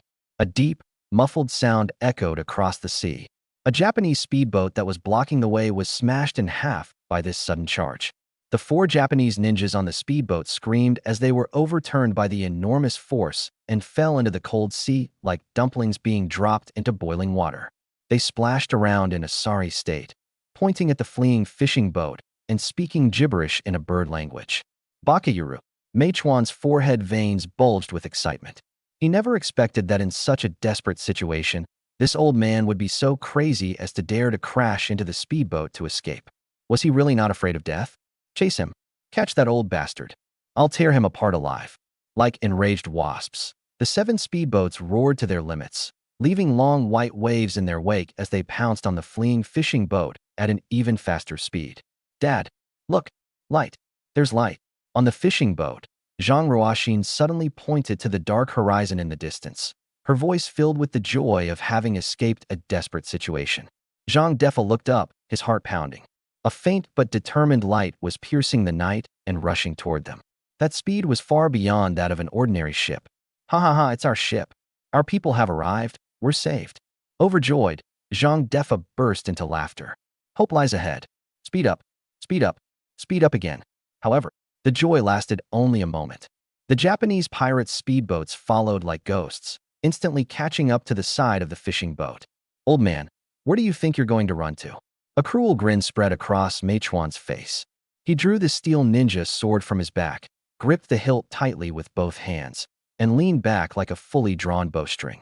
He frantically poured all the internal energy of a chunin into his arm. Die! A furious roar exploded. Buzz! The air seemed to be torn apart. Under the moonlight, the ninja sword transformed into a mournful white streak, carrying a deathly shriek that pierced through everything before flying out of my hand. They headed straight for the fishing boat. The speed is so fast that it's invisible to the naked eye, like a shooting star streaking across the sky. Clang, click, crack. A piercing sound of metal tearing suddenly rang out. The ninja sword, imbued with terrifying internal energy, moved with impunity, easily piercing the thick wooden hull of the fishing boat. The momentum continues unabated, without bias or deviation. It precisely penetrated the roaring diesel engine at the stern of the ship. Puffed. Sizzle. After a series of ear-piercing scraping and cracking sounds, the roar of the engine came to an abrupt end. Thick black fumes billowed out and quickly spread. The fishing boat jolted violently, completely losing power, and like a dying beast, it helplessly spun and drifted on the sea. 5 nautical miles. Once you cross the last 5 nautical miles, you'll reach the territorial waters of the Dragon Kingdom. Good heavens! Zhang Defa's eyes were bloodshot and he stared intently at the horizon that was so close yet so far away, letting out a heart-wrenching, desperate wail. Why won't you give me 5 minutes? Why won't you give me 5 minutes? Mei Chuan's speedboat drifted and arrogantly blocked the fishing boat. Before the speedboat had even come to a complete stop, he leaped onto the deck and stood alone at the bow. A cold gaze swept over Zhang Defa and his daughter, like a cat playing with a mouse, with victory in its grasp. Run? Why did you stop running? Keep running. He picked up a shard of wood that had been flung away, weighed it in his hand, his voice as cold as a viper's hiss, and his face full of mockery. Old man, I'm giving you one last chance. Hand over your daughter so the brothers can have some fun. He licked his lips, pointed at Zhang Ruoxin, and his eyes were filled with undisguised lewdness. Then, right here, in front of the video camera, you must personally admit that Diaoyu Islands belong to our great Japanese empire. If you bow down and admit your mistake before this flag now, I'll grant you a swift death. Otherwise, fuck you, you Japanese bastard. Before Mei Chuan could finish speaking, Zhang Defa angrily cursed. Each word was like a burning branding iron striking the ground, heavy and powerful. 15 years ago, you tormented me for 17 days and nights. I've seen all your tricks before. Today, you want to use the same old methods? Dream on. You want me to kneel down and apologize to your stinking plaster? Bah. The knees of the Chinese people are only for their ancestors and martyrs. I'd rather die standing than live on my knees. Come on then. If you won't listen to reason, you'll have to suffer the consequences. Mei Chuan's patience was completely exhausted, and the murderous intent in his eyes surged, almost becoming tangible. He took a sudden step forward, and his ninja sword was drawn again. This time, he didn't throw it, but thrust it straight at the target. Dad, watch out. Seeing the blade thrusting towards her, Zhang Ruoxin screamed in terror. Zhang Defa, however, showed no fear. Knowing he was going to die, he still roared, grabbed a rusty, fish scale-covered, and foul-smelling fish-chopping knife from the deck, and like a mad old lion, used all his strength to fiercely chop at the deadly blade. Clang! Clang! A metallic clang rang out between the blades. Sparks flew everywhere. The ending was a foregone conclusion. The fish-chopping knife was easily knocked away like rotten wood, spinning as it flew off the ship's side and splashed into the vast sea. The immense force traveled along the blade, causing Zhang Defa's tiger's mouth to split open, dripping with blood. My entire arm was in excruciating pain and numbness, as if I had been struck by a high-voltage electric shock, and I could no longer lift it. Chapter 53. My knife is broken. Mei Chuan's eyes were filled with the cruelty of a cat hunting a mouse. His ninja sword moved without hesitation, as fast as lightning, and with a low whistle of death, it pierced straight into Zhang Defa's abdomen. Die! At this critical moment. Call out. A faint whooshing sound, almost drowned out by the engine noise, tore through the air. A nut covered in oil, carrying immense power, shot forth from afar.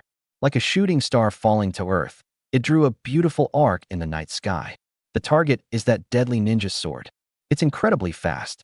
It's faster than the human eye can perceive. Clang! An indescribable explosion, like a great bell suddenly exploding on the sea. Mei Chuan, who was grinning maliciously, suddenly felt an irresistible force coming from the tip of the knife. Snap! That ninja sword, forged from high-quality steel alloy and capable of cutting through iron like mud, was as fragile as a shard of ice, snapping in two at the point of impact with the nut. The broken blade tip, carrying great momentum, hissed as it grazed Zhang Defa's lower abdomen, barely tearing his clothes and leaving a white mark on his wrinkled and calloused skin. Mei Chuan's sinister smile froze instantly, turning into incredulous astonishment. He gripped the broken knife, his arm still numb and trembling from the terrible impact. Impossible. This is absolutely impossible. My knife is broken. I don't know what broke it. Even bullets couldn't break his ninja sword. Moreover, the flying object clearly did not resemble a bullet. Baka, who is it? Who ruined my plans? Mei Chuan's eyes widened in horror, his chest filled with terror and rage, and he roared as he looked around. Captain, it's that nut. One of his men pointed to a nut that was still rolling on the deck, his voice trembling as if he had seen a ghost. Captain, look over there. Another ninja pointed in a panic towards the East Sea. In the distance, the point of light was already clearly visible. A speedboat from the Dragon Kingdom, moving at incredible speed, sped towards them. At the bow, a bright red flag fluttered violently in the sea breeze, like a burning flame of revenge. The deafening roar of the engine was its death knell. Oof. A broken boat. I'll crush it right now. Mei Chuan roared, his expression fierce but his heart pounding, trying to dispel the fear in his heart. However, he only got halfway through his shout. Whoosh! The terrifying sound of something cutting through the air rang out again. This time, it's not a nut. It was a screw about the thickness of a thumb. Under everyone's horrified gaze, the screw, like a defiant spear, carrying the shrill whistle of tearing the sea wind and the destructive power of everything, shot toward Mei Chuan Naiku's chest with a thunderous roar. That speed was so fast that it left only a blur. The force was so great that it even distorted the surrounding air. Captain, danger! The Japanese ninjas were terrified. A martial artist. He is a grandmaster from the Dragon Kingdom. Some experienced ninjas let out a blood-curdling roar. The Zhang family father and daughter on the fishing boat were shaken. As ordinary people, they had no idea what had happened. He thought to himself, if a single Chinese speedboat can scare these Japanese dogs so much they'd run away in terror, what would happen if they brought a warship or an aircraft carrier? Would they be scared to death on the spot? Mei Chuan Naiku raised the broken knife in his hand, trying to block the oncoming screw. However, he overestimated his own strength and greatly underestimated the power of the Grandmaster and the force of this attack. Uft! In the blink of an eye, the screw that shot towards him struck his left shoulder like an arrow, drawing out a cloud of blood mist, and then pierced through his back shoulder. Oh, Baka! The excruciating pain in his left shoulder caused Mei Chuan Naiku to let out a heart-wrenching howl. Seeing this, the other ninjas hurriedly changed the direction of the speedboat, trying to surround the speedboat that had suddenly appeared. The approaching boat made no attempt to avoid it, its engine roaring as it increased its speed instead of decreasing, like a missile cutting through the waves, its target being Mei Chuan Naiku, who was blocking the front of the fishing boat. Madmen! This is a bunch of madmen. Stop them! Stop them right now! Mei Chuan Naiku roared in pain, his voice almost tearing apart the sea breeze, deafeningly loud. He couldn't imagine what would happen to him if he were hit by that speedboat. Even if he were a Chunin, he would be smashed into pieces. Escape? Or hide? Just as he was hesitating. Whoosh! The approaching boat suddenly made a sharp 90-degree turn. The stern swept across, creating a huge wave that crashed towards the Japanese ninja like a tsunami. The water was soaring, and several speedboats capsized instantly, with people falling into the sea like dumplings. Rumble! The approaching boat's engine roared as it continued to circle the 8 Japanese boats at high speed, sometimes swaying its tail like a dragon, sometimes charging head-on. In less than 2 minutes, only Zhang Defa's fishing boat remained floating quietly on the sea, while all the other Japanese boats fell into the sea. All the ninjas struggled and screamed in the waves, creating chaos. Baka, you uncivilized Chinese, I challenge you to a duel. Mei Chuan Naiku suddenly leaped out of the sea and stood on the deck of the fishing boat, blood gushing from his left shoulder, yet he still managed to roar. Great, I would love to hear that. Li Xian gestured for Zhuang Baifan to stop the boat, a cold smile curving his lips. You were the one jumping the most just now. Now I'm giving you that chance. Instructor, leave this small matter to me. Zhuang Baifan rubbed his hands together, eager to try. Li Xian nodded slightly. All right, let me let you stretch your muscles. Understood.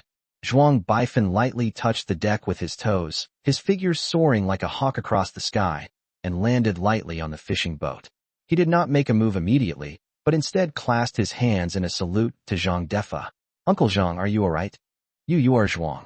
I'm currently a security guard at the Yang Group, codenamed Little Green Dragon. Zhuang Baifan quickly picked up the conversation, blinked, and pointed to the 4 large characters, Yang Security, on his clothes. Yes, Brother Zhuang is a member of the Yang family. Zhang Ruoxin's eyes lit up with surprise, and she quickly tugged at her father's sleeve.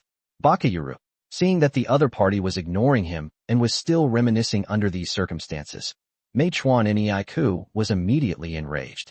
He endured the excruciating pain, pulled out the broken knife stuck in the ship's side, and pointed the tip directly at Zhuang Baifan.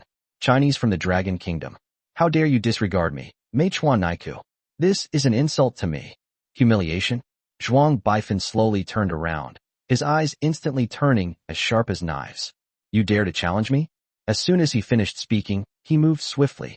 Like a cheetah's sudden attack, like a thunderclap, a knee strike slammed straight into the opponent's face. Mei Chuan's pupils constricted sharply, and he said in surprise, You're actually a martial artist from the Dragon Kingdom. He hurriedly raised his knife to block, but his severe left shoulder injury slowed his movements. Bang! The kneecap collided violently with the facial bone, producing a dull thud that made your teeth ache. Ache! No sooner said than done. Mei Chuan Niaiku was sent flying by this knee strike. He was sent flying backwards like a kite with a broken string. Just then, a ninja who had just climbed out of the sea threw a ninja sword at Mei Chuan Niaiku, shouting, Captain, catch the knife. Well, uffed. Before Mei Chuan Niaiku could react, the flying ninja sword pierced straight through his chest. His whole body jolted violently in midair before crashing heavily into the sea, blood quickly spreading outwards. Instantly, the room fell into a deathly silence. Li Xian and Zhuang Baifan had not expected this outcome. A dignified Chunin, he actually died at the hands of his own teammate's ninja sword. Funny. You got what you deserved. The ninja who threw the sword was so frightened that he stood frozen on the spot, his body trembling uncontrollably. Captain, I didn't mean to. I wanted to help you. Chapter 54 Unilateral Massacre. Oh no, the captain is dead. What? The captain is dead. Baka. Wah, our captain is dead. How can we face going back? Kill them all, and avenge our captain. The surviving ninjas roared like wounded beasts, frantically climbing onto the fishing boat and using the still-sinking speedboat to surround Li Xian, Zhuang Baifan, and the others.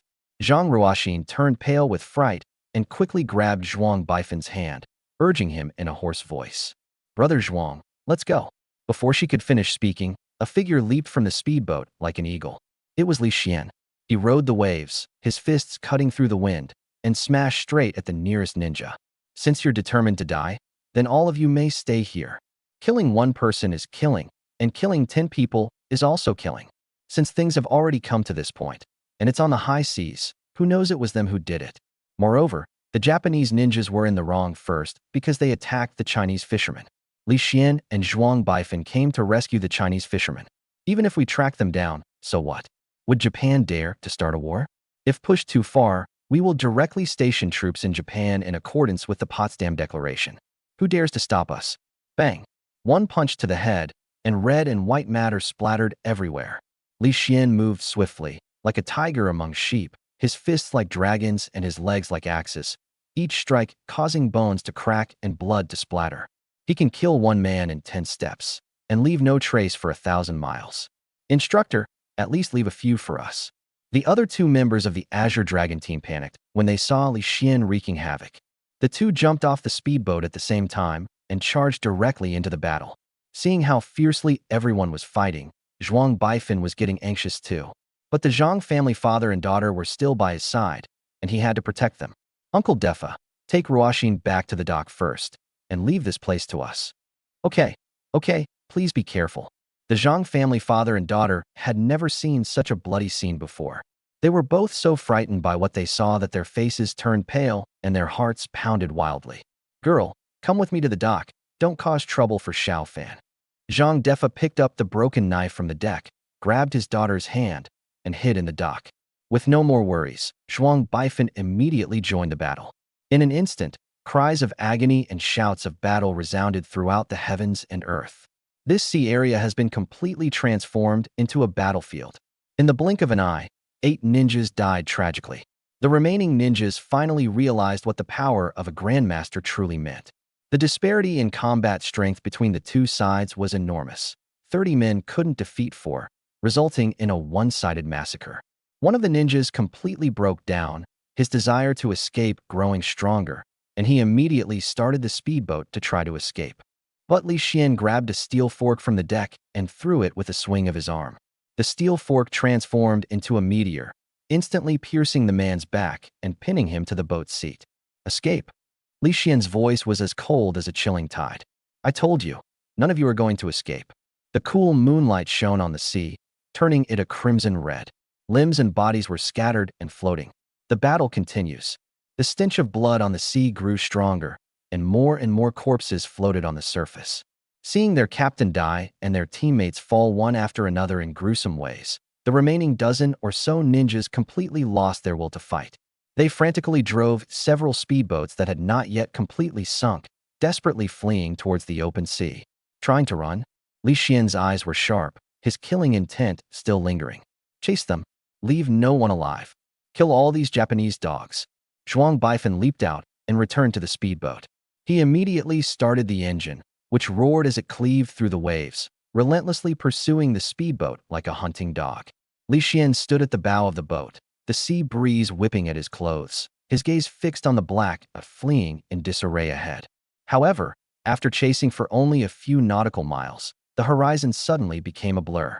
A thick, milky white fog, as dense as a giant city wall, appeared out of nowhere, obscuring the sky and swallowing the horizon. The fog churned and surged, silent yet exuding an eerie chill.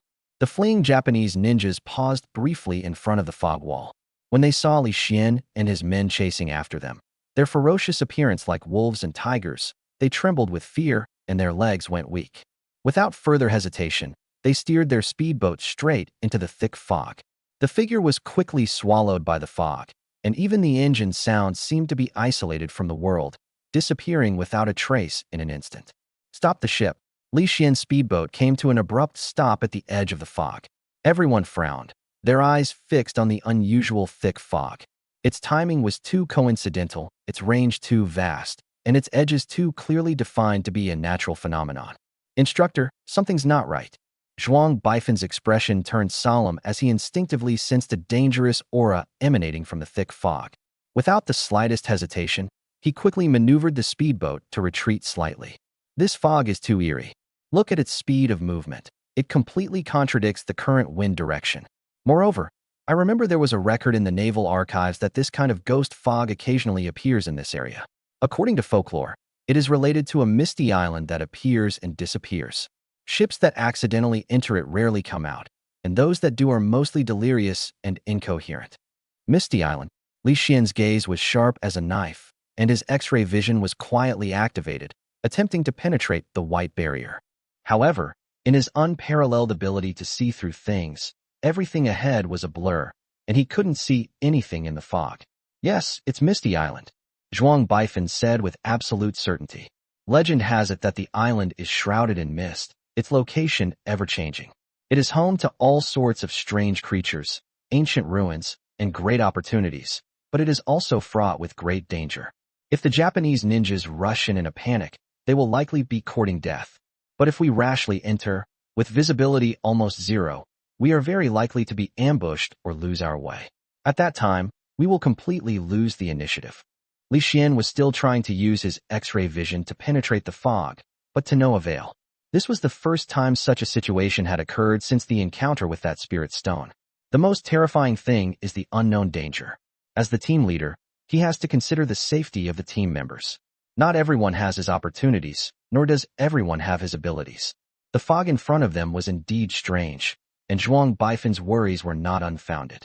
Furthermore, we just killed so many people, and the stench of blood here will definitely attract the dominant marine creatures. If they blockade this area, we will be in an even more passive position, Zhuang Baifan said with concern. Whether it's whales or other marine life, once they smell the blood here, they will definitely swarm in. At that time, let alone the power of a grandmaster, no matter how many grandmasters come, it will be useless in front of those behemoths.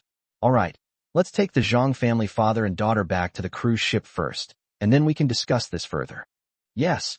The group turned their boat around and returned to Zhang Defa's fishing boat, where they picked up the still-shaken Zhang family father and daughter, and together they returned to the large cruise ship that served as their base. Chapter 55. Preparing to land on the island. The cruise ship's conference room was brightly lit at night. Zhang Defa drank a few sips of hot water to calm his nerves before slowly speaking. Instructor Li, Brother Zhuang, There's something I need to ask you. I don't know if it will be of any use to you. Tell me about it. Li Xian pondered to himself that Zhang Defa was a fisherman whose ancestors had made a living by fishing for generations. For them, this vast and boundless sea was their home. 100,000 fishermen, 100,000 soldiers.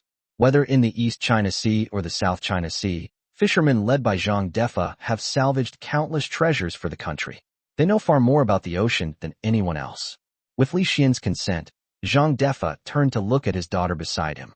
Zhang Ruoxi nodded and immediately took over the conversation, saying, "Today we were working in the waters around the Jiayu Islands when, around noon, a thick fog suddenly rolled in. I saw a small wooden boat carrying an old man and a young boy sail into the fog. Not long after, several Japanese speedboats arrived, and the people on board were talking in a lot of gibberish. I vaguely heard words like opportunity, ruins, and enhancement. Out of curiosity, the Zhang father and daughter followed. Unexpectedly, the fog was extremely eerie, as if one were in complete darkness, unable to see one's own hand in front of one's face. So the Zhang father and daughter quickly turned around and steered their fishing boat back. Who would have thought that when they emerged from the dense fog, they had already entered international waters, nearly 100 nautical miles from the Diaoyu Islands. What's even more infuriating is that they also encountered Japanese ninjas led by Mechuan Naiku. As for the small wooden boat, and the old man and the young man on it, they seemed to have vanished into thin air and were never seen again. I felt like we had only been in the fog zone for 2 short hours, but it turned out that a full 8 hours had passed in the outside world, and we were strangely found in international waters, nearly 100 nautical miles from the Diaoyu Islands. Are you sure you were only inside for 2 hours? Zhuang Baifan hurriedly pressed for details, explaining that one of the tasks of this trip to the East China Sea was to uncover the secrets of Misty Island. They conducted extensive surveys to determine the location of Misty Island and to investigate why the underwater vehicle had disappeared without a trace. I'm sure, Zhang Ruoxin said very firmly. We entered the dense fog area at 1:14 p.m. and came out at 3:14 p.m., but it was already dark. As she spoke, she extended her fair hand, revealing a domestically made mechanical watch on her wrist. Look, my watch shows 5 o'clock right now. Seeing the time on the table, the matter is basically confirmed. The Zhang family father and daughter entered Misty Island. They couldn't possibly lie about something like this. But what about that wooden boat? Why are there an old man and a young boy on the boat? Li Xian and Zhuang Baifan exchanged a glance, their minds filled with doubts. Why would ordinary fishermen risk entering such a dangerous area? And those Japanese people, most of them are probably ninjas too. They must have come from Misty Island as well. Just then, a loud report came from outside the cabin. Report. Enter. Instructor, Captain, Duan Xiong, the head of the Duan family, has arrived. Duan Xiong? What's he doing here? Li Xian looked at Zhuang Baifan again.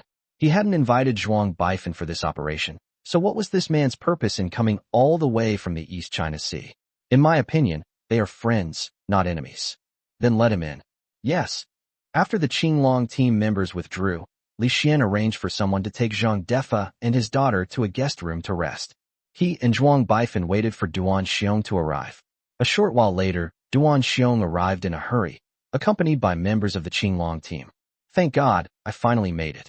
Duan Xiong strode towards Li Xian, rushing over without even finishing planting the Paulownia tree. Master Li, this sea area you are in is too dangerous. Not only is the entrance to Misty Island here, but Japanese warriors and Eagle General Jean warriors often appear here. Oh, could it be that Patriarch Duan has been to this Misty Island? Li Xian was surprised. How did Duan Xiong know about Misty Island? Do you also know that this place is the entrance and exit of Misty Island? Duan Xiong nodded, giving the final answer. Sit down and talk. Li Xian invited Duan Xiong to sit down. Zhuang Baifan offered to open a bottle of mineral water for him, but he was stunned the moment his fingers touched Duan Xiong's. Patriarch Duan, you've broken through to the Grandmaster level? Hee. Thanks to Master Li, I managed to break through this morning. Congratulations. As your dragon warrior, please don't be so polite. Let's talk about this Misty Island first. Good. The three sat facing each other. Duan Xiong cut to the chase and said directly, Actually, the injury I suffered before was not due to a mistake in my training, but rather because I was injured by Japanese ninjas on Misty Island. Just as I expected, Li Xian suddenly realized that Duan Xiong had not only been to Misty Island, but had also fought with Japanese ninjas on the island. The martial arts world has always had a legend about the immortal island in the East China Sea. It is said that Zheng He passed by this place during his voyages to the Western Ocean, visited the immortal island, and presented tribute. In other words, as long as you find the sunken ship that Zheng He presented tribute to and the treasures on the ship, you can basically find the entrance and exit of the immortal island.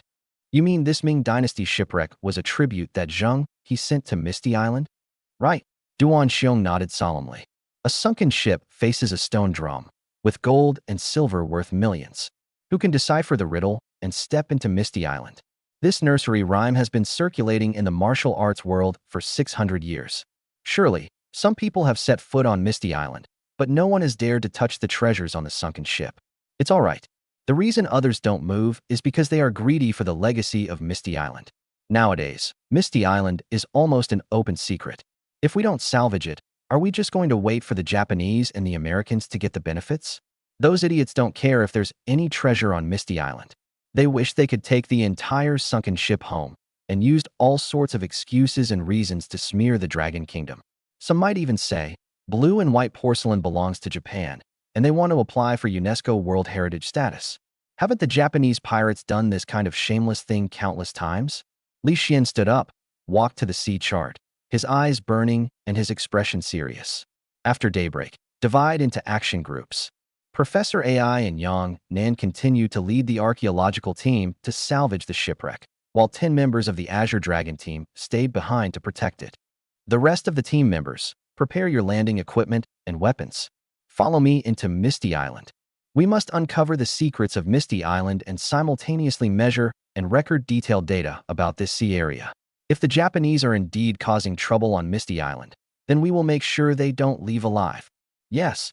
Zhuang Baifan accepted the order, his fighting spirit soaring. Duan Xiong had come from afar, but Li Xian hadn't assigned him any tasks, which made him anxious.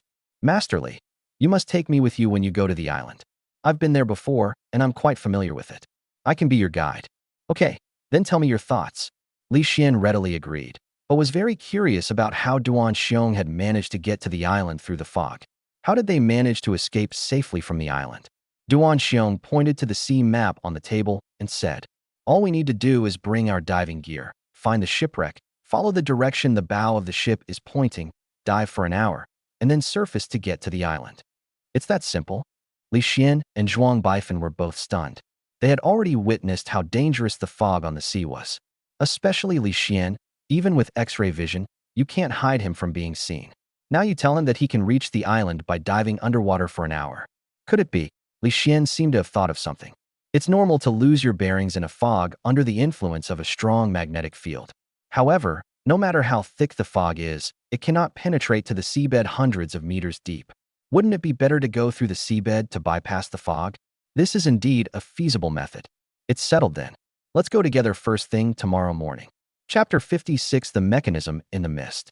Outside the window, as dawn broke, the sky gradually turned a pale white, its reflection on the shimmering sea creating a breathtaking scene, like a mirror reflecting the sky.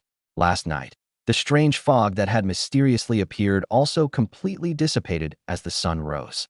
Li Xian stood alone at the bow of the ship, facing the cool sea breeze, trying to see the truth behind the fog through his binoculars. However, after looking for a while, he didn't see anything. All I could see was the azure sea. The sea and sky blend into one color, and the sky is clear for thousands of miles. It seems that entering from the seabed is truly the only way. Instructor, all equipment is ready. We can go into the sea. Zhuang Baifan came to report, and Yang Nan, Professor AI, and others excitedly awaited Li Xian's next instructions. Last night, they had mastered the use of salvage equipment and underwater vehicles and pinpointed the exact location of the sunken ship. As long as Li Xian gives the order, they are confident that they can salvage all the antiques from the sunken ship and put them on the cruise ship within 2 days. Teacher, I'll leave the shipwreck rescue to you and Nan Nan. We have other tasks to complete. Don't worry too much, just focus on the salvage. Li Xian turned to Professor AI and Yang Nan and explained the salvage and archaeological work. As the team leader, he had to make sure the matter was explained clearly and could not be abandoned halfway. However, the salvage and archaeology were just a pretext. The real mission was to enter Misty Island. Shaw, wouldn't the earth still turn without you? Yang Nan rolled her eyes at Li Xian, annoyed. She knew that Li Xian must have other tasks. Otherwise, Gao Dashan would not have come to the Yang family in person, let alone sent Long Yin to protect them. However, for some reason, seeing this annoying little man about to leave, she felt a little empty and reluctant. Professor AI, however, patted his chest and assured him, Li Xian, you can focus on your work. I guarantee that I will salvage every single artifact from the sunken ship. Teacher, thank you and Nan Nan for your hard work. Of course, Professor AI said goodbye with a smile. Yang Nan snorted coldly and turned around to prepare for the salvage operation. But she had only taken 2 steps when she turned back, tiptoed, and whispered in Li Xian's ear. Remember to come back alive. I don't want to be a widow during my contract period. Little girl, you're stirring up trouble. Li Xian turned his head, his lips almost touching Yang Nan's earlobe. A faint fragrance wafted into his nostrils, and when he looked down, he saw that sexy, fair swan neck and felt warm breath on each other's ears. Li Xian felt his blood boil and wished he could bite that fair neck hard. This little vixen is getting bolder and bolder, daring to seduce him in public. What's wrong with stirring up trouble? Do you expect to fight to the death? You. Li Xian was rendered speechless by Yang Nan's retort. Today is the 2nd day of Yang Nan's period. She promised to treat him for 7 consecutive days, but now it seems that treatment is no longer possible. Fortunately, treatment will continue next month, and then, hee. The thought of the opportunity for physical intimacy next month made Li Xian burst into laughter, his face filled with a lewd expression. Seeing the two's ambiguous actions, everyone turned around. Look at your nose with your eyes, and your heart with your nose. You can't see me, you can't see me. I'm invisible. You definitely won't have menstrual cramps these next few days. I'll continue the treatment for you next month. I hope you'll keep your word. Yang Nan was waiting for this sentence. Her main purpose in approaching him was to get Li Xian to treat her one last time before he left. Since she said she wouldn't have menstrual cramps these next few days, what's the point of seducing her? Get out of here, I never want to see you again. Cut. Li Xian didn't take it seriously, turned around and gave orders to Zhuang Baifan and the others. Captain Zhuang, let's go to sea. Thump, thump. Apart from the 10 Xinglong team members who remained on the cruise ship, everyone else put on diving suits and followed Duan Xiong, Li Xian, and Zhuang Baifan as they descended to the seabed. Teacher, let's get started too. After seeing Li Xian and the others off, Yang Nan immediately called on Professor AI and the teachers and students of Dongda University to begin the salvage and archaeological work. Time flies. An hour passed in the blink of an eye. The moment Duan Xiong led Li Xian and the others to the surface, they were enveloped in a thick, inky fog. Visibility was less than 3 meters. At the same time, all electronic devices malfunctioned due to magnetic field interference. Patriarch Duan, didn't you say we could reach the island in an hour? What's going on? Zhuang Baifan was exasperated. After diving underwater for so long, they still hadn't managed to get through the foggy area. What's even stranger is that they checked before going into the sea, and the sea was calm and sunny with no fog. Where did this black fog come from? I don't know either. Last time, I followed the direction indicated by the sunken ship and dived for an hour to reach the island. What's going on today? How about we swim a little further and try? The crowd floated on the sea like duckweed, their faces filled with bewilderment, etc. As if he had thought of something, Li Xian took out a bronze mirror from his pocket. It was the Yang family's prized possession, the sky-gazing mirror, that he had found at a bargain price in the antique market. Although this thing is useless, it has the ability to dispel illusions. He carried it with him before setting sail, just in case. Now it's time to see if it works well. Activating the sky-gazing mirror requires a large amount of spiritual energy. Li Xian wasn't sure if he had enough spiritual energy in his dantian, nor whether he could activate it. But in order to verify the authenticity of the sky-gazing mirror and dispel the annoying fog, he decided to give it a try. As Li Xian circulated his spiritual energy, a golden light flashed across the originally plain bronze mirror. Immediately afterwards, it was like a gluttonous beast that had smelled delicious food, frantically absorbing the spiritual energy that Li Xian was sending over. Holy shit! Li Xian couldn't help but exclaim in surprise. He had imagined the amount of spiritual energy needed to activate the sky-gazing mirror, but he hadn't expected this guy to be such a big eater. In an instant, it absorbed all the spiritual energy in his body. Fortunately, the sky-gazing mirror finally responded. Sizzle. The sky-gazing mirror, like a sci-fi weapon activated, suddenly shot out a dazzling golden beam of light from its surface, piercing straight into the sky. Li Xian dared not delay and quickly held the bronze mirror in his hand up to the vast black fog. The golden light, like a sword of judgment, forcefully sliced the black mist in two. Rumble. It seemed as if some mechanism had been activated within the black mist, as the sound of gears turning could be heard. Li Xian dared not be careless and quickly activated his X-ray vision to check. It's no wonder I was shocked when I looked. The previously impenetrable black mist has now become transparent. Deep within the black fog lay numerous traps and hidden weapons. Fortunately, they didn't heed Duan Xiong's advice and continue forward, otherwise they would have been wiped out by these hidden weapons. A moment later, the ear-piercing gear noise stopped. All government offices were shut down. The black fog still lingered, but a wide road, about 2 meters wide, appeared before them. It stretches for miles. At its end stands a small, eerily cold island, resembling a pyramid, piercing the clouds. Quickly, everyone, follow the golden light and get to the island with me as soon as possible. Chapter 57: An Encounter with Lu Yen. Golden Light. Where is the golden light? Duan Xiong and Zhuang Baifan were completely dumbfounded. All they saw was Li Xian take out a bronze mirror and then do something mysterious. Now they say there's golden light here. Is this person hallucinating? Li Xian was taken aback. You can't see it? It's all black fog here. We can't see anything. All right.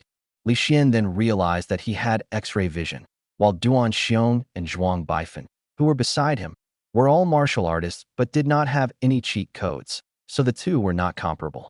Everyone, stay close to me. I'll take you to the island. And so, amidst everyone's puzzled gazes, Li Xian led the group along the golden path revealed by the broken bronze mirror, swimming several more nautical miles in the ocean. Suddenly, a bright and open view appeared before me, as if I had entered a paradise. Flowers bloom everywhere, and green grass glistens. The entire island is like a bright pearl in the sea, shimmering with its unique brilliance under the azure sky. Haha, this is the taste. This is Misty Island. I came to the island from here. Duan Xiong looked at the island in front of him and was so excited that he danced with joy and laughed heartily. I landed on the island from here, and it was here that I was injured by Japanese ninjas and eventually fled here. So, there are still ninjas on the island? Yes, they are very strong. The one who injured me is at least a grandmaster, and the leader is definitely stronger. The scene from the past is still vivid in my mind, as if it happened yesterday. Now that Duan Xiong has broken through to the grandmaster realm, he is determined to get his revenge. However, all of this happened half a year ago, and it is unknown whether there are any grandmaster-level experts stationed on Misty Island now. Since we're here, let's make the best of it. Everyone, please be careful. Li Xian was new to the island and unfamiliar with everything, so he had to be careful. Instructor, look, there's a wooden boat over there. Just then, Zhuang Baifan pointed to the distant sea horizon and said. Li Xian turned around abruptly and looked in the direction the other person was pointing. A wooden boat was seen moving rapidly on its own without any wind. On board were an old man and a young boy. The old man was wearing a straw raincoat and a bamboo hat. The girl was dressed in a light gauze dress, with a graceful figure and delicate features. If you look closely, you'll see that they are disheveled and injured. The old man's straw hat had been cut in half, and his raincoat was loose and baggy, as if it was about to fall apart. Behind them, a group of Japanese ninjas wearing wooden clogs, with their hair in buns and mustaches, were speeding after them in a speedboat. Swoosh, swoosh, swoosh. Just then, countless hidden weapons and unidentified objects flew wildly toward the small wooden boat. The old man quickly swung his bamboo pole, trying to stop him. As a result, the injury to my shoulder was aggravated and my movements were a beat slower. Bang! A packet of powder landed on the boat and suddenly exploded, instantly filling the entire wooden boat with pink poisonous mist. Miss, don't breathe. This is a poison gas pack from Japanese ninjas. Although the old man blocked all the hidden weapons, he could not stop the poisonous smoke that had already spread. He had to protect the girl and prevent ninja ambushes, and the long-range projectiles made him difficult to defend against. Suddenly, a blowgun appeared out of nowhere and pierced his neck with a soft thud. The moment he opened his mouth, he inhaled a large amount of poisonous smoke. It's over. The old man's heart sank. There's no escaping it. Lu Yen and the old beggar? What are they doing on Misty Island? Li Xian looked at the old man and the young man who were now in a passive position, their entire wooden boat enveloped in poisonous gas, and recognized them at a glance. The old man and the young girl on the wooden boat were none other than Lu Yin and Apu, who were heading to the East China Sea in search of an opportunity. Seeing that Apu was injured, Lu Yin quickly went forward to inquire about his condition. Apu, Miss I. Just as Apu was about to say that he was fine, everything went black before his eyes, and he almost fell off the boat. Fortunately, Lu Yin reacted quickly and caught him. Apu, are you poisoned? Miss, I can still hold on. We must leave this hellish place as soon as possible, or we'll surely die. But Lu Yin hesitated.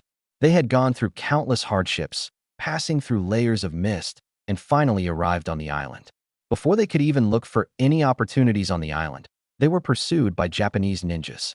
She was unwilling to leave at this point. No buts, saving your life is the priority. Apu exerted his strength again, and the wooden boat was propelled by the violent true energy, riding the wind and waves, and rapidly heading towards the thick black fog not far away. Captain, that old geezer is trying to escape. On the Japanese ninja's side, someone saw the wooden boat speeding towards the black fog and quickly called out to warn them. The leading ninja sneered, "Ha ha ha, escape? He's been hit by our Inha clan's shattered stardust. Where can he possibly escape to? Everyone, be on your guard. We must catch that old geezer and the pretty girl on the boat. Since they can get through the fog, they can definitely help us open the bronze door. At that time, the treasure will be mine, and the pretty girls will be yours." Ha ha, great. When all the ninjas heard the flower girl's reply, they were instantly energized, shouting excitedly.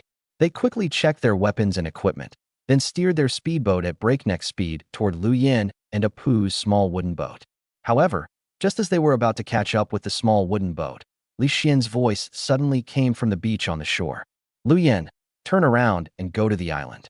The sound wasn't loud, but it clearly reached the ears of everyone present. Dragon language? The ninja leader was completely bewildered. How could there be Chinese people speaking on the island? Lu Yin was also completely bewildered, her beautiful face filled with confusion. What's wrong with me? Why am I suddenly hearing that little man's voice? Miss, I think. You heard Li Xian's voice too? When Lu Yin asked, Apu nodded emphatically. Could it be that he's come to Misty Island too? The two exchanged a glance, both seeing a glimmer of hope for survival in each other's eyes.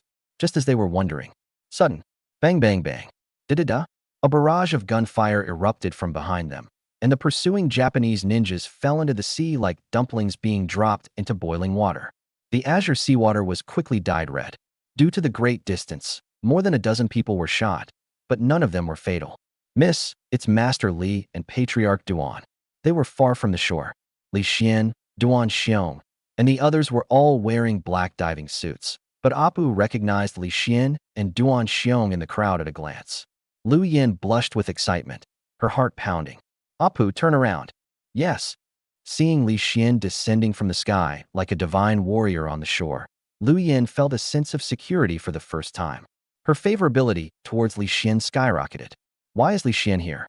As Li Xian drew ever closer to the shore, Lu Yan's doubts grew stronger. Who cares what he's doing here? With him, the Duan family head, and Long Yan's men here, we can escape alive. Apu could feel the poison spreading to his internal organs. Even when he used his true energy, he could not suppress it, nor could he force it out, and he could not even make it spread slowly. At that moment, he had only one thought. As long as Lu Yan is handed over to the other party, even if he dies from the poison immediately, he can rest in peace. Master Li, please come and save my young lady. Team Leader Xuan, prepare for battle. Chapter 58, Alluring Eyes. Li Xian immediately gave the order. They had just engaged in a silent firefight to buy time for Apu and Lu Yan. However, due to the great distance, the bullets had limited range and could only slow down the ninjas' pursuit, but could not kill them all. At this moment, as the wooden boat approached, the speedboats behind it pressed in with overwhelming force. Master Li, these Japanese ninjas have poison gas packs and poisoned hidden weapons. Apu has already been poisoned. Be careful. Lu Yin knew that she would have to rely on Li Xian to escape, because she saw that all the young people around Li Xian were carrying assault rifles. As she got closer, she recognized Zhuang Baifan's identity. He's actually the Azure Dragon Warrior. So does that mean everyone else is one of Dragon Flame's men? Lu Yin was increasingly surprised, but even more so, she was delighted. Quickly, Catch up with them, kill these Chinese, and avenge our fallen comrades. Captain, they have guns. They have guns, don't we? The lead ninja opened the hatch of the speedboat, revealing grenades, explosives, pistols, and AK-47s. Quickly, let's hurry. Yes. Each ninja is armed with a pistol and an AK-47. A gunfight is about to begin. With his last ounce of strength, Apu pushed Lu Yen ashore, but he could no longer hold on and collapsed heavily on the beach. Apu. Lu Yen was pushed by Apu, and her already poisoned body fell uncontrollably onto the beach. Just as she was about to fall to the ground, a strong arm suddenly grabbed her waist and pulled her into a broad embrace. Her cheek pressed against his slightly cool wetsuit, and she immediately felt his body temperature rising rapidly beneath the fabric. A refreshing scent enveloped her. It was his scent. He subconsciously tightened his arms around her, and her slender waist and snow-white shoulders leaned against him.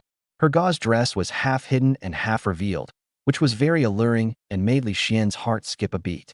Ah! Just as Lu Yen was about to speak, only a soft hum escaped from her sexy cherry lips. His body was so limp that he couldn't even lift his head. Li Xian seemed to sense her intention, lowered his head, and his warm breath brushed against her ear. Don't move. His voice was terribly hoarse, and the palm of his hand around her waist was burning hot, almost scorching her skin through the thin gauze dress. Lu Yen could feel that all of Li Xian's muscles were tense, like a fully drawn bow, but he was carefully controlling all his strength so as not to hurt her. Such an ambiguous scene made Lu Yan's eyes flutter and her pretty face blush. Suddenly, she remembered Apu on the ground, and with all her might, she looked up at Li Xian, who was so close to her, her voice trembling with tears, and pleaded, Li Xian, Master Li, please save Apu. I'll do anything you ask if you can save him. Master Duan, save them. Captain Xuan, cover us. Li Xian did not speak, but answered with his actions. He wasn't doing this for Lu Yan's sake, but simply because they were all Chinese and Apu was a martial arts master. If such a person died, it would be a great loss to the Lu family and even the entire country. The next moment, Li Xian gently placed Lu Yan on the ground, a golden light flashing in his eyes, and his X-ray vision was activated. In one swift motion, he rushed to Apu's side to check on his injuries. You won't believe it until you see it. The more you see, the more alarmed you become. Knowing he was poisoned, Apu still forced himself to circulate his inner energy to propel the wooden boat forward, causing the toxins to spread rapidly throughout his body. At this moment, the deadly poison has already invaded the internal organs, making it extremely difficult to save the patient. Suddenly, Li Xian looked up at Apu's neck, where there was a jet-black blowgun. He reached out and carefully pulled it out, the arrowhead emitting a chilling poisonous gas. Miss Lu, firstly, I am unsure of the specific type of poison Apu has been ingested. Secondly, the poison has already penetrated his internal organs. Li Xian said in a deep voice, treatment is extremely difficult. Difficulty. A faint glimmer of light suddenly ignited in Lu Yan's eyes. So there's still hope. Apu was not only her loyal servant, but also one of the few remaining masters of the Lu family. If he were to die, it would be like an earthquake of magnitude 8 for the Lu family. Unless we obtain the original antidote, otherwise. Li Xian paused for a moment, then told Lu Yan the worst possible outcome. He can only last for 2 hours at most, while you, because you have no internal energy, have survived. 2 hours. Lu Yan was struck dumb, utterly incredulous. What kind of poison is this? Why is it so vicious and ruthless? The poisonous smoke and the poisoned arrow were both made by Japanese ninjas. Duan Xiong frowned and explained. They should all carry the antidote with them at all times. 6 months ago, he was also killed by ninjas in this place, and he only managed to escape by finding the antidote on the ninja's corpse. The despair in Lu Yan's eyes was instantly replaced by new hope, and she knelt down in front of Li Xian with a thud. Master Li, I beg you to capture one of them alive. They must have the antidote on them. If you can save Apu's life, I, Lu Yan, am willing to be your slave without hesitation. With her soft, supple body and sweet, delicate voice, especially those alluring eyes, which man wouldn't be mesmerized. Miss Lu, Li Xian reached out to help, his tone tinged with helplessness. It's not that I'm unwilling to lend a helping hand. It's just... Instructor. Before Li Xian could finish speaking, he was abruptly interrupted by Zhuang Baifan's urgent voice. Based on my judgment, the other party should be a ninja from the Yunhe family. The poison that Master Park was afflicted with is most likely the Yunhe family's unique poison, shattered star dust. With our current strength, capturing a ninja alive is not difficult. In Japan, only ninjas from the Anga clan carry both poison and antidote in their equipment to prevent accidentally harming their own people. If they can capture one of the ninjas alive, there is hope that Apu's poison can be cured. Zhuang Baifan offered this advice for two reasons. First, the Liu family had been kind to the Long Kingdom. Second, he did not want to see a martial arts master perish. However, at this very moment, bang, bang, bang, a burst of gunfire erupted suddenly, like firecrackers. Zhuang Baifan, who was on guard duty, changed his expression drastically and roared angrily. Instructor, find cover. They've opened fire. Hurry, hurry, hurry. Bullets rained down, slamming onto the beach and kicking up clouds of dust. While sternly ordering his team to retreat, Zhuang Baifan also organized a counterattack. Li Xian and Duan Xiong quickly took on the responsibility of covering the rear, firing as they retreated. The sharp sound of bullets whistling through the air constantly rang in their ears, grazing past their scalps. Fortunately, the diving suits they were wearing were the latest technological achievement of China, made of carbon fiber, which was lightweight and sturdy, and had functions such as waterproofing, bulletproofing, and puncture resistance. With Grandmasters Li Xian and Duan Xiong covering the rear, none of the incoming bullets injured anyone. In the blink of an eye, under Zhuang Baifan's precise command, and with the strong cover of Li Xian and Duan Xiong, the Qinglong Special Forces team and Lu Yin and others quickly retreated into the dense bushes, and all of them were safe and sound. Baka, are these Chinese people made of iron? Why can't bullets penetrate them? Why are there still 0 casualties among them? Yun Heyang was so angry that he trembled all over. He originally thought that he could take advantage of the surprise attack to annihilate at least half of the enemy's personnel, but he did not expect that not only did he not kill a single person, but he did not even scratch the enemy's skin. Land. Slaughter every single Chinese person on the island. Leave no one alive. Kill. The ninja's killing intent intensified, and as soon as the speedboat reached the shore, it sped off like a ghost, giving chase. Chapter 59 Interrogation. The Japanese ninjas, who were charging forward, were unaware that they had been completely exposed on the beach and had become easy targets for the Azure Dragon squad.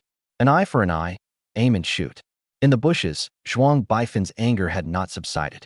If Li Xian and Duan Xiong hadn't covered their retreat in time, and if it weren't for these bulletproof carbon fiber wetsuits, even if they were well-trained elite Dragon Flame soldiers, they would probably lose more than half of their men on a beach with no cover. At this moment, the situation has reversed. They became deadly hunters lurking in the shadows, while the group of Japanese ninjas became prey with nowhere to hide on the beach. At Zhuang Baifan's command, a hail of gunfire erupted from the bushes. Thud, thud, thud. All members of the Azure Dragon team entered rapid-fire mode. In terms of martial arts talent, they may be average, but in terms of firearms mastery, they are the kings among special forces and the pinnacle of elites. Gunshots rang out. Bullets flew. With every bullet that falls, a ninja lies on the beach. By the time Yun Heyang realized what was happening, most of the ninjas who had come with him had already fallen. Quick, quick, find cover. However, where would one find shelter on such a wide and flat beach? They're not the Azure Dragon squad. They don't have carbon fiber bulletproof vests. It's not like Li Xian, a martial arts master, who has true qi protecting his body. In the face of bullets, they can only become sitting ducks. Just a moment. On the beach, only Yun Heyang stood alone. The rest of the Japanese ninjas lay scattered on the yellow sand, almost without exception, all with bullets between their eyebrows. Yin Hang was so frightened that her legs went weak and she knelt down with a thud, raising her arms above her head in a gesture of surrender. Friends on the other side, I surrender. I give up. Please, please stop shooting. However, would Zhuang Baifan given the chance to surrender? Raise your gun and aim. Bang, bang. 2 bullets tore through the air, making a piercing whistling sound. Immediately afterwards, 2 clouds of blood mist burst from the palm of Yun Heyang's raised hand. Yin Hangnan let out a heart-wrenching scream. Excuse me, the gun went off accidentally. Li Xian, Zhuang Baifan, and Duan Xiong emerged leisurely from behind the bushes, while the rest of the team members remained on high alert. Li Xian's gaze swept across the entire area, and only after his X-ray vision confirmed that all the ninjas were dead did he feel relieved. He approached Yin Hangnan, reached into his robes, and pulled out a white porcelain bottle, handing it to Duan Xiong and instructing him. Master Duan, please take this bottle of antidote to Old Beggar and Miss Lu. Yes.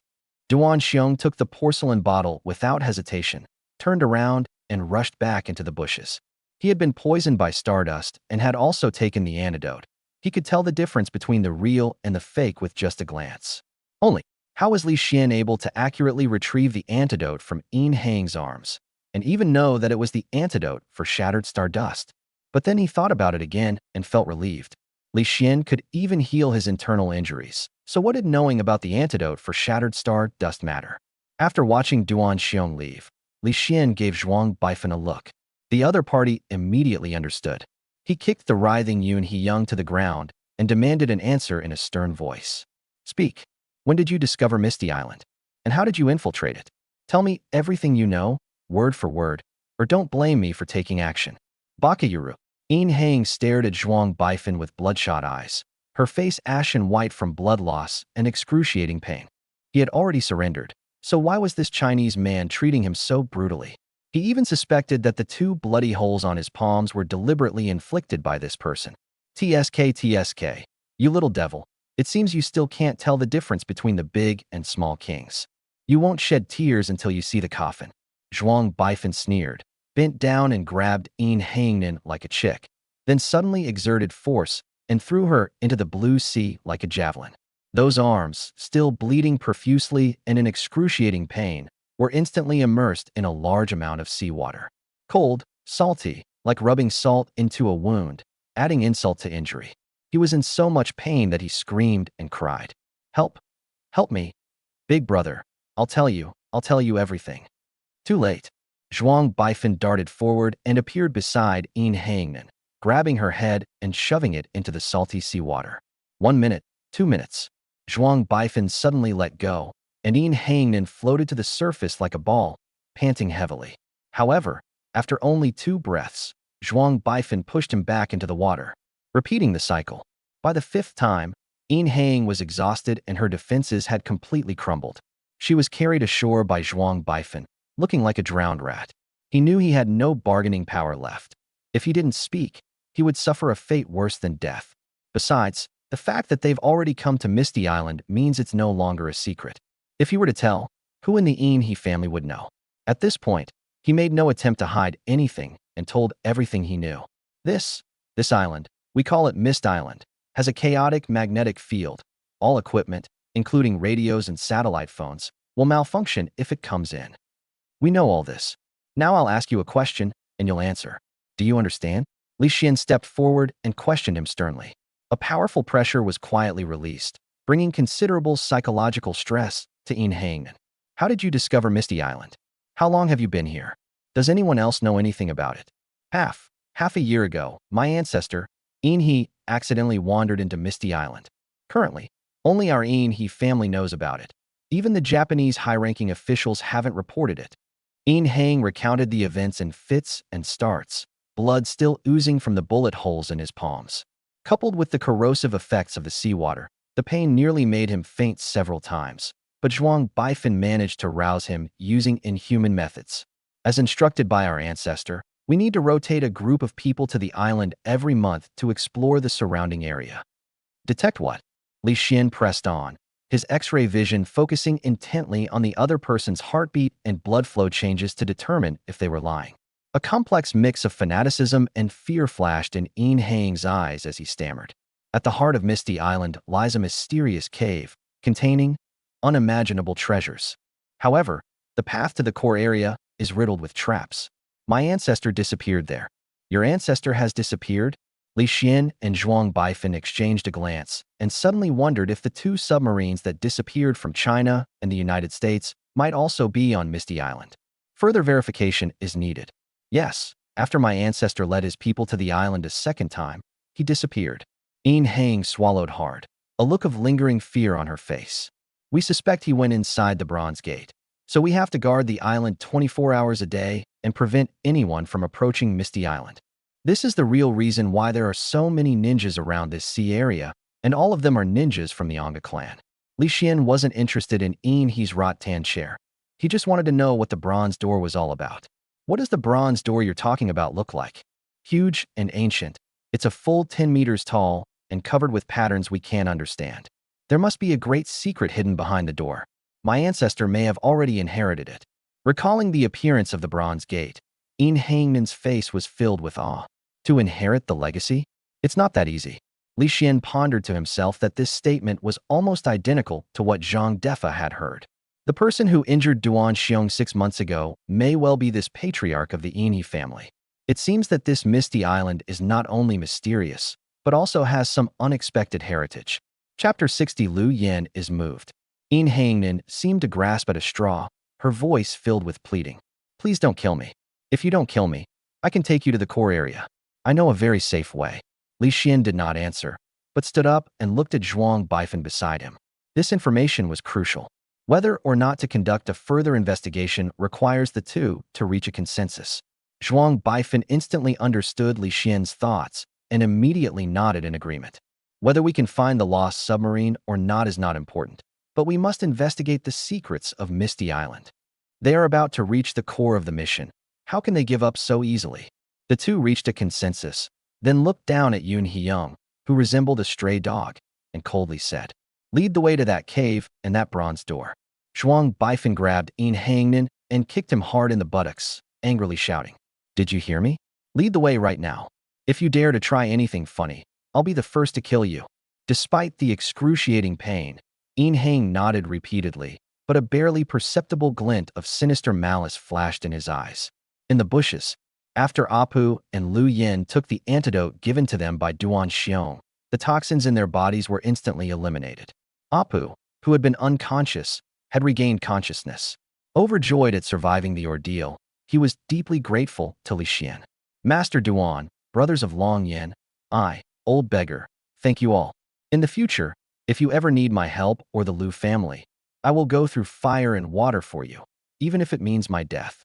Master Park, you're too kind. The person you should thank the most isn't us, it's Master Li. He's the one who saved you." Duan Xiong really wanted to do this favor. After all, the Lu family of Suzhou had a much better reputation than his own Duan family. In addition, given Apu's status as a martial arts master and the eldest daughter of the Lu family, this favor is enough to save the lives of everyone in the Duan family in a critical moment, far surpassing any amount of gold and silver treasures. However, Lu Yin and the Qinglong team members were still there, so he dared not overstep his bounds. Yes, Master Li must thank you handsomely," Apu said repeatedly, his eyes glancing at Lu Yin out of the corner of his eye. Sure enough, their young lady was gazing at Li Xian on the beach with deep affection, lost in thought. Just then, Li Xian on the beach suddenly turned around. Lu Yin, like a child who had done something wrong, quickly looked away. Her beautiful face was flushed all the way to the back of her ears. I never expected that the young lady, who has always been uninterested in men, would fall in love. A grandmaster in his early 20s is indeed worthy of a young lady's status. Ha ha ha. It seems that I, old beggar, am going to lose my job. As Lu Yan's protector, Apu watched her grow up from childhood. The two seemed to be master and servant, but in reality, they were also teacher and friend. With just a detached look or a simple gesture, he could understand Lu Yan's thoughts and feelings. They understand each other better than they understand themselves. "Master Park, now that you're awake, how about we take a stroll around the center of this island?" Li Xian's voice came, and Apu withdrew his gaze, replying cheerfully. The old beggar couldn't ask for more. Before he could finish speaking, he had already stood up, patted his bottom, and looked at Lu Yin beside him. "Young miss, shall we go together?" Lu Yin nodded slightly. She was just wondering what excuse she could use to go see Li Xian, but now she didn't need to make an excuse at all. Several hours later, led by Yang, the group passed through bushes, leaped over small rocky hills, and crossed piles of boulders, arriving at the core area of Misty Island. From a distance, the entire island looks like a dazzling pearl floating on the sea, with cliffs on 3 sides and a beach on the other. The terrain is treacherous, making it easy to defend and difficult to attack. In the center of the island, there is a large mountain. Li Xian and the others stood at the foot of the mountain and looked up. The mountain looked like an ancient pyramid, piercing the sky, with steep sides, almost a 60-degree slope. The area above and within 100 meters of the mountain was barren, scorched black, as if burned, devoid of any life. The mountain is estimated to be 2 kilometers in diameter, and there is a small cave directly opposite it. Upon closer inspection, one will find that this mountain was not formed naturally. There are traces of human construction everywhere. Is this the mysterious cave you mentioned? Li Xian inquired. Yes, the bronze door is inside this cave. Yang Nan raised his bloodied hand, pointed to the dark cave, and said with a fawning expression, the mechanisms inside have been cleared by our Yanhe family, so you can enter without worry. Aren't you going in? Li Xian smiled faintly, his cold eyes fixed on the other person like icicles. Yang looked at Li Xian with a forced smile. When his gaze met Li Xian's, it was as if he were facing a prehistoric beast, making his legs tremble uncontrollably. My hands are injured, so it's inconvenient for me to go in. I'll just wait for you at the entrance. Yes, that makes sense. Li Xian stroked his chin with one hand, seemingly lost in thought. Your hands are injured, but you're not unable to walk, so… His tone suddenly changed, and he turned to look at Duan Xiong, who had a wicked grin on his face. Master Duan, then I'll trouble you to break his legs, so he won't jump around like a rabbit. Understood. Duan Xiong had never liked the Japanese, especially the Yanhe family, whom he hated to the core. 6 months ago, he nearly lost his life on Misty Island, all because of the Yanhe family. Now that such a great opportunity is here, I certainly don't want to miss it. No, I'll go in with you. Please don't break my legs. It's too late to beg for mercy now. Duan Xiong grinned wickedly and struck without hesitation. He knocked her down with a sweeping leg kick, then raised his legs and stomped on Yun Haiyang's legs. Click, click. With 2 sharp cracks, Hang's 2 lower legs broke off. My legs. You demons, you beasts, the ancestor will not let you get away with this. Hang's piercing screams echoed throughout the entire Misty Island. Oh, you dare to talk tough now. Duan Xiong originally intended to let the matter drop, but after hearing Hang's screams, he changed his mind. Directly circulate the body's internal energy, quickly gathering it in the legs. Immediately afterwards, he raised his leg again and stepped on Yun Haiyang's lower abdomen. Bang! A sound like a balloon bursting rang out, and Hang's dantian shattered, leaving him completely crippled. There is no possibility of becoming a ninja again in this lifetime. Kill me. Kill me now. You demons. Kill me. Please kill me now. The pain of his broken leg and the heartbreak of losing his cultivation caused Nan to completely lose his mind. His eyes were bloodshot and his face was contorted in a grotesque manner. In Japan, especially in the Anga family, destroying one's dantian is tantamount to ruining one's entire life.